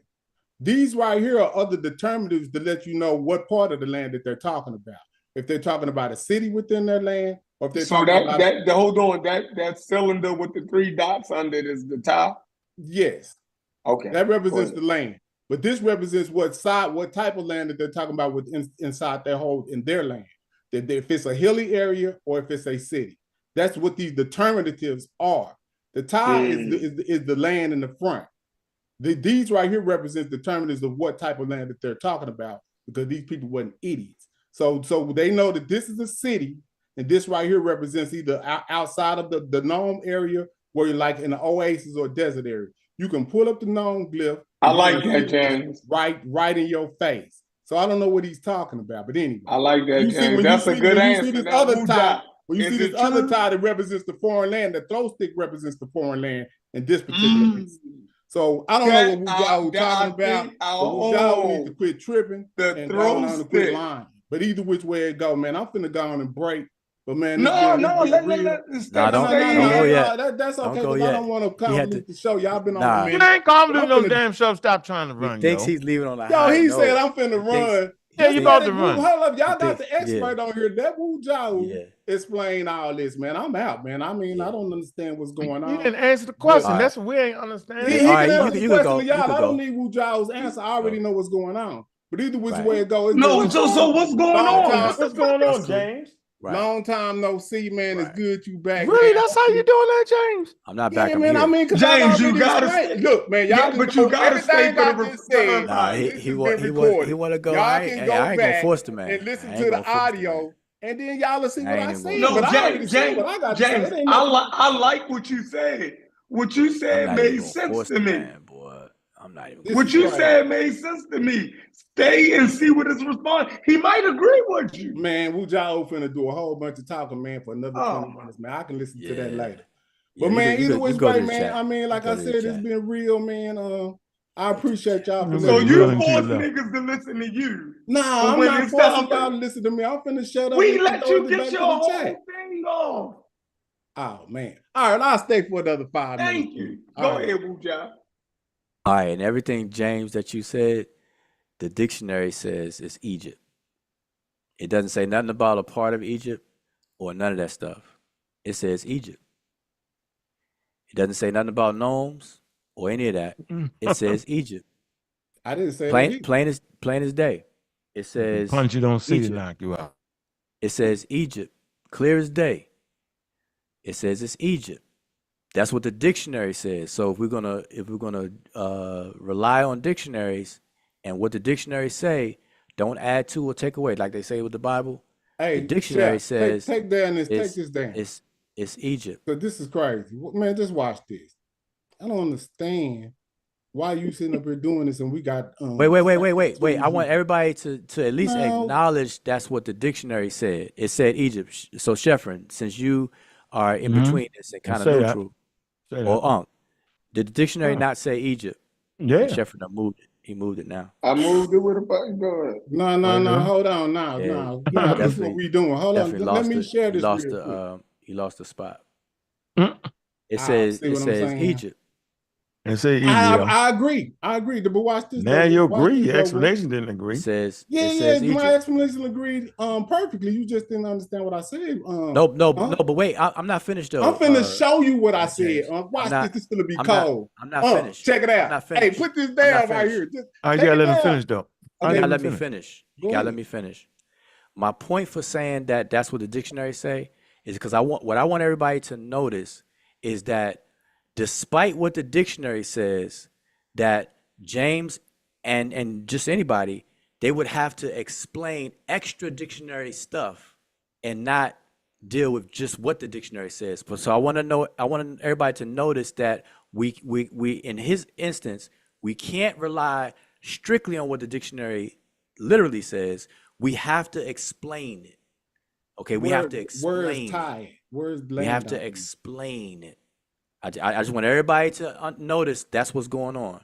No matter what the explanation is, whether it's right or wrong, all I want everybody, the point I'm making is that although the dictionary entry is what it is, people will not accept it and take it what it says, they have to explain it. They have to explain it. All right. And so now when we do it, all of a sudden it's like, that's not what the dictionary says. That's not what the dictionary says. So James, if I held you to what this dictionary says, your explanation means nothing, because the dictionary says that Tom Mary and the other one are both Egypt. You're right. That's crazy. It's a shame. So what But I want to share. Can I share my screen? No, hold on. Let me just share my screen real quick so I can see if this gonna help. I don't need help. I understand. Like I understand when I said, when for some reason you don't understand the same principle with the 049 and the Sapat thing, but when it comes to the 049 and the Triple Hills, all of a sudden you got explanation for days. Okay, now bam. We right back at it. Now what this over here to the left, the set over here to the left right here. Is this a part of Egyptian territory, yes or no? This oasis right here. Mm-hmm. So now it has hills and water. That's why you got the in 23. That's a bad example. Don't use that. That's a bad example. It don't got a Nuit symbol. That's what it sure doesn't. It sure doesn't. Why don't it got one there? Because it's not a conglomerate of people there. Okay, so that means it's not a city. So either so let's go down here. Another off inside of Egypt. Call those things cities though, but that's why I say the people. But another one, we're off inside of their territory. This is why they use this to represent the desert areas of their territory. Same thing with this different right here. So when you get over here, these represent cities, and each one of these that you go to, I guarantee y'all, they don't represent the Nome. The Nome is in between here. This is a city within this Nome. And if you go and look up through all of these cities, these are going to be cities. They represent cities, and he laughing. But if you look over here, no, because you're repeating everything I said before. Like I don't get like maybe you got to hear yourself because you're saying that that these town determinatives represent water. I did not say that.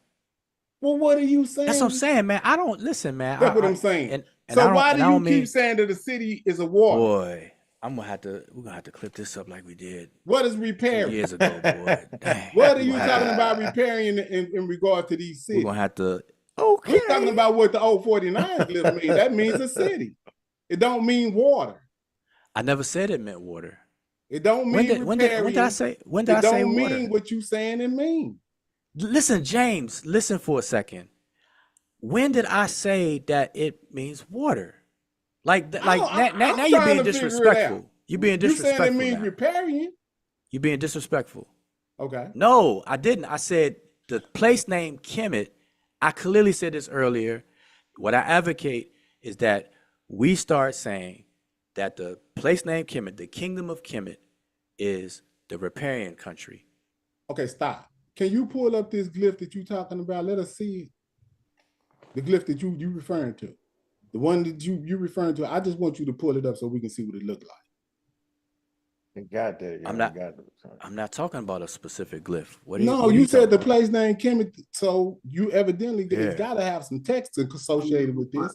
So can you pull that text up and let us see what that text you talking about? Just the Kemet that you talking about. Pull it up and let us see what it looked like. I'm talking about the Kemet. That's the name of the kingdom that we call an ancient Egypt.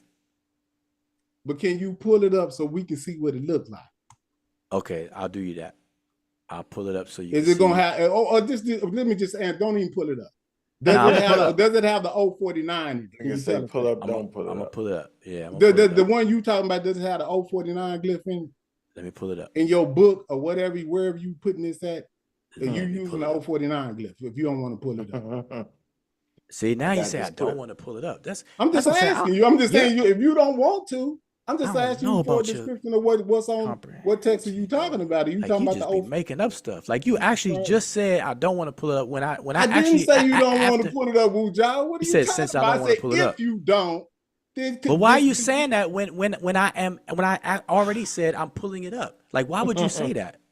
My bad, man. I mean, if you offended by me saying, if you don't want to waste your time pulling it up, just give me a descriptive of what glyph you talking about. If you offended by that, my apologies.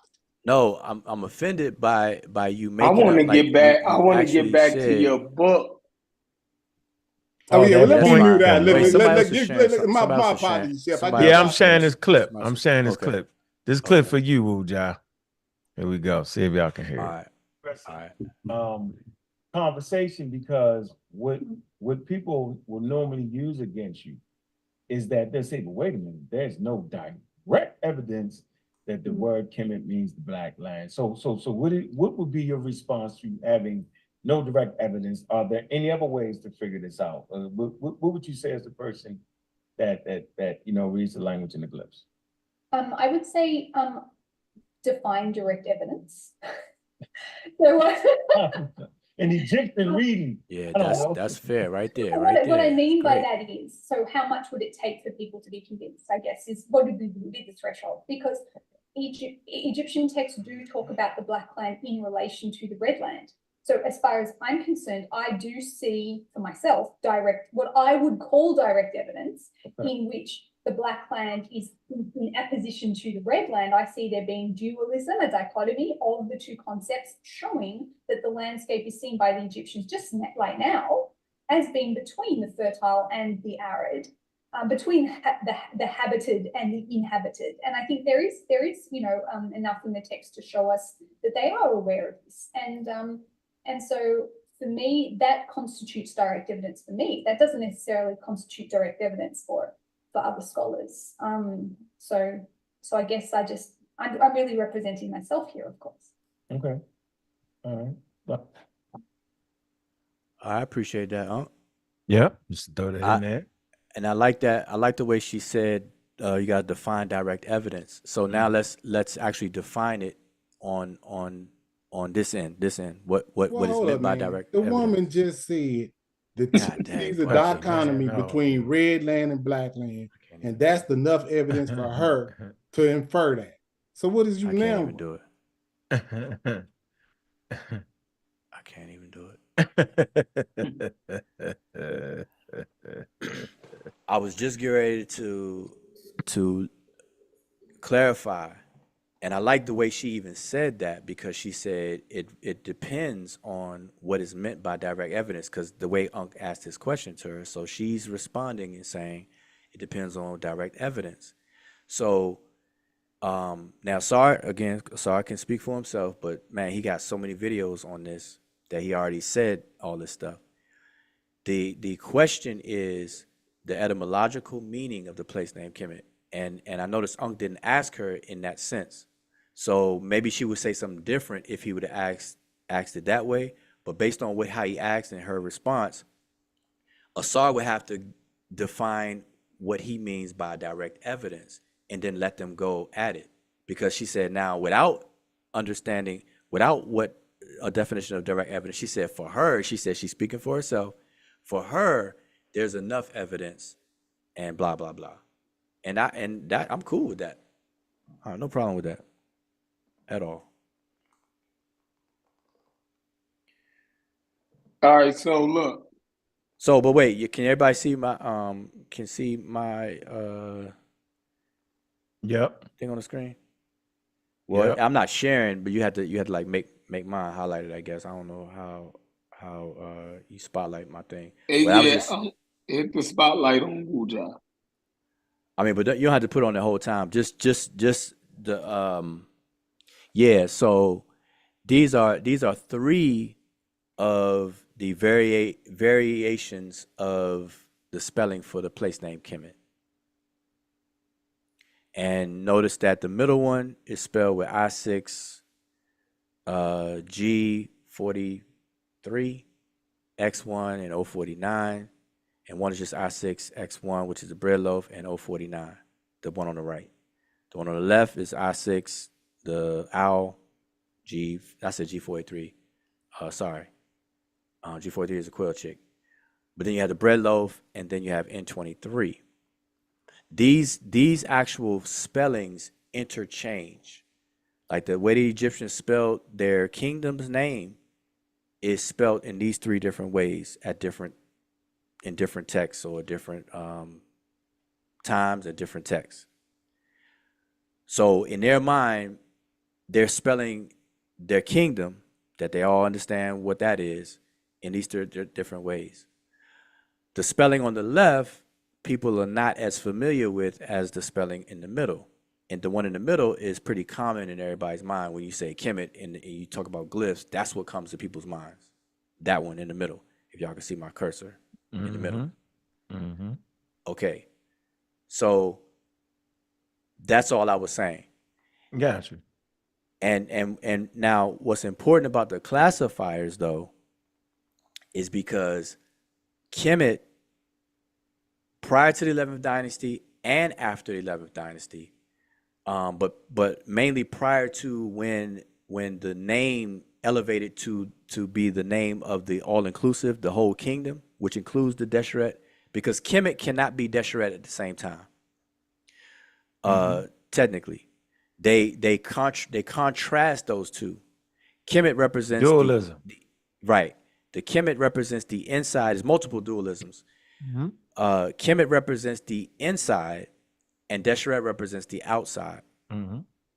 Okay, they can't be the same at the same time.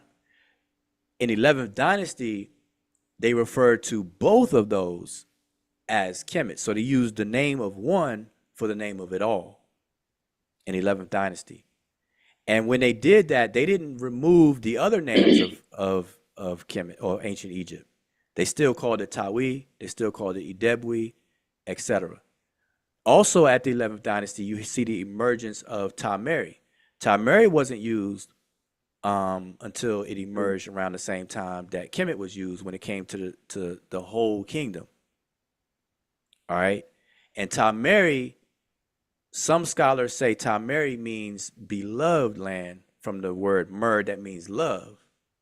While other scholars say Tameri means the land of inundation, because the word mer points to water, inundation. Okay, so there are some scholars who believe one way and some other scholars who believe the other way. All right, just to put that out there. So Tameri is another name for Kemet. Idebwi is another name for Kemet. Idebwi is the literal banks of the Nile River and the adjacent land right there at the bank, and I don't know how many miles or feet from the bank, but it's talking about the banks. And Idebwi is a dual, talking about both banks, because the river has two banks, not just one. And that was a name for ancient Egypt. So when you look at it in context, all the names for ancient Egypt, whether it's Kemet, whether it's Tameri, whether it's Idebwi, even the word Khenu, which means the inside or the interior, all of those names have something in common. And that commonality is the inhabitable area of their possession, which was touching the Nile River. It had access to water. And I don't think, and no scholars disagree with anything that I'm saying. They just simply translate the word, the toponym Kemet, as black land, and then they give the explanation that it was black due to the silt coming from the Nile, coming from down south. As the Nile came down and flooded, it brought the silt and deposits along with it, et cetera, and it made the land fertile, and it gave life to the whole kingdom, and that's how people lived and survived and blah, blah. So they give that whole explanation after initially just saying black land, but they don't leave it at black land. No scholar ever just leaves it at black land. Now in the dictionary, if you see just black land, yes, but if you ever, any explanation, they're not just gonna say black land and then stop talking. They're always gonna explain it with the way I just said it. And all so right, let's see. Oh, you cooking, Wujai, you cooking, go. No, he's gonna play something. Go ahead. Yeah, I'm gonna show another chef. Here's another chef on the subject. A lot of times, us as novices are actually looking for direct evidence. Can you turn it up a bit? A dictionary in ancient times says this means the black land based off the soil. So how ancient time that says us as novice are actually looking for direct evidence.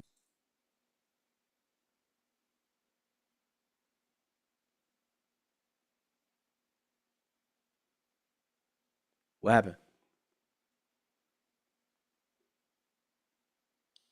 Did I freeze? No, I'm screen bro. All right. You all right? I think probably got to come back in or something. But let me just until he gets it together in his plan. So my whole point is in the cultural context, because you got layers to this. In the cultural context, at all times, Kemet was always referring to the areas of the Egyptians' homeland that was habitable by the people, where they can actually live. And they juxtaposed that against the parts of their possession where they could not live or it was dangerous to, which is Desheret, the hills and the desert. And so it was very important to them.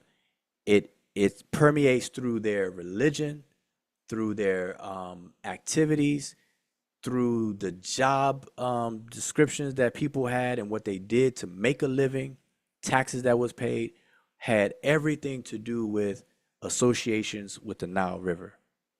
Even the temples, even the Great Pyramids, even the other pyramids above the Great Pyramids, they were all adjacent to the Nile River. Not now, because the Nile has a Aswan Dam and the Nile is not as wide as it used to be. But the Nile in its natural state was as wide, and it went all the way to where the pyramids were, not the base of the pyramid, but the pyramid complex, the temple that comes off of the pyramid, several hundred feet or whatever the case is. It used to be near water. So everything the Egyptians did relied on the accessibility to water, which is why all of the areas where they lived were spelled visually with glyphs that have association with water. Even the very word land has a determinative, and everybody should know what a determinative or classifier is. It helps with the meaning of the word. So if the help of the meaning is with a water channel glyph in their word for land, then they're talking about land that has access to water, a type of land. Land types. And they had two. They had one that was drastically different than the other. They called it Ta Mehu, which means submerged land. The word Mehu is to drown, submerge. They named crocodiles by the same word, Meh, which means to be, because the behavior of a crocodile is to be submerged underwater. And so that whole, what the Greeks called the delta, what we call the delta even today, was a totally different environment than the valley. The valley was way more narrow and didn't provide as much flat land. It wasn't as flat as the delta, and it wasn't as plentiful with water and vegetation as the delta was. So they call it Ta Shema'u, which means narrow.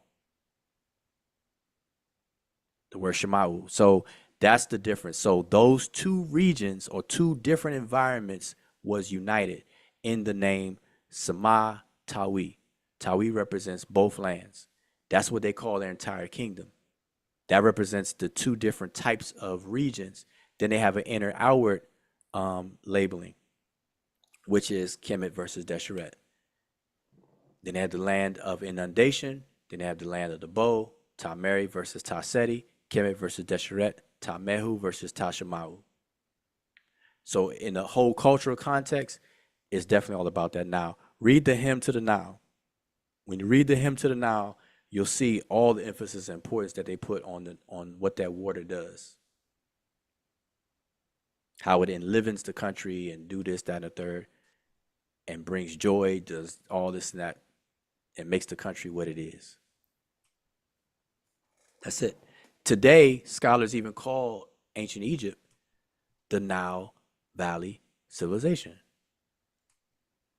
They call it, and what I argue is that people should add delta, say now valley and now delta and valley civilization, because you can't say just now valley.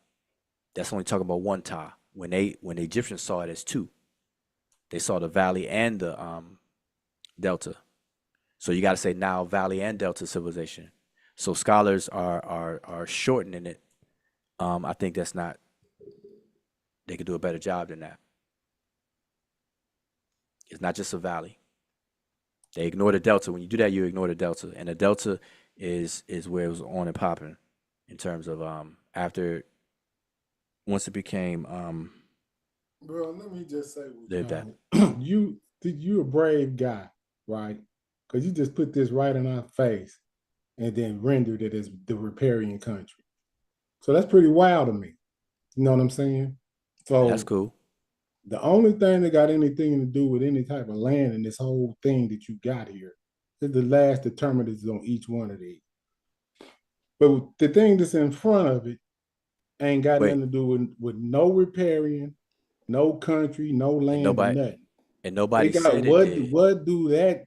I'm just saying, when we looking at what's in front of whatever represents the land of the country, because that's how it's going to represent that.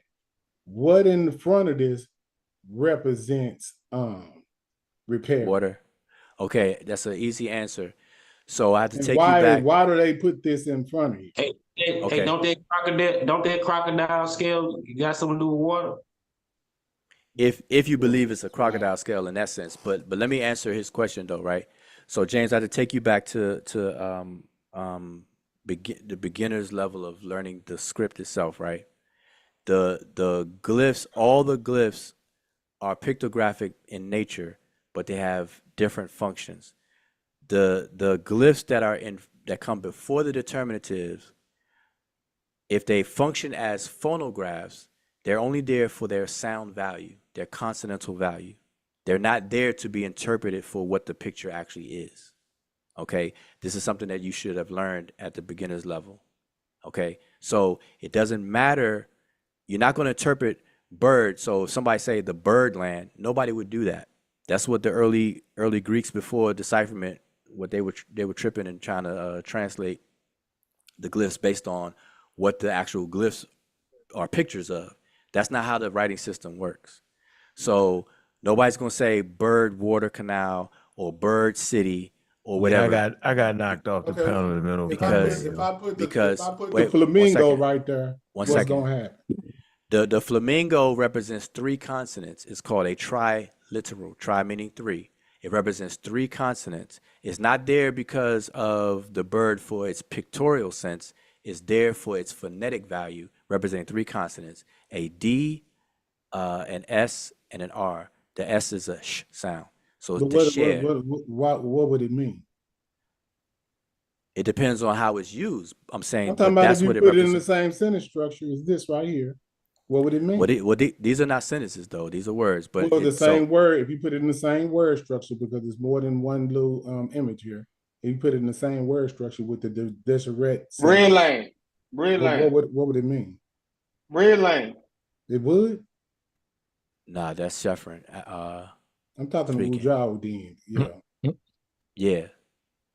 So go ahead. What you saying? So if we use maybe the same the last rendition right here, and just put the flamingo there, what would it say and what would it mean? If I'm talking about the flamingo by itself, or are you talking about? I'm talking about anybody that can read these glyphs. If we put Deseret in that last position over here, and the one to the right, and with the T bread loaf and the 049, what would it mean? It would mean, I mean, it's not spelled that way. But if you're talking about the word Deseret, meaning desert, is that what you're talking about? So it's not associated with anything color descriptive, is what you're saying. And we already went over this before. It's referring to the desert. Okay, but nothing close associated with any type of color descriptive at all. And a matter of fact, just showed the lady saying it. So I don't know why it takes so long for you to just say that it does represent red as well. James, I don't understand what put Maggie back up. Yeah, why you do that, Unc? Though I don't like. That's what I'm saying. I'm trying not to, like. I don't know when you came in the conversation, but earlier I clearly said that black and red as color associations. I explained all that earlier. Do I need to re-explain it to you? Yeah, okay, now that's cool. But now we looking But on the no, but it's screen. We always a looking on, but. hold on, we Nah, looking on the I screen gotta right now, slow. and you I ain't got really gotta that, you ain't got slow that it rolled up up here nowhere on the screen. So I'm because trying to I'm not talking about that shred on the screen. I'm talking about no, I'm talking about when we look at the renditions when they put it in opposition to the red in a sentence form of desert, that means black. But now right here, when we look at the same renditions that they use and when they put it in the opposition to red, you got the riparian country right here. So I'm trying to okay, yeah, but see now you put the hair determinative in the back of it. No, I'm showing the two color adjectives in the language. One is Kim and one is Desher. So those are the actual spellings of the two colors. And then here I'm showing the toponym. That's you ain't showing nothing right now. Okay, so Unc bumped it out. All right, go ahead. Okay. No, real quick, Unc, though, before you show that, let me just show this and I'm finished. Because I'm saying I showed this first because these are the actual colors themselves as adjectives, Kim and Desher, meaning red and black, I mean black and red respectively. But hold up, do you gotta have that hair determinative for it to mean black? No, you do not. Okay. All right. Just like you don't need the flamingo for it to be red. Yeah, you can All spell right. it two different ways, but that's just for like a phlegmatic. So we clear. So we clear. Are we clear on that? Are we clear? Okay. So, and here is the toponym spelled two different ways for both of them. Yeah, I was saying the flamingos ain't red neither. Yeah, they're not exactly red. So you have Kemet spelled two different ways on the screen, and you have Deshret spelled two different ways on the screen. Now, did you make up that last one at the bottom down there or something? Or is that something that we could really find? Okay, I'll tell you what. Because I'm just asking the question. I heard the question. And I said, I'll tell you what. I will provide you the lemma number because I know that you TLA yourself to death, and I'll provide you a lemma number a little later. All right? Lemon number. No big deal, bro. I can just look it up. No, the lemma ID. Let's move on. Man, say a lemon number for those. No, not lemon. Lemon. No, lemma. I know I'm lemma. being funny, yo. Okay, yeah. Oh, all right. The black lemon. So, but back to I went to that other. I went to all of this because you asked me about what if, and this is where I was though. Now go back to that. So when you did that right there, what you just did, go back. With Maggie. Go back where you was at. I'm trying to put Maggie on. Wait, like what's the one you just showed just a minute ago, with no words on it, just the one that said whatever you was. The one that had the four images on it. You just right here, this one right here. That one right there. Okay, now bam, you got Kemet versus Deseret versus, right? Now when you doing there you go right there. Okay, then when you doing that, what is the color association with both of these particular verses you got? The color associations, one is black land and one is red land. Okay. So I'm gonna repeat it because this will be my. You ain't got repairing. I would just check. Oh man. No, on this slide, I clearly do not have the word repairing anywhere on this slide. You're absolutely right. That's what you were trying to put it in opposition to. No, but I'm showing. Notice I'm showing a picture on the left of these words where, on this slide, the purpose of this slide was that I was explaining how Kemet is clearly distinguished from Desheret, even from the satellite photo of Egypt as it presently is to this very day. And I'm saying that everything that you see here in this green, you see how it's very narrow, and that's the valley, that's Tal Shema'u. You see where this triangular shaped region is the delta, which is Tal Mehu, the Mehu area. Both Mehu and the valley and Shema'u within this green area is the riparian zone. That's what defines a riparian zone. That's what a riparian zone is. it's all about. Out here is the non-riparian zone. That's where people.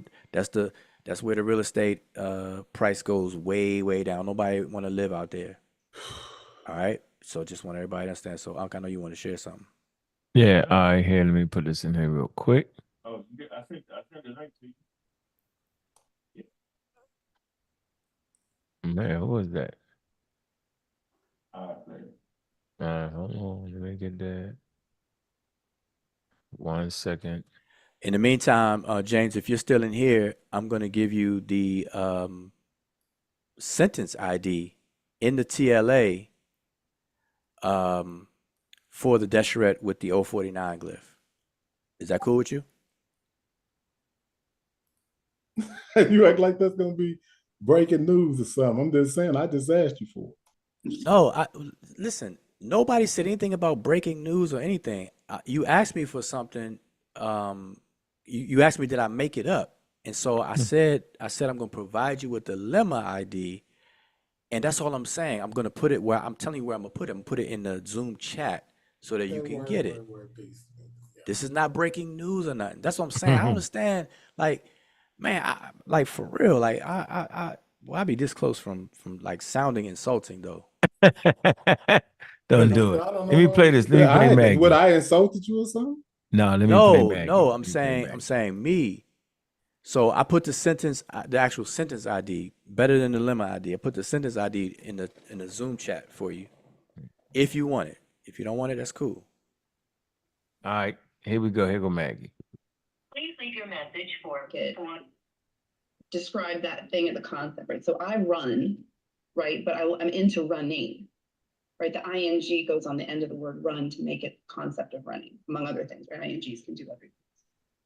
And in ancient Egypt, the root for the concept of darkness, blackness as a color is kem, just the K and the M.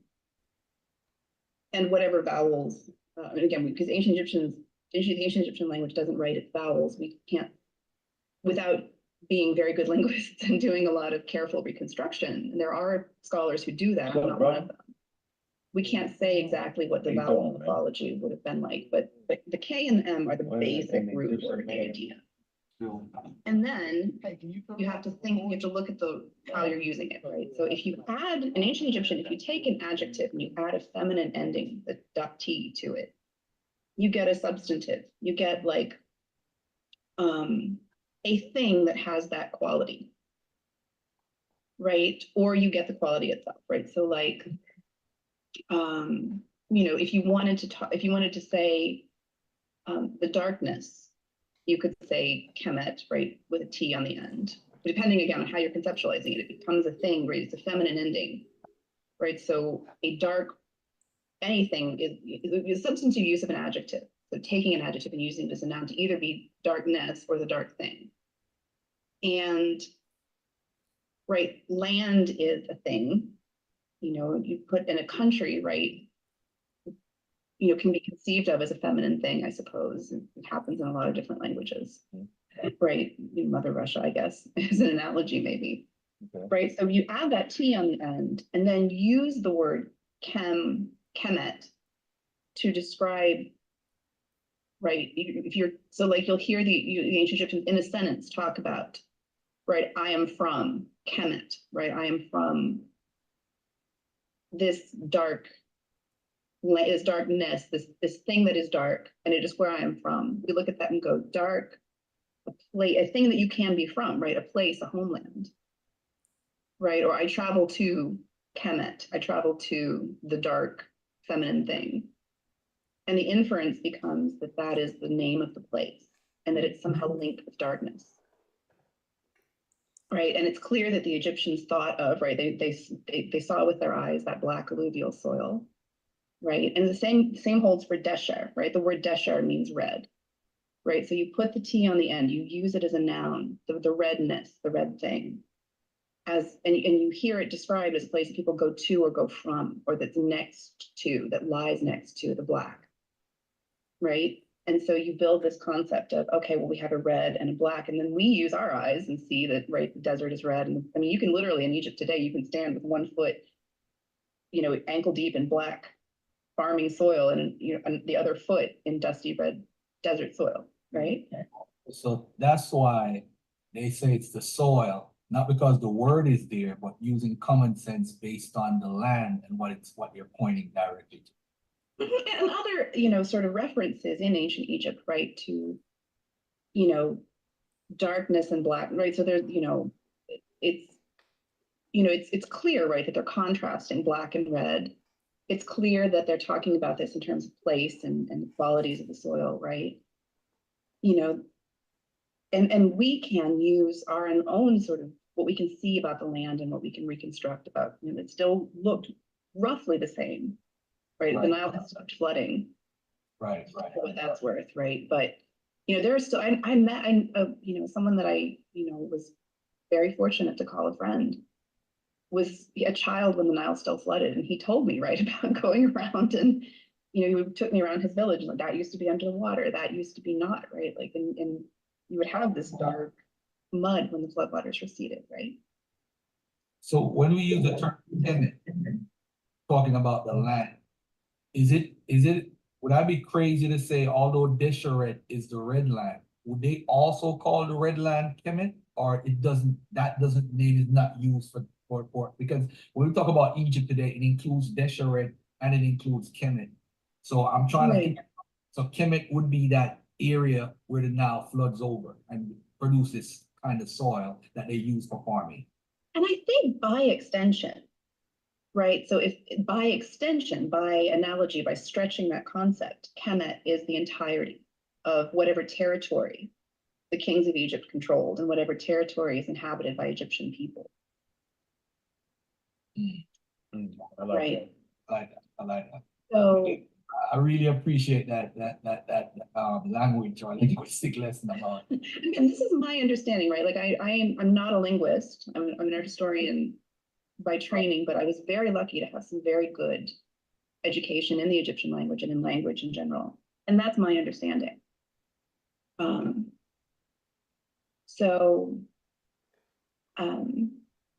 And I think probably I hope it's one that would make sense to other Egyptologists. They would look at me and go, I think you've gotten rusty here. I think you're crazy or you missed something. I think that's one that would probably resonate with most teachers. As far as what in your lifetime, reading the text and so forth, have you seen Kemet having other meanings? The word Kemet itself having other meanings in other cases?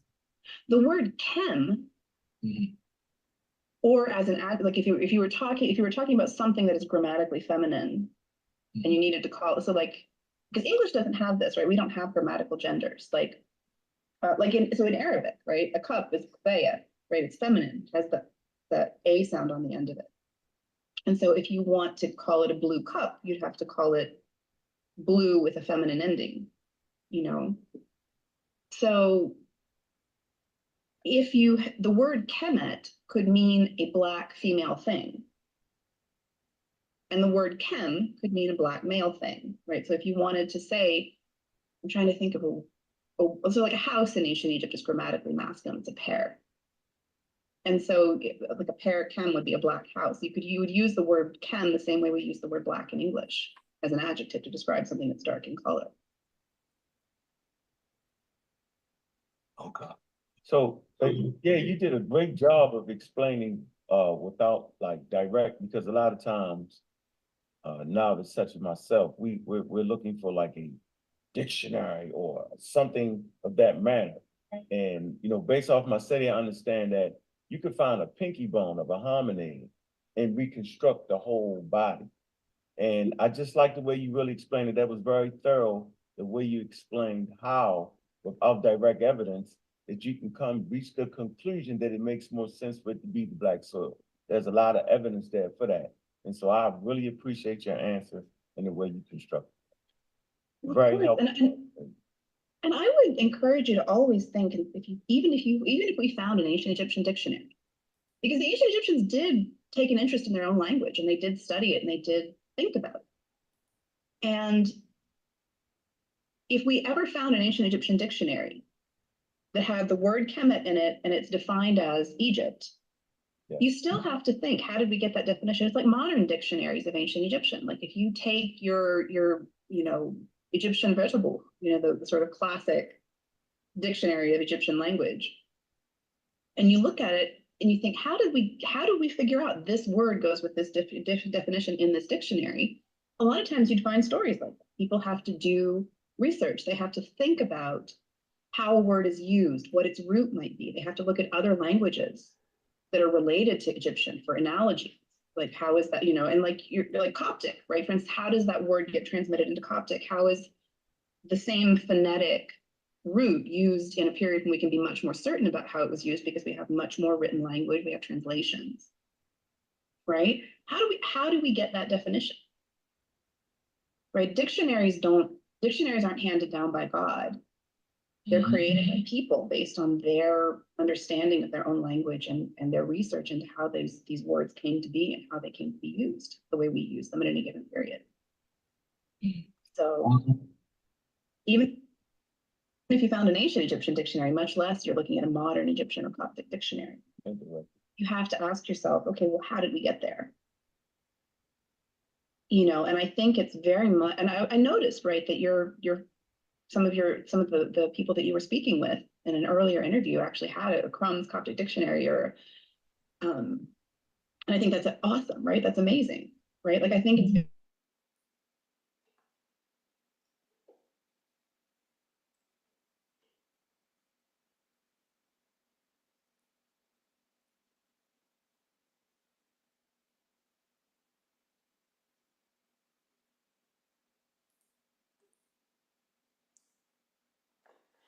What happened?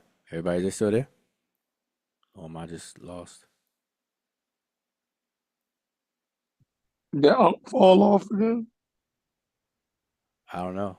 Nah, he paused it, so he couldn't have fell off. I think he paused it. My screen black.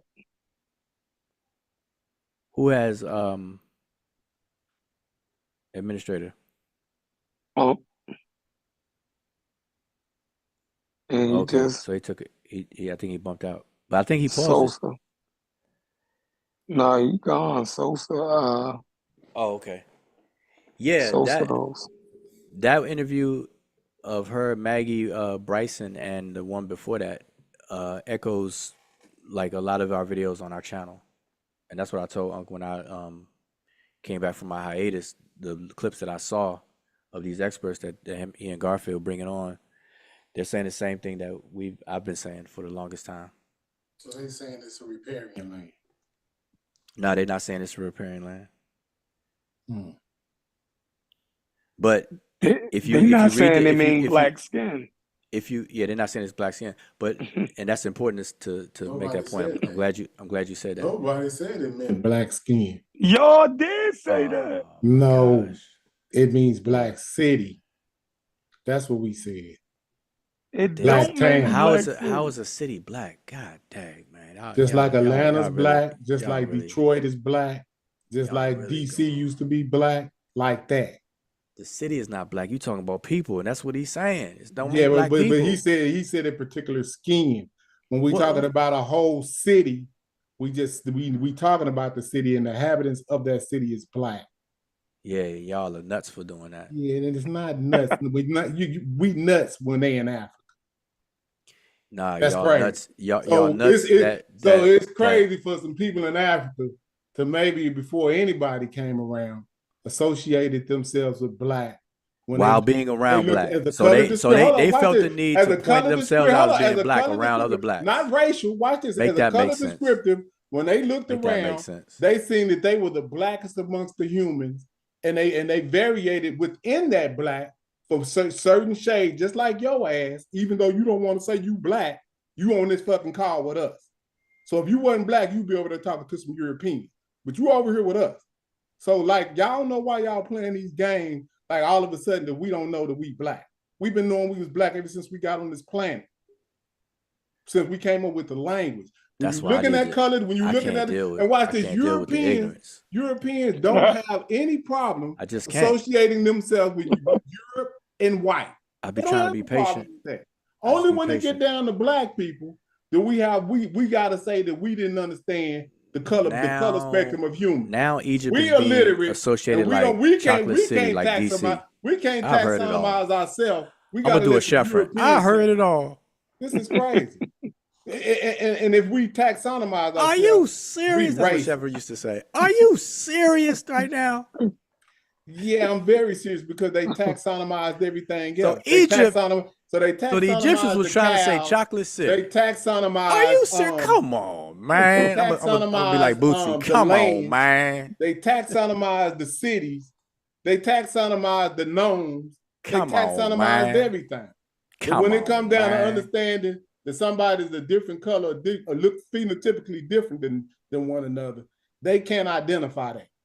All right, I got That you. don't So, make sense to me.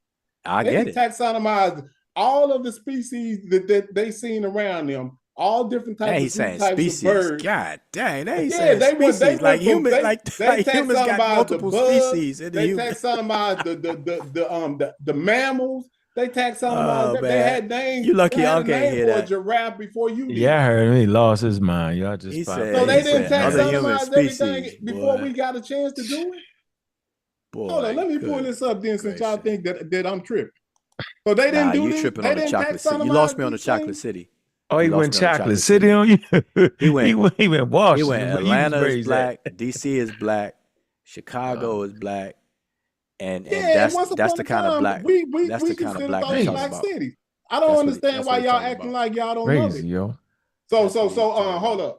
up. That's You right there in crazy. Baltimore. I'm gonna say it like Yeah, y'all said, Baltimore. yeah. You right. So you didn't know Unc is not in that Baltimore. what Yeah, I'm in Atlanta now. that's where the man is from. Mhm. I'm I from hear him DC. talk Like about it. I'm He from talk DC. about it all the time. You talking to a person who's from But hold DC. on. I didn't ask the man was he from DC. What did I ask you, From No, I'm Baltimore. saying me. I said I'm from DC. I ain't talking about you. I'm talking to You from DC, Baltimore. Now I DC, know that you city. know you right next to DC. Mhm. Back in when I was born in '69, so I know you a little bit older than me. But back at once upon a time, Not much. DC was known as Chocolate City. Did I make that up? No. Who y'all know? He was born in DC. So what's the problem? The problem is you acting like About 5,000 our years. is the our problem. modern No, our modern our we modern smart tendency enough to do to stuff like name that. We do it all the time. no We have. It's our 5,000 years, yo. You tripping. Anachronistic as Oh hell. man. Yeah, you no as So hell. listen, taxonomy only About a happened whole recently. language with different no with syntax and tax context and all type of shit, yeah bro. Yeah, this you just guy doing too Okay, so much, bam, yo. I didn't definitely pull lost it. the So garden sign. bam. Hold up, I didn't pull it up You done ran garden past the sign. 5,000 Now year watch stop this. sign, yo. No, Egypt watch ain't been this. Hold up, relevant for these damn folks. near No, I'm just saying, y'all saying these folks 2,500 don't know how years, to yo. do stuff. So look at all the stuff that they 2,700 taxonomize. years with the last Nubian pharaoh. Well, Egypt. This dude Really? look No, like let's just look Yo, at you what everything that these people 2,700 years wild at this they point, yo. taxonomize the sun. They What they taxonomize. got to They do with made a being separate. out Hold of... on, because y'all saying that these people don't know how to do stuff. bro, They That know ain't how to what make it look Nobody like said it's that. raining. They know how to do all this This kind is of shit. crazy, yo. But they can't taxonomize It's color. clearly Taxonomize. James, you're not even using hey. the term I want y'all to taxonomy notice. I want y'all That's to notice exactly what this is. I want y'all to They're notice the using. gang that James represents, and where and it's like birds of a feather flock together. Wow, this This is lack of crazy. Hold up. comprehension. James, taxonomy is a biological term. What are you talking about, bro? But you can taxonomize anything. No, you can't. Animals. That's biology, bro. You talking about when you talking about taxonomy, you talking about animals. What the hell are you talking about? But you can taxonomy. You can put everything into a You ain't classification. even using the proper terms. You don't even know what you're talking about. So are you saying that you can't use different words to put things in categories? These people didn't have they didn't have the intellectual understanding how to make it say when it's raining. When Carl Linnaeus created the term taxonomy, he wasn't talking about what the hell you talking about. Go down to N23 since you got that on the screen. Go down to N23 for me. Since you want to talk about taxonomize. Mm-hmm. So what's the taxonomy of N23? It says land. And it says boundary. Now notice how you skipped over the column before that. It says land and boundary. No, the column before that. Oh, okay. Canal. It's a what? Say that again. A canal. Now it's showing as a determinative that DET period means that it's a determinative in the word ta for land and the word iash for boundary, but it is a canal. So the Egyptians knew how to taxonomize things as according to you. So when you see the word tie in land, they taxonomize it as what? Go. When you see the word tie in land, they taxonomize it as land. No, see, You say that when I see the word tie, all of this is representative of land from here all the way down. No, listen. You taxonomy, you talking about animals and no, but hold up. Talking about biological phylogenetic tree. What are you talking about? Hold up, but I'm gonna give it to you, James, that the Egyptian, I'm gonna use your word, taxonomized these things, right? So go back down to 23. Go back down to 23. All of these are represents of different points. This represents an island. No, I know. Go back down to N23. This represents a shore. This represents like two banks, like what you're talking about. But when we don't see these determinatives in the position that they're supposed to be in when we see the chem glyph. Show us one with the two banks, like what you're talking about with this one, the N21. Show us one with N20 in, where you're talking about where the banks are. That's what you need to be talking about. You're talking about a canal. But when we look at this, no, wait. I want you to finish, but what I'm saying is that I'm using your logic, right? You said the Egyptians knew how to taxonomize everything. Yeah. Fine, okay. Now, the N23 taxonomy classification is things that deal with a canal, right? Yeah, it says but canal it right there. also has land over here in boundaries. No, it says it's used as a determinative. Okay, well, you gotta know how to read it. So you just want us to focus on this part right here. No, that's what it is, because it's giving examples of where you could find it. That's what the third column is, in case you didn't know. So N23 is a canal. They associate N23 and taxonomize canal. So any words that have N23 as its taxonomizer, aka determinative or aka classifier, is associated with canals. According to you, that's how they taxonomize things. So when you look at the word for land, ta, it is used as a taxon in that word. So they categorize land with canal. Okay, but now watch this, boo. When you put up Ty Mary and when you put up Ty Mary that 2 times, it had this in front of it, right? Yep. When you did see what I'm talking about. So this represented the land in that sentence in that Ty Mary. But this right here, if you put this there, no, this is what they use. They use the N25. This just represented the inside of their land, what part of the land that they were talking about. Now watch this. When you're looking at this, these are only natural things that they put off into this area. When we go to all of these are ends. We have to go to something that humans built, which are buildings and parts of buildings, to find the 049 glyph. So these are all things that have to do with human construction. See that? And it says area or crossroad. Even though it says nothing about waters, that you want to stay in the middle here. Sure, anyway. Okay, but I again, like for the 8th time, I didn't say that I'm back in here. My nails going crazy. But go back up to the ends. No, because what I'm saying, go back to the ends. This don't represent nothing about no water. Can you hear me though? Can you hear go me? back to I get you. So yeah, go back got up to about 2 more minutes. I don't want my thing to. Okay, go back up to the N23, right? So what I'm telling you is that according to your logic, the Egyptians you're showing these because you're stressing that the Egyptians knew how to taxonomize, which is to say categorize things. And so the way they categorized things was to put these glyphs at the end of words, correct? Not in all cases, depending on how the syntax is working. But they used it for determinatives to show what parts of the land that they're talking about. I'm saying when you say see, this is just wait. I'm saying if you put it in the syntax, it's going to have to represent different things. But listen, you brought this up and you showed this to emphasize taxonomy, them categorizing things. And so these glyphs are not used on an island by themselves. They're used within the spellings of words. Correct. Okay. And when they come at the end of a word, that's when there's taxonomy.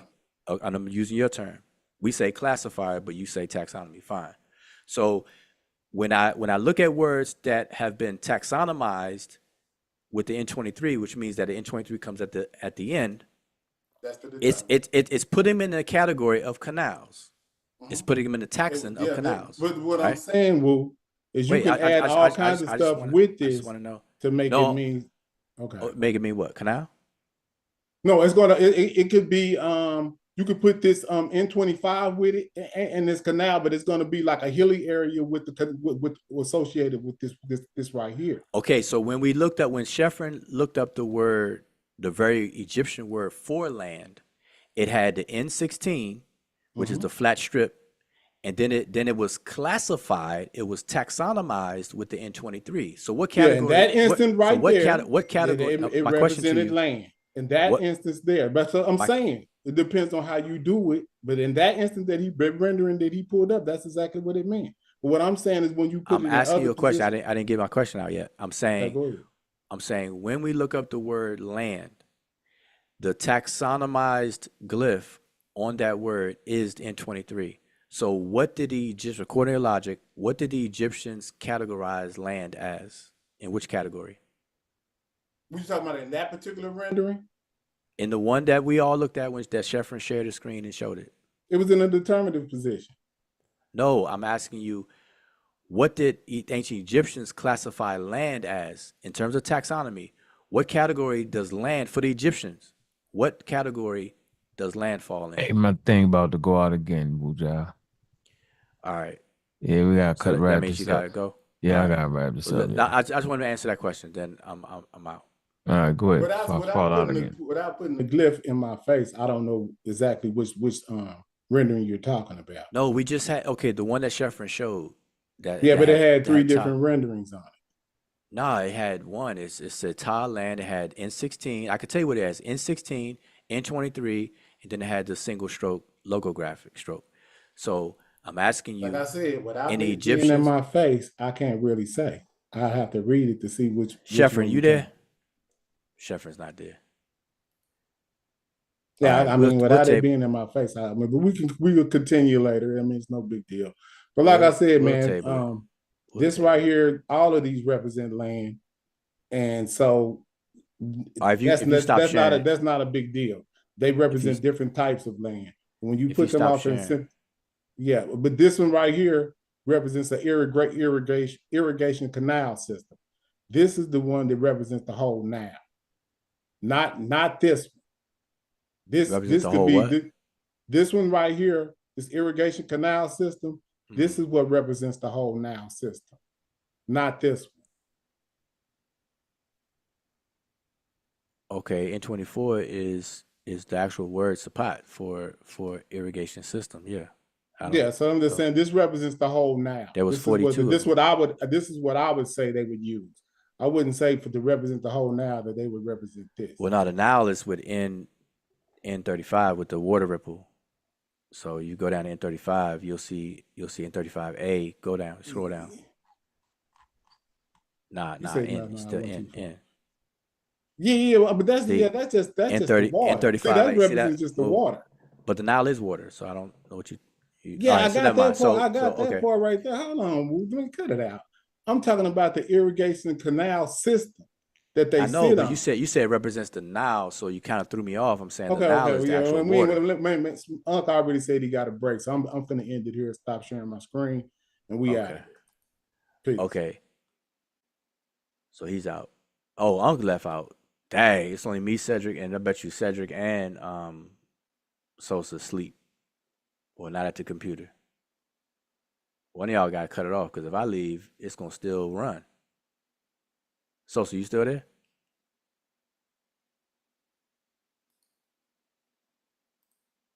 All right. So one of y'all got to come in here. I don't have the who's the host?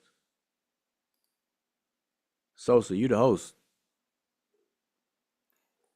So Unc, you gotta come back in real quick, just at least to shut it down. Because even if I exit and Cedric and Sosa still in here, it's gonna run. But anyway, on my screen, just to explain what I had on my screen right now, is these are some of the words that's transliterated as either Kim or Kemet.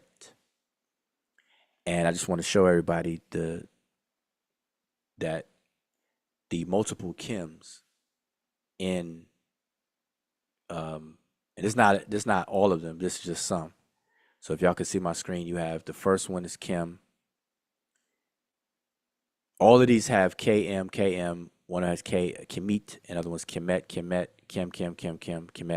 Kemet. So we have at the bottom Kemet is defined in this dictionary as a jar. You have Kemet, which is defined as the black land, Egypt. The Kemet above here is the black land, Egypt. The difference between these two, one has another bread loaf on it, the other one doesn't. This one says Kemet, a collective noun meaning Egyptians. This one says Kem as a verb, which means to total up, amount to, complete, put an end to, pay to, but it's Kem.